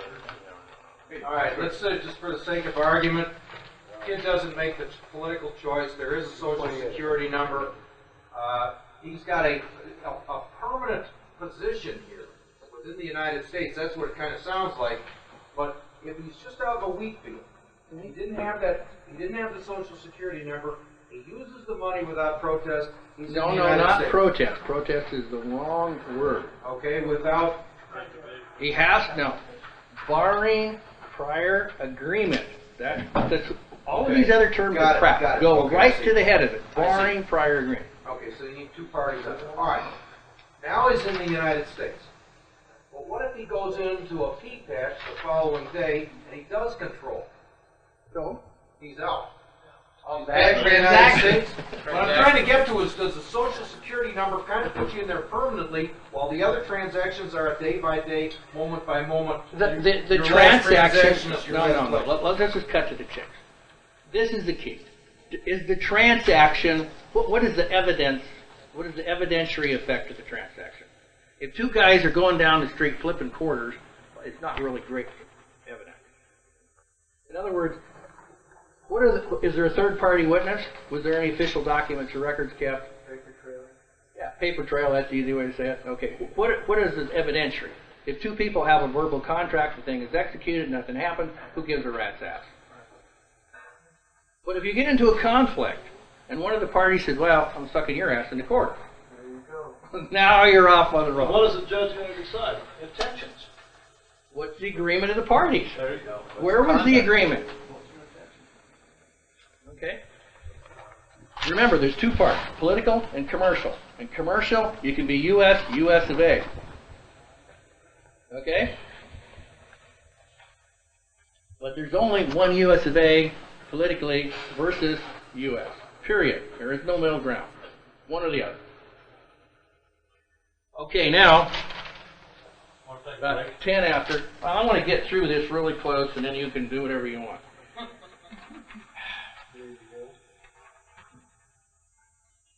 You got to declare a choice.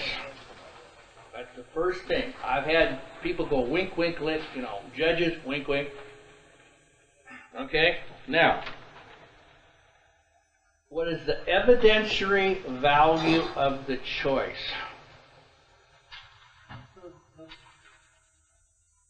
What are you going to do? Go out in a wheat field? There happens to be a lone tree out there. Some guy threw down an apple 10 years ago. Here comes a tree. You go out in the middle of this thing, you can't see the frickin' tree from the road. Nobody can find the tree unless they have to be cultivating out there, and you tack your notice up. The evidentiary value may be somewhat limited. Okay? Some of us tacked notices up in the glass on the county courthouse, and you couldn't keep those notices in there for more than an hour or two. Something else showed up. Maybe somebody was worried about what was in those declarations. Okay, so it's the evidentiary value. I don't propose to teach a course in evidence, but you need to understand evidence, the rules of evidence, the 902, etc., etc.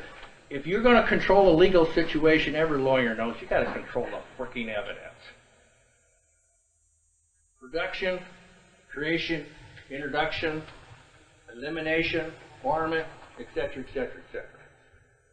Okay, now, the second thing is you got to give a public notice. You can't go in your closet and say, I declare. It's the old common law idea. The other party needs to know your position on the agreement. So we do this commercially, barring other agreements. Okay? One of the conditions preceding to the agreement is, hey, I'm a citizen of the United States of America, and I'm telling you right up front that if you think you're going to pin me on liability under 5103, go get another glass of whiskey. That ain't happening. Okay? And the other parties say, well, I don't care. I'll take, I could care. It adds up. I can put it on my 1040 Schedule C. I'll take the liability. That's all they're saying. Well, you don't care. If those suckers want to take the liability, you're off and running. But you can't be forced to take it. And by the same token, you can't force anybody else to take it. They got to take it voluntarily and willingly. So, public notice. What's the example? Okay, public notice. 28 U.S.C. 1746-1. That's about as public as it gets. What is that again? What's that? 28 U.S.C. 1746-1. You sign anything into the rules without 1, you're automatically in 2. You just invoke the commercial relation on the signature on the Rule 11, you're off and flying. The same thing when you get smart and you go back up and you find out that original transaction way upstream and you blew it and signed a general capacity signature, the whole thing is dog crap from there on. Not unless you can come up with a theory of, oh my, I made a mistake, or there's a change in circumstances, I'm sorry. And you get the other party to say, oh yeah, we'll voluntarily let you alter your signature as long as you don't alter any of the other terms and conditions. I've done that. Don't think that can't be done. I did it at a bank.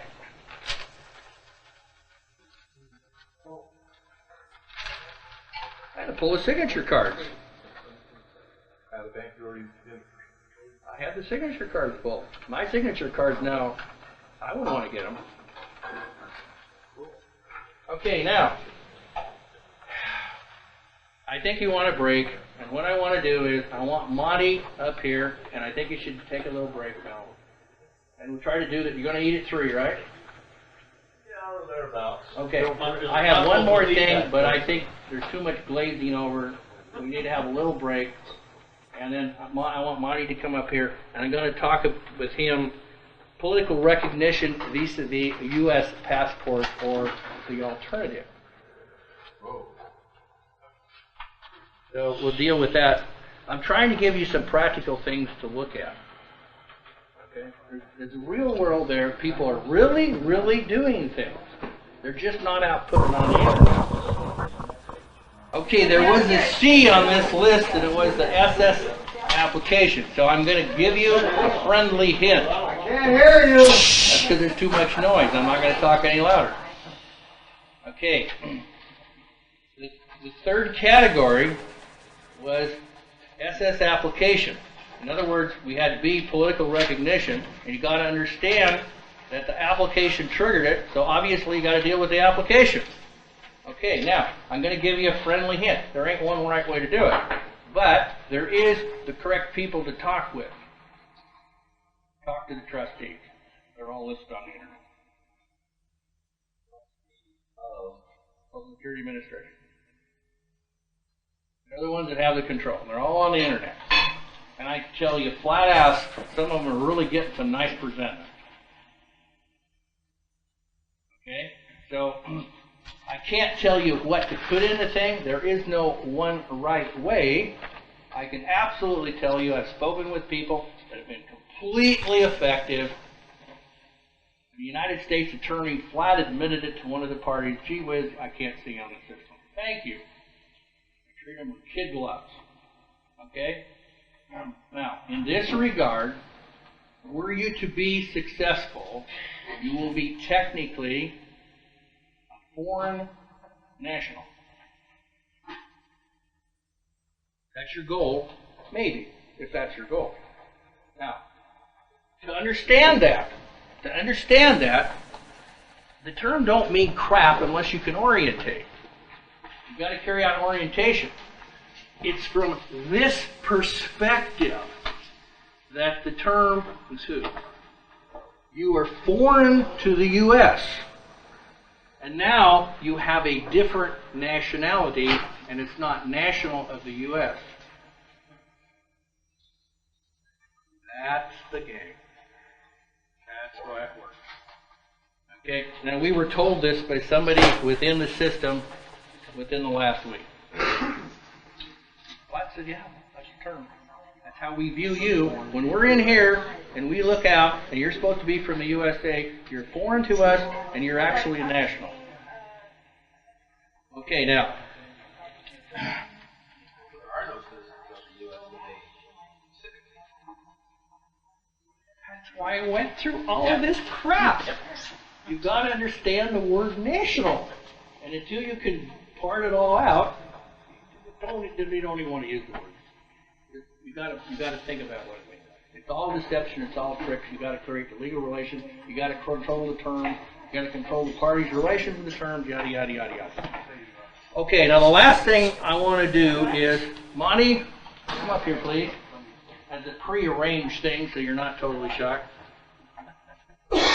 I'm going to play devil's advocate, but I won't be crucifying you. Okay, now, we had a little conversation the other day, and you mentioned something about a passport, right? Okay, now, discussion's already taken place. Okay, now I'm going to ask a question. How many of you have ever had a U.S. passport? Let me see your hand. Man, more than I even thought. Yeah. Okay, how many are active? About half of that many. Okay, what were one of the questions do you remember on the passport? Are you a U.S. citizen? Yeah. Okay. Now, do we need to say anything else? But the passport actually says. No, should I start hanging my head now? On there.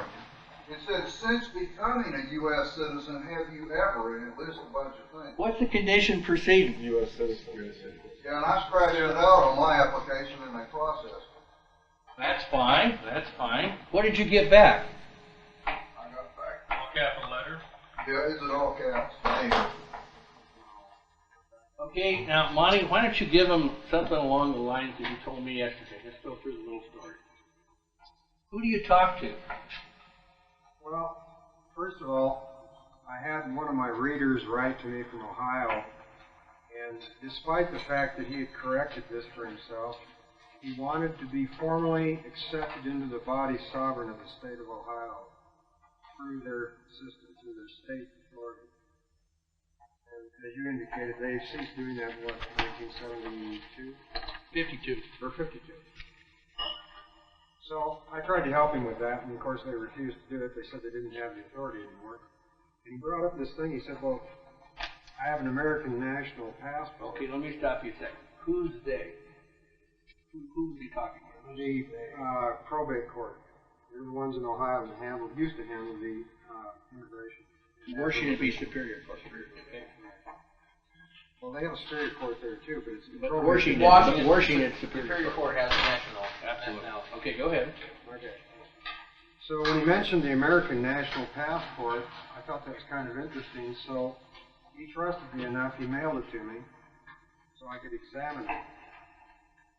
The American national passport uses this for an address. What is it? Four Sequence International. All of the proper nouns, United States of America, his name, Christian name, everything was in upper lowercase. And mainly what I'm up here to let you know is, I've had one in my hands, I've looked at it, I know what's on it. Did he create this himself? No, just wait. Just go ahead, go to the rest of the story. Who's the party B that you want to talk to, Mike? Well, I have to go direct to the Department of State. Ooh. Department of State. Did somebody hear I'm a sorry. little dynamic shift? State Department. You gotta go straight there. You can't do it through the post office. I went to the post office, by the way, and told him I wanted an American national passport. And he said, well, that's one of several different kinds of passports. We can only process U.S. passports. Okay. And I said, well, how do I get an American national passport? He said, you have to go straight to the State Department. No, I'm not fine. I hear you. So what do you got to show them? Some kind of declaration of citizenship? Well, just wait. You got to get certain facts. Okay. Who are you going to talk to? Are you going to talk to INS 52? No. Okay. So that's the first thing. You don't go through the INS process, which is managed where? No, it's managed in a local court. Did you hear the word local? Mm-hmm. As is local. It's managed in this court. So when you go there and start to transact, you're already in the game. You can play with the frickin' forms all you want. You went to the wrong party B. They don't have any authority or jurisdiction to do what they're at. Okay? Now, what did you ask for? What kind of a passport were these guys after? Well, I asked him for an American national. Okay, now, you have to have the exact terms.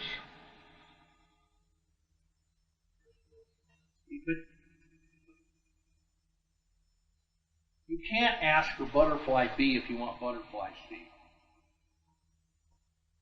Understand? When you go to INS, you ask for a U.S. passport. It's a particular thing. When you go over here to this other potential jurisdiction, you have to use their code words. You have to use the exact flipping words. Okay. The other significant things I noted on this passport that he sent me, which I did send back to him. You didn't make a copy of it? I was going to get one for myself, and I got burned down by the MJTF. I was reduced to what I was wearing overnight, so it took me a while to recover from it. This was the address. There was no military zone designation called a zip. There was no social security number. And for those that have one, I don't know if this would work, but maybe you can answer that question. Usually what I tell people is if you want to withhold a number that you think you may have, then where the little boxes are, you just write classified. They say, well, what authority classifies it? That's classified. What's your security clearance? That's classified. Okay. Anyways, the American National Passport, the one I examined, has no social security number. There are no restrictions. You can go to any country in the world that will let you pass its borders. That means you don't have to tell the State Department thereafter when you're going and when you're coming. There is no expiration date on it. No expiration. No expiration date. It is permanent. non-statutory. 10 years. It can be revoked for just cause. It doesn't expire. That's true. It has to be done judicially. It has to be done judicially. Ultimately, it has to be by court order. Is just cause to an election to be treated as a U.S. citizen? I don't know. Do you want that? No. I mean, ramifications. If you happen to be electing to, curious if the dual citizenship there. Well, realize that they are giving you a document that says they recognize you as. So what kind of identification? If you change that, they're going to change their recognition. See, Monty has this thing cold. If you just listen, he's got absolutely dead cold. It's why it works the way it does. That's why everybody else is getting screwed. They don't have 1, 2, 3 lined up. They're trying to do 4, 2, 1, 8, 0, whatever. It's all blacked out. It's certain, logical, click, click, click, click, and this is what it works. There's no identification required to get it? I didn't say that. You hadn't had a chance to get there. Yeah. I haven't gotten there. Incidentally, with no social security number on there, you don't have to fill out IRS forms when you come back. No expiration date. No relation, no social security. Correct. It's non-domestic. What kind of seal did it have on it?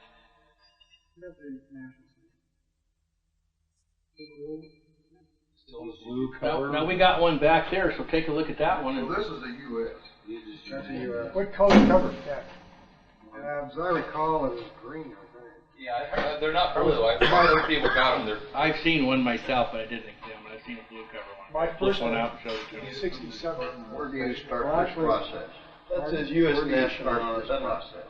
That's U.S. national. Up here, up here, Sign so here. the process. Yeah, It you did have to say, start here, and then you get a hold of the State Department. To permit the citizen American / national of the United States, and I scratched out citizen and of the United States. It just says to permit the national. We got too many people talking here.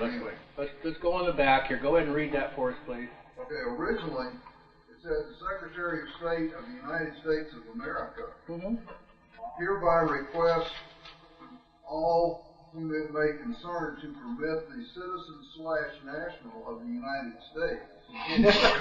Not of America. Just about blew that that all over. delay or hindrance, etc. And I scratched out the word citizen and I scratched out the phrase of the United States. So now it just says the Secretary of State of the United States of America hereby requests all who come and may concern to permit the national named herein to pass without delay. All you've done is defaced the document and simply made it void. I wouldn't be saying that in public, just a friendly hint. You just self-identified yourself for about 5 years in federal prison. The other side. Just don't say it. Nobody heard it. Heard what? That's what I said. Nobody heard it.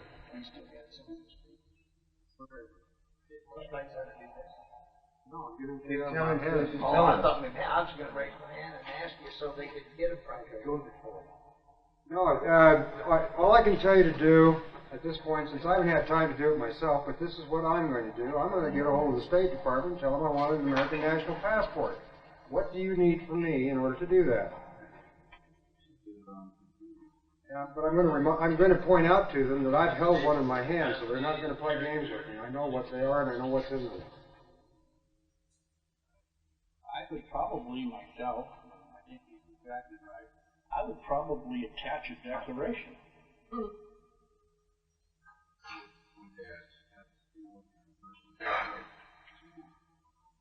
I don't know if I play that one. You guys would speak up, we could hear you a little better back here. Well, let's ask a question. An Apple Steel birth certificate. First segment is, okay, I think it's time for a little side comment on Apple Steel.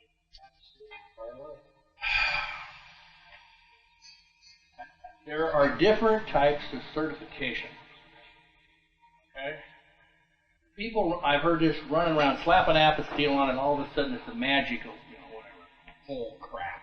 Apostille or apostille, I don't care. It's done under a treaty, okay? And for the participants relative to the treaty, it impounds a degree of legal reality. veracity, reality to them, legal relation. Under the treaty, the compactors to the treaty, okay? It is international, okay? It's international. It's not domestic. The people trying to use these things domestic are just crazier than a box of rocks.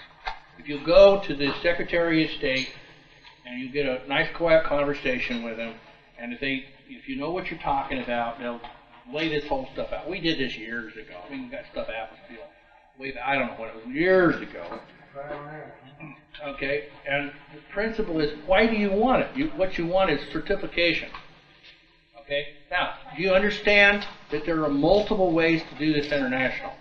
I happen to possess, I'm pretty sure you do as well, documents that are well recognized in international law. They have no flipping apostilles on them. They have other certifications that are done under treaty.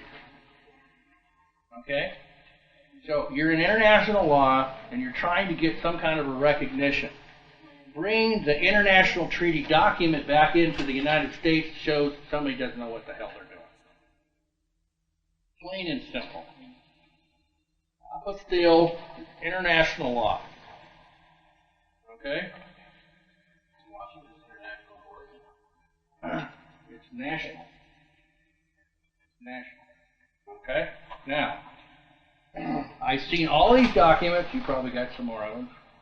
If you go talk to the Corporations Division lawyer, okay, and sit down quietly, they're going to explain something to you called the Hague Convention. Mm-hmm.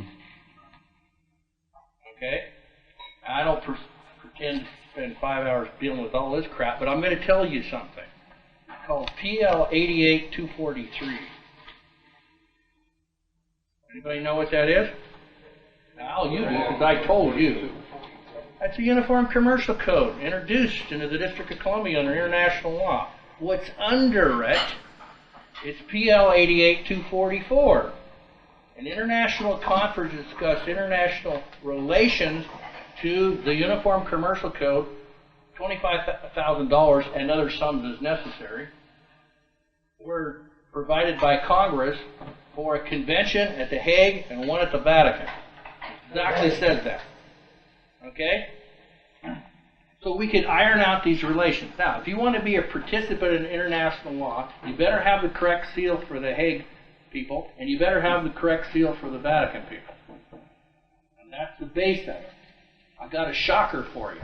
The conventions on the apostille happened after the UCC PL 244 came in, after the international agreements were already created. Now, when you go running around with these apostilles, stamping them everywhere in the documents, it shows you're a legal idiot. Because those things apply under certain conventions, certain treaties, and certain legal relations, and they don't have a darn thing to do domestically. Like international adoption. Exactly.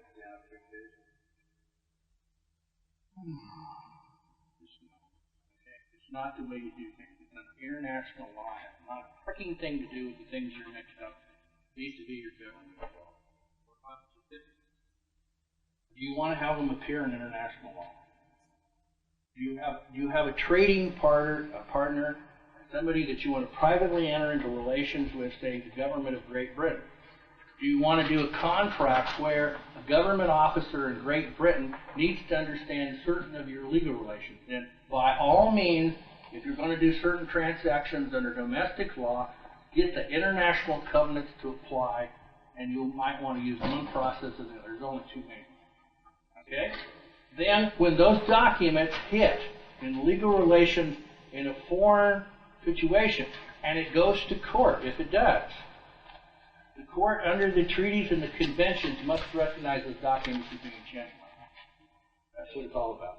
So what I did was I did my certificate of life nativity and my court order, okay, of my true Christian name, and I received certificates of them so that if I did get to the point of getting a passport, since I'm a foreign national, I would send them to the Secretary of State to get them, okay?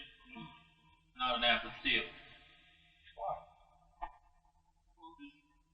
All the certificate does, or all the apostille does, is certify that the notary, in fact, is a notary. Okay, let me ask you one question. It's very simple.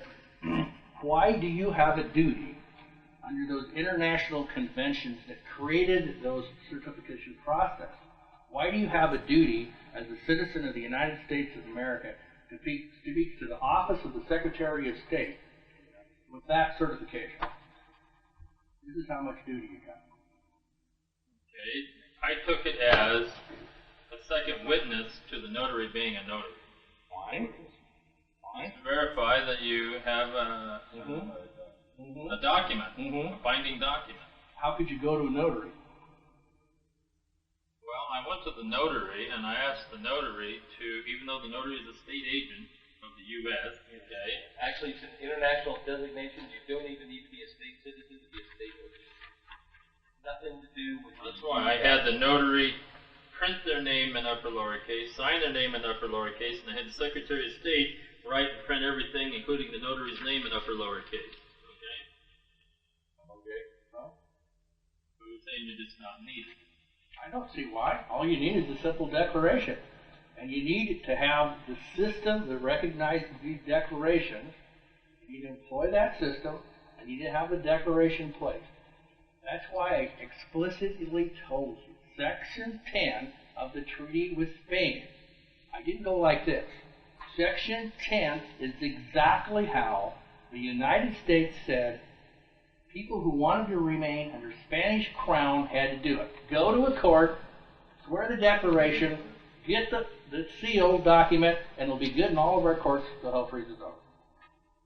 That's all it takes. Is that a condition proceedings? I don't think so. I think a simple declaration. That leads me to a question I have for you, because I'm not certain. Actually, two questions.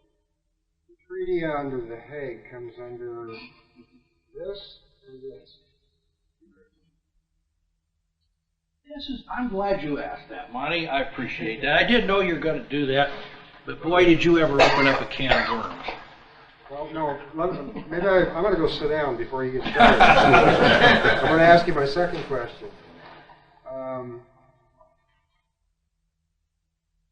First, I'm going to make a statement so you have some kind of orientation in my second question. Right? Sucking up! That's the statement is... So being accurate. Well, no, it helps to qualify it because the statement is all the land patents I've looked at, whether mineral or homestead or whatever, those land patents are treaties. It's exactly how they cede land over to a foreign nation for a consul, and it comes out of this up here, not this. That's why they don't give them out anymore. Okay. Come, they can't. So now, having put that qualifier in here, my second question is: the treaty regulating the Pembina, the whole Pembina thing, goes here or here? I'll let you take it over. When was the treaty signed? 1863. So Okay, let's go first to international law. I got a shock for you, folks. There's a whole cadre of treaties between the following entities: the United States of America, United States of America, the United States, United States. No. Where's the U? Okay, now where can you find it? I didn't do it. Okay, start reading in Rule 4. Okay? Start reading who the parties are to these different conventions and treaties and so on. I just shocked the hell out of me the other day. I started reading. Wait a minute. Who's doing what to whom here? Some of the treaties absolutely say United States of America. Some say the United States. It appears to me that what happens is you have human beings, you have different contracting parties, and you got different relations under the treaty relations that were negotiated with the Hague and the Vatican commercially after 64. See? So something happened, so we had different contracting parties. So there's no mistakes in this thing, okay? It's not mistaken. So what we had is different contracting parties who therefore afterwards agreed to different service of process under different conventions. Okay?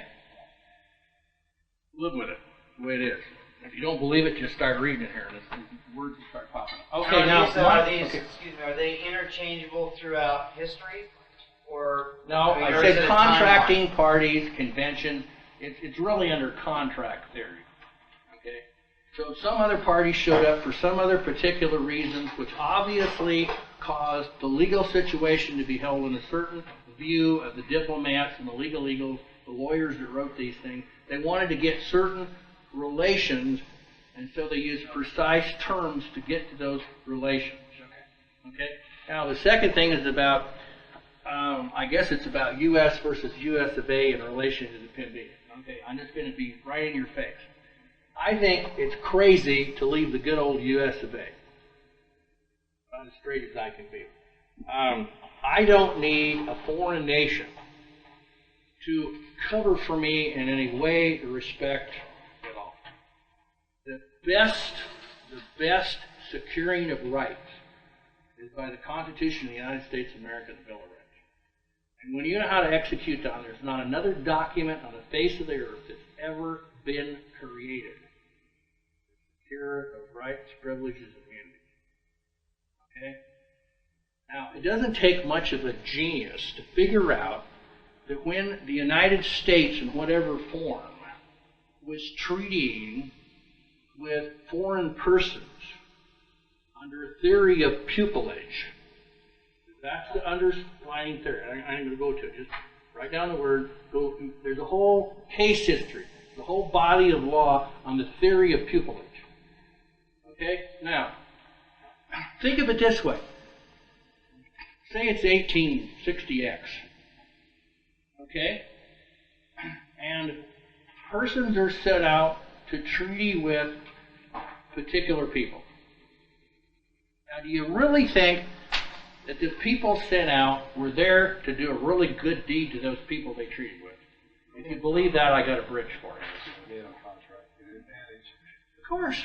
Now, are they going to extend in the treaty rights, privileges, and immunities under the Constitution of the United States of America? It's a non-starter. Okay? There's no place to go with it. Okay? If you want to play around with the game, I refer you to the insular cases. Okay? The theories of territoriality, territorial application of law. Okay? My belief is simply this, that the people who have gone to the Pembina, to particular some of the groups, I know some of the stuff is all over the board and I don't want to go there, but let's say that they, quote, went to the central organization that has the proper authority under a treaty. Everything's correct. Okay? Now, why would they go there? Because they think they're getting screwed here, and they don't know how to enforce here. That's how I view the whole thing. I'm not criticizing anybody. I absolutely refuse to criticize anybody. It may be. They may think they can switch jurisdiction over here. Okay? They can't control this situation. They've got property rights, all kinds of problems. Okay? So they believe if they somehow can access this, or maybe they don't even know these things exist. I would guess that a lot of the people that have, quote, joined in good faith haven't got a clue of the things that we've discussed over the last 2 days. No knowledge of it. Don't even know it exists. I believe that's right. Okay? So you can't second guess them for trying to keep their ass out of hock. I'm not going to do that. Okay? But for me, I'm not going there. I think this is the strongest relation, the strongest set of documents that ever have been created on the face of the earth by mortal man. Period. Okay? It therefore follows that it's up to me to enforce the fricking pieces of paper. And if I can't do it, hey, that's my problem. Now, I can't conceive of going to the Pembina, being brought into some kind of a tribal relation with the number and the whole thing, and thinking that I suddenly got a better body of rights. So good in the Indians over the years. It's all over the board. It's a very complex situation. The Indian tribes up here in the Northwest, every one of the major ones, have written in Social Security. Absolutely. A bunch of cases. But that's not true of all of them. See, you can't paint them all into a box. You're really dealing with a whole array of people who have contracted one tribe, one treaty, etc., etc. You can't paint it with a brush. It's unfair. One treaty may be relatively appealing to one tribal situation from the tribal member standpoint, but another treaty may be a total flippant disaster, and it was engineered that way in the first place to steal timber, water, fish, minerals. Well, that's what minerals are, fish and water are all about. Okay? So you got to be a little bit sophisticated about this. You won't get me criticizing. I absolutely refuse to do it. However, if I see people around the fringes going to some of these groups, and all they're trying to do is dodge taxes or trying to throw a different set of plates in the car, or some of these other screwy Louis things, I think they're legal idiots. On the other hand, if they think they got these terrible problems and this is the only way they can solve them, and they don't create more problems, then it's a logical, rational business model solution. I don't happen to think it's the best, but it's a solution.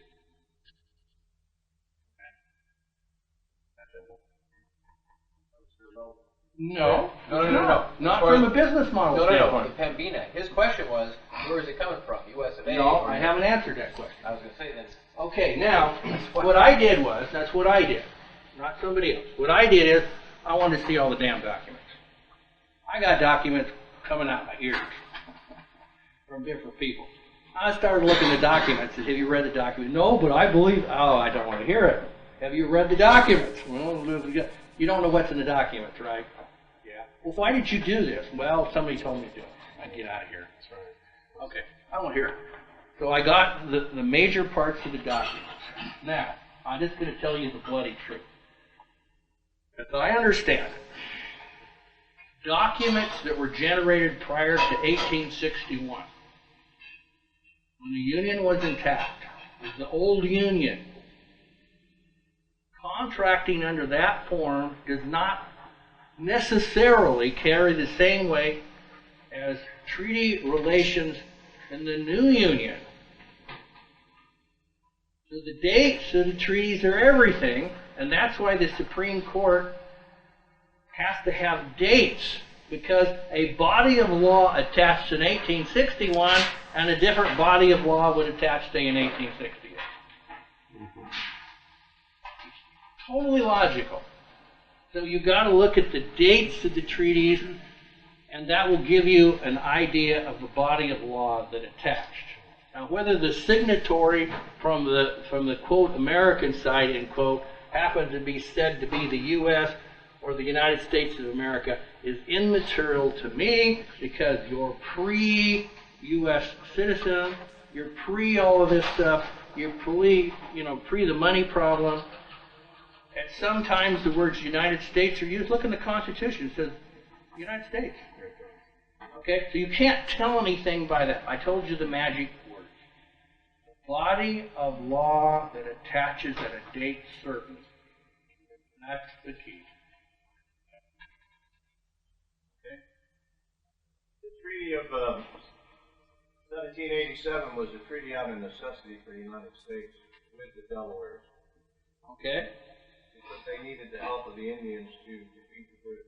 That was a political decision at the time, and it may have been perfectly logical. So the question is, what body of law attached?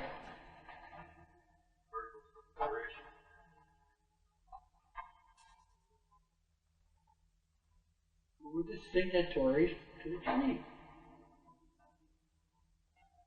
You see, that's the whole magic thing is the matter of who, when was it signed? Who were the parties? 1863. Fine. In the state of war. Southern states were not part of it. By a criminal. Whatever. They weren't part of it. They had, I think, 16 or 17 chiefs on the document and signed by Abraham Lincoln. I read it. I sent it to you. I know, I read the document. Thoroughly. How many? 16 or 17. I don't remember, but there was a whole list of chiefs. 8 on one side. Okay, did the government breach the contract?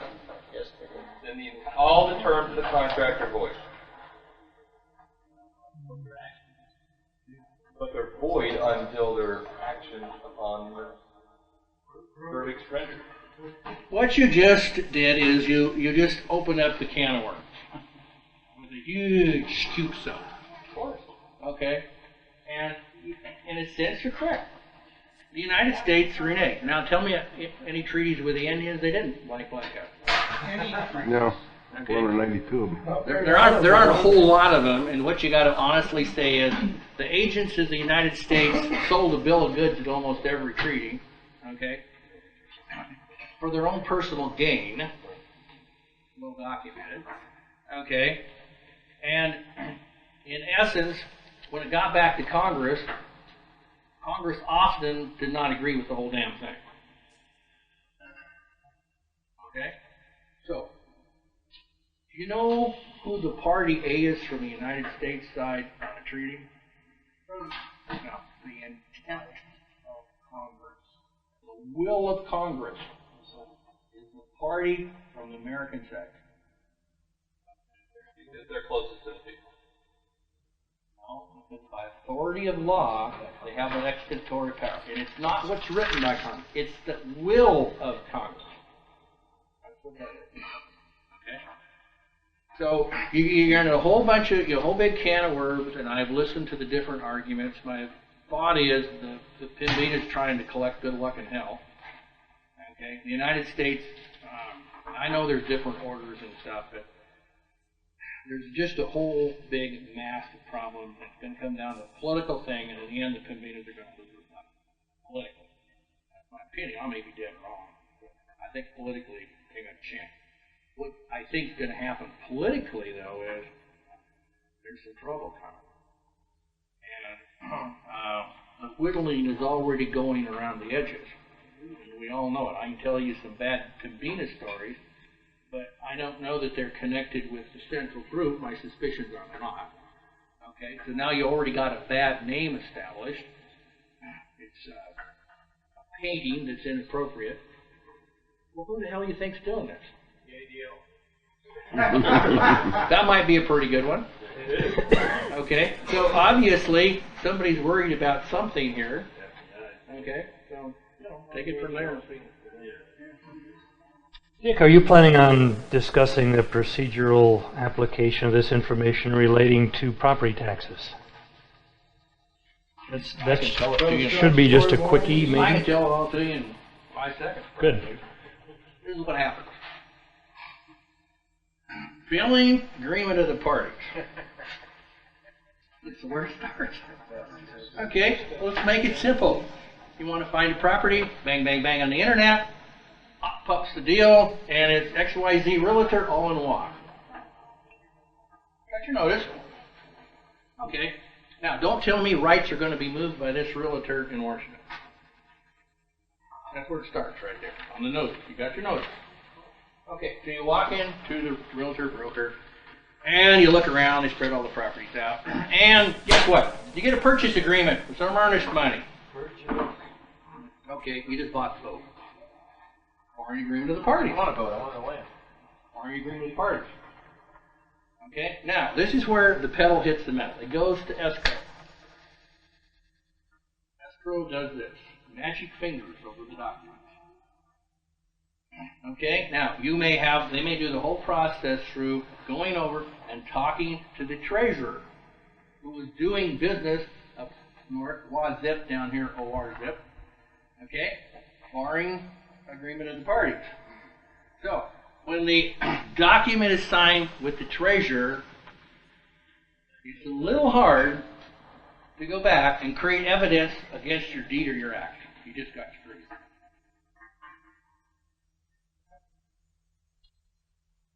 Now, is there an alternative? Well, that might be interesting. Okay, now,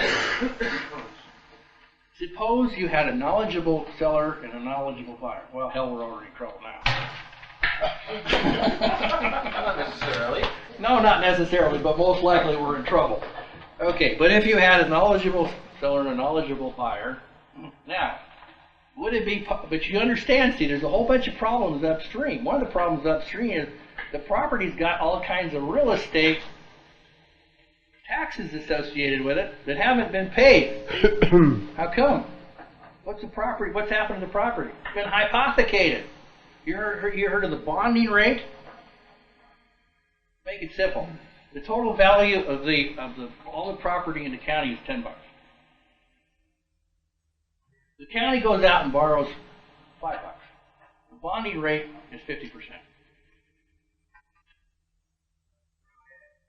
Okay? Now, there's liens on all the property through the exact account for each of the parcel numbers. Absolutely a legal deal. All the parcel numbers have to be submitted before the bonding can take place, because that's the collateral that backs the loan. Okay. Now, you have a condition proceeding, knowledgeable buyer, knowledgeable seller. They get together and say, well, let's have a little fun in real estate. Okay. So, the seller gives notice of a property transfer non-territorial to the United States. That instigates the action. Okay? And they ask the responsible parties territorially if they have any, listen to this, if they have any law or statute preventing an international sale. If they have any statute or law preventing a movement of rights to the United States of America. The seller does. Okay? Now it's going to take some time because you've got to exhaust administrative procedure. They're not going to answer you. You're going to have to sue them. You just went into the biggest, this is a bigger scam than motor vehicle. It's the basic scam in the country. Basic one. Okay? So, you're going to have to create the evidence by APA, and you're going to have to end up suing them. Guess what's going to happen? It's going to be a negotiated settlement. The court will never take judicial notice. And if you have all your ducks glued heavily enough, somebody's going to negotiate with you. Okay, now, what it means is this is, they're going to say, well, what about all this, what about all this liability? $100,000 piece of property, it's $50,000 pledged on. What are you going to do about that? Well, we got to negotiate. Well, my negotiating position is this. You dirty SOB, you lied to me. It's a fraud. Now, your consideration for the fraud is, I'm not going to say anything, and you're going to cancel the liability on the account.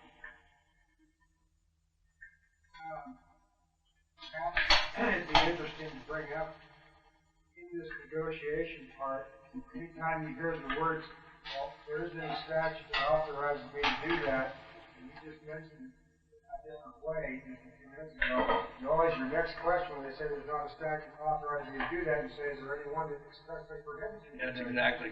But you ask them for the positive when you know they can't produce it. That's always the trick.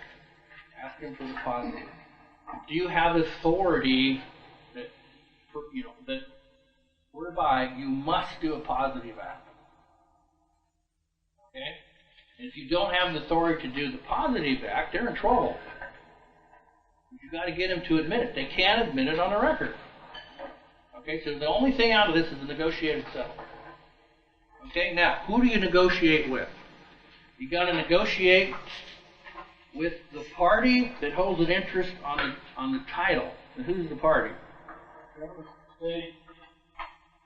What is the name in all uppercase at the top of the document that records the request to have the property taxed? You hear what I said? It's a request to have the property taxed. Clerk County or tax? No, at the top it says all uppercase, date of X. Date of X. All uppercase, date of X.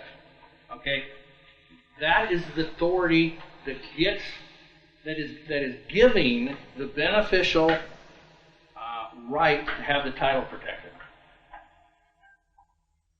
It's a land registration scheme and title protection. Take a statutory benefit of having the title protected. What that means is this. 512,005. The state will sue for you on your behalf to protect the title because you're paying them for title protection. Protection bracket. Only patented lands can come under this act. Okay. Oh, by the way, you gotta do it by court order. Yeah, I know, there's a whole process, but you're on the other side now, how do you deal with this thing? The way you deal with it is administrative procedure. You got to attack the form that got you in this thing, and when you really understand it, you got into the flipping thing because you had a purchase agreement with the broker or the dealer, and that's what trips the whole process. Nobody's required so to do. I think one of the ways you could undo it is go back in the chain of title and see where that court order's at. Well, how far do you want to go back to when this started? Well, we did a complete study in Klickitat County, Washington, and there was only 3 properties in that whole entire county that came under court order. I wouldn't doubt it. It makes sense to me. When you go into the beast this way and start jerking their money away, you're going to get some really unfavorable reactions. We did. A little louder. And we did, but we won ultimately. Okay, well, you can play all those games you want. The real estate thing is in a parallel to motor vehicles. It's not that much different. Now I'm going to give you another one just off the top of my hat, which probably maybe you haven't thought about. Let's say you walk in to the store and you buy consumer goods, personal property. Tablecloth. Walk home, not go home. Unroll the box. It's a nice item. $249. $240. And you open up the box and then I'm going to pull out a warranty card. I don't have to say anymore. Time, place, space, and place of the warranty.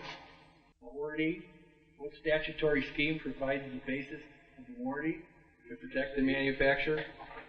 You just wanted to go get the benefit of the warranty under the U.S. This has got jurisdiction if they need the clock. Absolutely. Just granted it to them. Providing you fill it out and send it. You got to fill it out and send it in. What do you got to do? You got to sign it. When you signed it, you granted jurisdiction in the United States. Well, yeah, you might restrict your signature. All benefit, no liability. Right. It's the whole thing. There's all kinds of things going on all over the place. It's really the same pattern. Once you catch on, you put the flipping signature over there. You don't restrict it. You don't negotiate, barring agreement of the parties.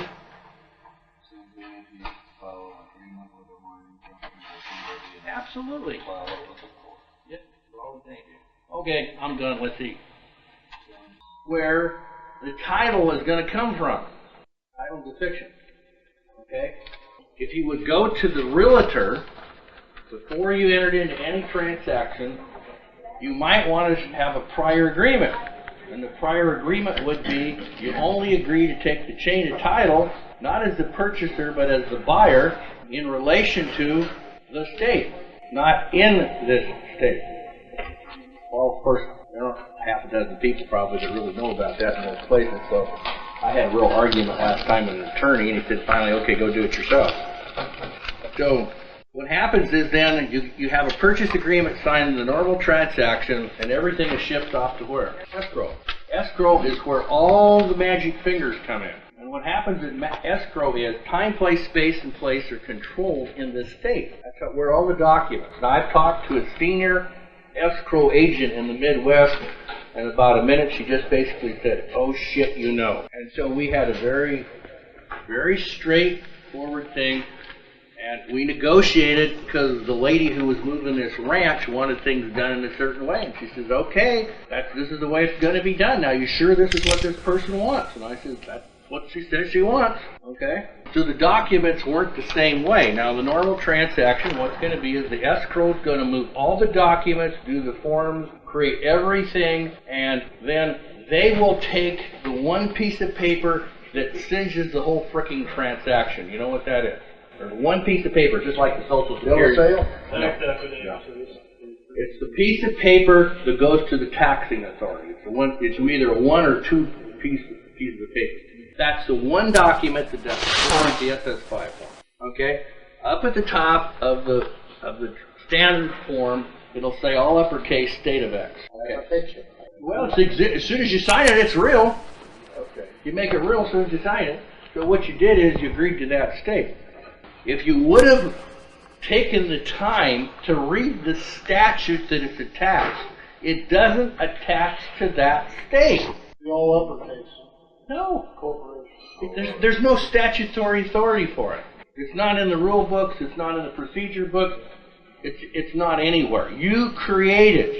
You walk from, in effect, from the state, capital S, by this, into this other state of affairs. The one piece of paper that does it for real estate is that piece of paper with the treasurer and the tax department. It's interesting. You mentioned something about a strip of land they were taking back in your country. How would that work, Dick, if a few people had their real estate done properly? Now, how are they going to take that strip of property? Well, I'll tell you what we're doing out in Iowa. These guys we've got an abstract attorney out there that's actually doing most of the work, but out in Iowa, everything's done by abstract. And the very first document on the top is the land patent from the government, ceding it to whoever purchased it back in them days, and then everything after that. Well, when you go down through it, you can find where, what I call the fraud started, where it went from encumbering that land patent to a statutory warranty deed. And so what we're doing is we're doing updates to those abstracts, and then this abstract attorney goes in and redoes the abstract to include the updated patent. That's what we're doing. Okay, there's two chains of title theory in the United States. Yes. Okay, you're in the other one than we are out here in the West. Okay, out here in the West, we are on a registration program. Okay, Grantor, grantee type. Well, that's what it says, but it's a whole different theory. There's two theories in the United States. Those guys and I are on the other one. Out here, there is no chain of title. Things move just like a certificate of a vehicle. Okay, it's a statutory warranty deed process. And they're doing it in Iowa, and they're doing it in most of the states out in the east now, too. Well, see, you can short-circuit that whole process. Some of us did this a few years ago. We got certified sealed copies with all the formalities from Bureau of Land Management. It's a record keeper, or the storage record keeper. So I got mine, and I found out how not to get legally in trouble. And that's the key thing. This is the key element of all this deal. If you get the certified sealed copy, it's admissible evidence of law. That's what you have to have. You have to have admissible evidence of law. Okay, now the trick is, if you don't want to go to jail, you hearing me? You have to put a document to it called an assignment. And what you do is you have to assign by limitation to the part that you really believe that you have authority over. You might have in town, it might be a lot, or it might be an acre here, or it might be 80, or whatever it is. You've got to eliminate everything else out of the land patent and only take the rights by assignment to that chunk. Because there's been people going in filing these frickin' things. I know somebody that did it. They filed on the complete air base at Boise, Idaho, and they got the whole thing back with a land patent on it. Well, unfortunately, the land patent was good. So I sat in the negotiations with a high-powered lawyer where they were trying to negotiate the rights away from this person. He didn't take the offer. They broke into his offices and stole the patent. I'm not going to name any names, but I have personal knowledge of this. I know that's exactly how we've been doing it, is that declaration of updated patent only encumbers the piece that you actually own. And the piece that you have rights to. Legal description is inside of the declaration. Yep, yeah, that's how it's done. Well, once we did that out here, then the legislature called an emergency session so that you could no longer take the document and put it in its pure form.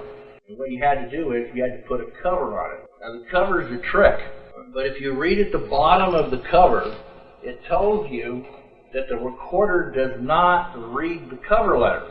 What they're trying to get you to do is, they're trying to get you to grant the patent to the state. That's the whole trick, okay? And if you know how to fill out the cover letter correctly, you don't have to grant it to the state. But 99999% of the people automatically grant it to the state. Okay, that's what happens. But you can still control the thing if, when you go to the treasurer's office, and they ask you to sign the encumbrance for taxing purposes. If you know how to restrict the signature, all hell will break loose. What happened in Klickitat County, Washington, was we got tax exempt stamps on ours. It's all a negotiation. Okay, what happens in the normal process after it's signed? The signature creates unlimited liability on the ownership. The theory of government is government can tax to 100% of the value of all the assets within its realm. Because in the end, government must be able to sustain itself by everything that's brought within the corporate realm. Can't be any limitation. Okay? So today what you can do is you can find out how much the government has leaned the parcel number by the bonding rate. And the bonding rate will tell you the actual percentage. You can make it simple and say you got a $10 value of property in the county. If the county has written bonds that pretty much been run through New York on 5, then the bonding rate is 50%. So if you have a property that has a parcel number on it, associated with a parcel number, say is 100,000, and the bonding rate is 50%, you know there's $50,000 worth of bonds written against that parcel. Okay? And there's very few counties in the country that aren't at 50% bonding rate. All by signature. All by a unrestricted signature. When you restrict the signature sufficiently, you know what you're doing, they can't use the parcel number for bonding. They have to take it out of the package. It's just like a business. You can make it real simple and say you have 5 parcel numbers in your company. Okay?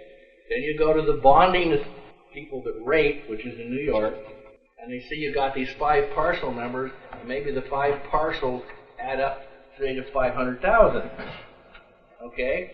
So then the amount you have to pay for the next set of bonds depends on the percentage of how many bonds, how much bonding you've already taken on that 500,000. If you have a high bonding rate, you're going to pay a lot more percentage of interest for the next set of bonds that you try to put against that asset base. If you've got a low bonding number, then the interest you're going to have to pay as a municipal corporation is going to be proportionately lower. It's just simple, really simple. It's all based on the signature. The lower down you're on the food chain, the higher your bonding rate. No. What is the significance of this to us and what we're doing? What do we need to know? Control the signature. You did it to yourselves. You accepted a state that doesn't exist. The first thing you should have said is up the top of the form where it says all uppercase state of Oregon. You should have gone over and looked at the ORS that ties to this, which was your legal notice. Nobody did it. They didn't do it. So they didn't know that the statute doesn't fit the states and it's the top of the form. That was how you left, okay? That was how you left the US of A. There's no mystery to it. On that document, what do you use to restrict your state? Well, that's a $64 question. What is it that you want to do? If you can't understand the restriction, then don't put it, because you're going to get pulled in. Probably it'll be the city attorney, the county attorney, some municipal attorney or something, but they might just want to ask you some questions. And you better have some damn good answers right at that point. Without prejudice? You could, but I would put a lot more than that for restricted purposes. You use the UCC 1-207? You could, but there's a fundamental question which I told you what it was. Who the hell's the state at the top? So might you want to think about a 5-year request? A what? Freedom of Information Act. Okay. Where's the authority under the statute to do business in the name of that state? Read me the law. It's First discovery thing before discovery. That's right. You got to go up through APA. Okay, and you can't use Title V of the state. You have to go into the state's Administrative Procedure Act and cite all the state statutes. It'll be pretty much a parallel, but that's your authority. In Washington, it's RCW 42.17. Well, maybe you may want to write that down. I see Al there busily scribbling away. What's the secret? Restriction of signature. Give us an example. But what do you put? If you can't come up with it, you shouldn't use it. Well, that's what we're here for. No, you're supposed to learn, and I've given you a whole series of things for you to crank your own head. And see, this is a secret. If you can't do it, don't do it. Well, I know what without prejudice is, but I don't know what you're using No on this shared form. value. We went over this, and we went over this stuff, and see, this is the principle. If you're asking for what you need to do to restrict your signature, it's the wrong question. The correct question is what is it that I have to know with specificity and particularity so that I can direct my own will? That's the correct question that fits the theory of the Supreme Court. And the Supreme Court has a correct theory because you get yourself out of this thing individually and not collectively. And the reason is, when you know what you're doing, you're going to operate under the Privilege and Immunities Clause, not under equal process, equal protection and due process. You're going to operate under privilege and immunity. Until you can operate under privilege and immunities, you're not a sovereign. You have to enforce your own rights. And I can't tell you to do that. You have to know how to do that. The only thing I can help you with, I told you a whole ton of stuff over the last 2 days. It took years. It took years to be able to say those things. Okay? Now, can I write down a set of words for it? Absolutely. Will it work? Yeah, until you have to argue it. So you have to know how to argue it. You have to know enough so that when you put your words down, those are your words and they mean those things to you. So that if you get put between a rock and a hard place, it's probably not going to be in a court. It's probably going to be an attorney in a back room trying to cut a deal. Well, that's what happened when we went in to file our first declarations of updated land patent in Clifton County. The Register of Deeds didn't know what to do with it. So she calls in what they call their risk management attorney, which is the elected prosecuting attorney of the county. And we argued with this guy for 3 hours. We had the law right in front of us. Here it is, 65-12-005 of the RCW. It says, the only lands that can come under the registry system are patented lands, and it has to be done by a court order. Over here at 65-12-035, it is a farm to get out of it, and it don't take a court order. We're showing him all these laws from 65-12-005 to 65-12-035, and he finally threw his hands up in the air and said, "You're absolutely correct. I just need to know." You guys knew what you were talking about. Now, just stop right there. Just stop right there. You said the magic word. Yes, sir. That's the magic word. You guys know. No. I have to know that you know. He looked over at the Register of Deeds and he says, "You are now wearing a second hat called the Registrar of Deeds." Spelled a little bit different. Deal. It makes sense. TJ told you the deal. That's how it works. It works that way whether you're dealing with land, whether you're dealing with SS, whether you're over the corporations division with entities. It's all the same game. You have to express your will. The party on the other side has to know that, and that forces a negotiation. You can't get any damn negotiation until the other side knows what the cards you're holding. We had to go over to the taxing authority, office down the hall, and get our tax exempt stamps before they would file. Otherwise, we'd have been paying excise tax. How many times have you heard somebody has some information, they go in, it works great, they walk out, they're happy. The guy says, "Well, how'd you do that?" "Well, I did this." Give them just a little bit of knowledge, they go in and get creamed. I know. I know Milt knows. I know anybody that's ever tried to help everybody has seen the thing just play out before them like cinematography. You can predict what's going to happen before it happens almost 100%. A lot of us have stopped giving people advice because they're getting hurt with it. Don't feel Lone Ranger, Tono. You go out there half-baked. It even happens in the statutory realm. You don't know what you're doing, get an attorney. That's right. You see, what I've been trying to do is not hurt you for 2 days. Motivate us to go learn it for ourselves. You have to do it for yourself. So I've told you as much as I thought I could tell you within this time period that you could deal with, so you won't hurt yourself by what I'm telling you. But he just said, people hurt themselves. Milt knows it too, because these people try to do it without knowledge. So you got to tell them when you teach them. Don't do it unless you know what you're doing. You can't tell them. The only thing you can do is give them the tools to go study, and what they don't do is go study before they stick their teeth in.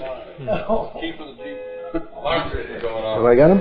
I don't know why I did that. We thought it was the feds. I think a cop showed. I left you. And you got gotta keep up with them changes. They just wanna know where you are. That's right. I mean, I was looking at my Sheila CD-ROM just here the other day, and I'm looking You got a global positioning at, thing on that, Jim? Title 12 United States Code Section 2605, and I'm going, gee, many Christmas, it's not all here. So I went and looked it up on Westlaw, and between 1997 and 2004, they changed that particular statute a whole bunch. So you gotta keep up with it. UCC keeps changing too. Absolutely, you know, in 2002, under the UCC, all states have to have revised Article 9 adopted. Some of them still don't have it adopted, but revised Article 9 pretty much says there's a whole slew of things in there, but it says all loans have to have a UCC-1 filed on it, including mortgages. Yeah, you know, that brings it to mind. I got a copy, a big fat book of Westlaw selected commercial statutes, and I went to 1207, and it wasn't the same. It's changed. 1308. 1308. 308, I was going to say 305. There's a 3B change, a 405 change. As we have gotten smarter, they have adopted the UCC to take away our best tools. It's the same text, they just put it in different places. They haven't taken it away. They've changed it so that if you don't understand what happened time-wise, you're screwed. Because you're reciting the wrong authority. Are we, any other things we want to cover on that issue? All done? More on the land patents? Okay. In Oregon, let me say one more thing. In Oregon, the land patent laws are buried, and they're buried deep. They're buried under the unlawful detainer laws. That's where we found it. I don't know what the ORS is off the top of my head, but that's where you're going to find it. If you're a person, if you get your person out of the problem, then you're going to have a place to take the rights to when you get the land out of the problem. You've got to have the person clean before you can take clean rights. Thank you for listening to this audio program. We hope you found the material educational and instructive. Please visit our website